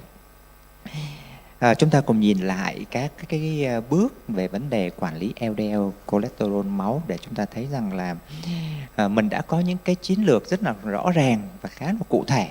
Tuy nhiên chúng ta thấy rằng vẫn còn rất nhiều những cái thách thức. Chúng ta thấy rằng là trong những khuyến cáo đều yêu cầu chúng ta phải nhận diện những cái bệnh nhân và đặc biệt chúng ta phải tìm ra được những cái nhóm bệnh nhân có nguy cơ cao và cao nhất liên quan đến các cái biến cố về tim mạch do xơ vữa, để chúng ta có một cái chiến lược chúng ta thấy rằng là hơi đặc biệt cho cái nhóm bệnh nhân này, và từ đó chúng ta sẽ có một cái chiến lược điều trị. Chúng ta thấy rằng là có thể chúng ta thấy đơn điều trị, tức là chúng ta sử dụng một thuốc hạ lipid máu, hoặc chúng ta có thể phối hợp trong vấn đề điều trị. Những cái quan trọng chúng ta thấy rằng là trong những cái buổi thảo luận bao giờ chúng ta thấy rằng là cái tỷ lệ báo cáo chúng ta thấy rằng là vấn đề đạt được LDL mục tiêu chúng ta thấy không như mong muốn, và chúng ta phải tìm ra được những cái rào cản, những cái khó khăn chúng ta thấy tại sao lại không đạt được LDL như mong muốn, và chúng ta tìm những cái biện pháp để chúng ta khắc phục. Và một điểm nữa chúng ta thấy rằng là chúng ta cần phải khởi động điều trị, chúng ta thấy rằng là hạ lipid máu sớm và với một cái chiến lược điều trị phù hợp. Trong đó cái chiến lược chúng ta thấy rằng phối hợp thuốc được nhấn mạnh trong những năm gần đây rất nhiều trên những đối tượng bệnh nhân, và có lẽ chúng ta thấy rằng là kinh điển là những bệnh nhân không đạt được LDL cholesterol mục tiêu, nhưng những bệnh nhân nào chúng ta có thể phối hợp sớm ngay từ đầu. Chúng ta cùng nhìn lại cái cơ chế tác động của các cái nhóm thuốc hạ lipid máu. Chúng ta thấy ở cái tế bào gan có lẽ kinh điển nhất vẫn là statin. Chúng ta thấy ức chế cái men HMG coenzyme A trong cái chuỗi mà tổng hợp lên cholesterol máu. Tuy nhiên chúng ta thấy trong cái con đường này chúng ta thấy một cái nhóm thuốc là pempedoic acid ức chế, chúng ta thấy là cái ATP citrate liase, là chúng ta thấy là chuyển từ citrate sang acetyl coenzyme A, cũng là một trong những cái khởi đầu trong cái chuỗi mà hình thành cholesterol máu. Cái thuốc thứ ba đó là ezetimibe tác động lên, chúng ta thấy rằng lên cái niêm mạc ruột trong vấn đề chúng ta thấy rằng hấp thu cholesterol. Và những cái nhóm thuốc khác chúng ta thấy tác động lên cái đích là PCSK9, có là kháng thể đơn dòng kháng PCSK9. Có những cái thuốc chúng ta thấy rằng là cơ chế tác động làm im lặng cái gen, chúng ta thấy là mà mã hóa tạo ra cái protein là PCSK9, đó là inclisiran. Tuy nhiên khi nhìn lại cả một cái quá trình chúng ta thấy rằng là các cái công trình nghiên cứu hay các thử nghiệm lâm sàng liên quan đến vấn đề hạ lipid máu, chúng ta thấy rằng là cái đường màu xanh lá cây ấy, chúng ta thấy là các cái công trình chúng ta thấy là liên quan tới vấn đề chúng ta thấy là sử dụng statin so với giả dược. Màu xanh da trời là chúng ta thấy là statin so với là các cái điều trị khác, và chúng ta thấy màu cam đó là statin khi họ so sánh các cái liều khác nhau. Thì gần như chúng ta thấy rằng là trong cái giai đoạn tiến triển như vậy, statin đã được tiến hành rất nhiều những cái công trình nghiên cứu, và sau này chúng ta có một vài những công trình của những nhóm thuốc mới. Ezetimibe chúng ta có 3 cái công trình nghiên cứu, và chúng ta thấy rằng là PCSK9 chúng ta có một số công trình nghiên cứu, và pempedoic clear outcome. Thì đây là những công trình nghiên cứu họ có đánh giá cái kết cục đó là các cái biến cố tim mạch biến cố tim mạch. Và riêng chúng ta thấy inclisiran, chúng ta chờ cái công trình nghiên cứu Orient 4 là cái thử nghiệm chúng ta thấy rằng là họ sẽ đánh giá về cái kết cục tim mạch khi chúng ta sử dụng inclisiran cho bệnh nhân. Và chúng ta nhìn lại các cái hiệu quả trong vấn đề hạ LDL cholesterol máu khi chúng ta sử dụng đơn trị liệu hay phối hợp, thì chuyện này chúng ta thấy khá rõ ràng. Chúng ta thấy ngay cả cái đối tượng bệnh nhân mà đã có bệnh tim mạch do xơ vữa hoặc tăng cholesterol máu gia đình, chúng ta thấy rằng là gần như việc chúng ta phối hợp thêm một cái thuốc hạ lipid máu phối hợp với statin thì chúng ta sẽ hạ LDL cholesterol nhiều hơn. Chúng ta thấy phối hợp bộ 2 và thậm chí chúng ta phối hợp bộ 3 là chúng ta cũng hạ được, chúng ta thấy là nhiều hơn nữa, chúng ta thấy hơn 85% LDL so với ban đầu. Và trên những đối tượng bệnh nhân không dung nạp đối với statin thì chúng ta có những cái nhóm thuốc khác như là ezetimibe, pempedoic acid, hoặc là chúng ta thấy cái thuốc tác động lên cái đích là PCSK9 đều có thể có hiệu quả giảm LDL cholesterol máu cho bệnh nhân. Và chúng ta nhìn lại các cái công trình nghiên cứu vừa rồi để chúng ta thấy rằng là tại sao chúng ta thấy rằng là bây giờ người ta cần phải phối hợp thuốc và phối hợp thuốc sớm và tích cực với những cái đích điều trị mới. Chúng ta nhìn lại khoảng 1/4 thế kỷ trong vấn đề điều trị liên quan đến LDL cholesterol máu, chúng ta thấy rằng là có lẽ trong những cái năm đầu tiên như vậy người ta thấy rằng LDL cholesterol máu cao, đây là một cái tín hiệu xấu, là không xấu. Và khi người ta điều trị qua các thử nghiệm lâm sàng, chúng ta thấy là CARE hay là HPS đây, thì chúng ta thấy rằng là chúng ta hạ được LDL của bệnh nhân xuống, thì chúng ta thấy rằng là cái hạ ở cái mức độ trung bình, người ta thấy chúng ta thấy nó không xấu nhưng mà chúng ta thấy nó không tốt, dù sao cũng là tín hiệu tốt hơn. Và sau đó những thử nghiệm chúng ta thấy TNT hoặc Fourier, Imbruit vân vân, thì chúng ta thấy rằng là hạ LDL càng thấp thì người ta thấy càng tốt, và ngay cả người ta nói rằng thấp hơn nữa thì cũng có tốt hơn nữa. Chúng ta thấy là gần như một cái slogan, chúng ta thấy là lowest is best, tức là chúng ta thấy thấp nhất, chúng ta thấy là thì tốt nhất cho bệnh nhân. Và chính vì thế trong những cái khuyến cáo của các hội, chúng ta thấy rằng đặc biệt Hội Tim mạch châu Âu, Hội Tim mạch Hoa Kỳ và ngay cả Hội Tim mạch Việt Nam của chúng ta thấy ở các cái mức nguy cơ khác nhau tùy thuộc vào cái màu sắc, từ nguy cơ rất cao, chúng ta thấy rằng trung bình và thấp, chúng ta thấy đi từ một cái màu tím đi ngược trở lên đó, thì chúng ta thấy rằng là cái LDL mục tiêu chúng ta thấy rằng là nó càng ngày nó càng thấp theo thời gian, cũng như càng ngày càng thấp theo cái nguy cơ của bệnh nhân. Nguy cơ càng cao thì cái LDL của bệnh nhân nó càng thấp. Tuy nhiên chúng ta thấy thử nghiệm thì rất nhiều, bằng chứng cũng rất nhiều, nhưng khi mà xem lại cái thực trạng như thế nào thì chúng ta thấy trong cái công trình nghiên cứu này, các bạn thấy Davisi ở đây, chúng ta thấy rằng là cái tỷ lệ bệnh nhân được sử dụng các cái liệu pháp hạ lipid máu trong cái nghiên cứu này chúng ta thấy là còn thấp.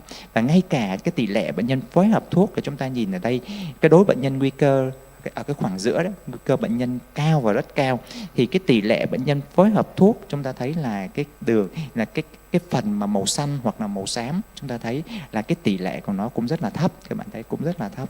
Điều đấy cho thấy rằng là thực tế chúng ta thấy rằng nghiên cứu lý thuyết là như vậy, khuyến cáo là như vậy, nhưng đa số bệnh nhân chúng ta thấy là điều trị đơn trị chứ không được phối hợp thuốc. Và ngay cả bệnh nhân điều trị với statin là những cái thuốc nền tảng, chúng ta thấy phần lớn là statin cường độ trung bình, chỉ có 28% bệnh nhân là được điều trị statin với cường độ cao mà thôi. Và việc phối hợp thuốc chúng ta thấy rằng là ta thống kê là 9% bệnh nhân được phối hợp với ezetimibe và chưa tới 1% bệnh nhân được phối hợp với thuốc ức chế PCSK9. Đó là thực tế là như vậy. Như vậy chúng ta thấy rằng là đâu là những cái khó khăn, tại sao nó lại là như vậy. Để chúng ta cùng nhìn lại cái mục tiêu theo cái thời gian, chúng ta thấy càng ngày như tôi nói, cái mục tiêu chúng ta hạ LDL càng xuống càng thấp. ESC chúng ta thấy rằng là dưới 55mg%, và đương nhiên giảm trên 50% so với ban đầu.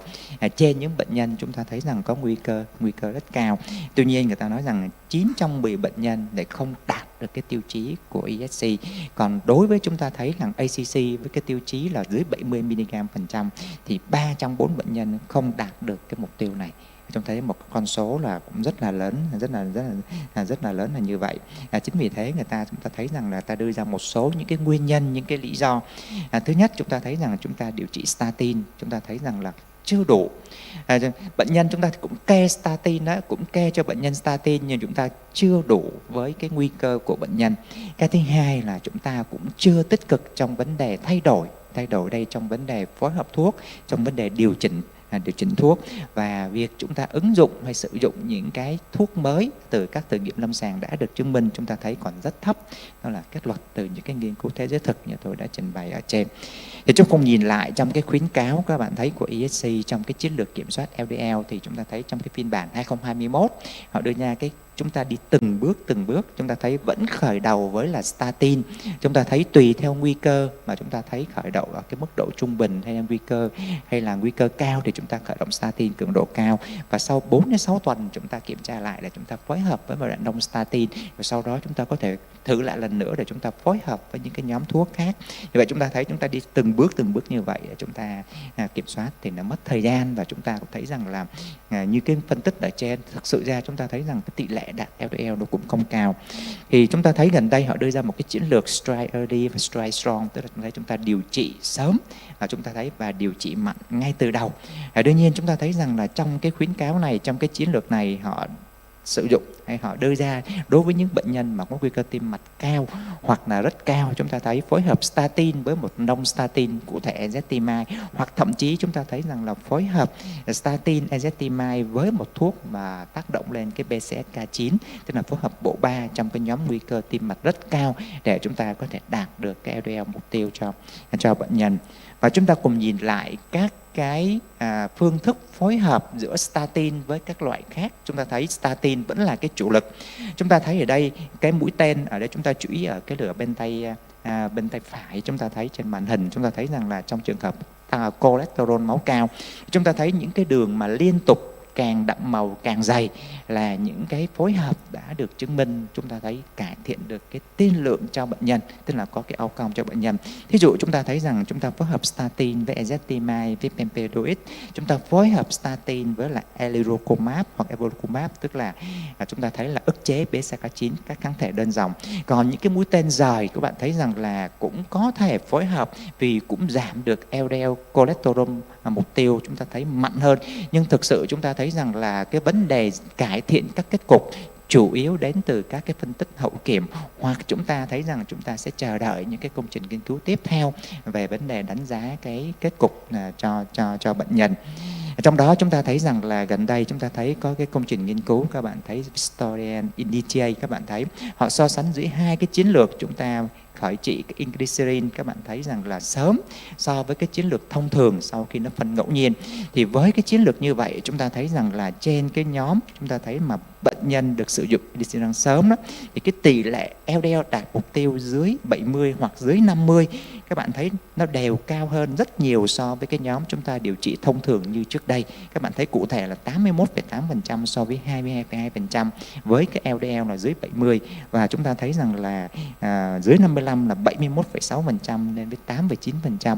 Vậy chúng ta thấy việc phối hợp sớm, chúng ta thấy là giữa statin với non statin, cụ thể inclisiran trong nghiên cứu này, chúng ta sẽ tăng được cái tỷ lệ đạt được LDL mục tiêu. Trong khi đó trước đây chúng ta cứ thấy là 9 trong 10 bệnh nhân hoặc 3 trong 4 bệnh nhân là không đạt được mục tiêu khi chúng ta sử dụng statin hoặc là chúng ta điều chỉnh cái liều statin cho bệnh nhân.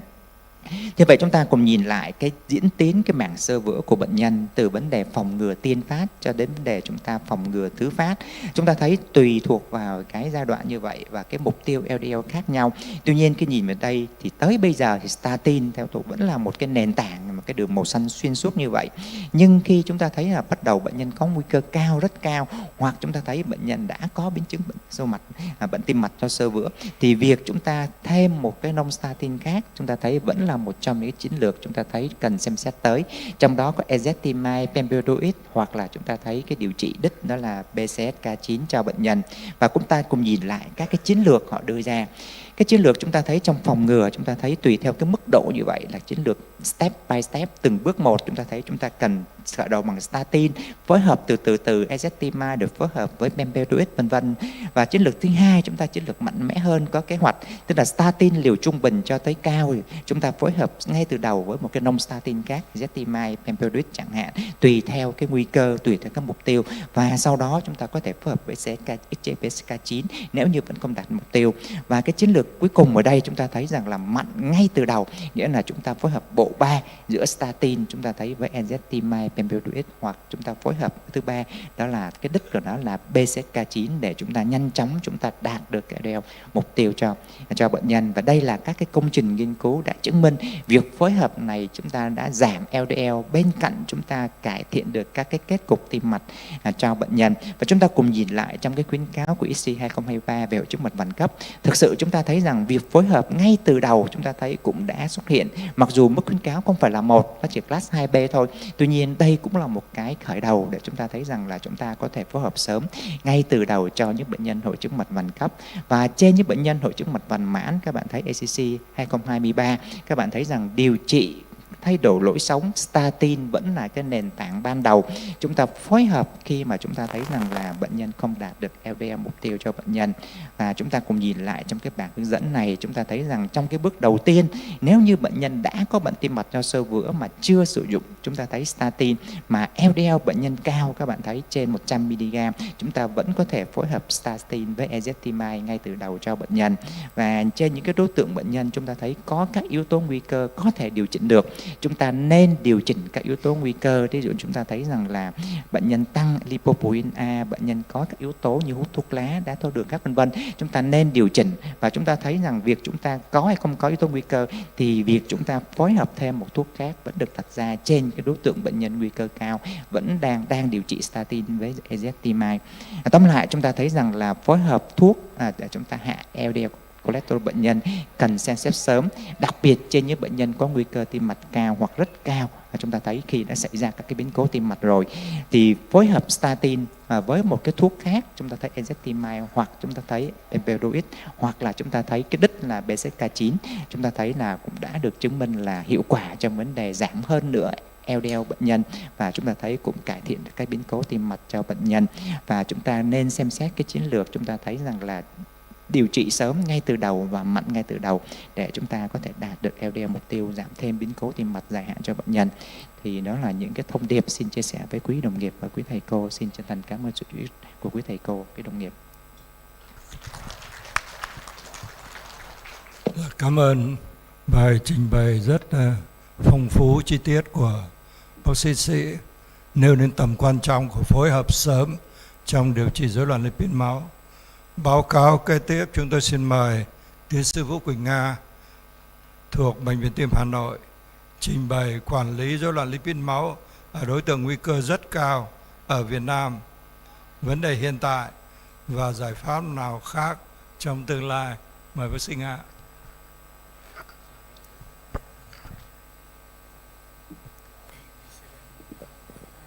Kính thưa Phó Giáo sư Phạm Nguyễn Vinh, kính thưa Phó Giáo sư Trần Văn Huy, tiến sĩ Trương Phi Hùng, kính thưa các quý đồng nghiệp, chúng tôi cũng rất là cảm ơn Phó Giáo sư Hoàng Văn Sĩ với cái bài trình bày của mình đã làm cho cái bài trình bày của tôi trở nên rất là dễ dàng. Tiếp theo là chúng tôi xin trình bày một cái chủ đề là việc quản lý rối loạn lipid máu ở đối tượng có nguy cơ rất cao tại Việt Nam. Phần trình bày sẽ gồm có ba phần. Chúng ta đều biết rằng là LDL cholesterol thì nó có một vai trò rất quan trọng trong việc hình thành mảng xơ vữa, bắt đầu từ việc tích tụy các lipoprotein khu trú trong động mạch, sau đó đến việc hình thành mảng xơ vữa, và nó sẽ có hiện tượng là nứt vỡ mảng xơ vữa để xuất hiện gây nên những cái biến cố nặng về tim mạch như là nhồi máu cơ tim, như là đau thắt ngực không ổn định hoặc là đột quỵ não. Và ở đây thì chúng ta thấy rằng là cái nồng độ LDL cholesterol cũng như là cái sự tích hợp theo thời gian, tiếp xúc với LDL cholesterol theo thời gian càng dài thì cái việc hình thành mảng xơ vữa nó càng cao và cái khả năng nứt vỡ mảng xơ vữa càng lớn. Và các thử nghiệm lâm sàng từ trước đến nay đã cho thấy là có một cái mối liên quan trực tiếp giữa mức LDL cholesterol cũng như là bệnh lý mạch vành, kể cả là trong dự phòng tiên phát cũng như là dự phòng thứ phát. Nếu chúng ta điều trị hạ được LDL cholesterol, nó cũng sẽ làm giảm các biến cố về tim mạch. Và cái slide này chúng ta đều thấy rằng là rất là quen thuộc rồi. Khi mà chúng ta điều trị các bệnh nhân với các yếu tố, với các mức độ nguy cơ khác nhau về bệnh lý tim mạch do xơ vữa thì chúng ta sẽ cần đạt được những cái đích LDL cholesterol khác nhau, và chung quy lại thì là bệnh nhân có nguy cơ càng cao thì chúng ta càng phải đạt đến cái đích LDL cholesterol càng thấp.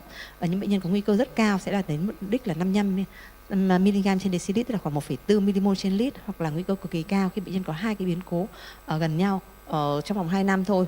Ở trên tất cả những cái hệ thống mạch máu trong cơ thể thì chúng ta thậm chí còn phải đưa đến mức LDL cholesterol xuống dưới 1. Và tuy nhiên chúng ta thấy rằng là các bằng chứng cho thấy rằng là nếu như mà chúng ta hạ LDL cholesterol càng thấp càng tốt, và thấp nhất vẫn là thấp và là tốt nhất, thì ở đây chúng ta thấy có những cái nghiên cứu Nếu như mà LDL cholesterol hạ xuống dưới 55 mm thủy ngân, nó sẽ làm giảm được những cái biến cố về như là nhồi máu cơ tim, như là bệnh lý mạch vành, tử vong do bệnh lý mạch vành, đột quỵ hoặc là bệnh lý can thiệp mạch vành. Có các nghiên cứu như là CTT, Improve It, Fourier hoặc là Odyssey Outcome. Nếu như LDL cholesterol xuống dưới 40 mg% thì sao?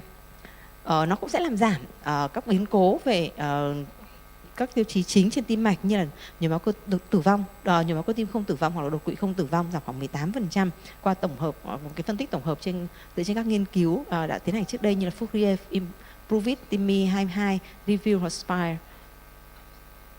Và cái lợi ích tim mạch này sẽ đạt được khi mà thì giá trị LDL cholesterol thấp và kéo dài trong một thời gian. Đó thì nó sẽ làm cho cái tác dụng lên mảng xơ vữa sẽ được tốt hơn. Vì vậy thì cái việc mà duy trì cái quá trình điều trị cho bệnh nhân cũng sẽ rất là quan trọng. Chúng ta không phải là đạt đích mà đạt đích cái lâu dài. Nếu như LDL cholesterol xuống dưới thấp nữa, dưới đến mức 30 mg trên decilit, có các nghiên cứu Viviot, Everett, tác giả của Viviot hoặc là Everett, thì chúng ta thấy rằng là khi mà chúng ta sử dụng statin cường độ cao hoặc là sử dụng phối hợp statin với một các nhóm non statin như là ezetimibe hoặc là thuốc ức chế PCSK9, nó sẽ giảm LDL cholesterol thêm nữa xuống dưới cái mức dưới 30 mg trên decilit, thì khi đó những cái biến cố về tim mạch, những cái lợi ích mang về tim mạch còn lớn hơn nhiều. Và một cái câu hỏi đặt ra về tính an toàn khi sử dụng statin để làm giảm LDL cholesterol. Nếu như LDL cholesterol càng thấp, liệu nó có làm gia tăng cái nguy cơ bị đột quỵ não hay không, gia tăng cái nguy cơ bị xuất huyết não hay không? Thì ở đây chúng ta thấy qua các nghiên cứu tổng hợp lại thì cái việc mà sự khác biệt về tỷ lệ xuất huyết não ở nhóm bệnh nhân mà điều trị cường độ cao, hạ LDL cholesterol xuống rất thấp so với cả cái nhóm mà mức độ trung bình thôi, thì cái sự khác biệt là không có nghĩa thống kê. Như vậy tức là gì? Nếu như chúng ta điều trị hạ LDL cholesterol rất thấp, chúng ta đem lại tác dụng bảo vệ trên tim mạch, nó không làm hạn chế được những cái biến cố nặng về thiếu máu cục bộ, nhưng nó cũng không làm gia tăng những cái biến cố về xuất huyết.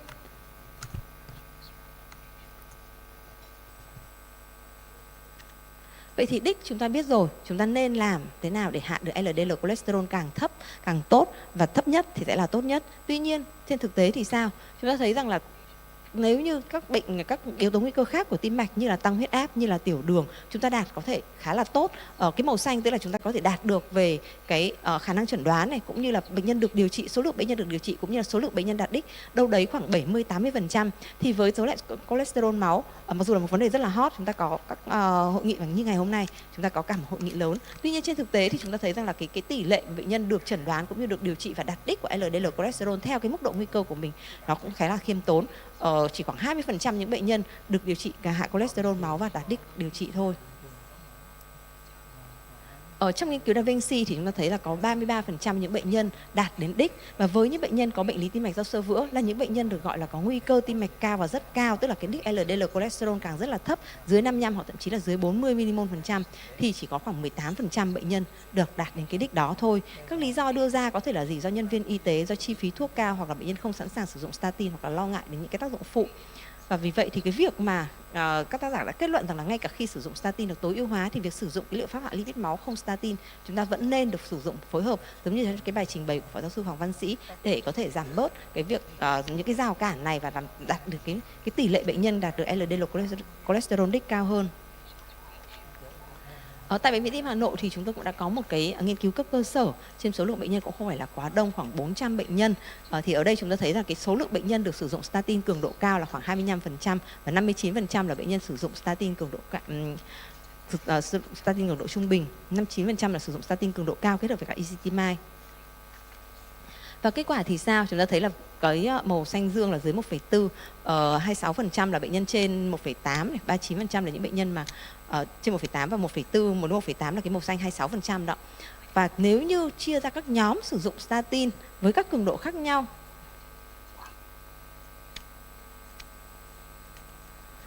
thì ở nhóm statin cường độ cao chúng ta cũng khoảng 36% là dưới 1,4, và khi phối hợp thì chúng ta thấy là cái tỷ lệ này nó cũng không đạt được cao hơn. Không phải là vì chúng ta tại sao lại có cái nghịch lý như thế này, bởi vì làm sao mỗi cá thể hóa bệnh nhân, các nhóm bệnh nhân này là các nhóm bệnh nhân khác nhau, và như vậy thì nếu như bệnh nhân không đạt được thì chúng ta không đạt được mức LDL cholesterol đích. Theo khi mà chúng ta dùng statin cường độ cao chúng ta sẽ phối hợp thêm ezetimibe, nhưng ngay cả khi phối hợp này thì chúng ta cũng thấy là cái tỷ lệ bệnh nhân đạt được LDL cholesterol đích vẫn là một con số mà chúng ta có thể cải thiện hơn được nữa. Vì vậy thì chúng ta thấy là ở đây những cái yếu tố nào có thể góp phần vào cái việc thiếu hiệu quả của việc giảm LDL cholesterol trên bệnh nhân mà điều trị bằng statin. Thứ nhất là gì? Việc giảm LDL cholesterol với mỗi cá thể nó là khác nhau. Có đến 26 đến 52 bệnh nhân là không đạt được cái mức giảm LDL cholesterol đích xuống hơn 50%, mặc dù là đã được điều trị bằng statin cường độ cao. Có thể là do bệnh nhân không dung nạp với statin, hoặc là bệnh nhân ngưng điều trị, hoặc là có một cái sự chuyển đổi giữa các phương pháp điều trị statin khác nhau. Vậy thì chúng ta có một cách nào để có thể giải quyết các tác dụng phụ xảy ra nếu như khi bệnh nhân có các tác dụng phụ khi mà sử dụng statin? Chúng ta có thể đầu tiên sẽ phải hướng dẫn bệnh nhân thay đổi chế độ ăn và chế độ sinh hoạt. Bệnh nhân cần ăn kiêng tích cực hơn, bệnh nhân cần vận động nhiều hơn. Ngoài ra thì chúng ta sẽ thấy rằng là chúng ta sẽ phân tầng nguy cơ bệnh nhân để xem là bệnh nhân này cần phải sử dụng đến cái mức LDL cholesterol là bao nhiêu, và sau đó thì chúng ta sẽ sử dụng thêm các phương pháp để phối hợp thêm ngoài statin, phối hợp các thuốc ngoài statin, ví dụ như là thuốc ezetimibe hoặc là thuốc ức chế PCSK9 với các cơ chế khác nhau để có thể đạt được cái đích LDL cholesterol mà chúng ta mong muốn cho bệnh nhân. Ở đây thì chúng ta thấy rằng là ngay từ đầu nếu như chúng ta phối hợp hai nhóm thuốc khác nhau, chúng ta sẽ đạt được một cái đích cholesterol mà với những bệnh nhân có nguy cơ cao. Bình thường thì chúng ta sẽ hạ đến mức 50%, LDL cholesterol xuống dưới 50%. Tuy nhiên với những bệnh nhân có nguy cơ cao và rất cao thì để đạt được cái đích là 1,4, 1,8 mmol trên lít thì thậm chí là chúng ta sẽ phải hạ xuống đến 65, 70, 80%. Và do đó lúc này thì vai trò của chúng ta phối hợp cho bệnh nhân ngay từ đầu nó sẽ giúp cho bệnh nhân nhanh chóng đạt được đích LDL cholesterol, và do đó thì sẽ hạn chế những cái biến cố về tim mạch. Vậy thì những cái giải pháp nào có thể chúng ta thực hiện được trong tương lai?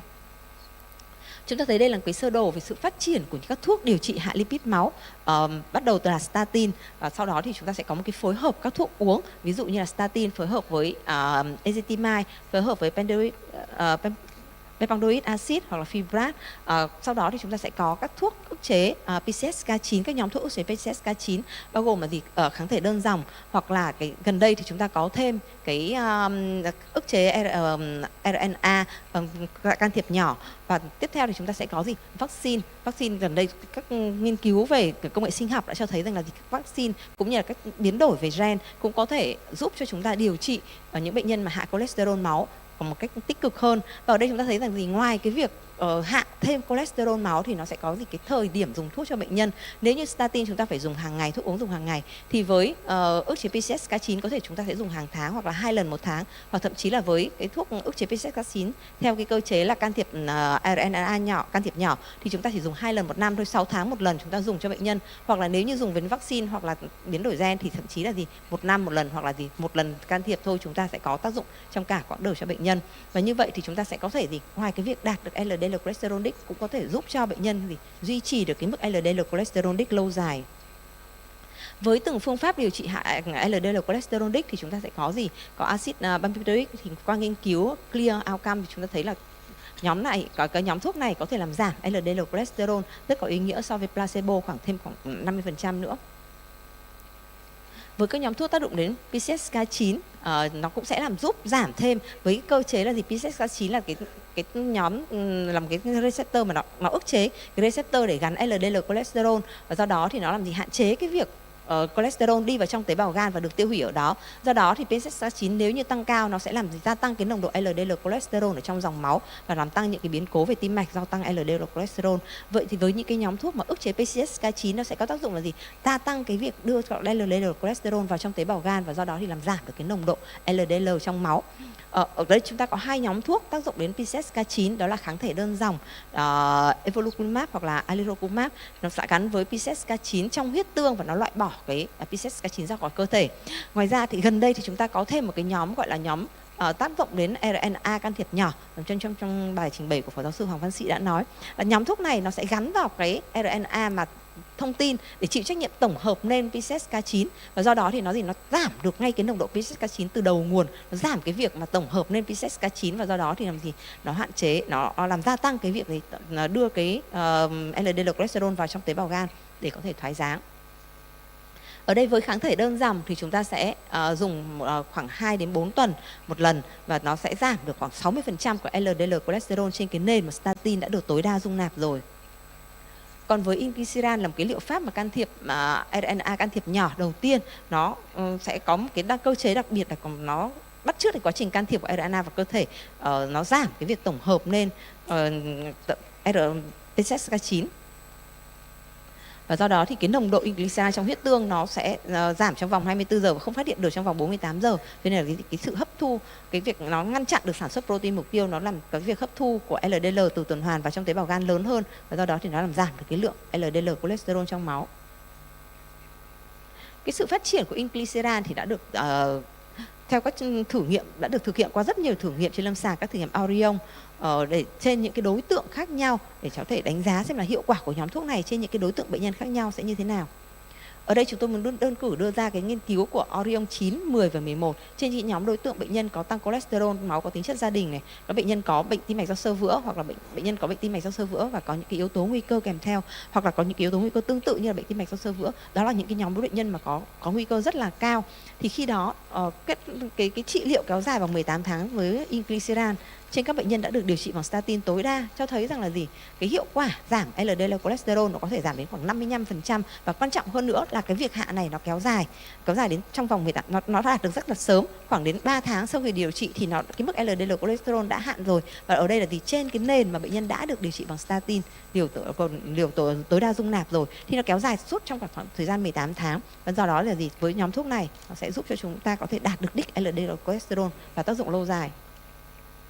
Và hơn nữa thì inclisiran nó với cái việc tiêm trong vòng có 2 lần trong 1 năm thôi thì nó sẽ cải thiện được cái tuân thủ điều trị cho bệnh nhân.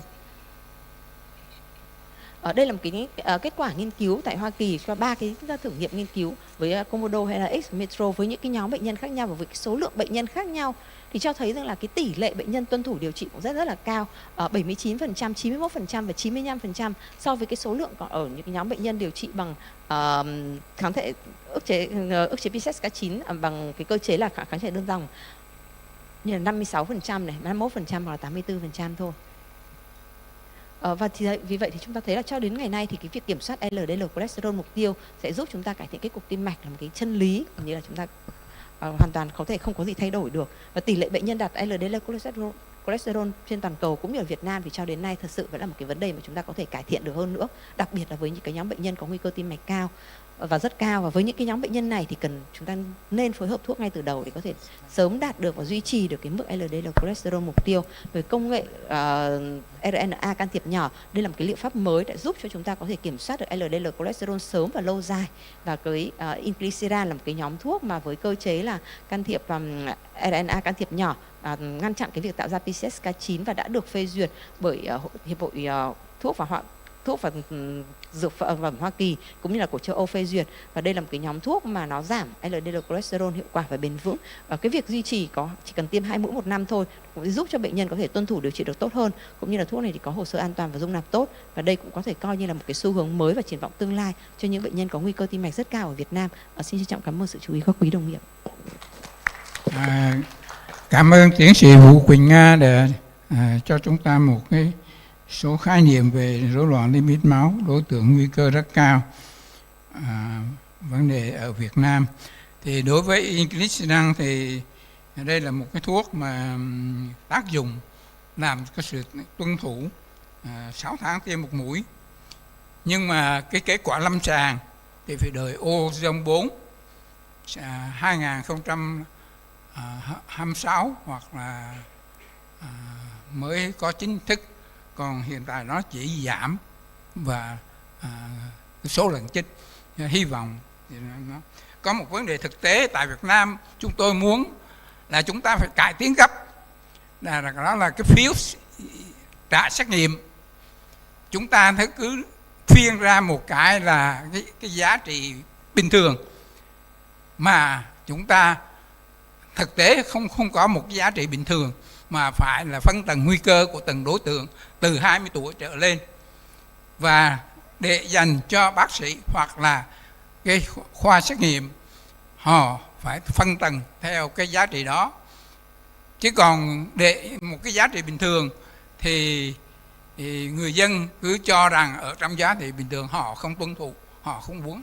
Mà cái vai trò thuốc là thuốc hàng đầu, rồi ezetimibe phối hợp là quan trọng. Sau đây trân trọng kính mời Phó Giáo sư Tiến sĩ Phạm Nguyễn Vinh xin trình bày cập nhật điều trị giảm lipid máu, liệu pháp phối hợp giúp đạt mục tiêu điều trị.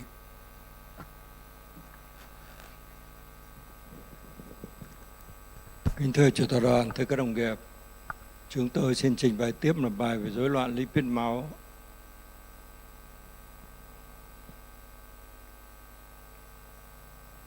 Nó không chạy được em ơi.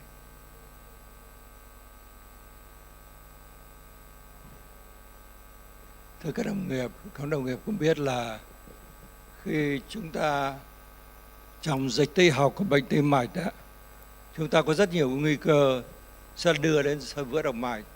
Thường thường trong thực hành lâm sàng, chúng ta chú ý đến 4 nguy cơ chính. Thứ nhất là tăng huyết áp, thứ hai là thuốc lá, thứ ba là tiểu đường, và thứ tư là rối loạn lipid máu.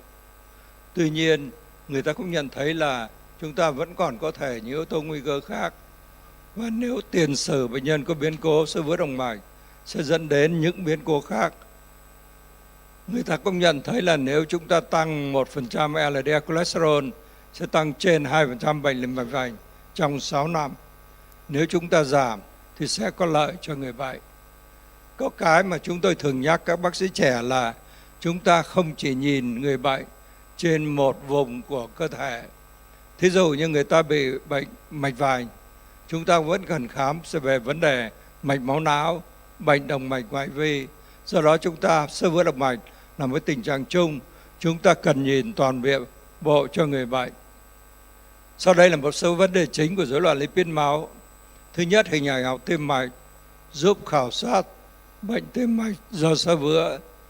Thứ hai là mục tiêu của LDL cholesterol có thay đổi trong phòng ngừa tiên phát và phòng ngừa thứ phát bệnh tim mạch sơ vữa. Đó là lý do mà Phó Giáo sư Huy vừa nói đó. Trong các phiếu xét nghiệm các bệnh viện, chúng ta cứ để con số gọi là bình thường. Như vậy bệnh nhân luôn luôn hiểu lầm. Khi chúng tôi muốn đưa LDL xuống 40 mg%, bệnh nhân lại bảo bác sĩ sao cho thấp thế so với con số bình thường. Đó, tôi rất đồng ý với cái phát biểu của bác sĩ Huy. Và hiện nay chúng ta có rất nhiều nghiên cứu về thuốc mới trong điều trị rối loạn lipid máu. Trong thời hành lâm sàng, thường các bác sĩ gặp bệnh nhân thường phải đo thứ nhất là cholesterol toàn phần, HDL cholesterol, LDL cholesterol, triglycerid, nông HDL cholesterol. ApoB chúng ta không đo Việt Nam, nhưng mà tất cả 5 cái vừa rồi đó, chúng ta đều coi là chỉ định class 1, chúng ta bắt buộc phải đo cho người bệnh. Có một điều mà cho những năm gần đây, từ khuyến cáo 2019 của Hội Tim mạch châu Âu, người ta nói là chúng ta nên đo lipoprotein nhỏ ít nhất một lần trong đời. Và đặc biệt những người gia đình có bệnh tim mạch sơ vữa, chúng ta nên đo. Và thường hiện nay tại Bệnh viện Tâm Anh hoặc là Viện Tim Thành phố Hồ Chí Minh, chúng tôi đo thường quy cho những người bệnh nhân bị mạch vành về vấn đề lipoprotein nhỏ. Dĩ nhiên chúng ta chỉ cần đo một lần, sau đó chúng ta điều trị cho người bệnh. Trong mục tiêu điều trị của LDL cholesterol thì khuyến cáo 2019, ngay trong phòng ngừa thứ phát, người ta nhấn mạnh là chúng ta nên đưa LDL cholesterol xuống dưới 1,4 mmol hoặc là dưới 55 mg%. Và trong phòng ngừa tiên phát cũng vậy, đây là những chỉ định class 1 trong điều trị. Người ta cũng nhấn mạnh thêm một điều là nếu bệnh nhân có một biến cố thứ hai, gọi là second vascular event, trong vòng 2 năm, chúng ta phải đưa mục tiêu LDL cholesterol đến 40 mg%. Và tuy nhiên có điều rất quan trọng là chúng ta nhắc người bệnh là thuốc không thì không thể nào đủ được. Bệnh nhân phải hợp tác, chúng ta lại thay đổi lối sống, cố gắng ngưng thuốc lá, chúng ta thay đổi chế độ ăn, tập luyện thường 150 phút một tuần, cố gắng giảm cân, chúng ta hạ thấp huyết áp và kiểm soát tốt tiểu đường của bệnh nhân. Do đó thì hiện nay tất cả những mục tiêu của LDL cholesterol, LDL, nồng HDL cholesterol và triglycerid chúng ta đều đã được chuẩn hóa trong điều trị cho bệnh nhân. Về thực phẩm thì sao? Thường chúng tôi nhắc bệnh nhân là trong điều kiện Việt Nam, chúng ta chế độ thực phẩm chúng ta sẽ rất dễ áp dụng cho người bệnh. Chúng ta ăn gạo cũng không bắt buộc phải gạo lứt, nhưng nên ăn gạo. Không nên ăn những cái bột mịn như bánh mì hoặc những cái bánh crepe. Thứ hai là ăn nhiều rau. Thứ ba ăn nhiều hạt đậu, trái cây và tránh những thức ăn ngọt, mà tránh những đồ ngọt mà không caloric, tức là những đường hóa học đó. Hiện nay đây là những thứ mà nó tăng nguy cơ bệnh tim mạch và tăng nguy cơ ung thư cho người bệnh. Đây là các thuốc của chúng ta hiện nay có Việt Nam. Đây chúng tôi chỉ nêu một số thuốc chúng ta đã có Việt Nam như statin, thứ hai ezetimibe, cholestyramine từ thời cách 10 năm trước chúng tôi cũng còn dùng. PCSK9 inhibitor chúng ta chưa có Việt Nam. Lomitapid và mipoproxen chúng ta cũng chưa có Việt Nam. Fibret chúng ta có Việt Nam và nicotinic acid là những thuốc chúng ta có Việt Nam. Trong khuyến cáo 2021 của Hội Xơ vữa châu Âu, người ta có một chút thay đổi về điều trị rối loạn lipid máu. Ở đây các tác giả nhấn mạnh vấn đề chúng ta nên phối hợp sớm. Các đồng nghiệp để ý thế đây là ngay trong bước 1 đầu tiên trong điều trị. Nếu bệnh nhân có bệnh tim mạch do xơ vữa, thí dụ bệnh nhân có đột quỵ do xơ động mạch vành hoặc là bệnh động mạch vành mà có LDL cao, thì chúng ta phải, nếu bệnh nhân đang dùng statin mà mục tiêu LDL chưa đạt dưới 70 mg%, chúng ta nên phối hợp ngay ezetimibe cho người bệnh. Và nếu bệnh nhân không dung nạp được với statin thì có thể chúng ta phối hợp ezetimibe cộng bumperoic acid, nhưng tiếc rằng cái này ở Việt Nam chúng ta không có. Thứ hai là trong những bệnh nhân là bệnh nhân đã dùng statin cường độ cao mà không đạt mục tiêu, chúng ta cũng nên phối hợp ezetimibe. Thì nói tóm lại là trước người bệnh mạch vành, nếu bệnh nhân đã đặt stent mạch vành, chắc chắn chúng tôi sẽ nghĩ đến là trong những ngày đầu chúng tôi dùng thuốc atorvastatin 80 mg, dùng rosuvastatin 40 mg, và sau đó sau 7 ngày đầu chúng tôi sẽ hạ atorvastatin 40 và rosuvastatin 20 cộng với ezetimibe cho người bệnh. Như vậy thì người bệnh sẽ rất có lợi. Và chúng ta nhớ là viên phối hợp giữa rosuvastatin 20 cộng ezetimibe sẽ tăng thượng thuần chủ điều trị. Chúng ta không nghĩ đến PCSK inhibitor trong điều kiện Việt Nam chưa có. Thứ hai nữa là người ta bảo là trong điều trị, nếu bệnh nhân có rối loạn cholesterol máu gia đình, đây là vấn đề rất quan trọng. Trước kia ở Việt Nam chúng ta ít chú ý vấn đề này, nhưng hiện nay thì chúng ta thấy tần suất cũng khá nhiều vì chúng ta chú ý nhiều hơn và chúng ta có thể thử gen cho người bệnh. Chúng ta dùng đất score để chúng ta chẩn đoán rối loạn cholesterol máu gia đình. Thì trên những người bệnh này chúng ta luôn luôn thử thêm lipoprotein đa nhỏ, và nếu trong trường hợp đó thì chúng ta có thể phối hợp. Thứ nhất là chúng ta có statin cộng ezetimibe.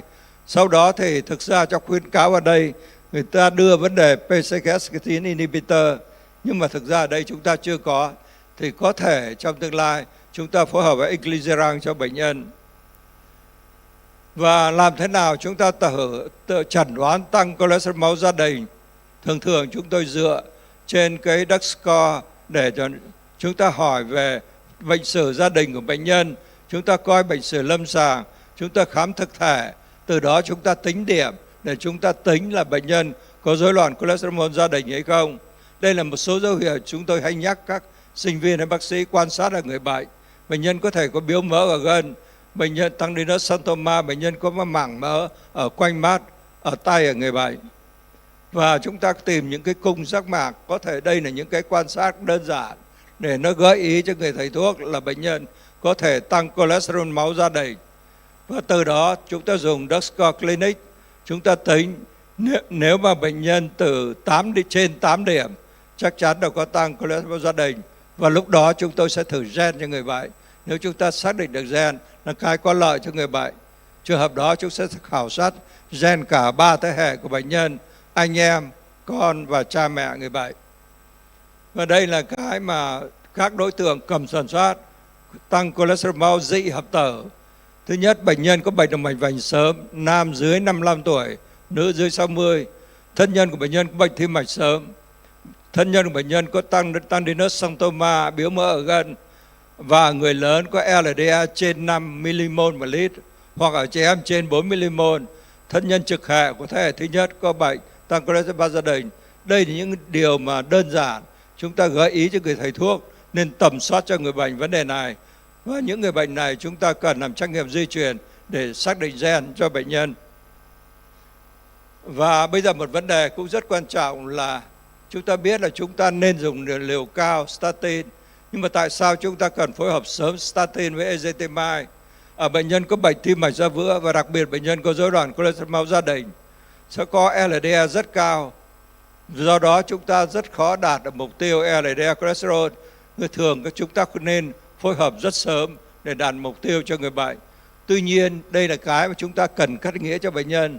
Thành ra ví dụ như trường hợp giáo sư Huy vừa trình bày đã, bệnh nhân cứ nhìn cái phiếu xét nghiệm sẽ cự với chúng ta là tại sao tôi phải dùng chữa mạnh này, thì thầy Phước phải dùng 1 đến 3 phút để cắt nghĩa cho người bệnh về vấn đề này.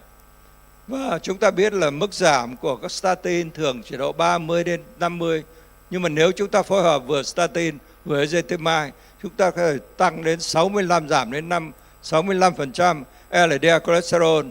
Và đương nhiên có thêm PCSK9 chúng ta giảm nhiều hơn. Thì như vậy thì đấy là vấn đề cholesterol. Nhưng bây giờ bệnh nhân chúng ta, người châu Á thường có rối loạn lipid máu hỗn hợp. Trường hợp người ta có thêm tăng triglycerid thì sao? Thì đây là những cái chúng ta cần quan tâm đến. Người bệnh có nguy cơ cao mà có tăng triglycerid máu. Thì chúng ta nếu bệnh nhân triglycerid từ 200 đến 500 mg, bệnh nhân đương dùng statin liều cao và chúng ta phối hợp statin ezetimibe, chúng ta đã đạt mục tiêu LDL. Nhưng mà lúc đó thì triglycerid vẫn còn cao. Thì ở đây thì chúng ta vẫn có vai trò của phenylfibrat ở Việt Nam chúng ta dùng cho người bệnh. Ở Việt Nam chúng ta chưa có icosapent. Do đó thì đây là cái mà chúng ta cần quan tâm. Và chúng ta cũng nhớ là những người mà tăng triglycerid thì có nguy cơ cao có thể bị rung nhĩ, và chúng ta nên tầm soát rung nhĩ. Rất nhiều người bệnh có chỉ vì rung nhĩ không phát hiện đưa đến đột quỵ, thiếu máu cục bộ người bệnh. Như vậy nói tóm lại, điều trị lipoprotein dầu triglycerid thì chúng ta làm thế nào? Thì chúng ta biết đây là nó có nguyên nhân tăng biến cố tim mạch.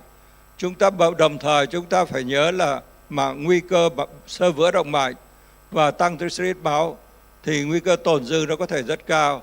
Thì ở đây ở đây là những trường hợp mà chúng ta phải chú ý những biến cố vi mạch và chú ý biến cố mạch máu lớn của người bệnh nhân. Và đây là một số dạng thuốc phối hợp điều trị rối loạn lipid máu tại Việt Nam. Hiện nay chúng ta có rosuvastatin cộng ezetimibe, chúng ta có atorvastatin cộng ezetimibe, chúng ta có simvastatin cộng ezetimibe, và hầu hết các thuốc này đều là generic hết. Để kết luận bài trình bày, chúng tôi tóm tắt một số điểm như sau. Trước người bệnh, chúng ta cần phân tích lipid máu và lượng định nguy cơ tim mạch, tức là chúng ta quan sát cái toàn diện người bệnh. Chúng ta phải thử cholesterol toàn phần, HDL, LDL và triglycerid máu, và chúng ta tính nồng HDL cholesterol, đặc biệt là bệnh nhân có triglycerid cao, đái tháo đường, béo phì, LDL rất thấp. Lipoprotein đa nhỏ phải đo một lần trong đời, phải đo khi gia đình có bệnh tim mạch do xơ vữa sớm. Mục tiêu của LDL cholesterol chúng ta phải làm sao xuống dưới 1/4 mmol, tức là dưới 55 gram%, hoặc giảm trên 55, trên hay bằng 50%, bệnh nhân nguy cơ rất cao. LDL cholesterol có thể cần xuống dưới 1 mmol ở bệnh nhân có bệnh tim mạch do xơ vữa, cộng với biến cố thứ hai trong vòng 2 năm. Phòng ngừa tiên phát tương tự phòng ngừa thứ phát. Thuốc phối hợp statin ezetimibe hiệu quả cao trong đạt mục tiêu điều trị. Và đây là những thuốc giảm LDL tốt chúng ta có thể dùng trong thực hành lâm sàng. Chúng ta dùng statin tác dụng mạnh, chúng ta gọi là cường độ cao đó. Ví dụ như atorvastatin liều 40-80 và rosuvastatin liều 20-40. Statin cộng ezetimibe ức chế PCSK9, và họ có trong thực hành và trong lý thuyết có thể phối hợp cả 3 thuốc. Tuy nhiên điều kiện này chưa thể thực hiện tại nước ta. Xin cảm ơn chú ý các đồng nghiệp. Xin trân trọng cảm ơn bài báo cáo rất hay của thầy Vinh, đầy đủ hết các cái chi tiết. Và quý đồng nghiệp thấy là hiện nay đối với bệnh tim mạch do xơ vữa, đặc biệt là đối tượng của chúng ta mà mạch vành có đặt tên rồi đó, thì cái LDL cholesterol quý đồng nghiệp mà muốn nó giảm đạt được mục tiêu đó, thì chúng ta phối hợp ít nhất là rosuvastatin liều phải từ 20, phối hợp với ezetimibe ngay từ đầu, cũng như là cái atorvastatin 40 cộng với ezetimibe thì lúc đó chúng ta mới có thể đạt được cái LDL cholesterol. Và cái thứ hai thầy nhắc là rất là hay, đó là khi mà chúng ta đạt được cái LDL cholesterol rồi đó, thì quý nghiệp nhớ tới một việc, đó là nông HDL, có nghĩa là các cái xử lý các cái lipoprotein mà rào triglycerid, trong đó có vai trò của icosapent cũng như là phenylfibrat, thì nó giúp cho cái dung mạo lipid chúng ta nó tốt hơn và nó toàn diện hơn trong cái việc mà chống xơ vữa mạch, cũng như là giúp phòng ngừa các cái biến cố cho bệnh nhân. Thì để tiếp nối hôm nay thì kính mời thạc sĩ Lê Đình Phương sẽ báo cáo một cái trường hợp lâm sàng khi mà bệnh nhân mà xơ vữa động mạch đó, mà dị ứng với cái gọi là các statin mạnh đó, thì chúng ta phải làm gì, nhân một trường hợp thực tế của thầy Sĩ Phương. Xin mời thầy Sĩ Phương. Kính thưa chủ tọa đoàn, thì trước nhất là xin cảm ơn tất cả những speaker trước tôi đã nói về những cái khuyến cáo ủng hộ rất mạnh về statin, và bản thân tôi tự nhận tôi cũng là một cái fan cứng của high intensity statin. Nhưng đây là một trường hợp đối với bản thân tôi nghĩ đây là một trường hợp khá thú vị và tôi học được rất là nhiều điều. Thì tôi xin chia sẻ lại cái trường hợp này để xin ý kiến của các thầy quý đồng nghiệp. Đây là một cái bệnh nhân người Việt gốc Hoa, nữ. Bà này cũng phải là già lắm, 65 tuổi thôi. Khám lâm sàng thì chỉ có mỗi cái cao huyết áp thôi, không thấy xantoma, không thấy xăng telasma, không thấy gì cả. Và cái histoire của bà này thì có một cái tiền sử gia đình là bố bà bị đột quỵ, bị đột tử năm 50 tuổi. Và cái xét nghiệm LDL lúc đó là tới 289 mg trên decilit. Thì rõ ràng trên cái trường hợp này thì cái chẩn đoán của mình sẽ đi tới cái chẩn đoán rất nhanh, là một cái chẩn đoán rối loạn lipid máu mà nguyên phát, chứ không phải là thứ phát sau những cái nguyên nhân do thuốc hay là những cái bệnh lý nội tiết khác. Bệnh nhân này được khảo sát mạch vành rất kỹ và không có cái biểu hiện mạch vành nào hết. Và nó thuộc phân nhóm nguy cơ cao theo phân loại của ACC 2018. Thì đây là cái suy nghĩ đầu tiên của tôi, cái thái độ tiếp cận ban đầu thì bệnh nhân này đã qua rất nhiều bác sĩ. Thì trong cái khoảng thời gian này, trong khoảng 3-4 năm này thì rõ ràng theo ACC 2013 thôi, chứ không cần tới 2019 nữa, thì bệnh nhân này rơi ngay vào cái nhóm 2 là LDL trên 190. Thì rõ ràng là bệnh nhân này đã có chỉ định là high intensity statin rồi. Nhưng mà rất tiếc, trong cái khoảng này, mặc dù cái LDL ban đầu nó chót vót nó gần tới 300, thì không hề có một thầy thuốc nào kê toa statin hết, chỉ cho mỗi cái amlo thôi. Và một cái nữa là mình phải nghĩ ngay tới trong trường hợp này là cái FH, là tăng cholesterol máu gia đình. Và chúng ta, nếu mà chúng ta có phương tiện chẩn đoán trong tay chúng ta phải biết rằng đây là cái bệnh di truyền mà nhiều nhất trên thế giới, chứ không phải là thalassemia, không phải là thiếu G6PD như chúng ta thường nghĩ. Cái prevalence của nó có thể tới 5% lận. 5% tôi nghĩ là một cái bệnh di truyền rất là nhiều. Và cái chỉ định tầm soát của nó thì rất là đơn giản.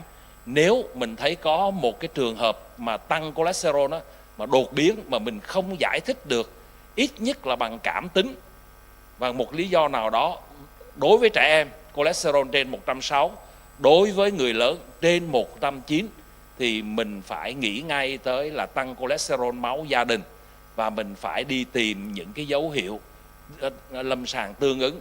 Là vì sao? Là chúng ta đều biết những cái này nó dẫn tới cái nguy cơ về đột quỵ với tử vong rất là sớm. Có thể là cái nguy cơ tim mạch nó tăng gấp 40 lần so với những cái bệnh nhân mà cholesterol máu bình thường. Thì hồi nãy giáo sư Vinh có đề cập tới những cái dấu hiệu lâm sàng rất là kinh điển của tăng cholesterol máu gia đình.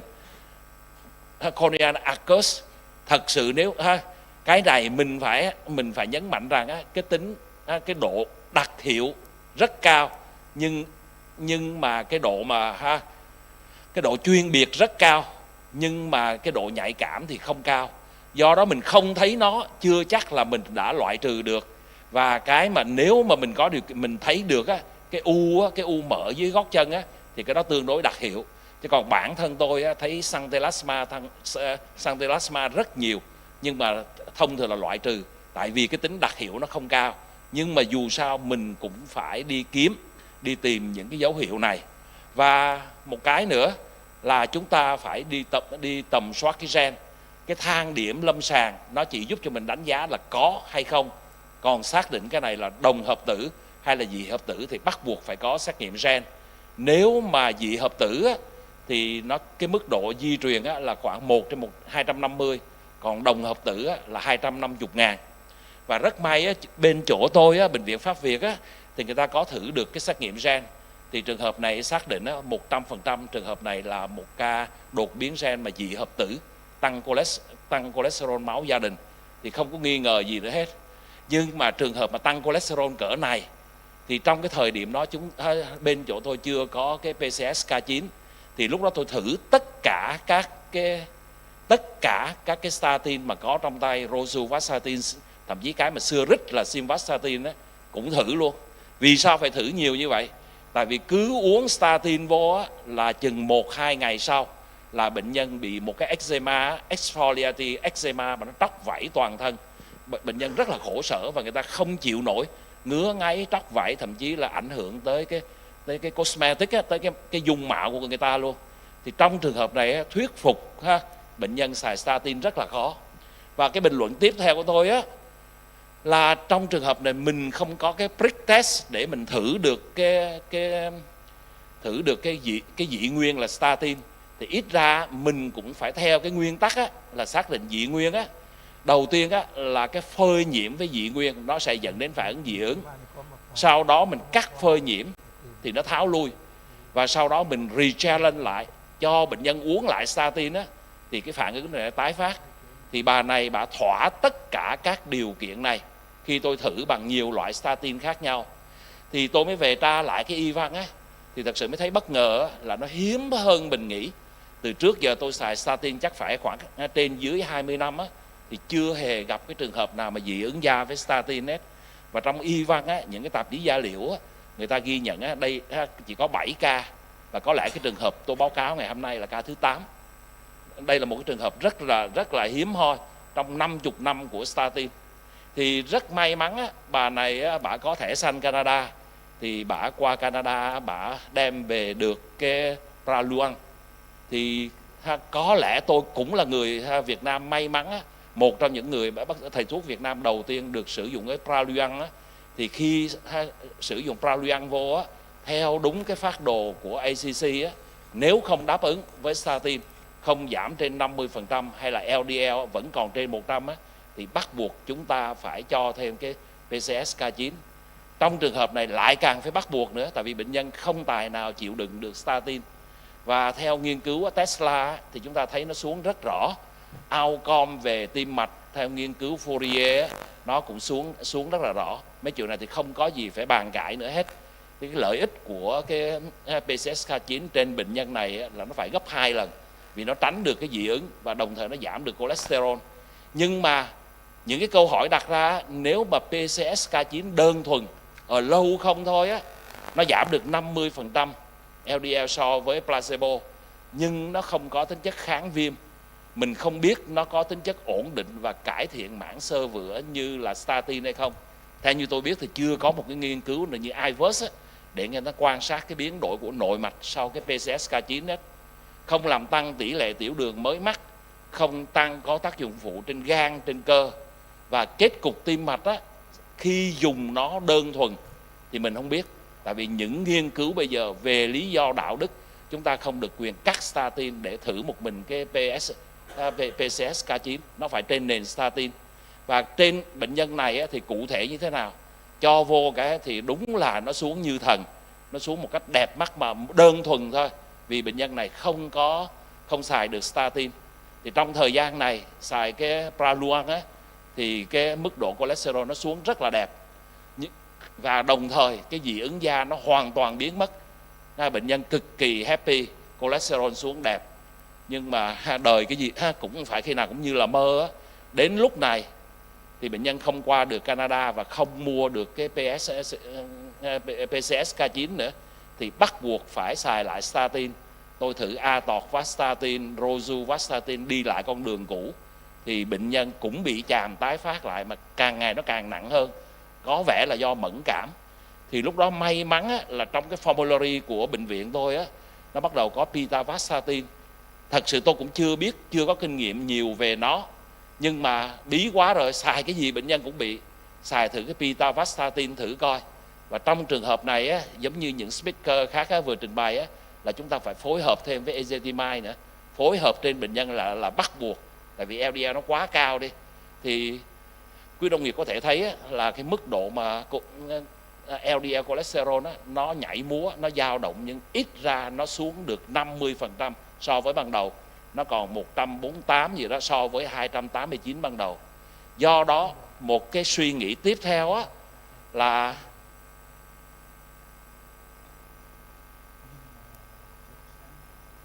treo rồi.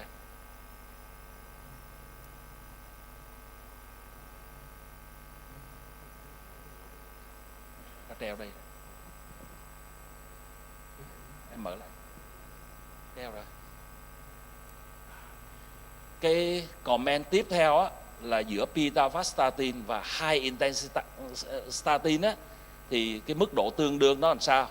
Ít nhất là chúng ta thấy pitavastatin á, nó ngang ngửa với atorvastatin và rosuvastatin liều trung bình. Mình có thể nói một cách là công bằng là như vậy. Đồng thời á, ngoài cái chuyện giảm LDL thì nó có một cái lợi ích lớn nữa là nó còn tăng thêm cái HDL nữa so với pravastatin, atorvastatin, thêm một cái lợi ích nữa. Và do đó không phải là tự nhiên á, mà khuyến cáo của ACC á, thì người ta đưa pitavastatin á, vô là cái statin á, khuyến cáo dành cho người châu Á, cho Nhật Bản, cho Việt Nam. Và khi tôi coi lại hồ sơ của những bệnh nhân của tôi mà đi khám ở Burunrat về á, tôi thấy các đồng nghiệp Thái Lan người ta xài cái pitavastatin cũng khá nhiều. Có lẽ là từ cái nghiên cứu này. Và cái điều quan tâm nhất á, là cái outcome về tim mạch. Outcome của pitavastatin nó cũng giảm cái outcome về tim mạch giống như những cái statin khác. Và một trong những cái mà quan tâm á, nếu chúng ta xài statin mà trên 10 năm á, chúng ta sẽ thấy á, là cái đường huyết của bệnh nhân á, nó nhích lên từ từ qua cái tiền tiểu đường, qua cái bất dung nạp statin và đi vô tiểu đường thật sự trong khoảng 2% bệnh nhân. Cái kết cục đó thật sự dù nó ít nhưng mà không ai muốn nó xảy ra hết. Thì rất may mắn á, là đối với pitavastatin á, nó là cái statin duy nhất mà đến giờ này người ta tổng kết lại á, nó giảm được cái tỷ lệ tiểu đường, giảm được cái tỷ lệ tiểu đường mới mắc trên bệnh nhân xài statin lâu dài. Và đồng thời á, là cái về mặt lâu dài á, nếu chúng ta so sánh á, cái tỷ lệ mà không có biến cố về tim mạch á, thì ít nhất nó cũng ngang ngửa giống như những cái statin khác là atorvastatin và pravastatin. Ở đây tôi cũng phải mở ngoặt một chút xíu là trong nghiên cứu này người ta xài cái atorvastatin á, thì cũng một cái liều rất là mứa rất là thấp thôi, là 20 mg chứ không phải là 40 tới 80. Nhưng mà ít ra chúng ta thấy á, nó cũng tương đương chứ nó không phải là kém, ít nhất là non inferiority. Mình có thể kết luận một cách rất là fair là như vậy. Do đó nhân cái trường hợp này á, tôi muốn đưa ra một cái số thông điệp mà tôi tổng kết lại á, cho bản thân tôi á, để học hỏi á, là cái tăng cholesterol máu gia đình á, nó có thể nhiều hơn chúng ta tưởng.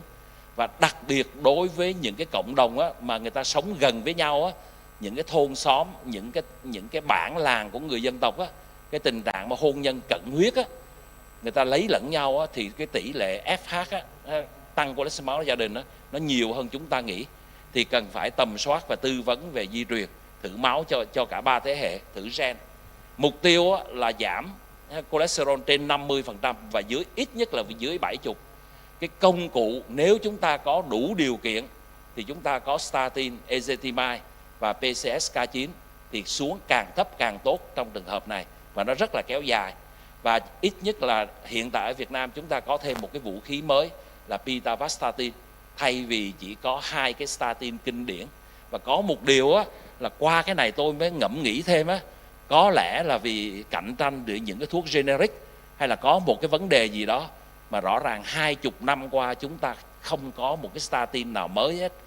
Bên cạnh so với những cái thuốc kháng đông, những cái ức chế men chuyển, những cái thuốc điều trị suy tim, chúng ta không có một cái statin nào mới hết. Thì có thêm được một cái vũ khí như trong trường hợp này á, là tôi tránh được một cái phản ứng dị ứng rất là khó chịu cho bệnh nhân mà vẫn bảo đảm được cái mục tiêu LDL. Xin cảm ơn sự theo dõi chú ý của quý vị. Cảm ơn ca lâm sàng rất hay của bác sĩ Lê Đình Phương. Cái Praliang là cái tên brand name của thuốc alirocumab đó. Chúng ta có 2 cái PCSK9 là alirocumab và evolocumab. Còn cái thứ hai đó anh Phương ơi, pitavastatin có Việt Nam trên 10 năm nay rồi. Tại bệnh viện FB không mua đấy. Tại tôi làm báo cáo viên cho thuốc Pitalip đầu tiên. Rồi bây giờ nó có thêm Pitato của Đài Loan nữa. Thành ra không sao đâu. Nhưng mà nó hay lắm anh Phương, cái thôi nó tốt. Rồi thôi báo cáo kế tiếp tôi xin mời Phó Giáo sư Tiến sĩ Trần Văn Huy trình bày là không dung nạp statin phải làm gì. Xin mời bác sĩ Huy. Kính thưa chủ tổ đoàn và quý đồng nghiệp, tôi xin trình bày về tiếp cận chẩn đoán và điều trị rối loạn lipid máu không dung nạp statin.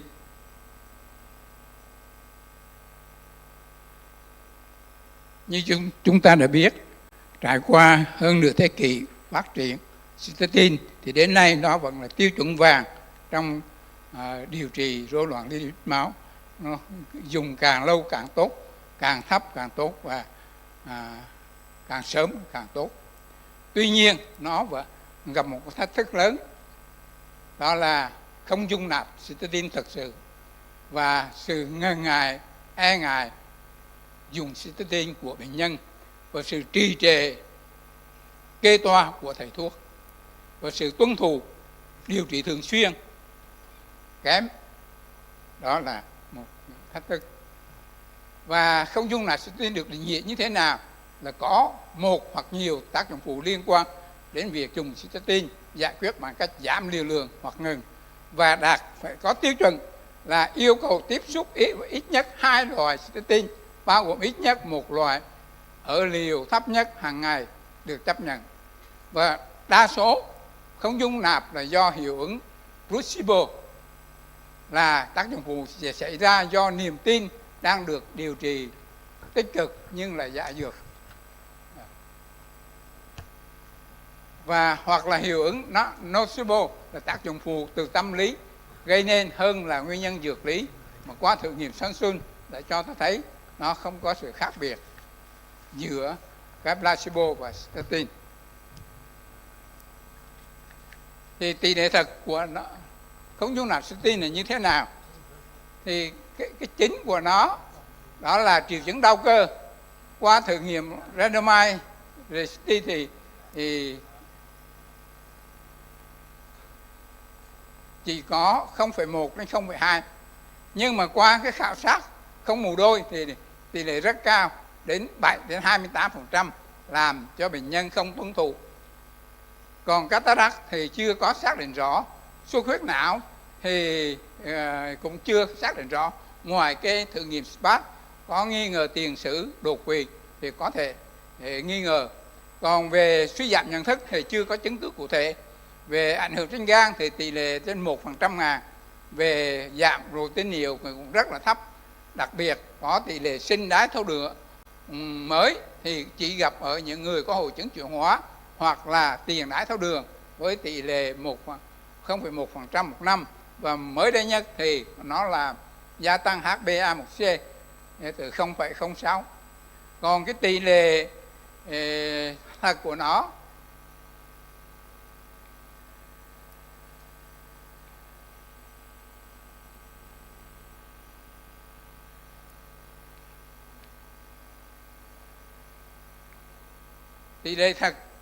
là từ 9 đến 10%, và 98% là có thể điều trị bằng statin và đạt mục tiêu là 95%. Cho nên giữa cái hiệu quả lợi ích nó vượt trội so với tác dụng phụ, cho nên không lý do gì chúng ta không sử dụng.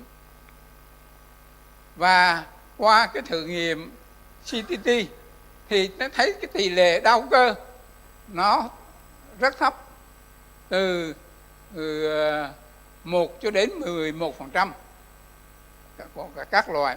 Nhưng sau 1 năm thì cái sự khác biệt này không có ý nghĩa thống kê, cho nên chúng ta không ngần ngại. Và vấn đề đau cơ thì chúng ta cần phải xem xét một số yếu tố mà có thể tham gia, như dùng người lớn, giới nữ, chủng tộc châu Á, đặc biệt đối với rosuvastatin, cân nặng thấp, hoặc là có yếu tố về di truyền nhưng mà không cần phải xét nghiệm về di truyền.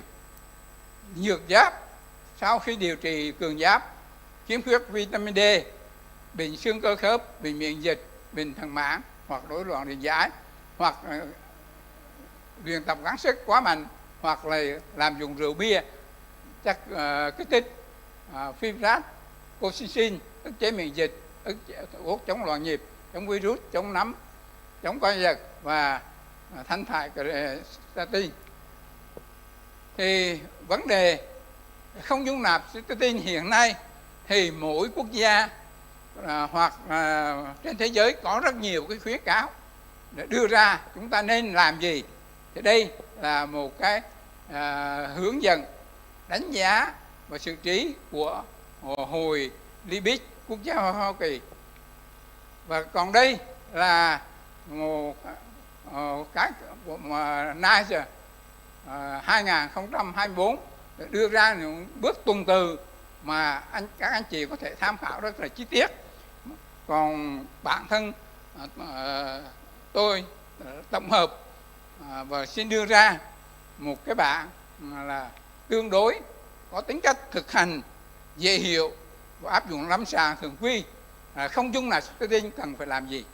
Thì trước tiên đó là chúng ta cần xét nghiệm ban đầu và theo dõi đối với một bệnh nhân để tầm soát có rối loạn lipid hay không, thì cần phải xét nghiệm bilan lipid.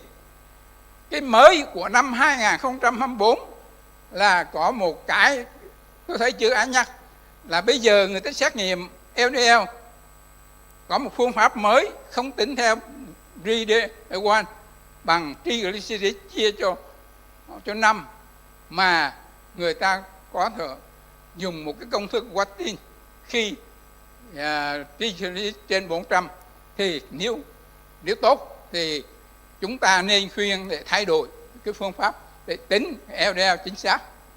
Rồi tính chức năng gan, chức năng thận, tuyến giáp, HbA1c lúc đầu, và phải đánh giá cái men gan và bilan lipid khi bắt đầu điều trị statin, rồi chuẩn liều mỗi 3 tháng, rồi hàng năm mới lại. Còn về xét nghiệm CK thường quy thì không cần thiết, mà chỉ có khi nghi ngờ đau cơ. Còn khi có nghi ngờ đau cơ mà do statin thì cần phải loại trừ trước những nguyên nhân khác của triệu chứng đau cơ, và phải dành thời gian giải thích cặn kẽ cho bệnh nhân biết về cái lợi ích vô cùng lớn của statin và cái phản ứng đau cơ như thế nào. Và bên cạnh đó, để tránh cái tai biến xảy ra thì cần phải tối ưu hóa thay đổi lối sống và tiết thực trong thời gian ban đầu này, và xét nghiệm CK và ngừng statin 3 đến 4 tuần. Sau khi 3-4 tuần thì có kết quả, nếu CK ở dưới mức 4 giới hạn trên bình thường, thì nếu vẫn còn thì tìm nguyên nhân khác, và sau 2 tuần thì có thể điều trị statin lại.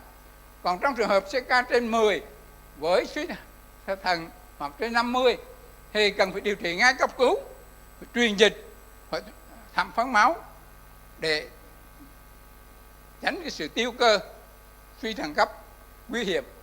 Còn ở giới hạn từ 4 đến 10 thì nếu triệu chứng giải quyết CK rồi về đường thì bắt đầu có thể dùng lại statin đó với liều thấp, hoặc là thay đổi một statin khác bắt đầu với liều rất thấp và tăng liều dần để dung nạp liều cao nhất.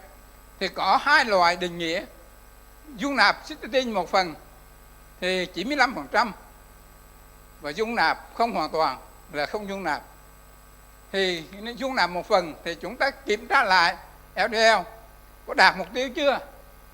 Nếu không đạt mục tiêu thì nên phối hợp statin dung nạp ở liều cao nhất với ezetimibe hoặc ezetimibe hoặc benzoylurid, hoặc là phối hợp ezetimibe benzoylurid, hoặc là ức chế kháng thể PCSK9 đơn dòng, hoặc là ức chế tổng hợp PCSK9 inglycerin, hoặc là obicetrapib.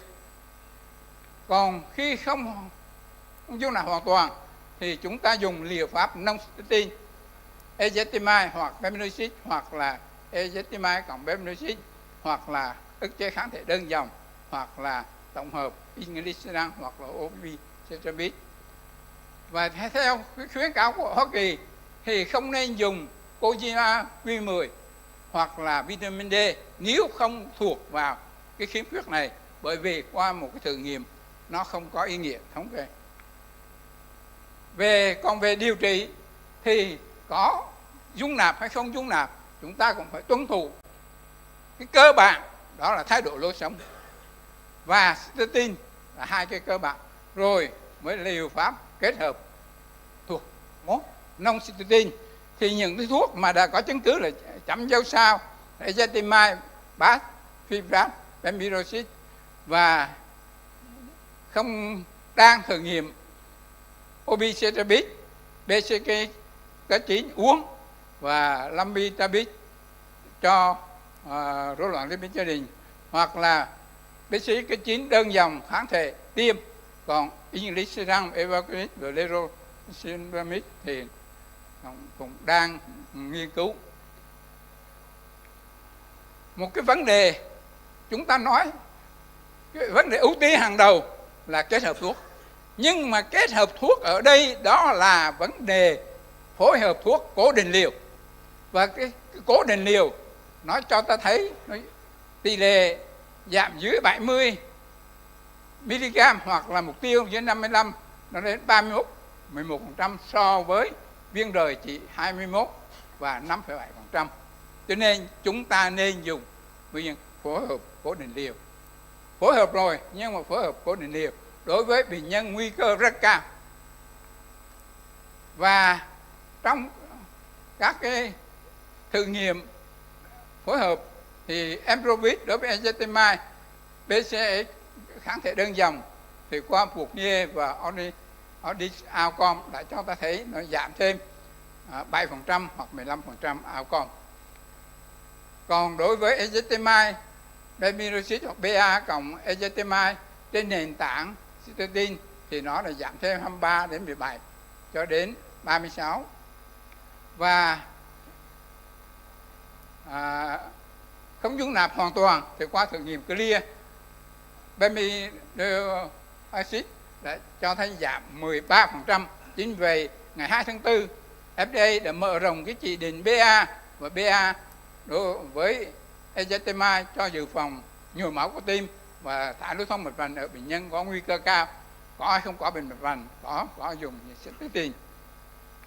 Và một cái còn đối với inclisiran thì tại hội nghị ACC thì thử nghiệm Victoria Anita phá 3 đã cho ta thấy nó có hiệu quả là giảm cái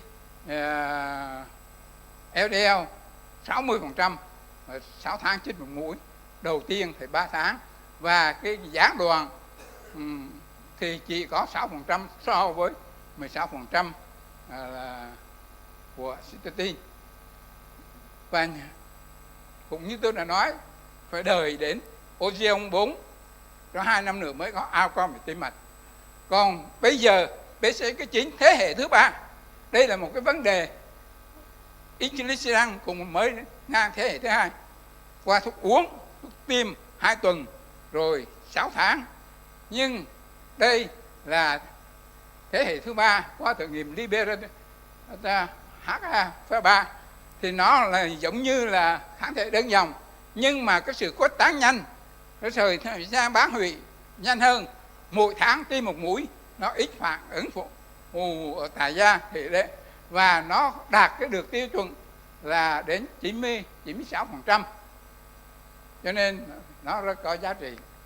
Một cái loại thứ thuốc vận chuyển cholesterol HT, obicetrapib, đây là một thứ thuốc rất triển vọng mà nó đạt đến cái mục tiêu từ 70, 55 cho đến 100, từ 87 đến 90, và đặc biệt nó làm giảm cái phân tử LDL nhỏ hạt đến 92 đến 95%, cho nên đây là một cái giá trị rất lớn.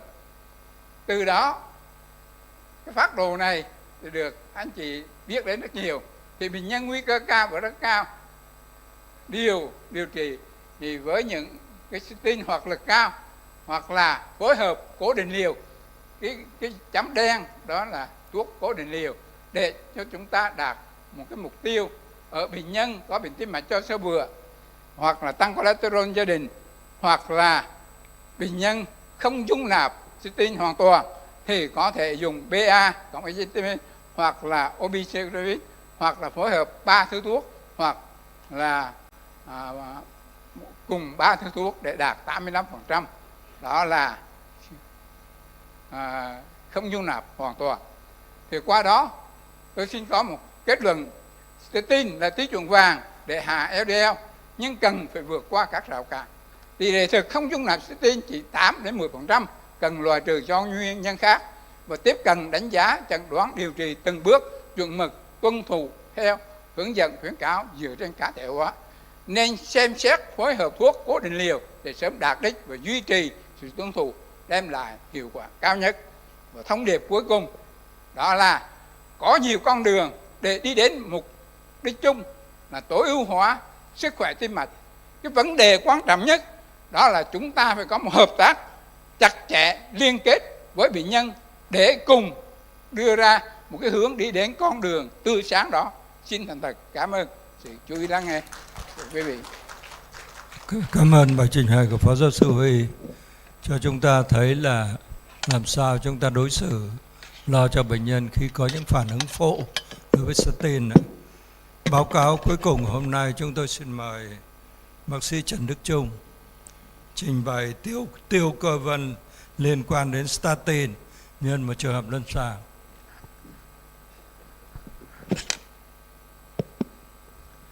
Dạ, kính thưa quý chủ tọa đoàn, kính thưa quý đồng nghiệp, tôi xin chia sẻ bài báo cáo về tiêu cơ vân, những điểm cần lưu ý qua một tình huống lâm sàng. Thì về nội dung thì phần trình bày có 3 phần nội dung chính là có tình huống lâm sàng, tổng quan về tiêu cơ vân, liên quan giữa statin và tiêu cơ vân. Tình huống lâm sàng chúng ta có ở đây là một bệnh nhân nam 68 tuổi, lý do nhập viện là đau ngực và mỏi cơ. Cách nhập viện 20 giờ thì bệnh nhân nặng ngực kéo dài hơn 20 phút, kèm khó thở, mỏi cơ toàn thân. Tại bệnh viện địa phương được xét nghiệm máu thì ghi nhận là men tim tăng từ 408 lên 809, có liên hệ chuyển khoa cấp cứu bệnh viện Động Y Dược. Về tiền căn bệnh nhân thì có tăng huyết áp hơn 5 năm, di chứng tai biến mạch máu não cách đây 5 năm, yếu nhẹ 1/2 người phải, hút thuốc lá 40 gói năm, rượu bia sử dụng ít. Toa thuốc đang dùng là gồm có losartan, lecardipin, clopidogrel, Lipid đang uống là liều 20mg, trong đợt nhập viện này được tăng liều lên 40mg. Về thăm khám lâm sàng thì bệnh nhân tỉnh, tiếp xúc tốt, đau ngực 3/10, khó thở 3/10, mỏi cơ tứ chi, sinh hiệu ổn, tim đều, không bấm thổi. Sức cơ tay chân bên phải là 4/5, tay chân trái là 5/5, tiểu nâu sậm. Về xét nghiệm máu của bệnh nhân lúc nhập viện thì có bạch cầu là 12.000, CRP là 106, men tim thì có troponin T là 118, 122, 139, CKMB thì tăng nhanh và cao 318 lên 491, antiproton là 3.300, men gan SGOT là 504, SGPT là 120, ure là 91, creatinine là 3.1, EGFR là 21. Điện tâm đồ là một cái nhịp xoang chậm, tần số 58 lần phút, trục trái, theo dõi thiếu máu cơ tim. Về siêu âm tim thì có dậy động tâm thức trái, chức năng co bóp bảo tồn, IF là 78%. Thì vấn đề được đặt ra lúc mà nhập cấp cứu là bệnh nhân có một cái hội chứng vành cấp. Tuy nhiên cái CKMB thì tăng cao và tăng nhanh hơn là troponin T. Ngoài ra thì có CRP còn tăng cao và men gan cũng tăng cao. Cho nên ekip là quyết định xét nghiệm thêm để tìm cái nguyên nhân khác. Thì xét nghiệm trả về thì có PCT là 50, CK là 79.000, myoglobin niệu là hơn 1.200. Khi máu động mạch lúc này là chưa có toan chuyển hóa. Ekip trực có làm một số cái cận lâm sàng hình ảnh học để tìm cái nguyên nhân có nhiễm trùng hay không trên bệnh nhân này bằng CT scan ngực và CT bụng thì cũng chưa ghi nhận bất thường. Thì cái chẩn đoán xác định lúc nhập viện của bệnh nhân là một cái nhiễm trùng huyết chưa rõ đường vào, biến chứng suy đa cơ quan, tổn thương thận gấp, suy gan cấp. Tiêu cơ vân nghĩ cho nhiễm trùng có thể kèm theo là do statin, tăng men tim trong bệnh cảnh nhiễm trùng suy thận. Câu hỏi bàn luận được đặt ra ở đây là định nghĩa nguyên nhân triệu chứng lâm sàng của tiêu cơ vân, thang điểm đánh giá nguy cơ suy thận trên bệnh nhân tiêu cơ vân, chẩn đoán tiêu cơ vân trên bệnh nhân này dựa vào những yếu tố nào và quản lý một trường hợp tiêu cơ vân cần những lưu ý gì. Thì về định nghĩa, tiêu cơ vân là một cái hội chứng có khả năng đe dọa tính mạng do sự phá vỡ các sợi cơ xương, gây rò rỉ các thành phần của cơ vào trong tuần hoàn. Về cơ chế thì màng tế bào tổn thương nó sẽ gây rối loạn tính thấm và natri vào trong tế bào kéo theo nước và clo làm mất nước ngoại bào gây sốc. Kali và phosphor sẽ ra ngoài tế bào gây tăng kali và phosphor máu. Lactat và axit hữu cơ giải phóng ra sẽ gây toan chuyển hóa. Cái tình trạng toan nước tiểu sẽ tạo điều kiện để lắng động myoglobin, axit uric ở đống thận gây suy thận cấp. Về phân nhóm nguyên nhân của tiêu cơ vân thì gồm có 2 nhóm nguyên nhân chính là chấn thương và không do chấn thương. Thì nhóm nguyên nhân chấn thương thì bao gồm các nguyên nhân như đa chấn thương, phẫu thuật, bất động. Còn nhóm nguyên nhân không chấn thương thì có gắng sức hoặc là không gắng sức. Không gắng sức thì gồm có một số nguyên nhân như lạm dụng rượu, thuốc, có statin, heroin, cocaine, những thuốc hướng thần khác. Ngoài ra còn có nguyên nhân nhiễm trùng. Về triệu chứng lâm sàng của tiêu cơ vân thì gồm có là sưng nóng, đau cơ, yếu cơ, nước tiểu màu trà đậm, thiểu niệu. Về cận lâm sàng thì sẽ có CK trên 1000, tỷ lệ CKMB trên CK sẽ bé hơn 5%, myoglobin niệu, ure, creatinine tăng, AST, ALT tăng kali, phosphor máu, giảm natri, canxi máu, khí máu là có thể tăng chuyển hóa. Bởi vì tiêu cơ vân thì nó sẽ gây ra cái biến chứng mà suy thận và nó sẽ ảnh hưởng tới, có thể gây ra sốc, giảm thể tích, cho nên cái thang điểm McMahon ra đời để đánh giá cái tình trạng nguy cơ suy thận cho bệnh nhân tiêu cơ vân. Từ đó chúng ta sẽ có cái định hướng để mà xử trí hồi sức dịch cho bệnh nhân. Về chẩn đoán tiêu cơ vân trên bệnh nhân này là dựa vào những yếu tố nào? Thì về lâm sàng thì bệnh nhân có mỏi cơ, nước tiểu màu trà đậm. Về cận lâm sàng thì mình có cái men gan tăng. Ngoài ra thì có tổn thương thận, CK thì tăng, mức độ tăng là mức độ trung bình nặng. Thì từ đây chúng ta thấy theo cái sơ đồ này là chúng ta có chỉ định mà hồi sức dịch cho bệnh nhân. Như chúng ta đã nói là cái bệnh nhân này tiêu cơ vân, ngoài cái nguyên nhân nhiễm trùng thì cũng có thể là do cái nguyên nhân statin. Thì chúng ta cùng điểm qua cái cơ chế phân tử của độc tính cơ liên quan đến statin. Thì statin nó ức chế cái con đường mevalonate. Con đường này thì nó quan trọng cho cái việc điều hòa lipoprotein và màng tế bào, thích nghi của cơ xương, tổng hợp dolicon và ubiquinol. Ngoài ra nó tác động lên tế bào cơ, giảm mức ubiquinol ảnh hưởng lên quá trình phân hủy protein và cấu trúc tế bào. Giảm tổng hợp dolicon sẽ ảnh hưởng đến sản xuất glycoprotein cho sự phát triển của sợi cơ. Suy giảm con đường phân hủy tế bào dẫn đến tích tụ độc tố và tổn thương oxy hóa. Ngoài ra có một số tác động khác như giảm sản xuất coenzyme Q10, nó sẽ ảnh hưởng đến chức năng của ti thể và có thể làm tăng nguy cơ apoptosis. Người ta cũng đã có những cái nghiên cứu là tìm ra những cái đột biến gen, và nếu những cái cá thể nào mà mang những cái đột biến gen này thì nó sẽ làm suy giảm cái hoạt động chức năng của những cái chất vận chuyển, từ đó sẽ làm giảm cái sự loại trừ statin trong cơ thể, qua đó làm tăng cái nồng độ statin trong huyết tương và nó sẽ ảnh hưởng ra ngoài là chúng ta sẽ có những cái triệu chứng liên quan tới cơ. Vậy thì quản lý một cái trường hợp tiêu cơ vân chúng ta cần lưu ý những gì? Hồi sức dịch là cái điều quan trọng nhất. Đối tượng như vậy thì đối tượng nào thì cần bù dịch, những yếu tố ảnh hưởng đến bù dịch, tốc độ dịch truyền, loại dịch truyền, thời điểm nào thì ngưng bù dịch. Đây là một cái bảng, một cái sơ đồ để chúng ta biết cái hướng và xử trí đối với những bệnh nhân mà tiêu cơ vân mà có CK lớn hơn 5.000 hoặc là thang điểm McMahon mà từ 6 trở lên. Thì việc đầu tiên thì chúng ta cũng phải đánh giá tình trạng dịch cơ thể của bệnh nhân thông qua thăm khám lâm sàng và cũng như là những cái cận lâm sàng khác như là X-quang hay siêu âm tim. Nếu bệnh nhân chúng ta thấy là quá tải thể tích thì chúng ta sẽ không có hồi sức dịch và chúng ta có thể phải sử dụng lợi tiểu hoặc là điều trị thay thế thận. Còn nếu như bệnh nhân mà không quá tải thể tích thì chúng ta có thể test dịch. Lượng test là khoảng 150 tới 200 ml trên giờ. Nếu bệnh nhân mà chưa tới toan chuyển hóa thì chúng ta có thể sử dụng lactate ringer. Còn nếu đã toan rồi chúng ta có thể sử dụng bicarbonate. Và theo dõi thì chúng ta sẽ theo dõi cái lượng nước tiểu của bệnh nhân và tính cái cân bằng dịch. Chúng ta nếu mà tối ưu chúng ta có thể cân bằng dịch là giữ mức độ 0 hoặc là dương nhẹ. Và thời điểm ngưng bù dịch là khi mà CK nó dưới 5.000 và cân bằng dịch dương kéo dài hoặc là bệnh nhân có dấu hiệu sung huyết. Điều trị thì đương nhiên chúng ta phải điều trị toàn diện. Ngoài hồi sức dịch ra thì chúng ta phải kiểm soát nguyên nhân, điều trị suy thận, bù điện giải, cân bằng kiềm toan, điều trị thay thế thận nếu như mà không đáp ứng với điều trị nội khoa. Kết quả của ca lâm sàng này thì sau khi điều trị chính là với meropenem và vancomycin 7 ngày, chúng ta bù dịch 1,5 lít khoảng 1 ngày cùng với lợi tiểu quai. Thì sau 7 ngày thì cận lâm sàng bệnh nhân trả về là bạch cầu khoảng 5,9, VCT là 0,16, ure là 31, creatinine là 1,1, CPK là 605, AST 52, ALT 71, bệnh nhân không có đau ngực, không có mỏi cơ, sinh hiệu ổn và xuất viện.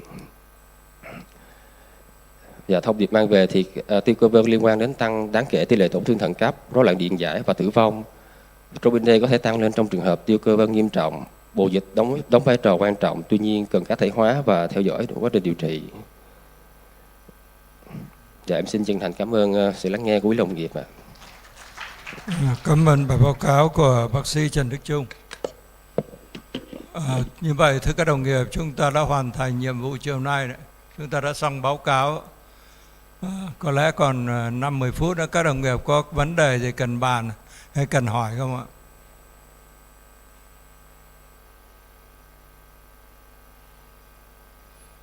Rồi nếu có các vấn đề không có gì cần bàn thì chúng tôi thay mặt chủ tọa đoàn xin cảm ơn các đồng nghiệp ngồi giờ này. Tôi nhìn giờ này ngồi đông này chúng tôi mừng lắm á. Và xin mời các đồng nghiệp hình như không, để chắc theo tôi cầm chúng tôi đưa luôn đây. Rồi bây giờ thì ban tổ chức đâu mấy giờ đi gala dinner? 6:30 phải không Phượng? Rồi xin mời các đồng nghiệp 6:30 gala dinner. Rồi xin mời bác sĩ Phương với bác sĩ Trung nhận dùm cái tờ giấy của ban tổ chức. Rồi cảm ơn các đồng nghiệp. Sinh hoạt chúng ta chấm dứt.